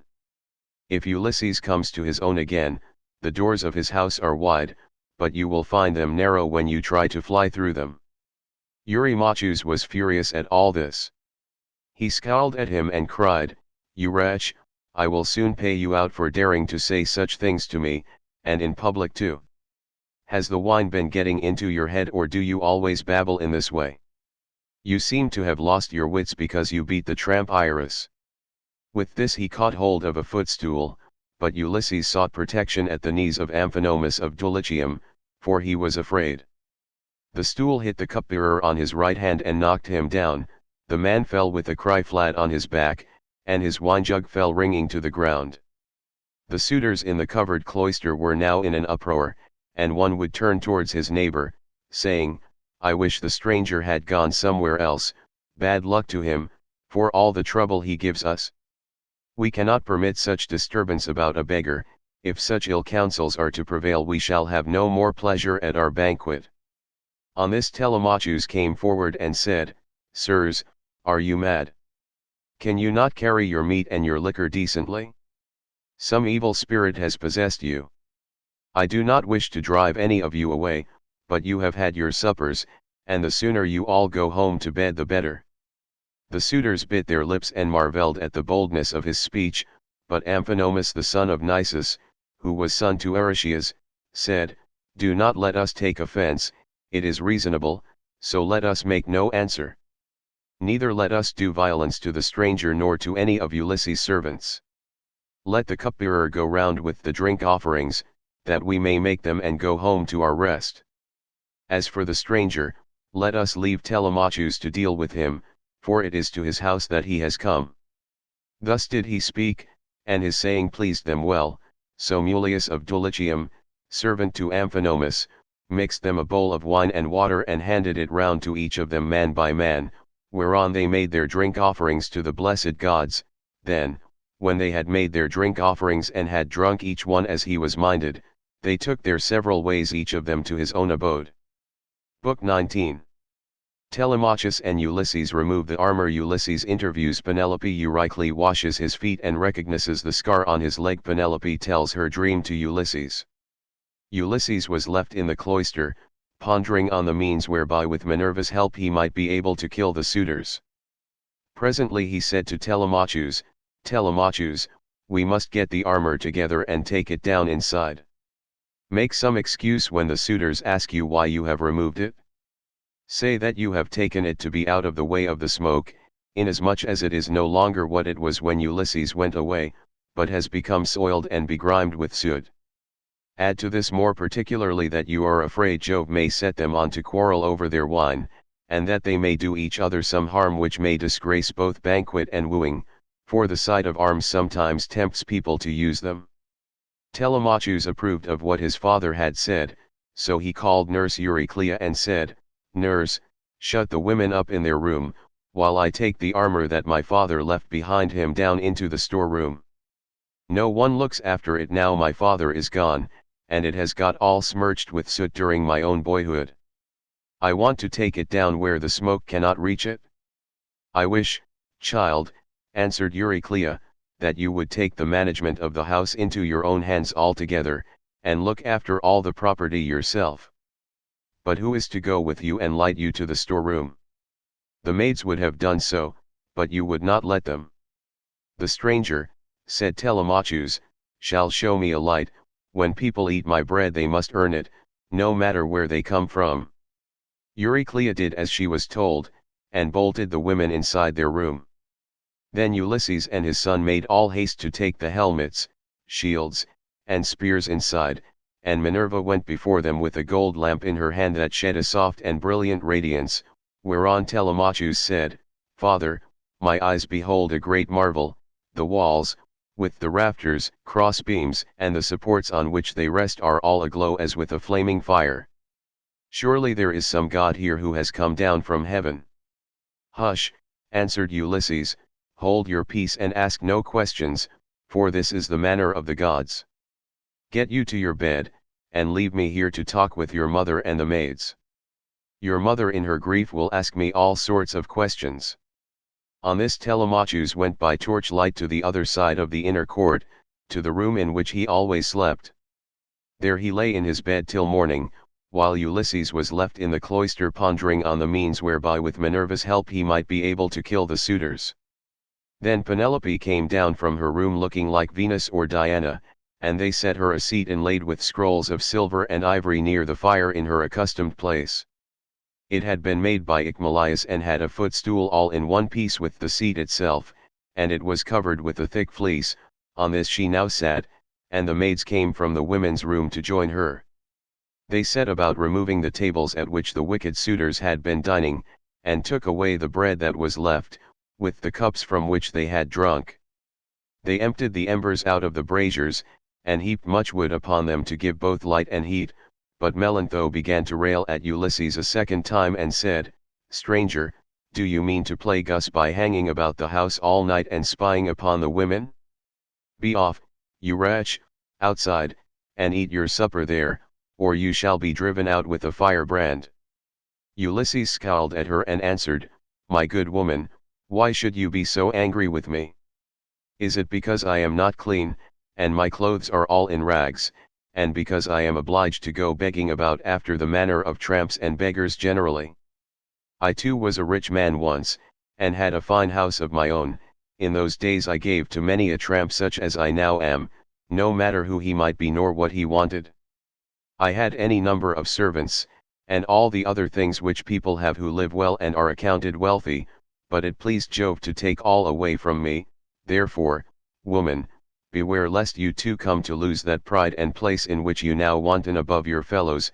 Have a care lest you get out of favor with your mistress, and lest Ulysses should come home, for there is still a chance that he may do so.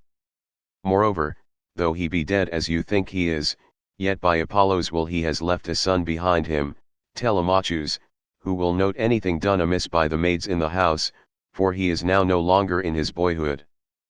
Penelope heard what he was saying and scolded the maid. "Impudent baggage," said she, "I see how abominably you are behaving, and you shall smart for it. You knew perfectly well, for I told you myself, that I was going to see the stranger and ask him about my husband, for whose sake I am in such continual sorrow."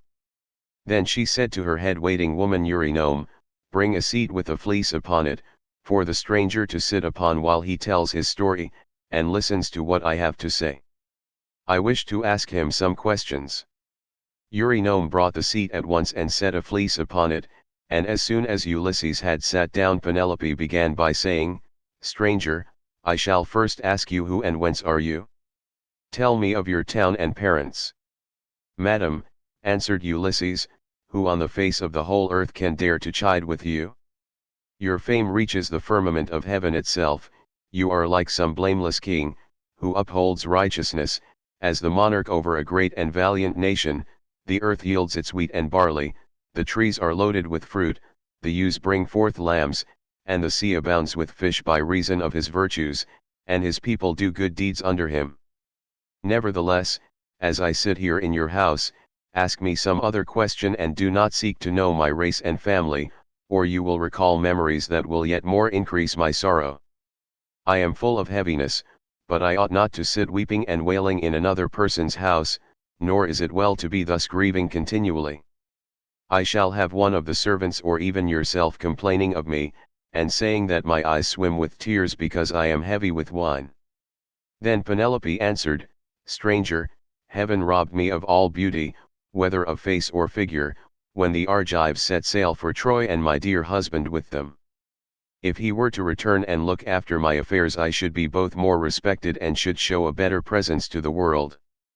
As it is, I am oppressed with care, and with the afflictions which heaven has seen fit to heap upon me. The chiefs from all our islands Dulichium, Same, and Zacynthus, as also from Ithaca itself, are wooing me against my will and are wasting my estate. I can therefore show no attention to strangers, nor suppliants, nor to people who say that they are skilled artisans, but am all the time broken-hearted about Ulysses. They want me to marry again at once, and I have to invent stratagems in order to deceive them. In the first place heaven put it in my mind to set up a great tambour frame in my room, and to begin working upon an enormous piece of fine needlework. Then I said to them, Sweethearts, Ulysses is indeed dead.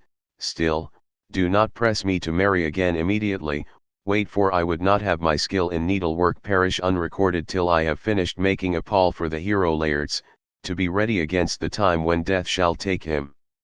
He is very rich, and the women of the place will talk if he is laid out without a pall." This was what I said, and they assented, whereon I used to keep working at my great web all day long, but at night I would unpick the stitches again by torchlight. I fooled them in this way for 3 years without their finding it out, but as time wore on and I was now in my 4th year, in the waning of moons, and many days had been accomplished, those good-for-nothing hussies my maids betrayed me to the suitors, who broke in upon me and caught me. They were very angry with me, so I was forced to finish my work whether I would or no. And now I do not see how I can find any further shift for getting out of this marriage.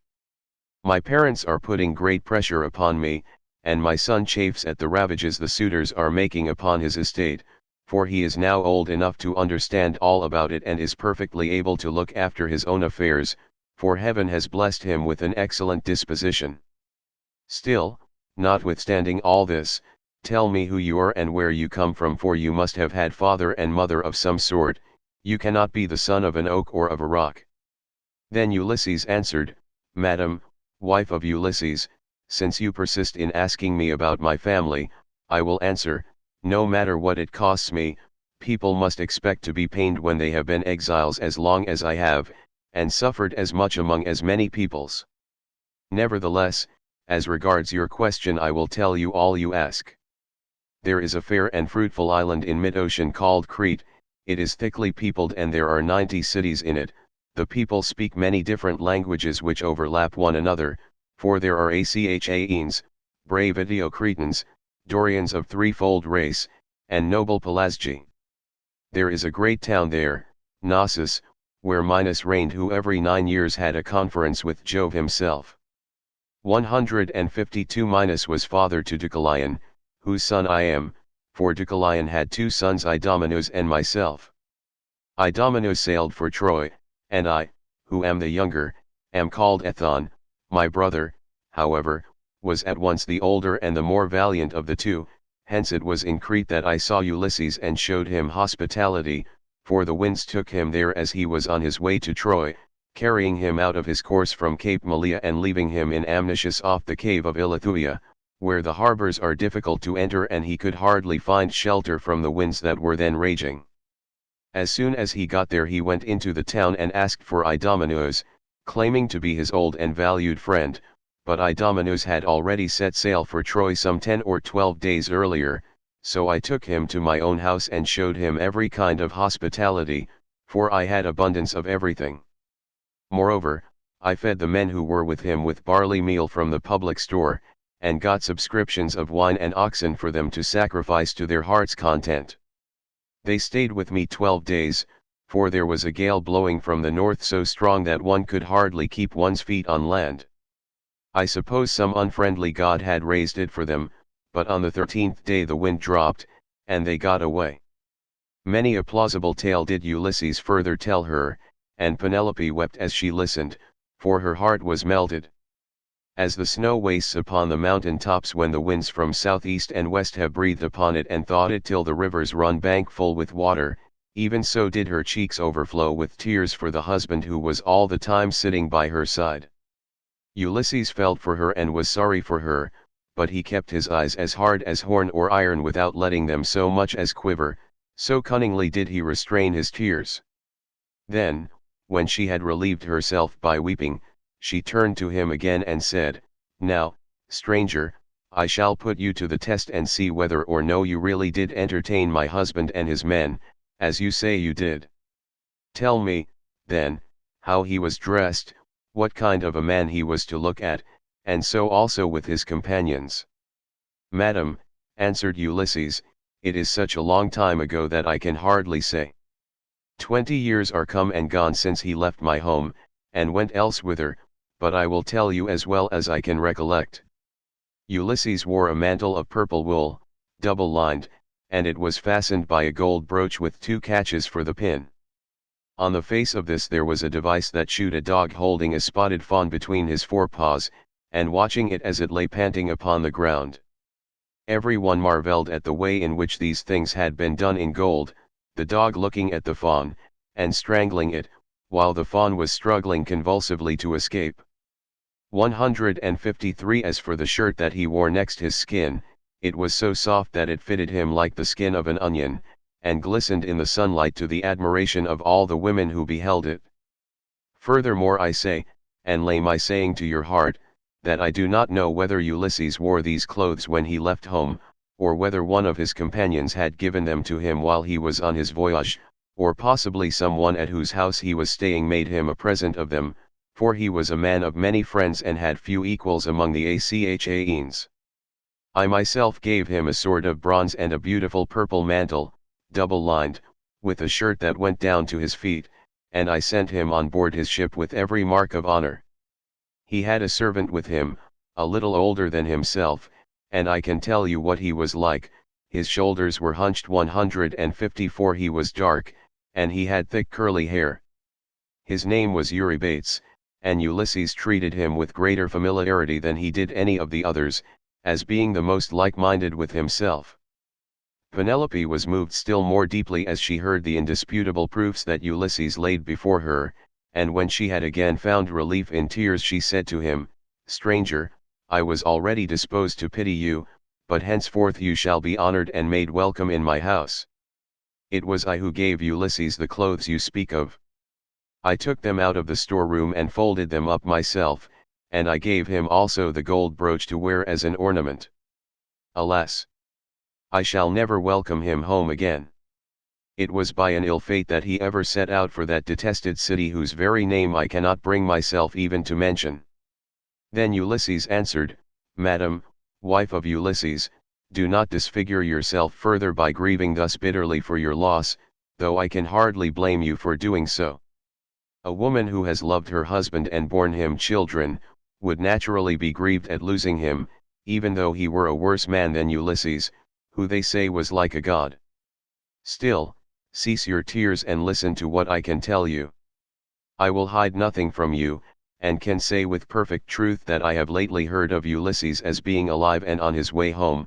He is among the Thesprotians, and is bringing back much valuable treasure that he has begged from one and another of them, but his ship and all his crew were lost as they were leaving the Thrinacian island, for Jove and the sun god were angry with him because his men had slaughtered the sun god's cattle, and they were all drowned to a man. But Ulysses stuck to the keel of the ship and was drifted onto the land of the Phaeacians, who are near of kin to the immortals, and who treated him as though he had been a god, giving him many presents, and wishing to escort him home safe and sound. In fact, Ulysses would have been here long ago, had he not thought better to go from land to land gathering wealth, for there is no man living who is so wily as he is, there is no one can compare with him. Phaedon, king of the Thesprotians, told me all this, and he swore to me, making drink offerings in his house as he did so, that the ship was by the waterside and the crew found who would take Ulysses to his own country. He sent me off first, for there happened to be a Thesprotian ship sailing for the wheat-growing island of Dulichium, but he showed me all the treasure Ulysses had got together, and he had enough lying in the house of King Phaedon to keep his family for 10 generations, but the king said Ulysses had gone to Dodona that he might learn Jove's mind from the high oak tree, and know whether after so long an absence he should return to Ithaca openly or in secret. So you may know he is safe and will be here shortly. He is close at hand and cannot remain away from home much longer. Nevertheless I will confirm my words with an oath, and call Jove, who is the first and mightiest of all gods, to witness, as also that hearth of Ulysses to which I have now come, that all I have spoken shall surely come to pass. Ulysses will return in this self-same year, with the end of this moon and the beginning of the next he will be here." "May it be even so," answered Penelope. "If your words come true you shall have such gifts and such goodwill from me that all who see you shall congratulate you, but I know very well how it will be. Ulysses will not return, neither will you get your escort hence, for so surely as that Ulysses ever was, there are now no longer any such masters in the house as he was, to receive honorable strangers or to further them on their way home. And now, you maids, wash his feet for him, and make him a bed on a couch with rugs and blankets, that he may be warm and quiet till morning. Then, at daybreak wash him and anoint him again, that he may sit in the cloister and take his meals with Telemachus. It shall be the worse for any one of these hateful people who is uncivil to him, like it or not, he shall have no more to do in this house.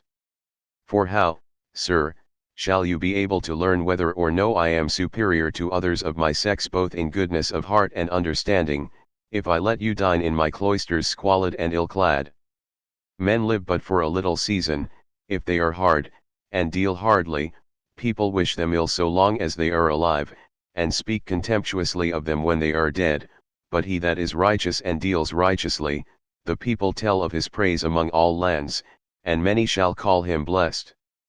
Ulysses answered, Madam, I have forsworn rugs and blankets from the day that I left the snowy ranges of Crete to go on shipboard. I will lie as I have lain on many a sleepless night hitherto. Night after night have I passed in any rough sleeping place, and waited for morning. Nor, again, do I like having my feet washed. I shall not let any of the young hussies about your house touch my feet, but, if you have any old and respectable woman who has gone through as much trouble as I have, I will allow her to wash them. To this Penelope said, My dear sir, of all the guests who ever yet came to my house there never was one who spoke in all things with such admirable propriety as you do. There happens to be in the house a most respectable old woman, the same who received my poor dear husband in her arms the night he was born, and nursed him in infancy. She is very feeble now, but she shall wash your feet. Come here, said she, Euryclea, and wash your master's aged maid. I suppose Ulysses' hands and feet are very much the same now as his are, for trouble ages all of us dreadfully fast. On these words the old woman covered her face with her hands, she began to weep and made lamentation, saying, My dear child, I cannot think whatever I am to do with you. I am certain no one was ever more God-fearing than yourself, and yet Jove hates you. No one in the whole world ever burned him more thigh bones, nor gave him finer hecatombs when you prayed you might come to a green old age yourself and see your son grow up to take after you, yet see how he has prevented you alone from ever getting back to your own home. I have no doubt the women in some foreign palace which Ulysses has got to are jibing at him as all these sluts here have been jibing at you. I do not wonder at your not choosing to let them wash you after the manner in which they have insulted you. I will wash your feet myself gladly enough, as Penelope has said that I am to do so.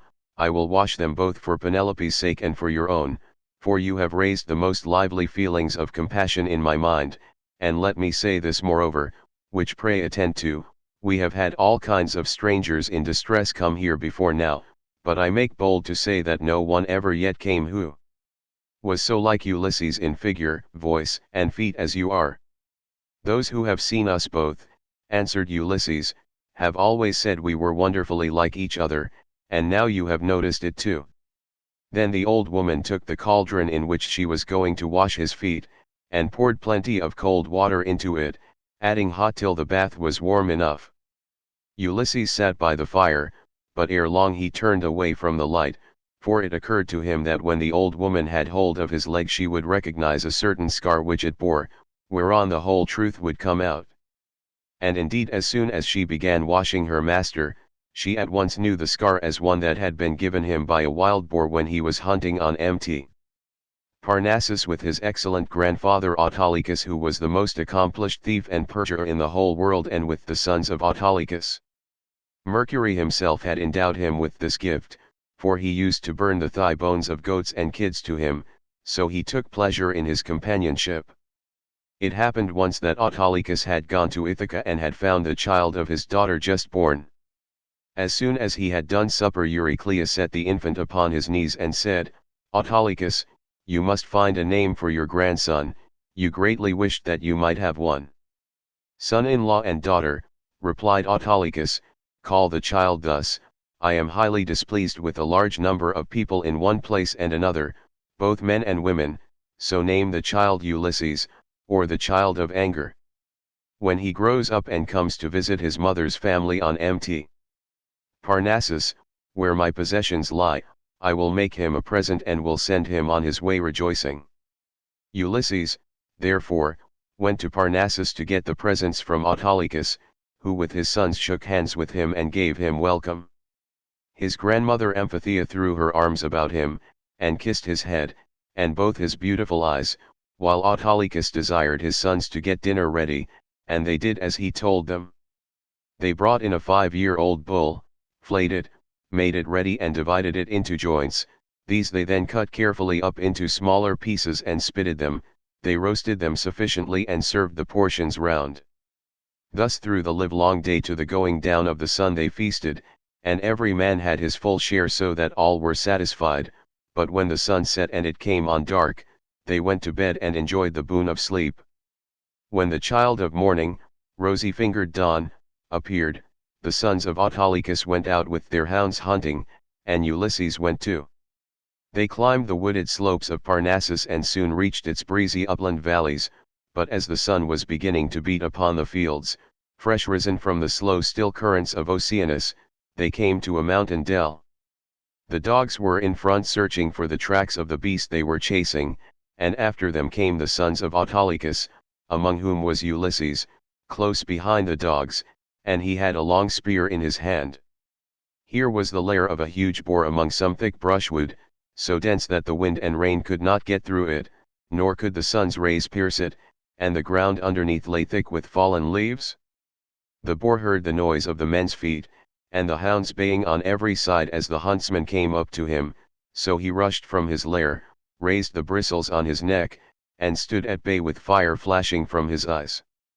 Ulysses was the first to raise his spear and try to drive it into the brute, but the boar was too quick for him, and charged him sideways, ripping him above the knee with a gash that tore deep though it did not reach the bone. As for the boar, Ulysses hit him on the right shoulder, and the point of the spear went right through him, so that he fell groaning in the dust until the life went out of him.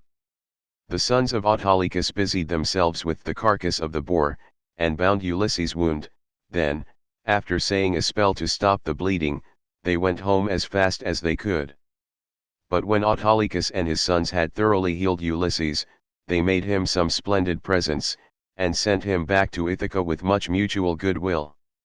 When he got back, his father and mother were rejoiced to see him, and asked him all about it, and how he had hurt himself to get the scar. So he told them how the boar had ripped him when he was out hunting with Autolycus and his sons on Mt. Parnassus. As soon as Euryclea had got the scarred limb in her hands and had well hold of it, she recognized it and dropped the foot at once. The leg fell into the bath, which rang out and was overturned, so that all the water was spilt on the ground. Euryclea's eyes between her joy and her grief filled with tears, and she could not speak, but she caught Ulysses by the beard and said, "My dear child, I am sure you must be Ulysses himself, only I did not know you till I had actually touched and handled you." As she spoke she looked towards Penelope, as though wanting to tell her that her dear husband was in the house, but Penelope was unable to look in that direction and observe what was going on, for Minerva had diverted her attention. So Ulysses caught Euryclea by the throat with his right hand and with his left drew her close to him, and said, "Nurse, do you wish to be the ruin of me, you who nursed me at your own breast, now that after 20 years of wandering I am at last come to my own home? Again, since it has been borne in upon you by heaven to recognize me, hold your tongue, and do not say a word about it to anyone else in the house, for if you do I tell you and it shall surely be that if heaven grants me to take the lives of these suitors, I will not spare you, though you are my own nurse, when I am killing the other women." "My child," answered Euryclea, "what are you talking about? You know very well that nothing can either bend or break me. I will hold my tongue like a stone or a piece of iron. Furthermore let me say, and lay my saying to your heart, when heaven has delivered the suitors into your hand, I will give you a list of the women in the house who have been ill-behaved, and of those who are guiltless." And Ulysses answered, "Nurse, you ought not to speak in that way, I am well able to form my own opinion about one and all of them. Hold your tongue and leave everything to heaven." As he said this Euryclea left the cloister to fetch some more water, for the first had been all spilt, and when she had washed him and anointed him with oil, Ulysses drew his seat nearer to the fire to warm himself, and hid the scar under his rags. Then Penelope began talking to him and said, "Stranger, I should like to speak with you briefly about another matter. It is indeed nearly bedtime for those, at least, who can sleep in spite of sorrow. As for myself, heaven has given me a life of such unmeasurable woe, that even by day when I am attending to my duties and looking after the servants, I am still weeping and lamenting during the whole time. Then, when night comes, and we all of us go to bed, I lie awake thinking, and my heart becomes a prey to the most incessant and cruel tortures. As the dun nightingale, daughter of Pandareus, sings in the early spring from her seat in shoddiest covered hid, and with many a plaintive trill pours out the tale how by mishap she killed her own child Idaeus, son of King Zethus, even so does my mind toss and turn in its uncertainty whether I ought to stay with my son here, and safeguard my substance, my bondsmen, and the greatness of my house, out of regard to public opinion and the memory of my late husband, or whether it is not now time for me to go with the best of these suitors who are wooing me and making me such magnificent presents. As long as my son was still young, and unable to understand, he would not hear of my leaving my husband's house, but now that he is full grown he begs and prays me to do so, being incensed at the way in which the suitors are eating up his property. Listen, then, to a dream that I have had and interpret it for me if you can. I have 20 geese about the house that eat mash out of a trough 155 and of which I am exceedingly fond. I dreamed that a great eagle came swooping down from a mountain, and dug his curved beak into the neck of each of them till he had killed them all. Presently he soared off into the sky, and left them lying dead about the yard, whereon I wept in my dream till all my maids gathered round me, so piteously was I grieving because the eagle had killed my geese.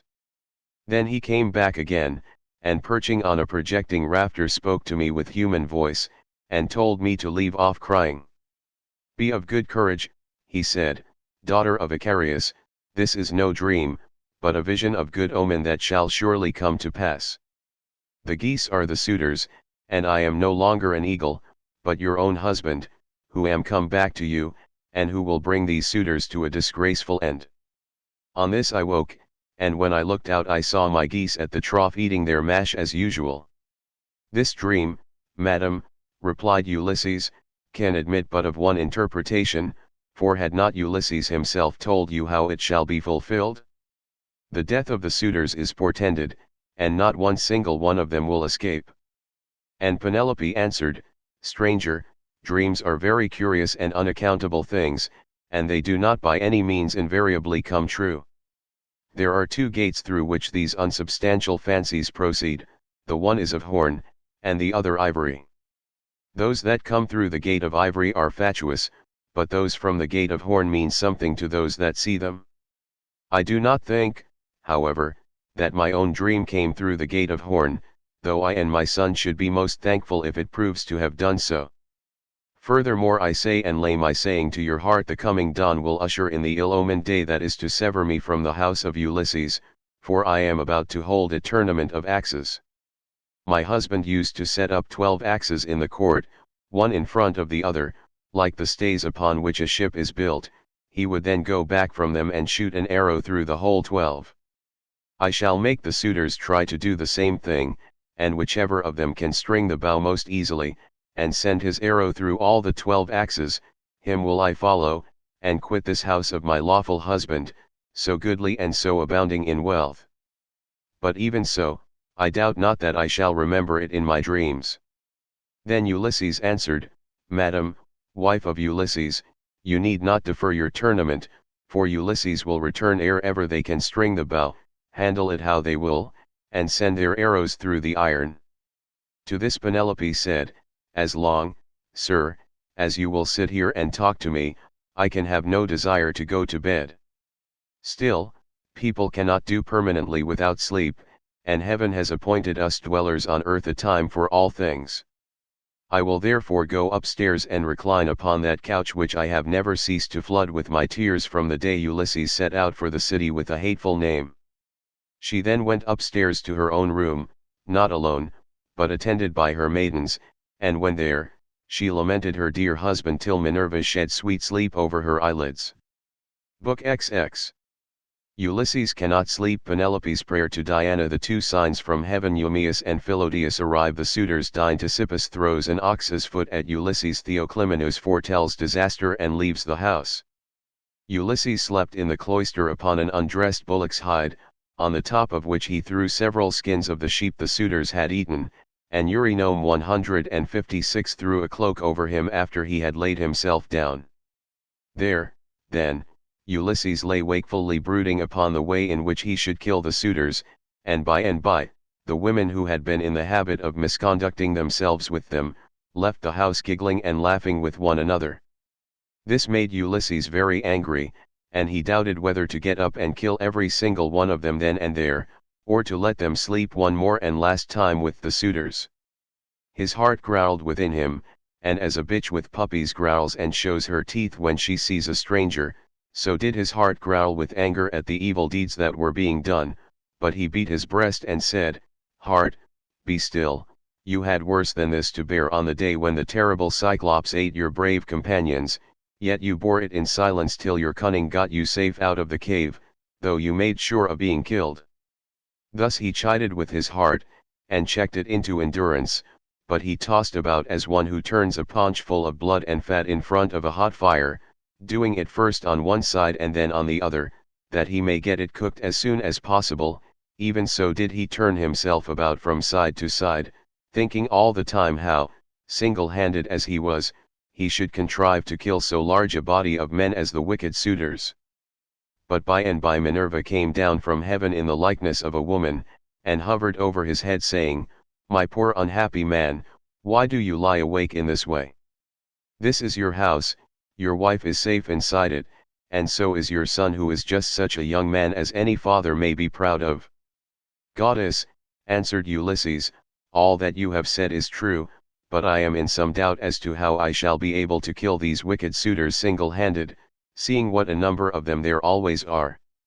And there is this further difficulty, which is still more considerable.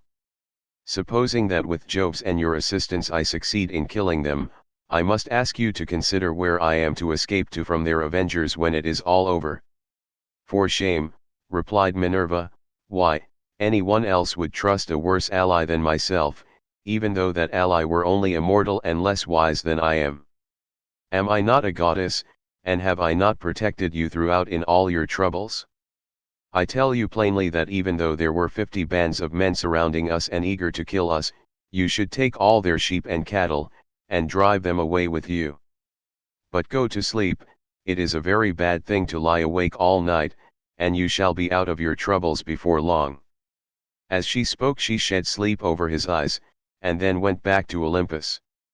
While Ulysses was thus yielding himself to a very deep slumber that eased the burden of his sorrows, his admirable wife awoke, and sitting up in her bed began to cry. When she had relieved herself by weeping she prayed to Diana saying, "Great goddess Diana, daughter of Jove, drive an arrow into my heart and slay me, or let some whirlwind snatch me up and bear me through paths of darkness till it drop me into the mouths of overflowing Oceanus, as it did the daughters of Pandareus." The daughters of Pandareus lost their father and mother, for the gods killed them, so they were left orphans. But Venus took care of them, and fed them on cheese, honey, and sweet wine. Juno taught them to excel all women in beauty of form and understanding, Diana gave them an imposing presence, and Minerva endowed them with every kind of accomplishment. But one day when Venus had gone up to Olympus to see Jove about getting them married, for well does he know both what shall happen and what not happen to everyone, the storm winds came and spirited them away to become handmaids to the dread Erinyes. Even so I wish that the gods who live in heaven would hide me from mortal sight, or that fair Diana might strike me, for I would fain go even beneath the sad earth if I might do so, still looking towards Ulysses only, and without having to yield myself to a worse man than he was. Besides, no matter how much people may grieve by day, they can put up with it so long as they can sleep at night, for when the eyes are closed in slumber people forget good and ill alike, whereas my misery haunts me even in my dreams. This very night methought there was one lying by my side who was like Ulysses as he was when he went away with his host, and I rejoiced, for I believed that it was no dream, but the very truth itself. On this the day broke, but Ulysses heard the sound of her weeping, and it puzzled him, for it seemed as though she already knew him and was by his side. Then he gathered up the cloak and the fleeces on which he had lain, and set them on a seat in the cloister, but he took the bullock's hide out into the open. He lifted up his hands to heaven, and prayed, saying, Father Jove, since you have seen fit to bring me over land and sea to my own home after all the afflictions you have laid upon me, give me a sign out of the mouth of some one or other of those who are now waking within the house, and let me have another sign of some kind from outside. Thus did he pray. Jove heard his prayer and forthwith thundered high up among the clouds from the splendor of Olympus, and Ulysses was glad when he heard it. At the same time within the house, a miller woman from hard by in the mill room lifted up her voice and gave him another sign. There were 12 miller women whose business it was to grind wheat and barley, which are the staff of life.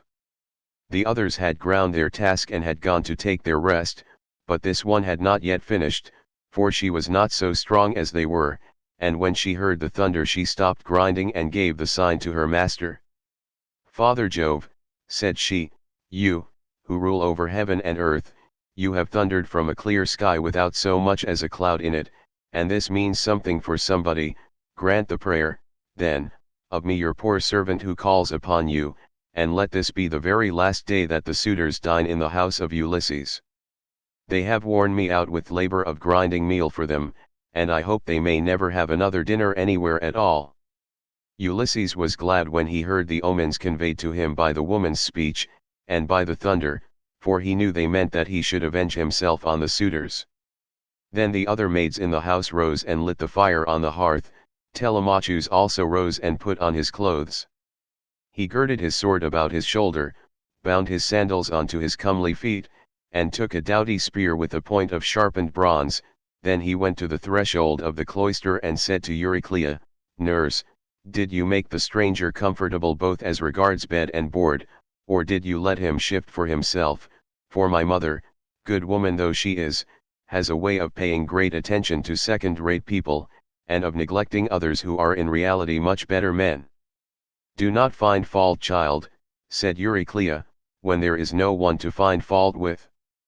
The stranger sat and drank his wine as long as he liked. Your mother did ask him if he would take any more bread, and he said he would not.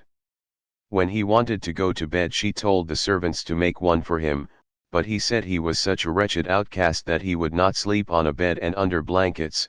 He insisted on having an undressed bullock's hide and some sheepskins put for him in the cloister, and I threw a cloak over him myself. 157. Then Telemachus went out of the court to the place where the Achaeans were meeting in assembly. He had his spear in his hand, and he was not alone, for his 2 dogs went with him. But Euryclea called the maids and said, Come, wake up, set about sweeping the cloisters and sprinkling them with water to lay the dust, put the covers on the seats, wipe down the tables, some of you, with a wet sponge, clean out the mixing jugs and the cups, and go for water from the fountain at once. The suitors will be here directly, they will be here early, for it is a feast day. Thus did she speak, and they did even as she had said. 20 of them went to the fountain for water, and the others set themselves busily to work about the house. The men who were in attendance on the suitors also came up and began chopping firewood. By and by the women returned from the fountain, and the swineherd came after them with the 3 best pigs he could pick out. These he let feed about the premises, and then he said good-humoredly to Ulysses, Stranger, are the suitors treating you any better now, or are they as insolent as ever? May heaven, answered Ulysses, requite to them the wickedness with which they deal high-handedly in another man's house without any sense of shame. Thus did they converse. Meanwhile Melanthius the goatherd came up, for he too was bringing in his best goats for the suitors' dinner, and he had 2 shepherds with him. They tied the goats up under the gatehouse, and then Melanthius began gibing at Ulysses. Are you still here, stranger, said he, to pester people by begging about the house? Why can you not go elsewhere? You and I shall not come to an understanding before we have given each other a taste of our fists. You beg without any sense of decency. Are there not feasts elsewhere among the Achaeans, as well as here? Ulysses made no answer, but bowed his head and brooded. Then a third man, Philodius, joined them, who was bringing in a barren heifer and some goats. These were brought over by the boatmen who are there to take people over when any one comes to them. So Philodeus made his heifer and his goats secure under the gatehouse, and then went up to the swineherd. "Who, swineherd," said he, "is this stranger that is lately come here? Is he one of your men? What is his family? Where does he come from? Poor fellow, he looks as if he had been some great man, but the gods give sorrow to whom they will, even to kings if it so pleases them." As he spoke he went up to Ulysses and saluted him with his right hand. "Good day to you, father stranger," said he, "you seem to be very poorly off now, but I hope you will have better times by and by. Father Jove, of all gods you are the most malicious.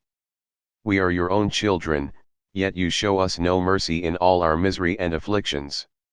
A sweat came over me when I saw this man, and my eyes filled with tears, for he reminds me of Ulysses, who I fear is going about in just such rags as this man's are, if indeed he is still among the living. If he is already dead and in the house of Hades, then, alas! For my good master, who made me his stockman when I was quite young among the Cephallenians, and now his cattle are countless, no one could have done better with them than I have, for they have bred like ears of corn. Nevertheless I have to keep bringing them in for others to eat, who take no heed to his son though he is in the house, and fear not the wrath of heaven, but are already eager to divide Ulysses' property among them because he has been away so long. I have often thought only it would not be right while his son is living of going off with the cattle to some foreign country. Bad as this would be, it is still harder to stay here and be ill-treated about other people's herds. My position is intolerable, and I should long since have run away and put myself under the protection of some other chief, only that I believe my poor master will yet return, and send all these suitors flying out of the house."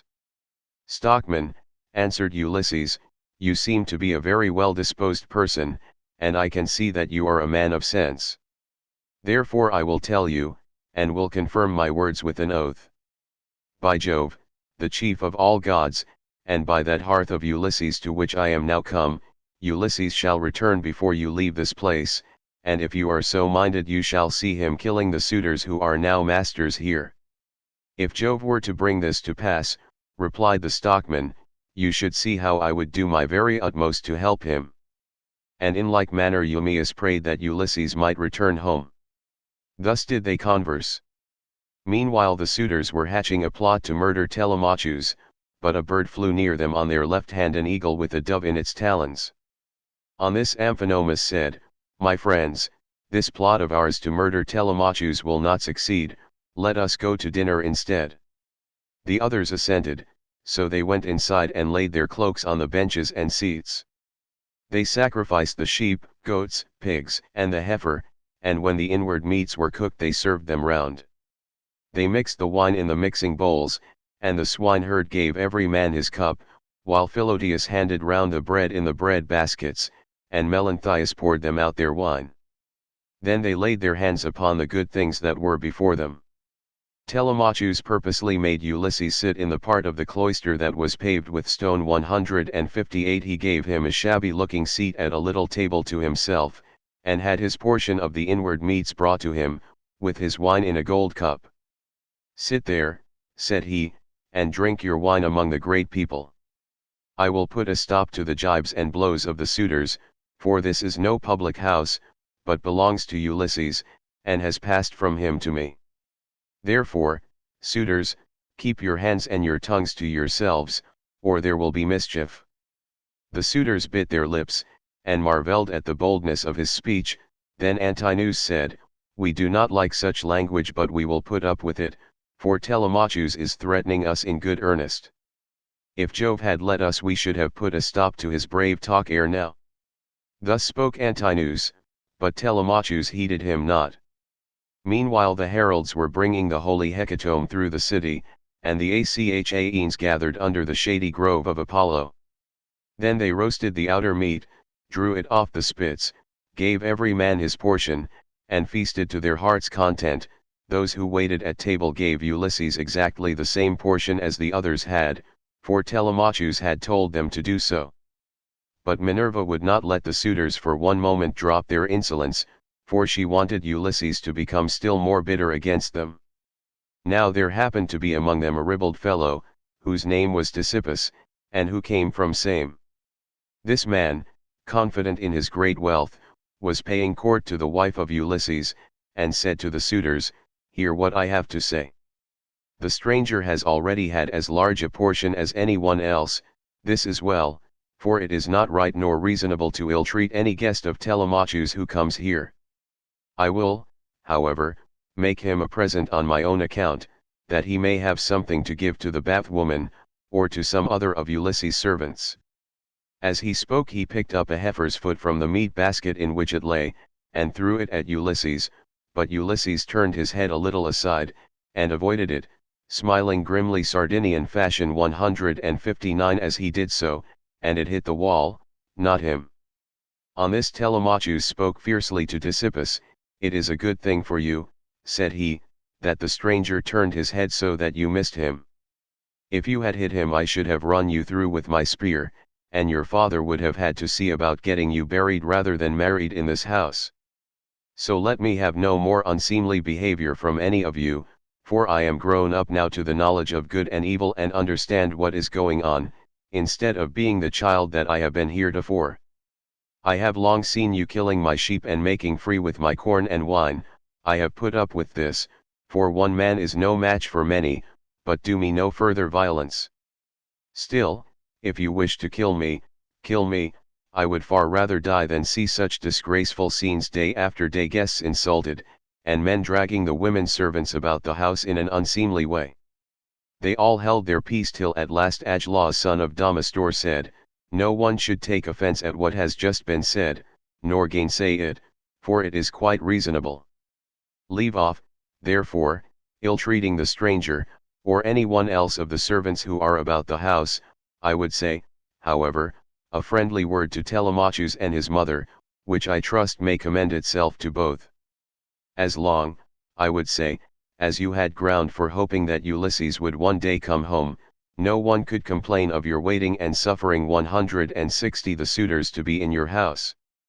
It would have been better that he should have returned, but it is now sufficiently clear that he will never do so, therefore talk all this quietly over with your mother, and tell her to marry the best man, and the one who makes her the most advantageous offer.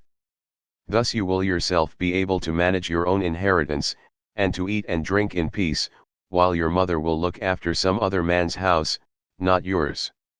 To this Telemachus answered, "By Jove, Agelaus, and by the sorrows of my unhappy father, who has either perished far from Ithaca, or is wandering in some distant land, I throw no obstacles in the way of my mother's marriage. On the contrary, I urge her to choose whomsoever she will, and I will give her numberless gifts into the bargain, but I dare not insist point blank that she shall leave the house against her own wishes. Heaven forbid that I should do this." Minerva now made the suitors fall to laughing immoderately, and set their wits wandering, but they were laughing with a forced laughter. Their meat became smeared with blood, their eyes filled with tears, and their hearts were heavy with forebodings. Theoclymenus saw this and said, "Unhappy men, what is it that ails you? There is a shroud of darkness drawn over you from head to foot, your cheeks are wet with tears, the air is alive with wailing voices, the walls and roof beams drip blood, the gate of the cloisters and the court beyond them are full of ghosts trooping down into the night of hell, the sun is blotted out of heaven, and a blighting gloom is over all the land." Thus did he speak, and they all of them laughed heartily. Eurymachus then said, "This stranger who has lately come here has lost his senses. Servants, turn him out into the streets, since he finds it so dark here." But Theoclymenus said, "Eurymachus, you need not send anyone with me. I have eyes, ears, and a pair of feet of my own, to say nothing of an understanding mind. I will take these out of the house with me, for I see mischief overhanging you, from which not one of you men who are insulting people and plotting ill deeds in the house of Ulysses will be able to escape." He left the house as he spoke, and went back to Piraeus, who gave him welcome, but the suitors kept looking at one another and provoking Telemachus by laughing at the strangers.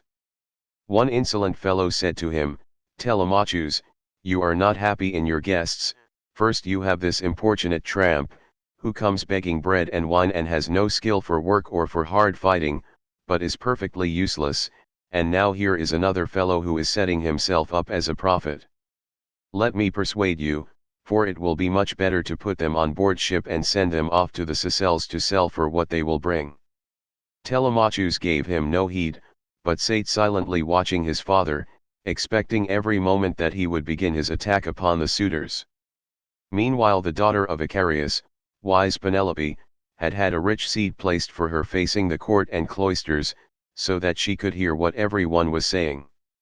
The dinner indeed had been prepared amid much merriment, it had been both good and abundant, for they had sacrificed many victims, but the supper was yet to come, and nothing can be conceived more gruesome than the meal which a goddess and a brave man were soon to lay before them, for they had brought their doom upon themselves. Book XXI. The Trial of the Axes, during which Ulysses reveals himself to Eumaeus and Philodius. Minerva now put it in Penelope's mind to make the suitors try their skill with the bow and with the iron axes, in contest among themselves, as a means of bringing about their destruction. She went upstairs and got the storeroom key, which was made of bronze and had a handle of ivory. She then went with her maidens into the storeroom at the end of the house, where her husband's treasures of gold, bronze, and wrought iron were kept, and where was also his bow, and the quiver full of deadly arrows that had been given him by a friend whom he had met in Lacedaemon, Iphitus the son of Eurytus. The two fell in with one another in Messene at the house of Ortolachus, where Ulysses was staying in order to recover a debt that was owing from the whole people, for the Messenians had carried off 300 sheep from Ithaca, and had sailed away with them and with their shepherds. In quest of these Ulysses took a long journey while still quite young, for his father and the other chieftains sent him on a mission to recover them. Iphitus had gone there also to try and get back 12 brood mares that he had lost, and the mule foals that were running with them. These mares were the death of him in the end, for when he went to the house of Jove's son, mighty Hercules, who performed such prodigies of valor, Hercules to his shame killed him, though he was his guest, for he feared not heaven's vengeance, nor yet respected his own table which he had set before Iphitus, but killed him in spite of everything, and kept the mares himself. It was when claiming these that Iphitus met Ulysses, and gave him the bow which mighty Eurytus had been used to carry, and which on his death had been left by him to his son. Ulysses gave him in return a sword and a spear, and this was the beginning of a fast friendship, although they never visited at one another's houses, for Jove's son Hercules killed Iphitus ere they could do so. This bow, then, given him by Iphitus, had not been taken with him by Ulysses when he sailed for Troy. He had used it so long as he had been at home, but had left it behind as having been a keepsake from a valued friend. Penelope presently reached the oak threshold of the storeroom. The carpenter had planed this duly, and had drawn a line on it so as to get it quite straight. He had then set the doorposts into it and hung the doors.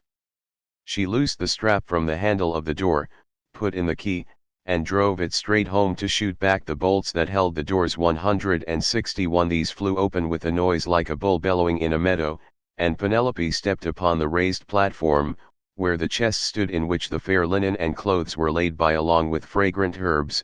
Reaching thence, she took down the bow with its bow case from the peg on which it hung. She sat down with it on her knees, weeping bitterly as she took the bow out of its case, and when her tears had relieved her, she went to the cloister where the suitors were, carrying the bow and the quiver, with the many deadly arrows that were inside it.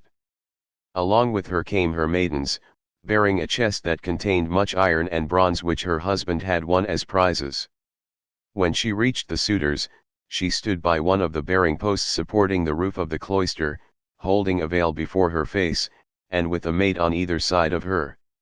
Then she said, "Listen to me, you suitors, who persist in abusing the hospitality of this house because its owner has been long absent, and without other pretext than that you want to marry me. This, then, being the prize that you are contending for, I will bring out the mighty bow of Ulysses, and whomsoever of you shall string it most easily and send his arrow through each one of 12 axes, him will I follow and quit this house of my lawful husband, so goodly, and so abounding in wealth. But even so I doubt not that I shall remember it in my dreams."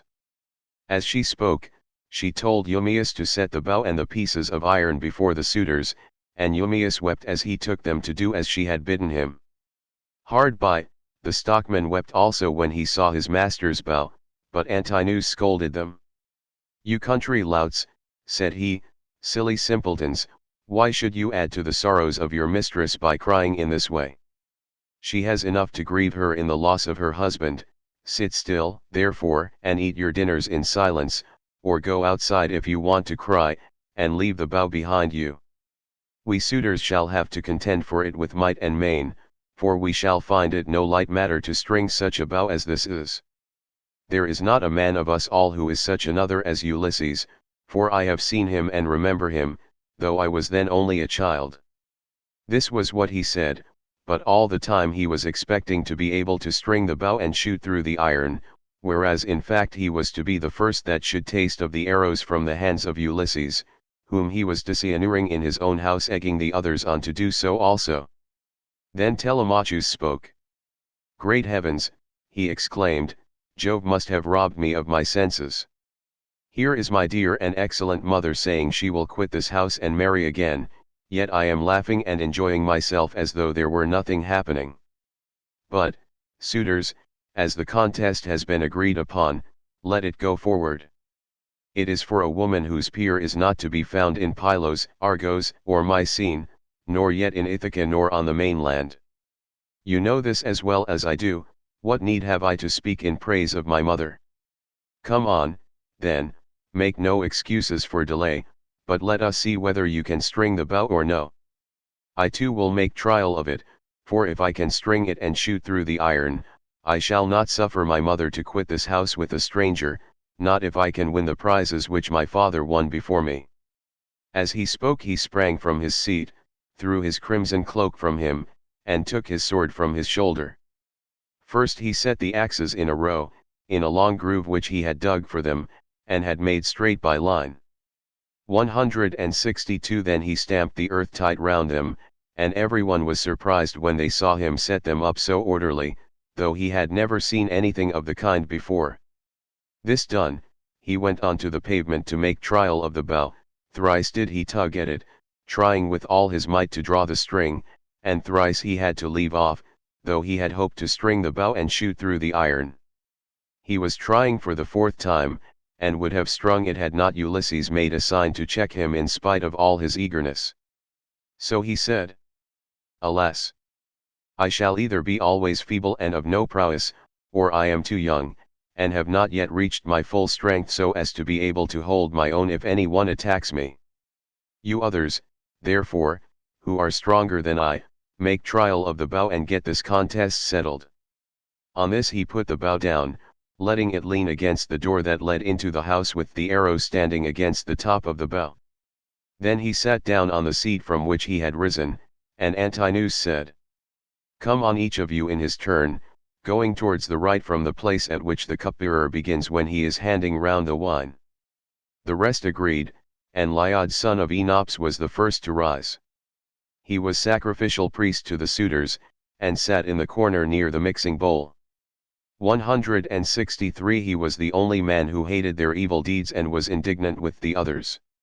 He was now the first to take the bow and arrow, so he went on to the pavement to make his trial, but he could not string the bow, for his hands were weak and unused to hard work. They therefore soon grew tired, and he said to the suitors, "My friends, I cannot string it, let another have it. This bow shall take the life and soul out of many a chief among us, for it is better to die than to live after having missed the prize that we have so long striven for, and which has brought us so long together. Some one of us is even now hoping and praying that he may marry Penelope, but when he has seen this bow and tried it, let him woo and make bridal offerings to some other woman, and let Penelope marry whoever makes her the best offer and whose lot it is to win her." On this he put the bow down, letting it lean against the door 164 with the arrow standing against the tip of the bow. Then he took his seat again on the seat from which he had risen, and Antinous rebuked him saying, "Lyods, what are you talking about? Your words are monstrous and intolerable, it makes me angry to listen to you.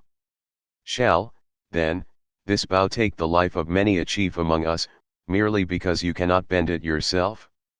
True, you were not born to be an archer, but there are others who will soon string it. Then he said to Melanthius the goatherd, Look sharp, light a fire in the court, and set a seat hard by with a sheepskin on it, bring us also a large ball of lard, from what they have in the house. Let us warm the bow and grease it, we will then make trial of it again, and bring the contest to an end. Melanthius lit the fire, and set a seat covered with sheepskins beside it. He also brought a great ball of lard from what they had in the house, and the suitors warmed the bow and again made trial of it, but they were none of them nearly strong enough to string it. Nevertheless there still remained Antinous and Eurymachus, who were the ringleaders among the suitors and much the foremost among them all. Then the swineherd and the stockman left the cloisters together, and Ulysses followed them. When they had got outside the gates and the outer yard, Ulysses said to them quietly, Stockman, and you swineherd, I have something in my mind which I am in doubt whether to say or no, but I think I will say it. What manner of men would you be to stand by Ulysses, if some god should bring him back here all of a sudden? Say which you are disposed to do, to side with the suitors, or with Ulysses. Father Jove, answered the stockman, would indeed that you might so ordain it. If some god were but to bring Ulysses back, you should see with what might and main I would fight for him. In like words Eumaeus prayed to all the gods that Ulysses might return. When, therefore, he saw for certain what mind they were of, Ulysses said, It is I, Ulysses, who am here. I have suffered much, but at last, in the 20th year, I am come back to my own country. I find that you two alone of all my servants are glad that I should do so, for I have not heard any of the others praying for my return. To you two, therefore, will I unfold the truth as it shall be. If heaven shall deliver the suitors into my hands, I will find wives for both of you, will give you house and holding close to my own, and you shall be to me as though you were brothers and friends of Telemachus. I will now give you convincing proofs that you may know me and be assured. See, here is the scar from the boar's tooth that ripped me when I was out hunting on Mt. Parnassus with the sons of Autolycus. As he spoke he drew his rags aside from the great scar, and when they had examined it thoroughly, they both of them wept about Ulysses, threw their arms round him, and kissed his head and shoulders, while Ulysses kissed their hands and faces in return. The sun would have gone down upon their mourning if Ulysses had not checked them and said, Cease your weeping, lest some one should come outside and see us, and tell those who are within. When you go in, do so separately, not both together. I will go first, and do you follow afterwards. Let this moreover be the token between us. The suitors will all of them try to prevent me from getting hold of the bow and quiver. Do you, therefore, Eumaeus, place it in my hands when you are carrying it about, and tell the women to close the doors of their apartment.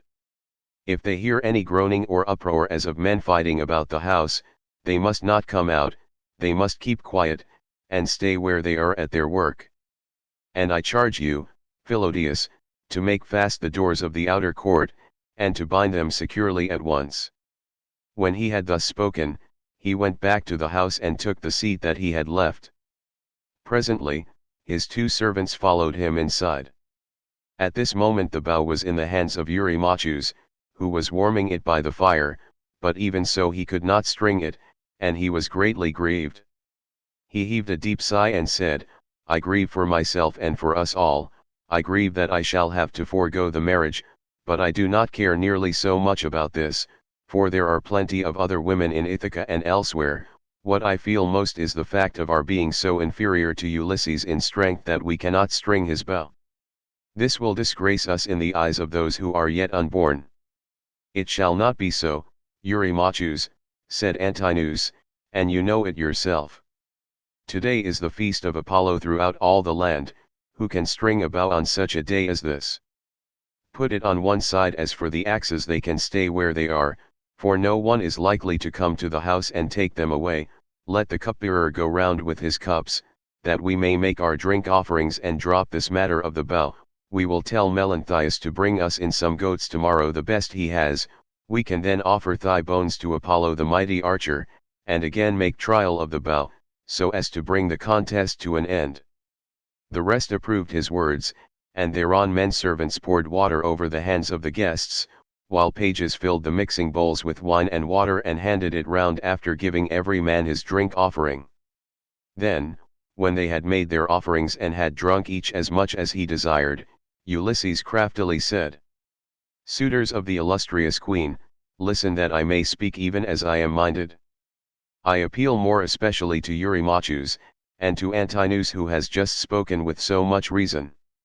Cease shooting for the present and leave the matter to the gods, but in the morning let heaven give victory to whom it will. For the moment, however, give me the bow that I may prove the power of my hands among you all, and see whether I still have as much strength as I used to have, or whether travel and neglect have made an end of it." This made them all very angry, for they feared he might string the bow. Antinous therefore rebuked him fiercely, saying, "Wretched creature, you have not so much as a grain of sense in your whole body. You ought to think yourself lucky in being allowed to dine unharmed among your betters, without having any smaller portion served you than we others have had, and in being allowed to hear our conversation. No other beggar or stranger has been allowed to hear what we say among ourselves. The wine must have been doing you a mischief, as it does with all those who drink immoderately.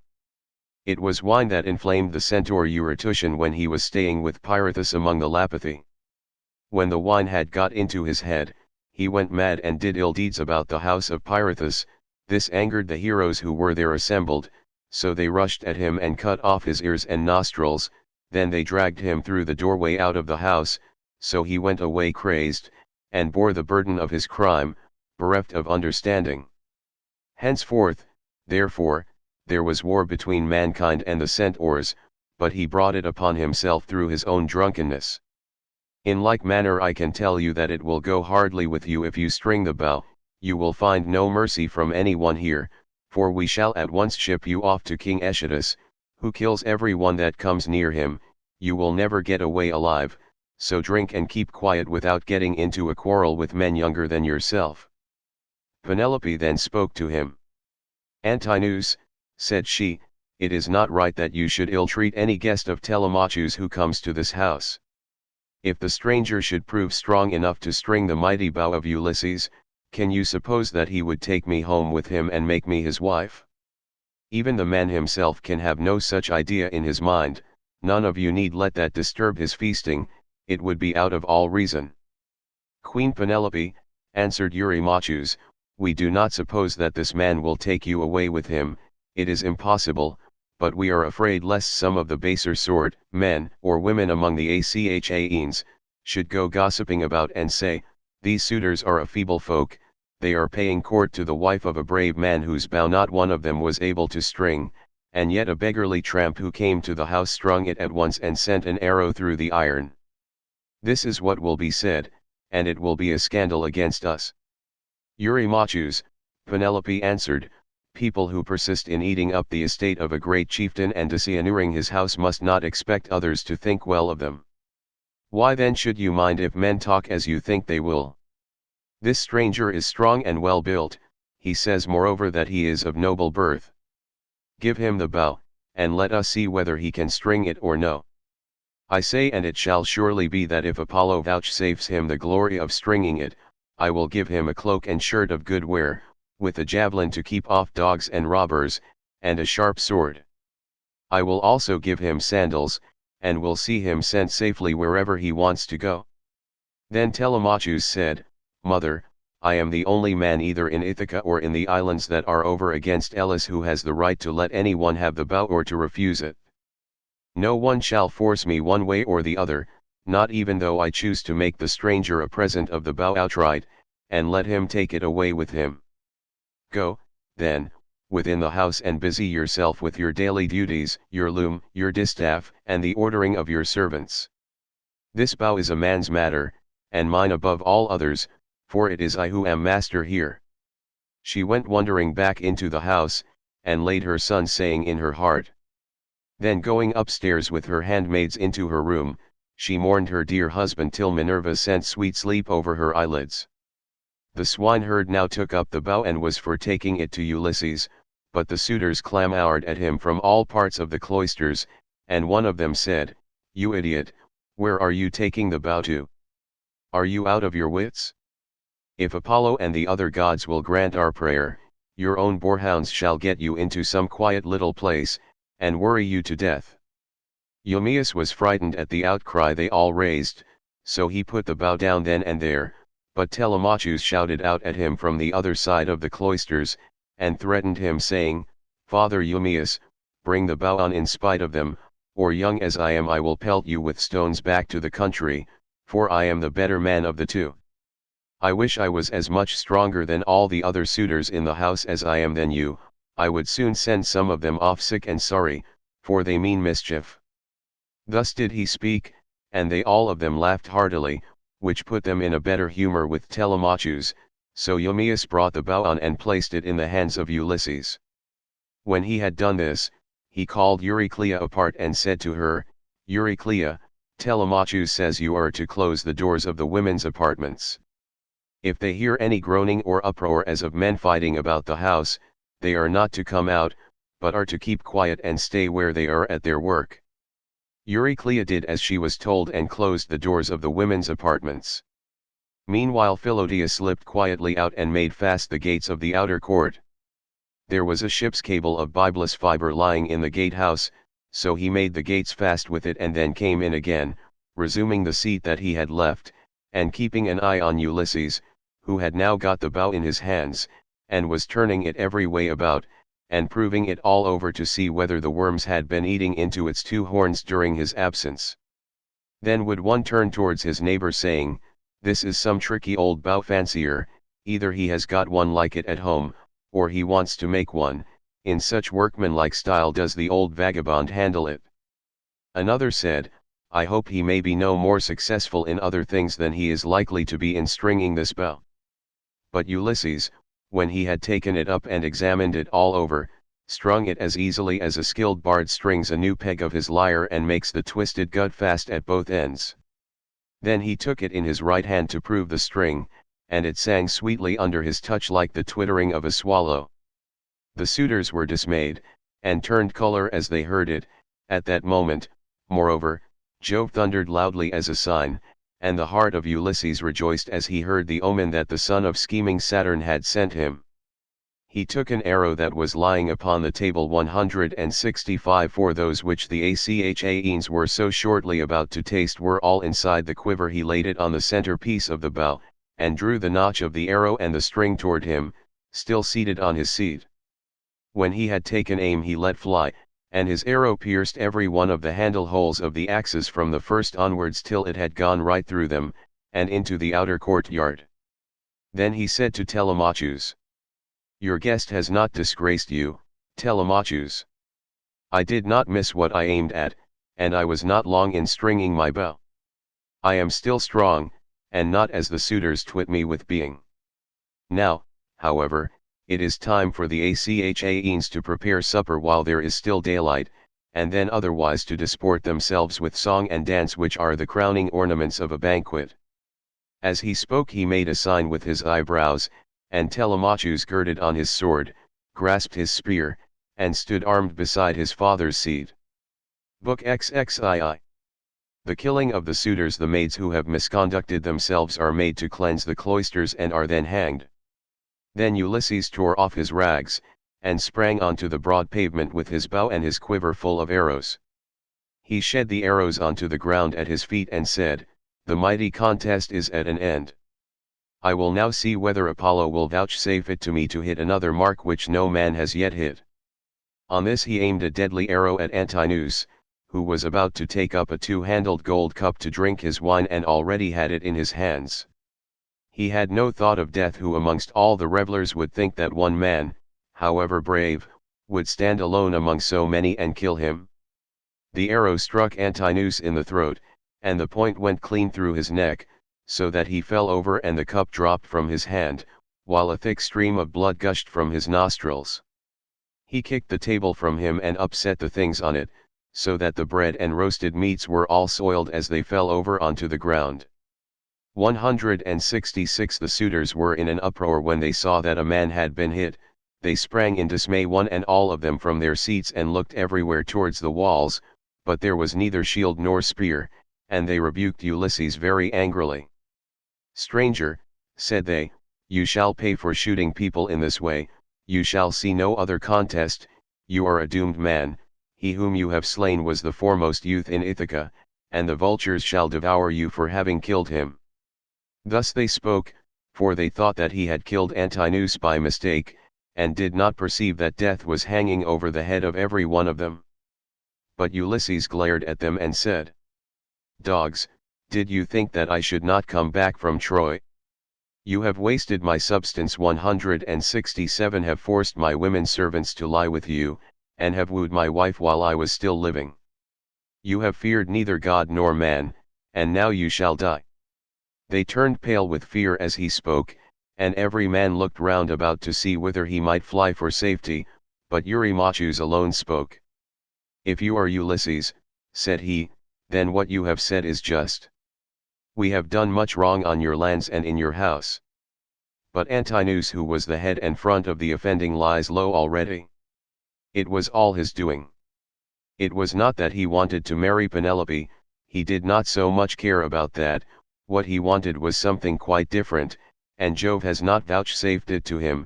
He wanted to kill your son and to be chief man in Ithaca. Now, therefore, that he has met the death which was his due, spare the lives of your people. We will make everything good among ourselves, and pay you in full for all that we have eaten and drunk. Each one of us shall pay you a fine worth 20 oxen, and we will keep on giving you gold and bronze till your heart is softened. Until we have done this, no one can complain of your being enraged against us." Ulysses again glared at him and said, "Though you should give me all that you have in the world both now and all that you ever shall have, I will not stay my hand till I have paid all of you in full. You must fight, or fly for your lives, and fly, not a man of you shall." Their hearts sank as they heard him, but Eurymachus again spoke, saying, "My friends, this man will give us no quarter.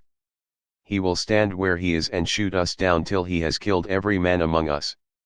Let us then show fight, draw your swords, and hold up the tables to shield you from his arrows. Let us have at him with a rush, to drive him from the pavement and doorway, we can then get through into the town, and raise such an alarm as shall soon stay his shooting." As he spoke he drew his keen blade of bronze, sharpened on both sides, and with a loud cry sprang towards Ulysses, but Ulysses instantly shot an arrow into his breast that caught him by the nipple and fixed itself in his liver. He dropped his sword and fell doubled up over his table. The cup and all the meats went over onto the ground as he smote the earth with his forehead in the agonies of death, and he kicked the stool with his feet until his eyes were closed in darkness. Then Amphinomus drew his sword and made straight at Ulysses to try and get him away from the door, but Telemachus was too quick for him, and struck him from behind. The spear caught him between the shoulders and went right through his chest, so that he fell heavily to the ground and struck the earth with his forehead. Then Telemachus sprang away from him, leaving his spear still in the body, for he feared that if he stayed to draw it out, some one of the Achaeans might come up and hack at him with his sword, or knock him down, so he set off at a run, and immediately was at his father's side. Then he said, "Father, let me bring you a shield, 2 spears, and a brass helmet for your temples. I will arm myself as well, and will bring other armor for the swineherd and the stockman, for we had better be armed." "Run and fetch them," answered Ulysses, "while my arrows hold out, or when I am alone they may get me away from the door." Telemachus did as his father said, and went off to the storeroom where the armor was kept. He chose 4 shields, 8 spears, and 4 brass helmets with horsehair plumes. He brought them with all speed to his father, and armed himself first, while the stockman and the swineherd also put on their armor, and took their places near Ulysses. Meanwhile Ulysses, as long as his arrows lasted, had been shooting the suitors one by one, and they fell thick on one another. When his arrows gave out, he set the bow to stand against the end wall of the house by the doorpost, and hung a shield 4 hides thick about his shoulders. On his comely head he set his helmet, well wrought with a crest of horsehair that nodded menacingly above it. 168 And he grasped two redoubtable bronze-shod spears. Now there was a trapdoor. 169 On the wall, while at one end of the pavement 170 there was an exit leading to a narrow passage, and this exit was closed by a well-made door. Ulysses told Philodeus to stand by this door and guard it, for only one person could attack it at a time.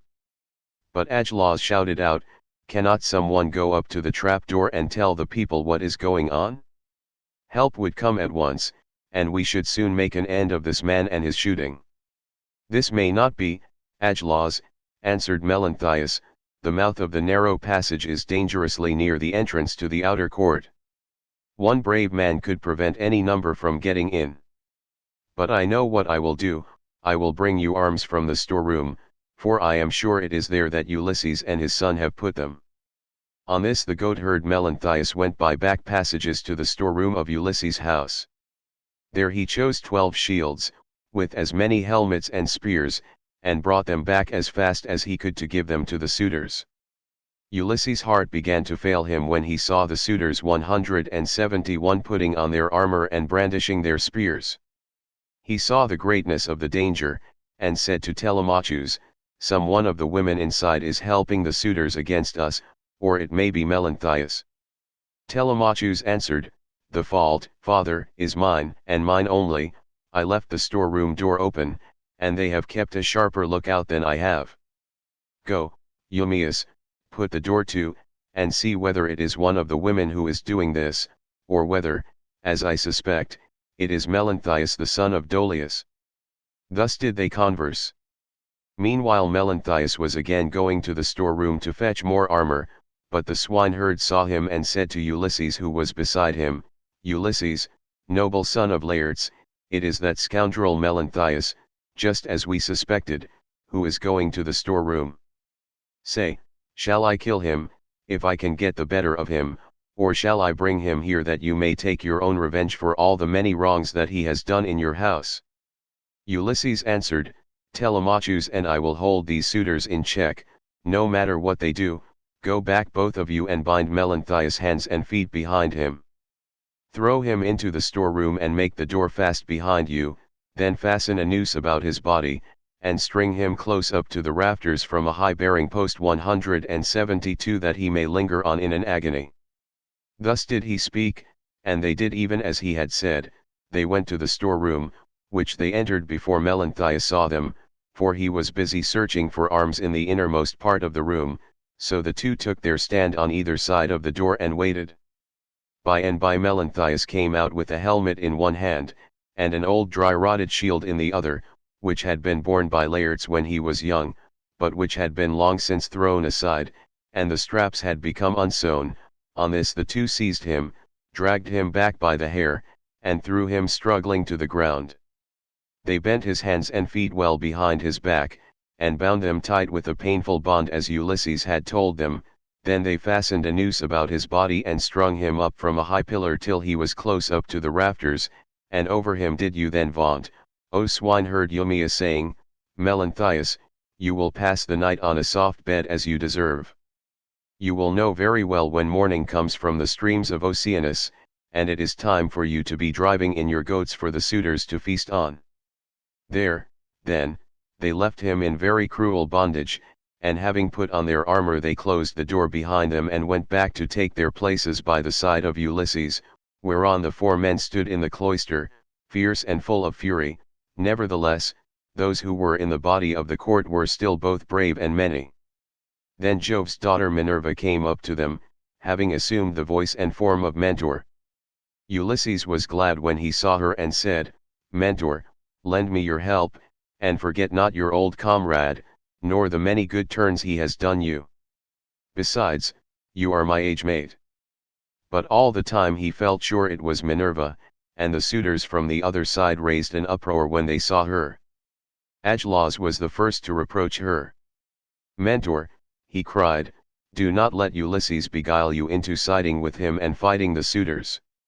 This is what we will do: when we have killed these people, father and son, we will kill you too. You shall pay for it with your head, and when we have killed you, We will take all you have, indoors or out, and bring it into Hotchpot with Ulysses' property. We will not let your sons live in your house, nor your daughters, nor shall your widow continue to live in the city of Ithaca." This made Minerva still more furious, so she scolded Ulysses very angrily. 173 Ulysses, said she, your strength and prowess are no longer what they were when you fought for 9 long years among the Trojans about the noble lady Helen. You killed many a man in those days, and it was through your stratagem that Priam's city was taken. How comes it that you are so lamentably less valiant now that you are on your own ground, face to face with the suitors in your own house? Come on, my good fellow, stand by my side and see how Mentor, son of Alcimus, shall fight your foes and requite your kindnesses conferred upon him. But she would not give him full victory as yet, for she wished still further to prove his own prowess and that of his brave son, so she flew up to one of the rafters in the roof of the cloister and sat upon it in the form of a swallow. Meanwhile Agelaus son of Damastor, Eurynomus, Amphimedon, Demoptolemus, Pisander, and Polybus son of Polyctor bore the brunt of the fight upon the suitors' side. Of all those who were still fighting for their lives they were by far the most valiant, for the others had already fallen under the arrows of Ulysses. Agelaus shouted to them and said, "My friends, he will soon have to leave off, for Mentor has gone away after having done nothing for him but brag. They are standing at the doors unsupported. Do not aim at him all at once, but 6 of you throw your spears first, and see if you cannot cover yourselves with glory by killing him. When he has fallen we need not be uneasy about the others." They threw their spears as he bade them, but Minerva made them all of no effect. One hit the doorpost, another went against the door, the pointed shaft of another struck the wall, and as soon as they had avoided all the spears of the suitors Ulysses said to his own men, "My friends, I should say we too had better let drive into the middle of them, or they will crown all the harm they have done us by killing us outright." They therefore aimed straight in front of them and threw their spears. Ulysses killed Demoptolemus, Telemachus Euryades, Eumaeus Elatus, while the stockmen killed Pisander. These all bit the dust, and as the others drew back into a corner Ulysses and his men rushed forward and regained their spears by drawing them from the bodies of the dead. The suitors now aimed a second time, but again Minerva made their weapons for the most part without effect. One hit a bearing post of the cloister, another went against the door, while the pointed shaft of another struck the wall. Still, Amphimedon just took a piece of the top skin from off Telemachus's wrist, and Ctesippus managed to graze Eumaeus's shoulder above his shield, but the spear went on and fell to the ground. Then Ulysses and his men let drive into the crowd of suitors. Ulysses hit Eurydamas, Telemachus Amphimedon, and Eumaeus Polybus. After this the stockman hit Ctesippus in the breast, and taunted him saying, "Foul-mouthed son of Polytherses, do not be so foolish as to talk wickedly another time, but let heaven direct your speech, for the gods are far stronger than men. I make you a present of this advice to repay you for the foot which you gave Ulysses when he was begging about in his own house." Thus spoke the stockman, and Ulysses struck the son of Damastor with a spear in close fight, while Telemachus hit Leocritus son of Evenor in the belly, and the dart went clean through him, so that he fell forward full on his face upon the ground. Then Minerva from her seat on the rafter held up her deadly aegis, and the hearts of the suitors quailed. They fled to the other end of the court like a herd of cattle maddened by the gadfly in early summer when the days are at their longest. As eagle-beaked, crooked-alone vultures from the mountains swoop down on the smaller birds that cower in flocks upon the ground, and kill them, for they cannot either fight or fly, and lookers on enjoy the sport, even so did Ulysses and his men fall upon the suitors and smite them on every side. They made a horrible groaning as their brains were being battered in, and the ground seethed with their blood. Lyodes then caught the knees of Ulysses and said, "Ulysses, I beseech you, have mercy upon me and spare me. I never wronged any of the women in your house either in word or deed, and I tried to stop the others. I saw them, but they would not listen, and now they are paying for their folly. I was their sacrificing priest. If you kill me, I shall die without having done anything to deserve it, and shall have got no thanks for all the good that I did. Ulysses looked sternly at him and answered, "If you were their sacrificing priest, you must have prayed many a time that it might be long before I got home again, and that you might marry my wife and have children by her. Therefore you shall die."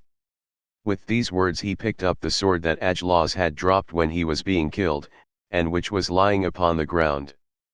Then he struck Liodes on the back of his neck, so that his head fell rolling in the dust while he was yet speaking. The minstrel Phemius, son of Terps, he who had been forced by the suitors to sing to them, now tried to save his life. He was standing near towards the trapdoor 174 and held his lyre in his hand. He did not know whether to fly out of the cloister and sit down by the altar of Jove that was in the outer court, and on which both Laertes and Ulysses had offered up the thigh bones of many an ox, or whether to go straight up to Ulysses and embrace his knees, but in the end he deemed it best to embrace Ulysses' knees. So he laid his lyre on the ground between the mixing bowl 175 and the silver-studded seat, then going up to Ulysses he caught hold of his knees and said, "Ulysses, I beseech you, have mercy on me and spare me. You will be sorry for it afterwards if you kill a bard who can sing both for gods and men as I can. I make all my lays myself, and heaven visits me with every kind of inspiration. I would sing to you as though you were a god, do not therefore be in such a hurry to cut my head off. Your own son Telemachus will tell you that I did not want to frequent your house and sing to the suitors after their meals, but they were too many and too strong for me, so they made me." Telemachus heard him, and at once went up to his father. "Hold," he cried, "the man is guiltless, do him no hurt, and we will spare Medon too, who was always good to me when I was a boy, unless Philodeus or Eumaeus has already killed him, or he has fallen in your way when you were raging about the court." Medon caught these words of Telemachus, for he was crouching under a seat beneath which he had hidden by covering himself up with a freshly flayed heifer's hide, so he threw off the hide, went up to Telemachus, and laid hold of his knees. "Here I am, my dear sir," said he, "stay your hand therefore, and tell your father, or he will kill me in his rage against the suitors for having wasted his substance and been so foolishly disrespectful to yourself." Ulysses smiled at him and answered, "Fear not, Telemachus has saved your life, that you may know in future, and tell other people, how greatly better good deeds prosper than evil ones. Go, therefore, outside the cloisters into the outer court, and be out of the way of the slaughter, you and the bard, while I finish my work here inside."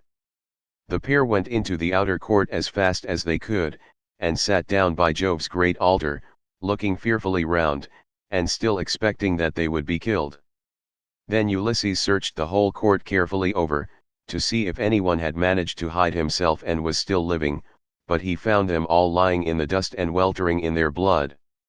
They were like fishes which fishermen have netted out of the sea, and thrown upon the beach to lie gasping for water till the heat of the sun makes an end of them. Even so were the suitors lying all huddled up one against the other. Then Ulysses said to Telemachus, "Call nurse Euryclea, I have something to say to her." Telemachus went and knocked at the door of the women's room. "Make haste," said he, "you old woman who have been set over all the other women in the house. Come outside, my father wishes to speak to you." When Euryclea heard this, she unfastened the door of the women's room and came out, following Telemachus. She found Ulysses among the corpses, bespattered with blood and filth like a lion that has just been devouring an ox, and his breast and both his cheeks are all bloody, so that he is a fearful sight. Even so was Ulysses besmirched from head to foot with gore. When she saw all the corpses and such a quantity of blood, she was beginning to cry out for joy, for she saw that a great deed had been done, but Ulysses checked her. "Old woman," said he, "rejoice in silence, restrain yourself, and do not make any noise about it. It is an unholy thing to vaunt over dead men. Heaven's doom and their own evil deeds have brought these men to destruction, for they respected no man in the whole world, neither rich nor poor, who came near them, and they have come to a bad end as a punishment for their wickedness and folly. Now, however, tell me which of the women in the house have misconducted themselves, and who are innocent." 176. "I will tell you the truth, my son, answered Euryclea. There are 50 women in the house whom we teach to do things, such as carding wool, and all kinds of household work. Of these, 12 in all 177 have misbehaved, and have been wanting in respect to me, and also to Penelope. They showed no disrespect to Telemachus, for he has only lately grown and his mother never permitted him to give orders to the female servants, but let me go upstairs and tell your wife all that has happened, for some god has been sending her to sleep. Do not wake her yet, answered Ulysses, but tell the women who have misconducted themselves to come to me. Euryclea left the cloister to tell the women, and make them come to Ulysses. In the meantime he called Telemachus, the stockman, and the swineherd. Begin, said he, to remove the dead, and make the women help you. Then, get sponges and clean water to swill down the tables and seats. When you have thoroughly cleansed the whole cloisters, take the women into the space between the domed room and the wall of the outer court, and run them through with your swords till they are quite dead, and have forgotten all about love and the way in which they used to lie in secret with the suitors. On this the women came down in a body, weeping and wailing bitterly. First they carried the dead bodies out, and propped them up against one another in the gatehouse. Ulysses ordered them about and made them do their work quickly, so they had to carry the bodies out.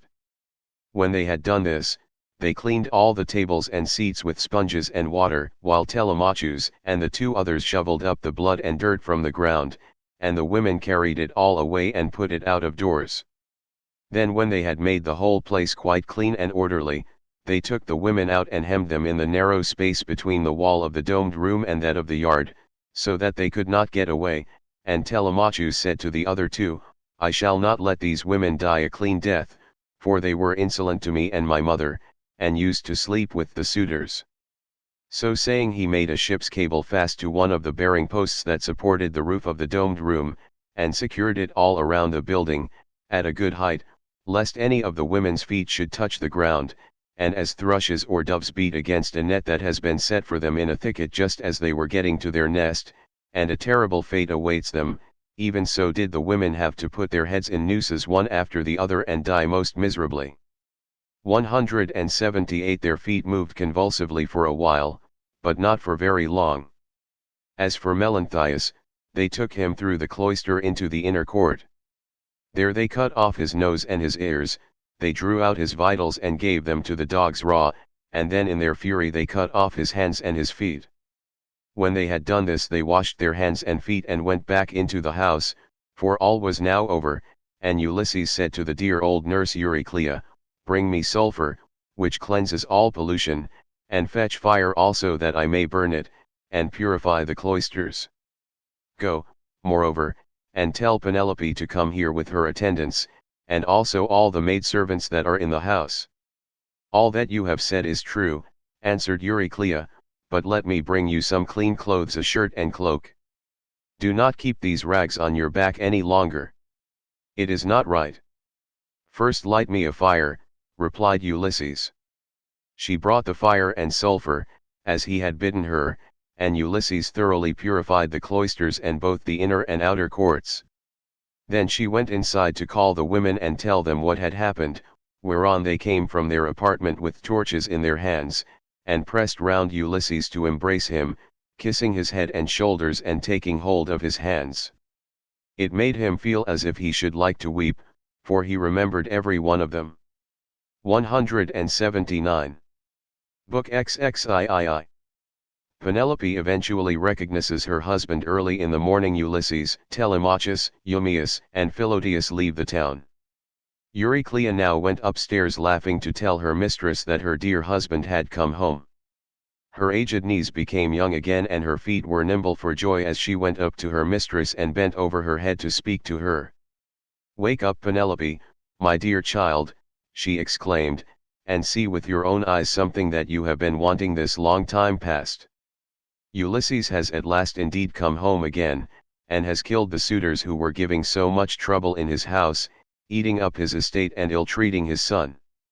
My good nurse, answered Penelope, you must be mad.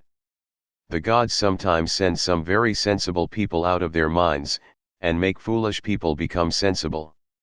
This is what they must have been doing to you, for you always used to be a reasonable person. Why should you thus mock me when I have trouble enough already talking such nonsense, and waking me up out of a sweet sleep that had taken possession of my eyes and closed them? I have never slept so soundly from the day my poor husband went to that city with the ill-omened name. Go back again into the women's room. If it had been anyone else who had woke me up to bring me such absurd news, I should have sent her away with a severe scolding. As it is, your age shall protect you. My dear child, answered Euryclea, I am not mocking you. It is quite true as I tell you that Ulysses is come home again. He was the stranger whom they all kept on treating so badly in the cloister. Telemachus knew all the time that he was come back, but kept his father's secret that he might have his revenge on all these wicked people. Then Penelope sprang up from her couch, threw her arms round Euryclea, and wept for joy. But my dear nurse, said she, explain this to me. If he has really come home as you say, how did he manage to overcome the wicked suitors single-handed, seeing what a number of them there always were? I was not there, answered Euryclea, and do not know. I only heard them groaning while they were being killed. We sat crouching and huddled up in a corner of the women's room with the doors closed, till your son came to fetch me because his father sent him. Then I found Ulysses standing over the corpses that were lying on the ground all round him, one on top of the other. You would have enjoyed it if you could have seen him standing there all bespattered with blood and filth, and looking just like a lion. But the corpses are now all piled up in the gatehouse that is in the outer court, and Ulysses has lit a great fire to purify the house with sulfur. He has sent me to call you, so come with me that you may both be happy together after all, for now at last the desire of your heart has been fulfilled. Your husband is come home to find both wife and son alive and well, and to take his revenge in his own house on the suitors who behaved so badly to him. My dear nurse, said Penelope, do not exult too confidently over all this. You know how delighted everyone would be to see Ulysses come home, more particularly myself, and the son who has been born to both of us, but what you tell me cannot be really true. It is some god who is angry with the suitors for their great wickedness, and has made an end of them, for they respected no man in the whole world, neither rich nor poor, who came near them, and they have come to a bad end in consequence of their iniquity. Ulysses is dead far away from the Achaean land, he will never return home again. Then nurse Euryclea said, my child, what are you talking about? But you were all hard of belief and have made up your mind that your husband is never coming, although he is in the house and by his own fireside at this very moment. Besides, I can give you another proof. When I was washing him I perceived the scar which the wild boar gave him, and I wanted to tell you about it, but in his wisdom he would not let me, and clapped his hands over my mouth. So come with me and I will make this bargain with you. If I am deceiving you, you may have me killed by the most cruel death you can think of. My dear nurse, said Penelope, however wise you may be, you can hardly fathom the counsels of the gods. Nevertheless, we will go in search of my son, that I may see the corpses of the suitors, and the man who has killed them. On this she came down from her upper room, and while doing so she considered whether she should keep at a distance from her husband and question him, or whether she should at once go up to him and embrace him. When, however, she had crossed the stone floor of the cloister, she sat down opposite Ulysses by the fire, against the wall at right angles 180 to that by which she had entered, while Ulysses sat near one of the bearing posts, looking upon the ground, and waiting to see what his brave wife would say to him when she saw him. For a long time she sat silent and as one lost in amazement. At one moment she looked him full in the face, but then again directly, she was misled by his shabby clothes and failed to recognize him. 181 Till Telemachus began to reproach her and said, Mother, but you are so hard that I cannot call you by such a name. Why do you keep away from my father in this way? Why do you not sit by his side and begin talking to him and asking him questions? No other woman could bear to keep away from her husband when he had come back to her after 20 years of absence, and after having gone through so much, but your heart always was as hard as a stone. Penelope answered, My son, I am so lost in astonishment that I can find no words in which either to ask questions or to answer them. I cannot even look him straight in the face. Still, if he really is Ulysses come back to his own home again, we shall get to understand one another better by and by, for there are tokens with which we two are alone acquainted, and which are hidden from all others. Ulysses smiled at this, and said to Telemachus, "Let your mother put me to any proof she likes, she will make up her mind about it presently. She rejects me for the moment and believes me to be somebody else, because I am covered with dirt and have such bad clothes on. Let us, however, consider what we had better do next.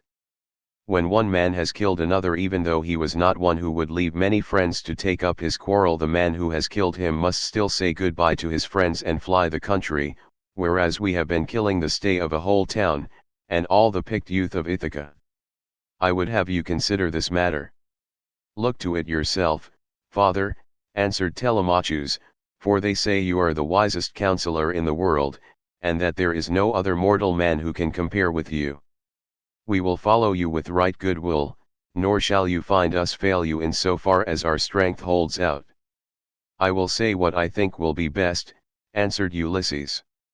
"First wash and put your shirts on, tell the maids also to go to their own room and dress. Phemius shall then strike up a dance tune on his lyre, so that if people outside hear, or any of the neighbors, or some one going along the street happens to notice it, they may think there is a wedding in the house, and no rumors about the death of the suitors will get about in the town, before we can escape to the woods upon my own land. Once there, we will settle which of the courses heaven vouchsafes us shall seem wisest." Thus did he speak, and they did even as he had said. First they washed and put their shirts on, while the women got ready. Then Phemius took his lyre and set them all longing for sweet song and stately dance. The house re-echoed with the sound of men and women dancing, and the people outside said, "I suppose the queen has been getting married at last. She ought to be ashamed of herself for not continuing to protect her husband's property until he comes home." 182. This was what they said, but they did not know what it was that had been happening. The upper servant Eurynome washed and anointed Ulysses in his own house and gave him a shirt and cloak, while Minerva made him look taller and stronger than before. She also made the hair grow thick on the top of his head, and flow down in curls like hyacinth blossoms. She glorified him about the head and shoulders just as a skillful workman who has studied art of all kinds under Vulcan or Minerva, and his work is full of beauty, enriches a piece of silver plate by gilding it. He came from the bath looking like one of the immortals, and sat down opposite his wife on the seat he had left. "My dear," said he, "heaven has endowed you with a heart more unyielding than woman ever yet had. No other woman could bear to keep away from her husband when he had come back to her after 20 years of absence, and after having gone through so much.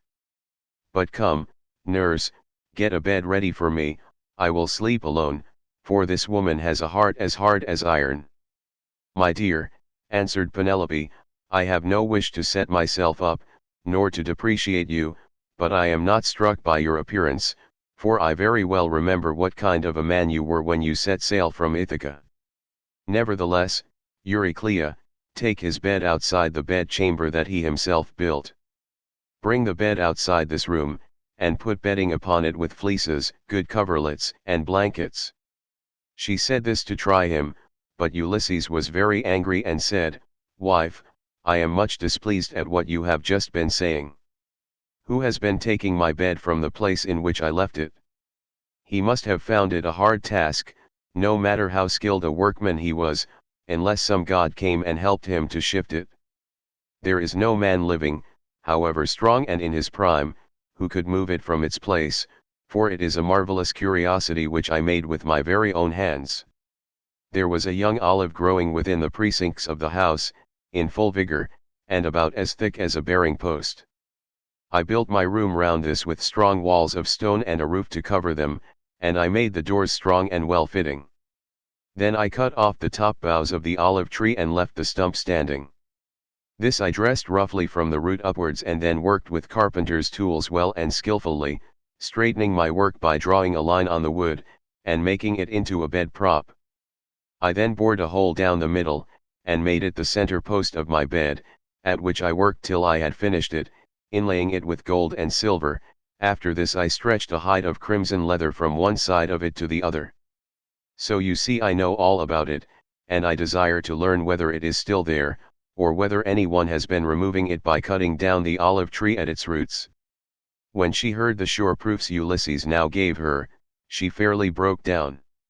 She flew weeping to his side, flung her arms about his neck, and kissed him. "Do not be angry with me, Ulysses," she cried, "you, who are the wisest of mankind. We have suffered, both of us.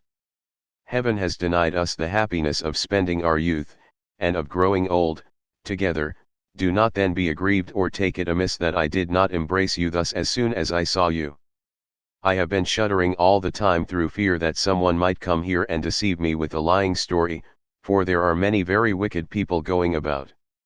Jove's daughter Helen would never have yielded herself to a man from a foreign country, if she had known that the sons of Achaeans would come after her and bring her back. Heaven put it in her heart to do wrong, and she gave no thought to that sin, which has been the source of all our sorrows.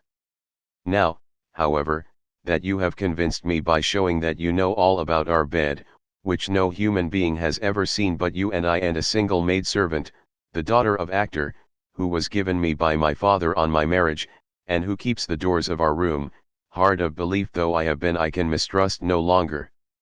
Then Ulysses in his turn melted, and wept as he clasped his dear and faithful wife to his bosom. As the sight of land is welcome to men who are swimming towards the shore, when Neptune has wrecked their ship with the fury of his winds and waves, a few alone reach the land, and these, covered with brine, are thankful when they find themselves on firm ground and out of danger. Even so was her husband welcome to her as she looked upon him, and she could not tear her two fair arms from about his neck.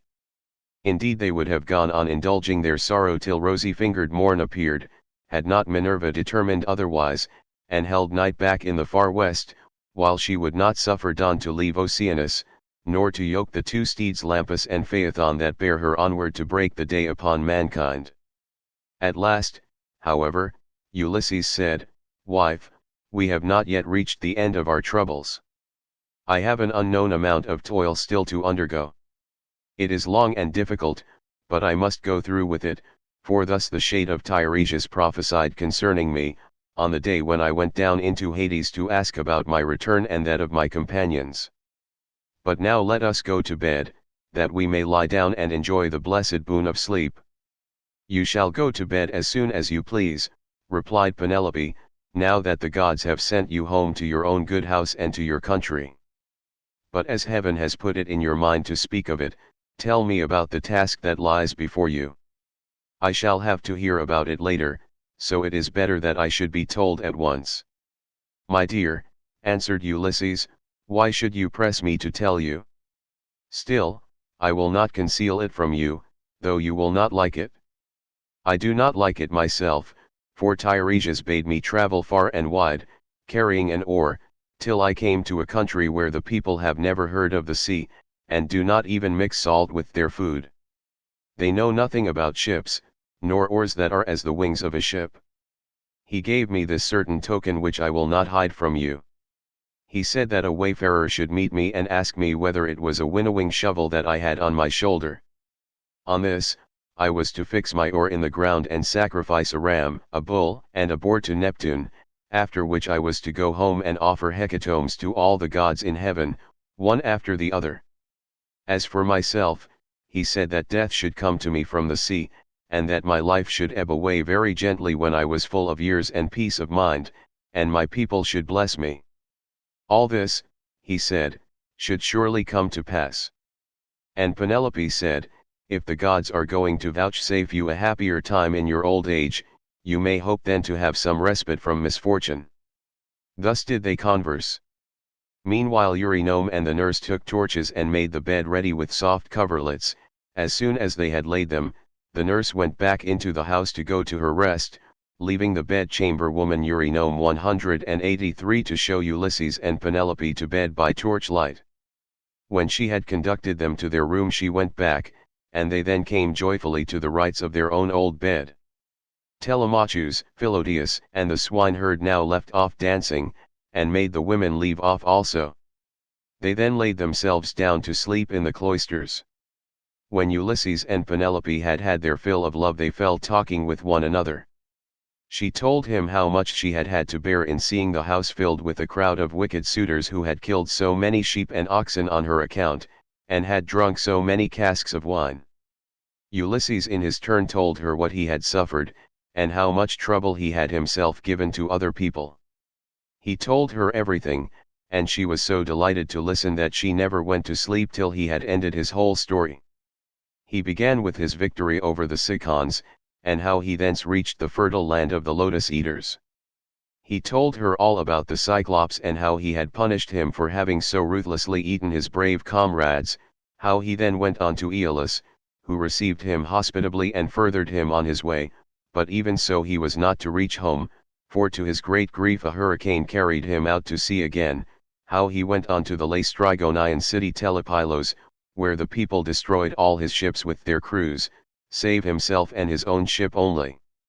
Then he told of cunning Circe and her craft, and how he sailed to the chill house of Hades, to consult the ghost of the Theban prophet Tiresias, and how he saw his old comrades in arms, and his mother who bore him and brought him up when he was a child, how he then heard the wondrous singing of the sirens, and went on to the wandering rocks and terrible Charybdis and to Scylla, whom no man had ever yet passed in safety, how his men then ate the cattle of the sun god, and how Jove therefore struck the ship with his thunderbolts, so that all his men perished together, himself alone being left alive, how at last he reached the Ogygian island and the nymph Calypso, who kept him there in a cave, and fed him, and wanted him to marry her, in which case she intended making him immortal so that he should never grow old, but she could not persuade him to let her do so, and how after much suffering he had found his way to the Phaeacians, who had treated him as though he had been a god, and sent him back in a ship to his own country after having given him gold, bronze, and raiment in great abundance.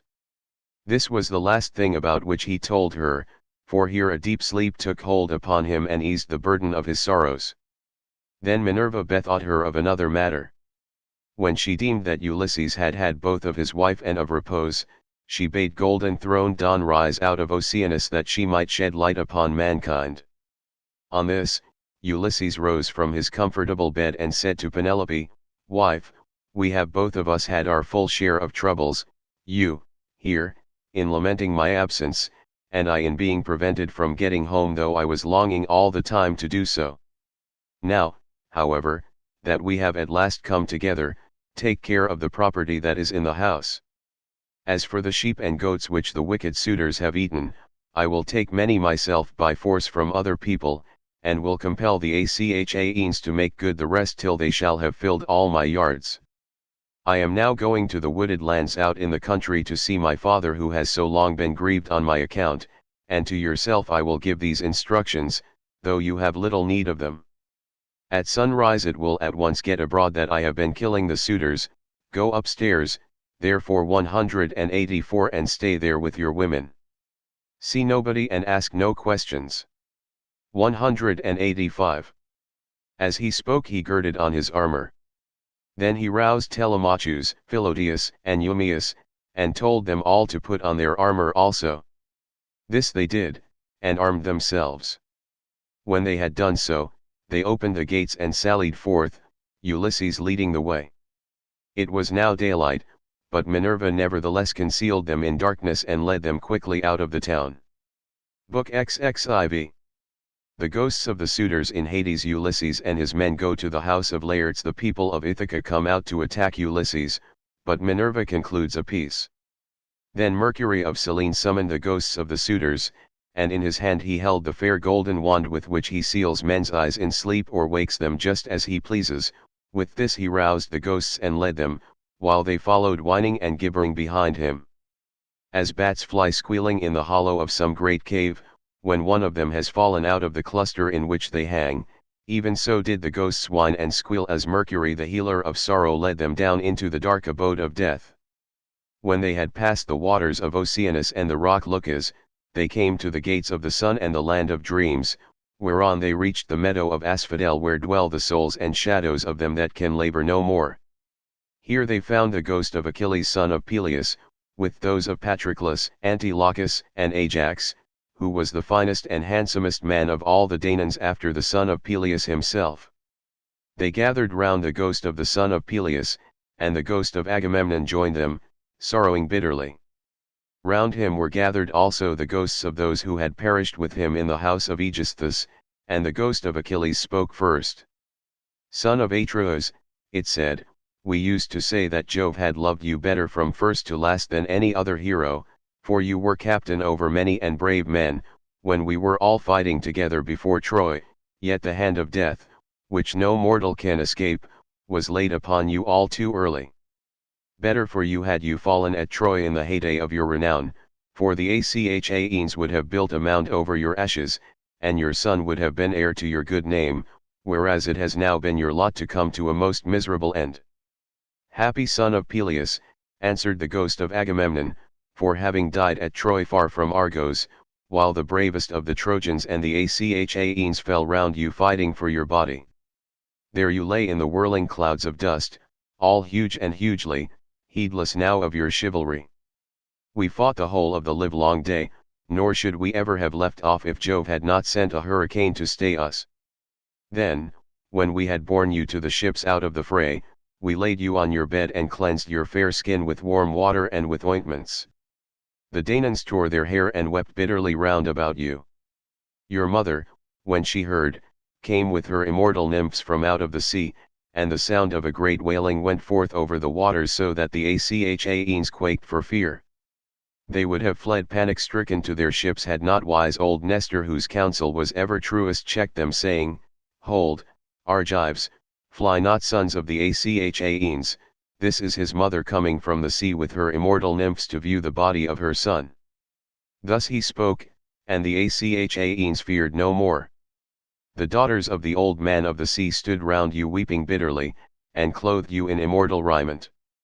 The 9 muses also came and lifted up their sweet voices in lament, calling and answering one another. There was not an Argive but wept for pity of the dirge they chaunted.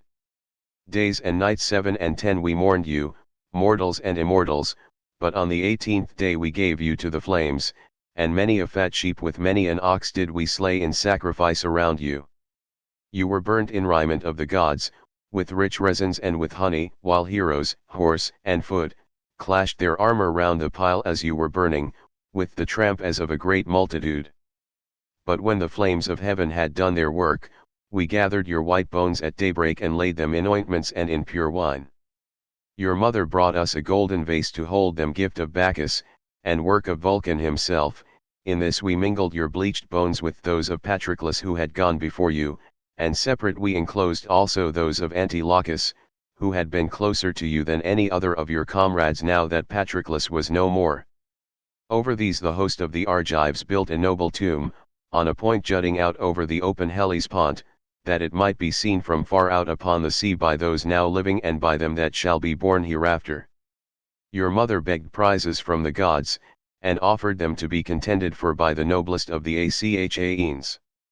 You must have been present at the funeral of many a hero, when the young men gird themselves and make ready to contend for prizes on the death of some great chieftain, but you never saw such prizes as silver-footed Thetis offered in your honor, for the gods loved you well.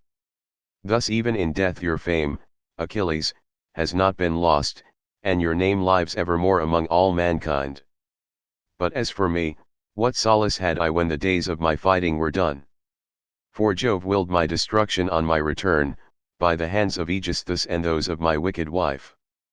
Thus did they converse, and presently Mercury came up to them with the ghosts of the suitors who had been killed by Ulysses. The ghosts of Agamemnon and Achilles were astonished at seeing them, and went up to them at once. The ghost of Agamemnon recognized Amphimedon son of Melaneus, who lived in Ithaca and had been his host, so it began to talk to him. Amphimedon, it said, what has happened to all you fine young men all of an age too that you are come down here under the ground? One could pick no finer body of men from any city.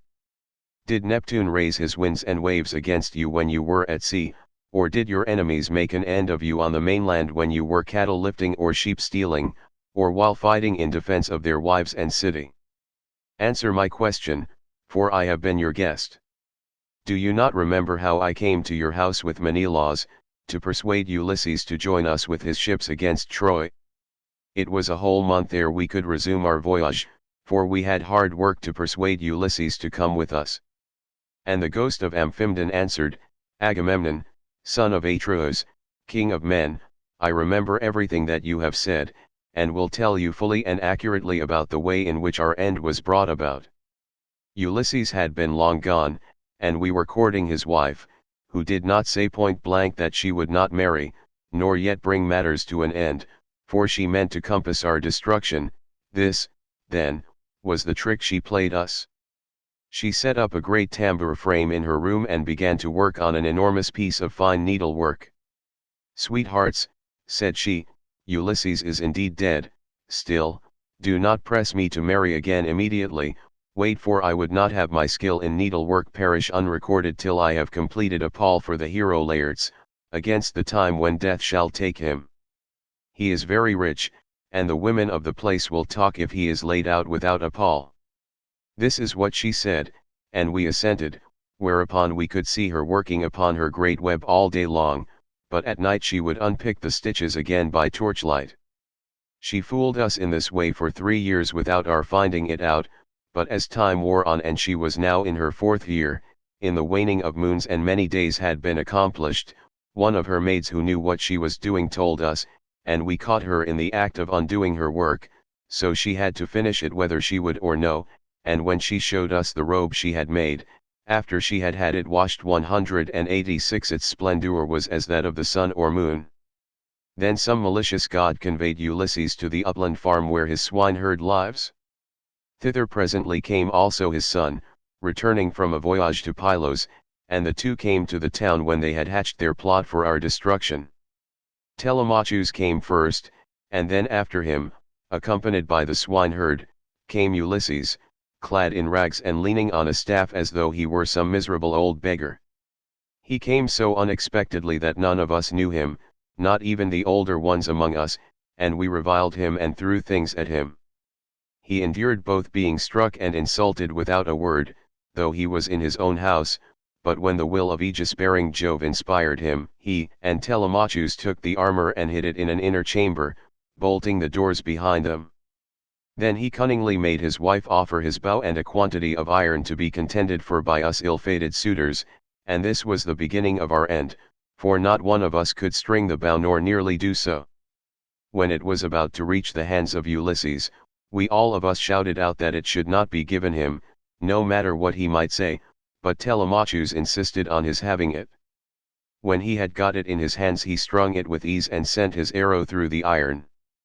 Then he stood on the floor of the cloister and poured his arrows on the ground, glaring fiercely about him. First he killed Antinous, and then, aiming straight before him, he let fly his deadly darts and they fell thick on one another. It was plain that some one of the gods was helping them, for they fell upon us with might and main throughout the cloisters, and there was a hideous sound of groaning as our brains were being battered in, and the ground seethed with our blood. This, Agamemnon, is how we came by our end, and our bodies are lying still uncared for in the house of Ulysses, for our friends at home do not yet know what has happened, so that they cannot lay us out and wash the black blood from our wounds, making moan over us according to the offices due to the departed. Happy Ulysses, son of Laertes, replied the ghost of Agamemnon, you are indeed blessed in the possession of a wife endowed with such rare excellence of understanding, and so faithful to her wedded lord as Penelope the daughter of Icarius. The fame, therefore, of her virtue shall never die, and the immortals shall compose a song that shall be welcome to all mankind in honor of the constancy of Penelope. How far otherwise was the wickedness of the daughter of Tyndareus who killed her lawful husband, her song shall be hateful among men, for she has brought disgrace on all womankind even on the good ones. Thus did they converse in the house of Hades deep down within the bowels of the earth. Meanwhile Ulysses and the others passed out of the town and soon reached the fair and well-tilled farm of Laertes, which he had reclaimed with infinite labor. Here was his house, with a lean-to running all round it, where the slaves who worked for him slept and sat and ate, while inside the house there was an old Sicel woman, who looked after him in this his country farm. When Ulysses got there, he said to his son and to the other two, "Go to the house, and kill the best pig that you can find for dinner. Meanwhile I want to see whether my father will know me, or fail to recognize me after so long an absence."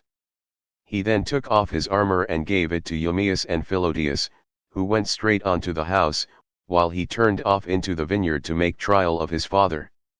As he went down into the great orchard, he did not see Dolius, nor any of his sons nor of the other bondsmen, for they were all gathering thorns to make a fence for the vineyard, at the place where the old man had told them. He therefore found his father alone, hoeing a vine. He had on a dirty old shirt, patched and very shabby, his legs were bound round with thongs of ox hide to save him from the brambles, and he also wore sleeves of leather. He had a goatskin cap on his head, and was looking very woebegone. When Ulysses saw him so worn, so old, and full of sorrow, he stood still under a tall pear tree and began to weep. He doubted whether to embrace him, kiss him, and tell him all about his having come home, or whether he should first question him and see what he would say. In the end he deemed it best to be crafty with him, so in this mind he went up to his father, who was bending down and digging about a plant. "I see, sir," said Ulysses, "that you are an excellent gardener. What pains you take with it, to be sure. There is not a single plant, not a fig tree, vine, olive, pear, nor flower bed, but bears the trace of your attention. I trust, however, that you will not be offended if I say that you take better care of your garden than of yourself. You are old, unsavoury, and very meanly clad. It cannot be because you are idle that your master takes such poor care of you. Indeed your face and figure have nothing of the slave about them, and proclaim you of noble birth. I should have said that you were one of those who should wash well, eat well, and lie soft at night as old men have a right to do. But tell me, and tell me true, whose bondman are you, and in whose garden are you working? Tell me also about another matter. Is this place that I have come to really Ithaca?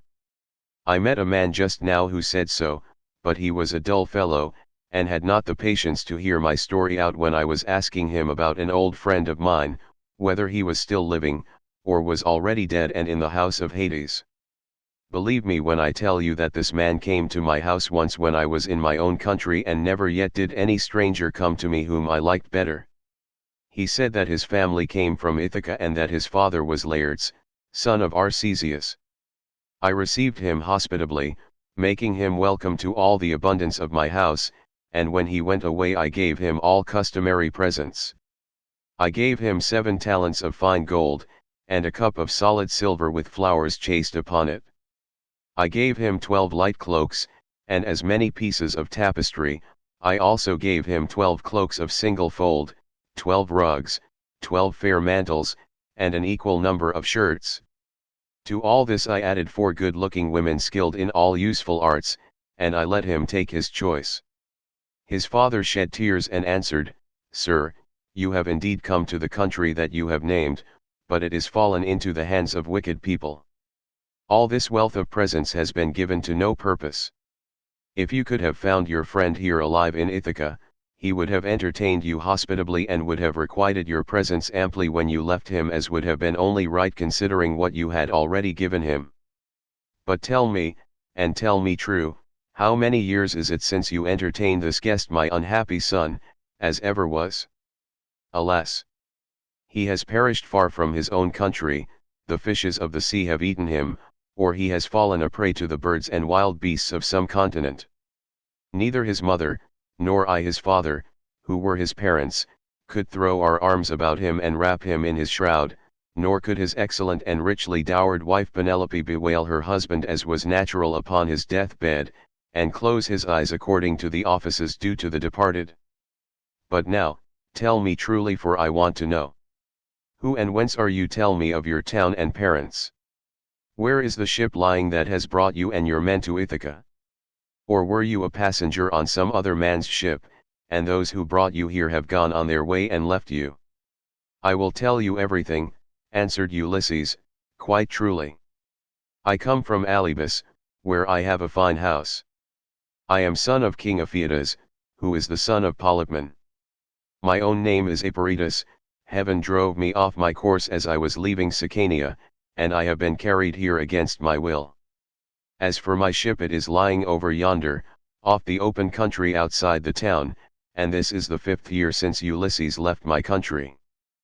Poor fellow, yet the omens were good for him when he left me.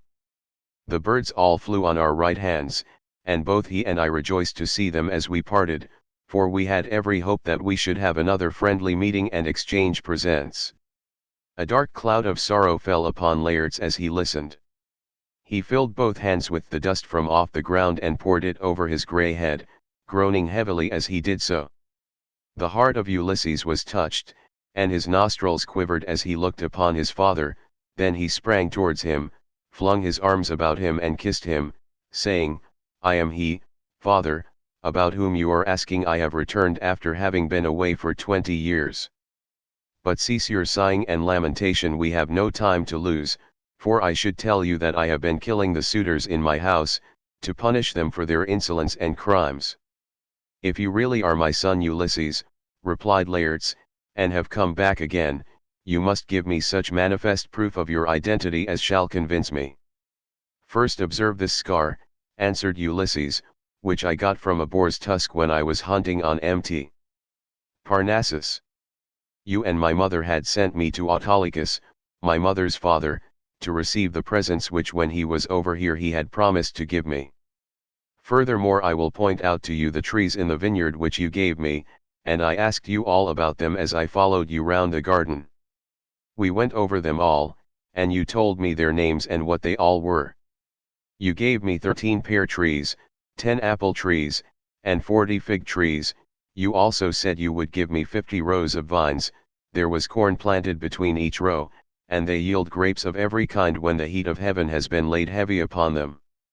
Laertes' strength failed him when he heard the convincing proofs which his son had given him. He threw his arms about him, and Ulysses had to support him, or he would have gone off into a swoon. But as soon as he came to, and was beginning to recover his senses, he said, "O Father Jove, then you gods are still in Olympus after all, if the suitors have really been punished for their insolence and folly.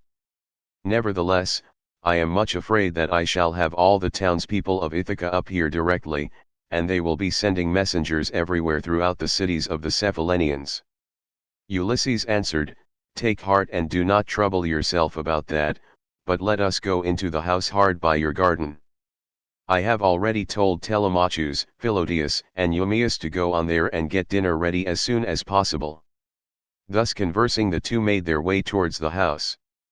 When they got there they found Telemachus with the stockman and the swineherd cutting up meat and mixing wine with water. Then the old Sicel woman took Laertes inside and washed him and anointed him with oil. She put him on a good cloak, and Minerva came up to him and gave him a more imposing presence, making him taller and stouter than before. When he came back his son was surprised to see him looking so like an immortal, and said to him, "My dear father, some one of the gods has been making you much taller and better looking." Laertes answered, "Would, by Father Jove, Minerva, and Apollo, that I were the man I was when I ruled among the Cephallenians, and took Nericum, that strong fortress on the foreland. If I were still what I then was and had been in our house yesterday with my armor on, I should have been able to stand by you and help you against the suitors. I should have killed a great many of them, and you would have rejoiced to see it." Thus did they converse, but the others, when they had finished their work and the feast was ready, left off working, and took each his proper place on the benches and seats. Then they began eating. By and by old Dolius and his sons left their work and came up, for their mother, the Sicel woman who looked after Laertes now that he was growing old, had been to fetch them. When they saw Ulysses and were certain it was he, they stood there lost in astonishment, but Ulysses scolded them good-naturedly and said, "Sit down to your dinner, old man, and never mind about your surprise. We have been wanting to begin for some time and have been waiting for you." Then Dolius put out both his hands and went up to Ulysses. "Sir," said he, seizing his master's hand and kissing it at the wrist, "we have long been wishing you home, and now heaven has restored you to us after we had given up hoping. All hail, therefore, and may the gods prosper you.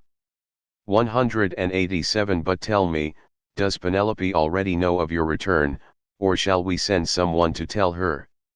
Old man, answered Ulysses, she knows already, so you need not trouble about that. On this he took his seat, and the sons of Dolius gathered round Ulysses to give him greeting and embrace him one after the other, then they took their seats in due order near Dolius their father. While they were thus busy getting their dinner ready, rumor went round the town, and noised abroad the terrible fate that had befallen the suitors. As soon, therefore, as the people heard of it they gathered from every quarter, groaning and hooting before the house of Ulysses. They took the dead away, buried every man his own, and put the bodies of those who came from elsewhere on board the fishing vessels, for the fishermen to take each of them to his own place. They then met angrily in the place of assembly, and when they were got together Eupides rose to speak. He was overwhelmed with grief for the death of his son Antinous, who had been the first man killed by Ulysses, so he said, weeping bitterly, my friends, this man has done the Achaeans great wrong. He took many of our best men away with him in his fleet, and he has lost both ships and men. Now, moreover, on his return he has been killing all the foremost men among the Cephallenians. Let us be up and doing before he can get away to Pylos or to Elis where the Epeans rule, or we shall be ashamed of ourselves forever afterwards. It will be an everlasting disgrace to us if we do not avenge the murder of our sons and brothers. For my own part I should have no more pleasure in life, but had rather die at once. Let us be up, then, and after them, before they can cross over to the mainland. He wept as he spoke and every one pitied him. But Medon and the bard Phemius had now woke up, and came to them from the house of Ulysses. Every one was astonished at seeing them, but they stood in the middle of the assembly, and Medon said, hear me, men of Ithaca. Ulysses did not do these things against the will of heaven. I myself saw an immortal god take the form of Mentor and stand beside him. This god appeared, now in front of him encouraging him, and now going furiously about the court and attacking the suitors whereon they fell thick on one another. On this pale fear laid hold of them, and old Halitherses, son of Mastor, rose to speak, for he was the only man among them who knew both past and future, so he spoke to them plainly and in all honesty, saying, men of Ithaca, it is all your own fault that things have turned out as they have. You would not listen to me, nor yet to Mentor, when we bade you check the folly of your sons who were doing much wrong in the wantonness of their hearts, wasting the substance and dishonouring the wife of a chieftain who they thought would not return. Now, however, let it be as I say, and do as I tell you. Do not go out against Ulysses, or you may find that you have been drawing down evil on your own heads. This was what he said, and more than half raised a loud shout, and at once left the assembly. But the rest stayed where they were, for the speech of Halitherses displeased them, and they sided with Eupides. They therefore hurried off for their armor, and when they had armed themselves, they met together in front of the city, and Eupides led them on in their folly. He thought he was going to avenge the murder of his son, whereas in truth he was never to return, but was himself to perish in his attempt. Then Minerva said to Jove, Father, son of Saturn, King of kings, answer me this question: what do you propose to do? Will you set them fighting still further, or will you make peace between them? And Jove answered, my child, why should you ask me? Was it not by your own arrangement that Ulysses came home and took his revenge upon the suitors? Do whatever you like, but I will tell you what I think will be most reasonable arrangement. Now that Ulysses is revenged, let them swear to a solemn covenant, in virtue of which he shall continue to rule, while we cause the others to forgive and forget the massacre of their sons and brothers. Let them then all become friends as heretofore, and let peace and plenty reign. This was what Minerva was already eager to bring about, so down she darted from off the topmost summits of Olympus. Now when Laertes and the others had done dinner, Ulysses began by saying, some of you go out and see if they are not getting close up to us. So one of Dolius's sons went as he was bid. Standing on the threshold he could see them all quite near, and said to Ulysses, "Here they are, let us put on our armor at once." They put on their armor as fast as they could, that is to say Ulysses, his 3 men, and the 6 sons of Dolius. Laertes also and Dolius did the same, warriors by necessity in spite of their grey hair. When they had all put on their armor, they opened the gate and sallied forth, Ulysses leading the way. Then Jove's daughter Minerva came up to them, having assumed the form and voice of Mentor.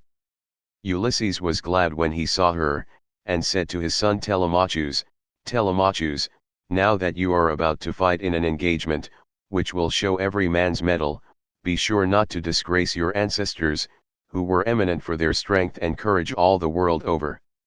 "You say truly, my dear father," answered Telemachus, "and you shall see, if you will, that I am in no mind to disgrace your family." Laertes was delighted when he heard this. "Good heavens," he exclaimed, "what a day I am enjoying, I do indeed rejoice at it. My son and grandson are vying with one another in the matter of valor." On this Minerva came close up to him and said, "Son of Arcesius, best friend I have in the world, pray to the blue-eyed damsel, and to Jove her father, then poise your spear and hurl it." As she spoke she infused fresh vigor into him, and when he had prayed to her he poised his spear and hurled it. He hit Eupithe's helmet, and the spear went right through it, for the helmet stayed it not, and his armor rang rattling round him as he fell heavily to the ground. Meantime Ulysses and his son fell upon the front line of the foe and smote them with their swords and spears. Indeed, they would have killed every one of them, and prevented them from ever getting home again, only Minerva raised her voice aloud, and made every one pause. "Men of Ithaca," she cried, "cease this dreadful war, and settle the matter at once without further bloodshed." On this pale fear seized every one. They were so frightened that their arms dropped from their hands and fell upon the ground at the sound of the goddess' voice, and they fled back to the city for their lives. But Ulysses gave a great cry, and gathering himself together swooped down like a soaring eagle. Then the son of Saturn sent a thunderbolt of fire that fell just in front of Minerva, so she said to Ulysses, "Ulysses, noble son of Laertes, stop this warful strife, or Jove will be angry with you." Thus spoke Minerva, and Ulysses obeyed her gladly. Then Minerva assumed the form and voice of Mentor, and presently made a covenant of peace between the 2 contending parties.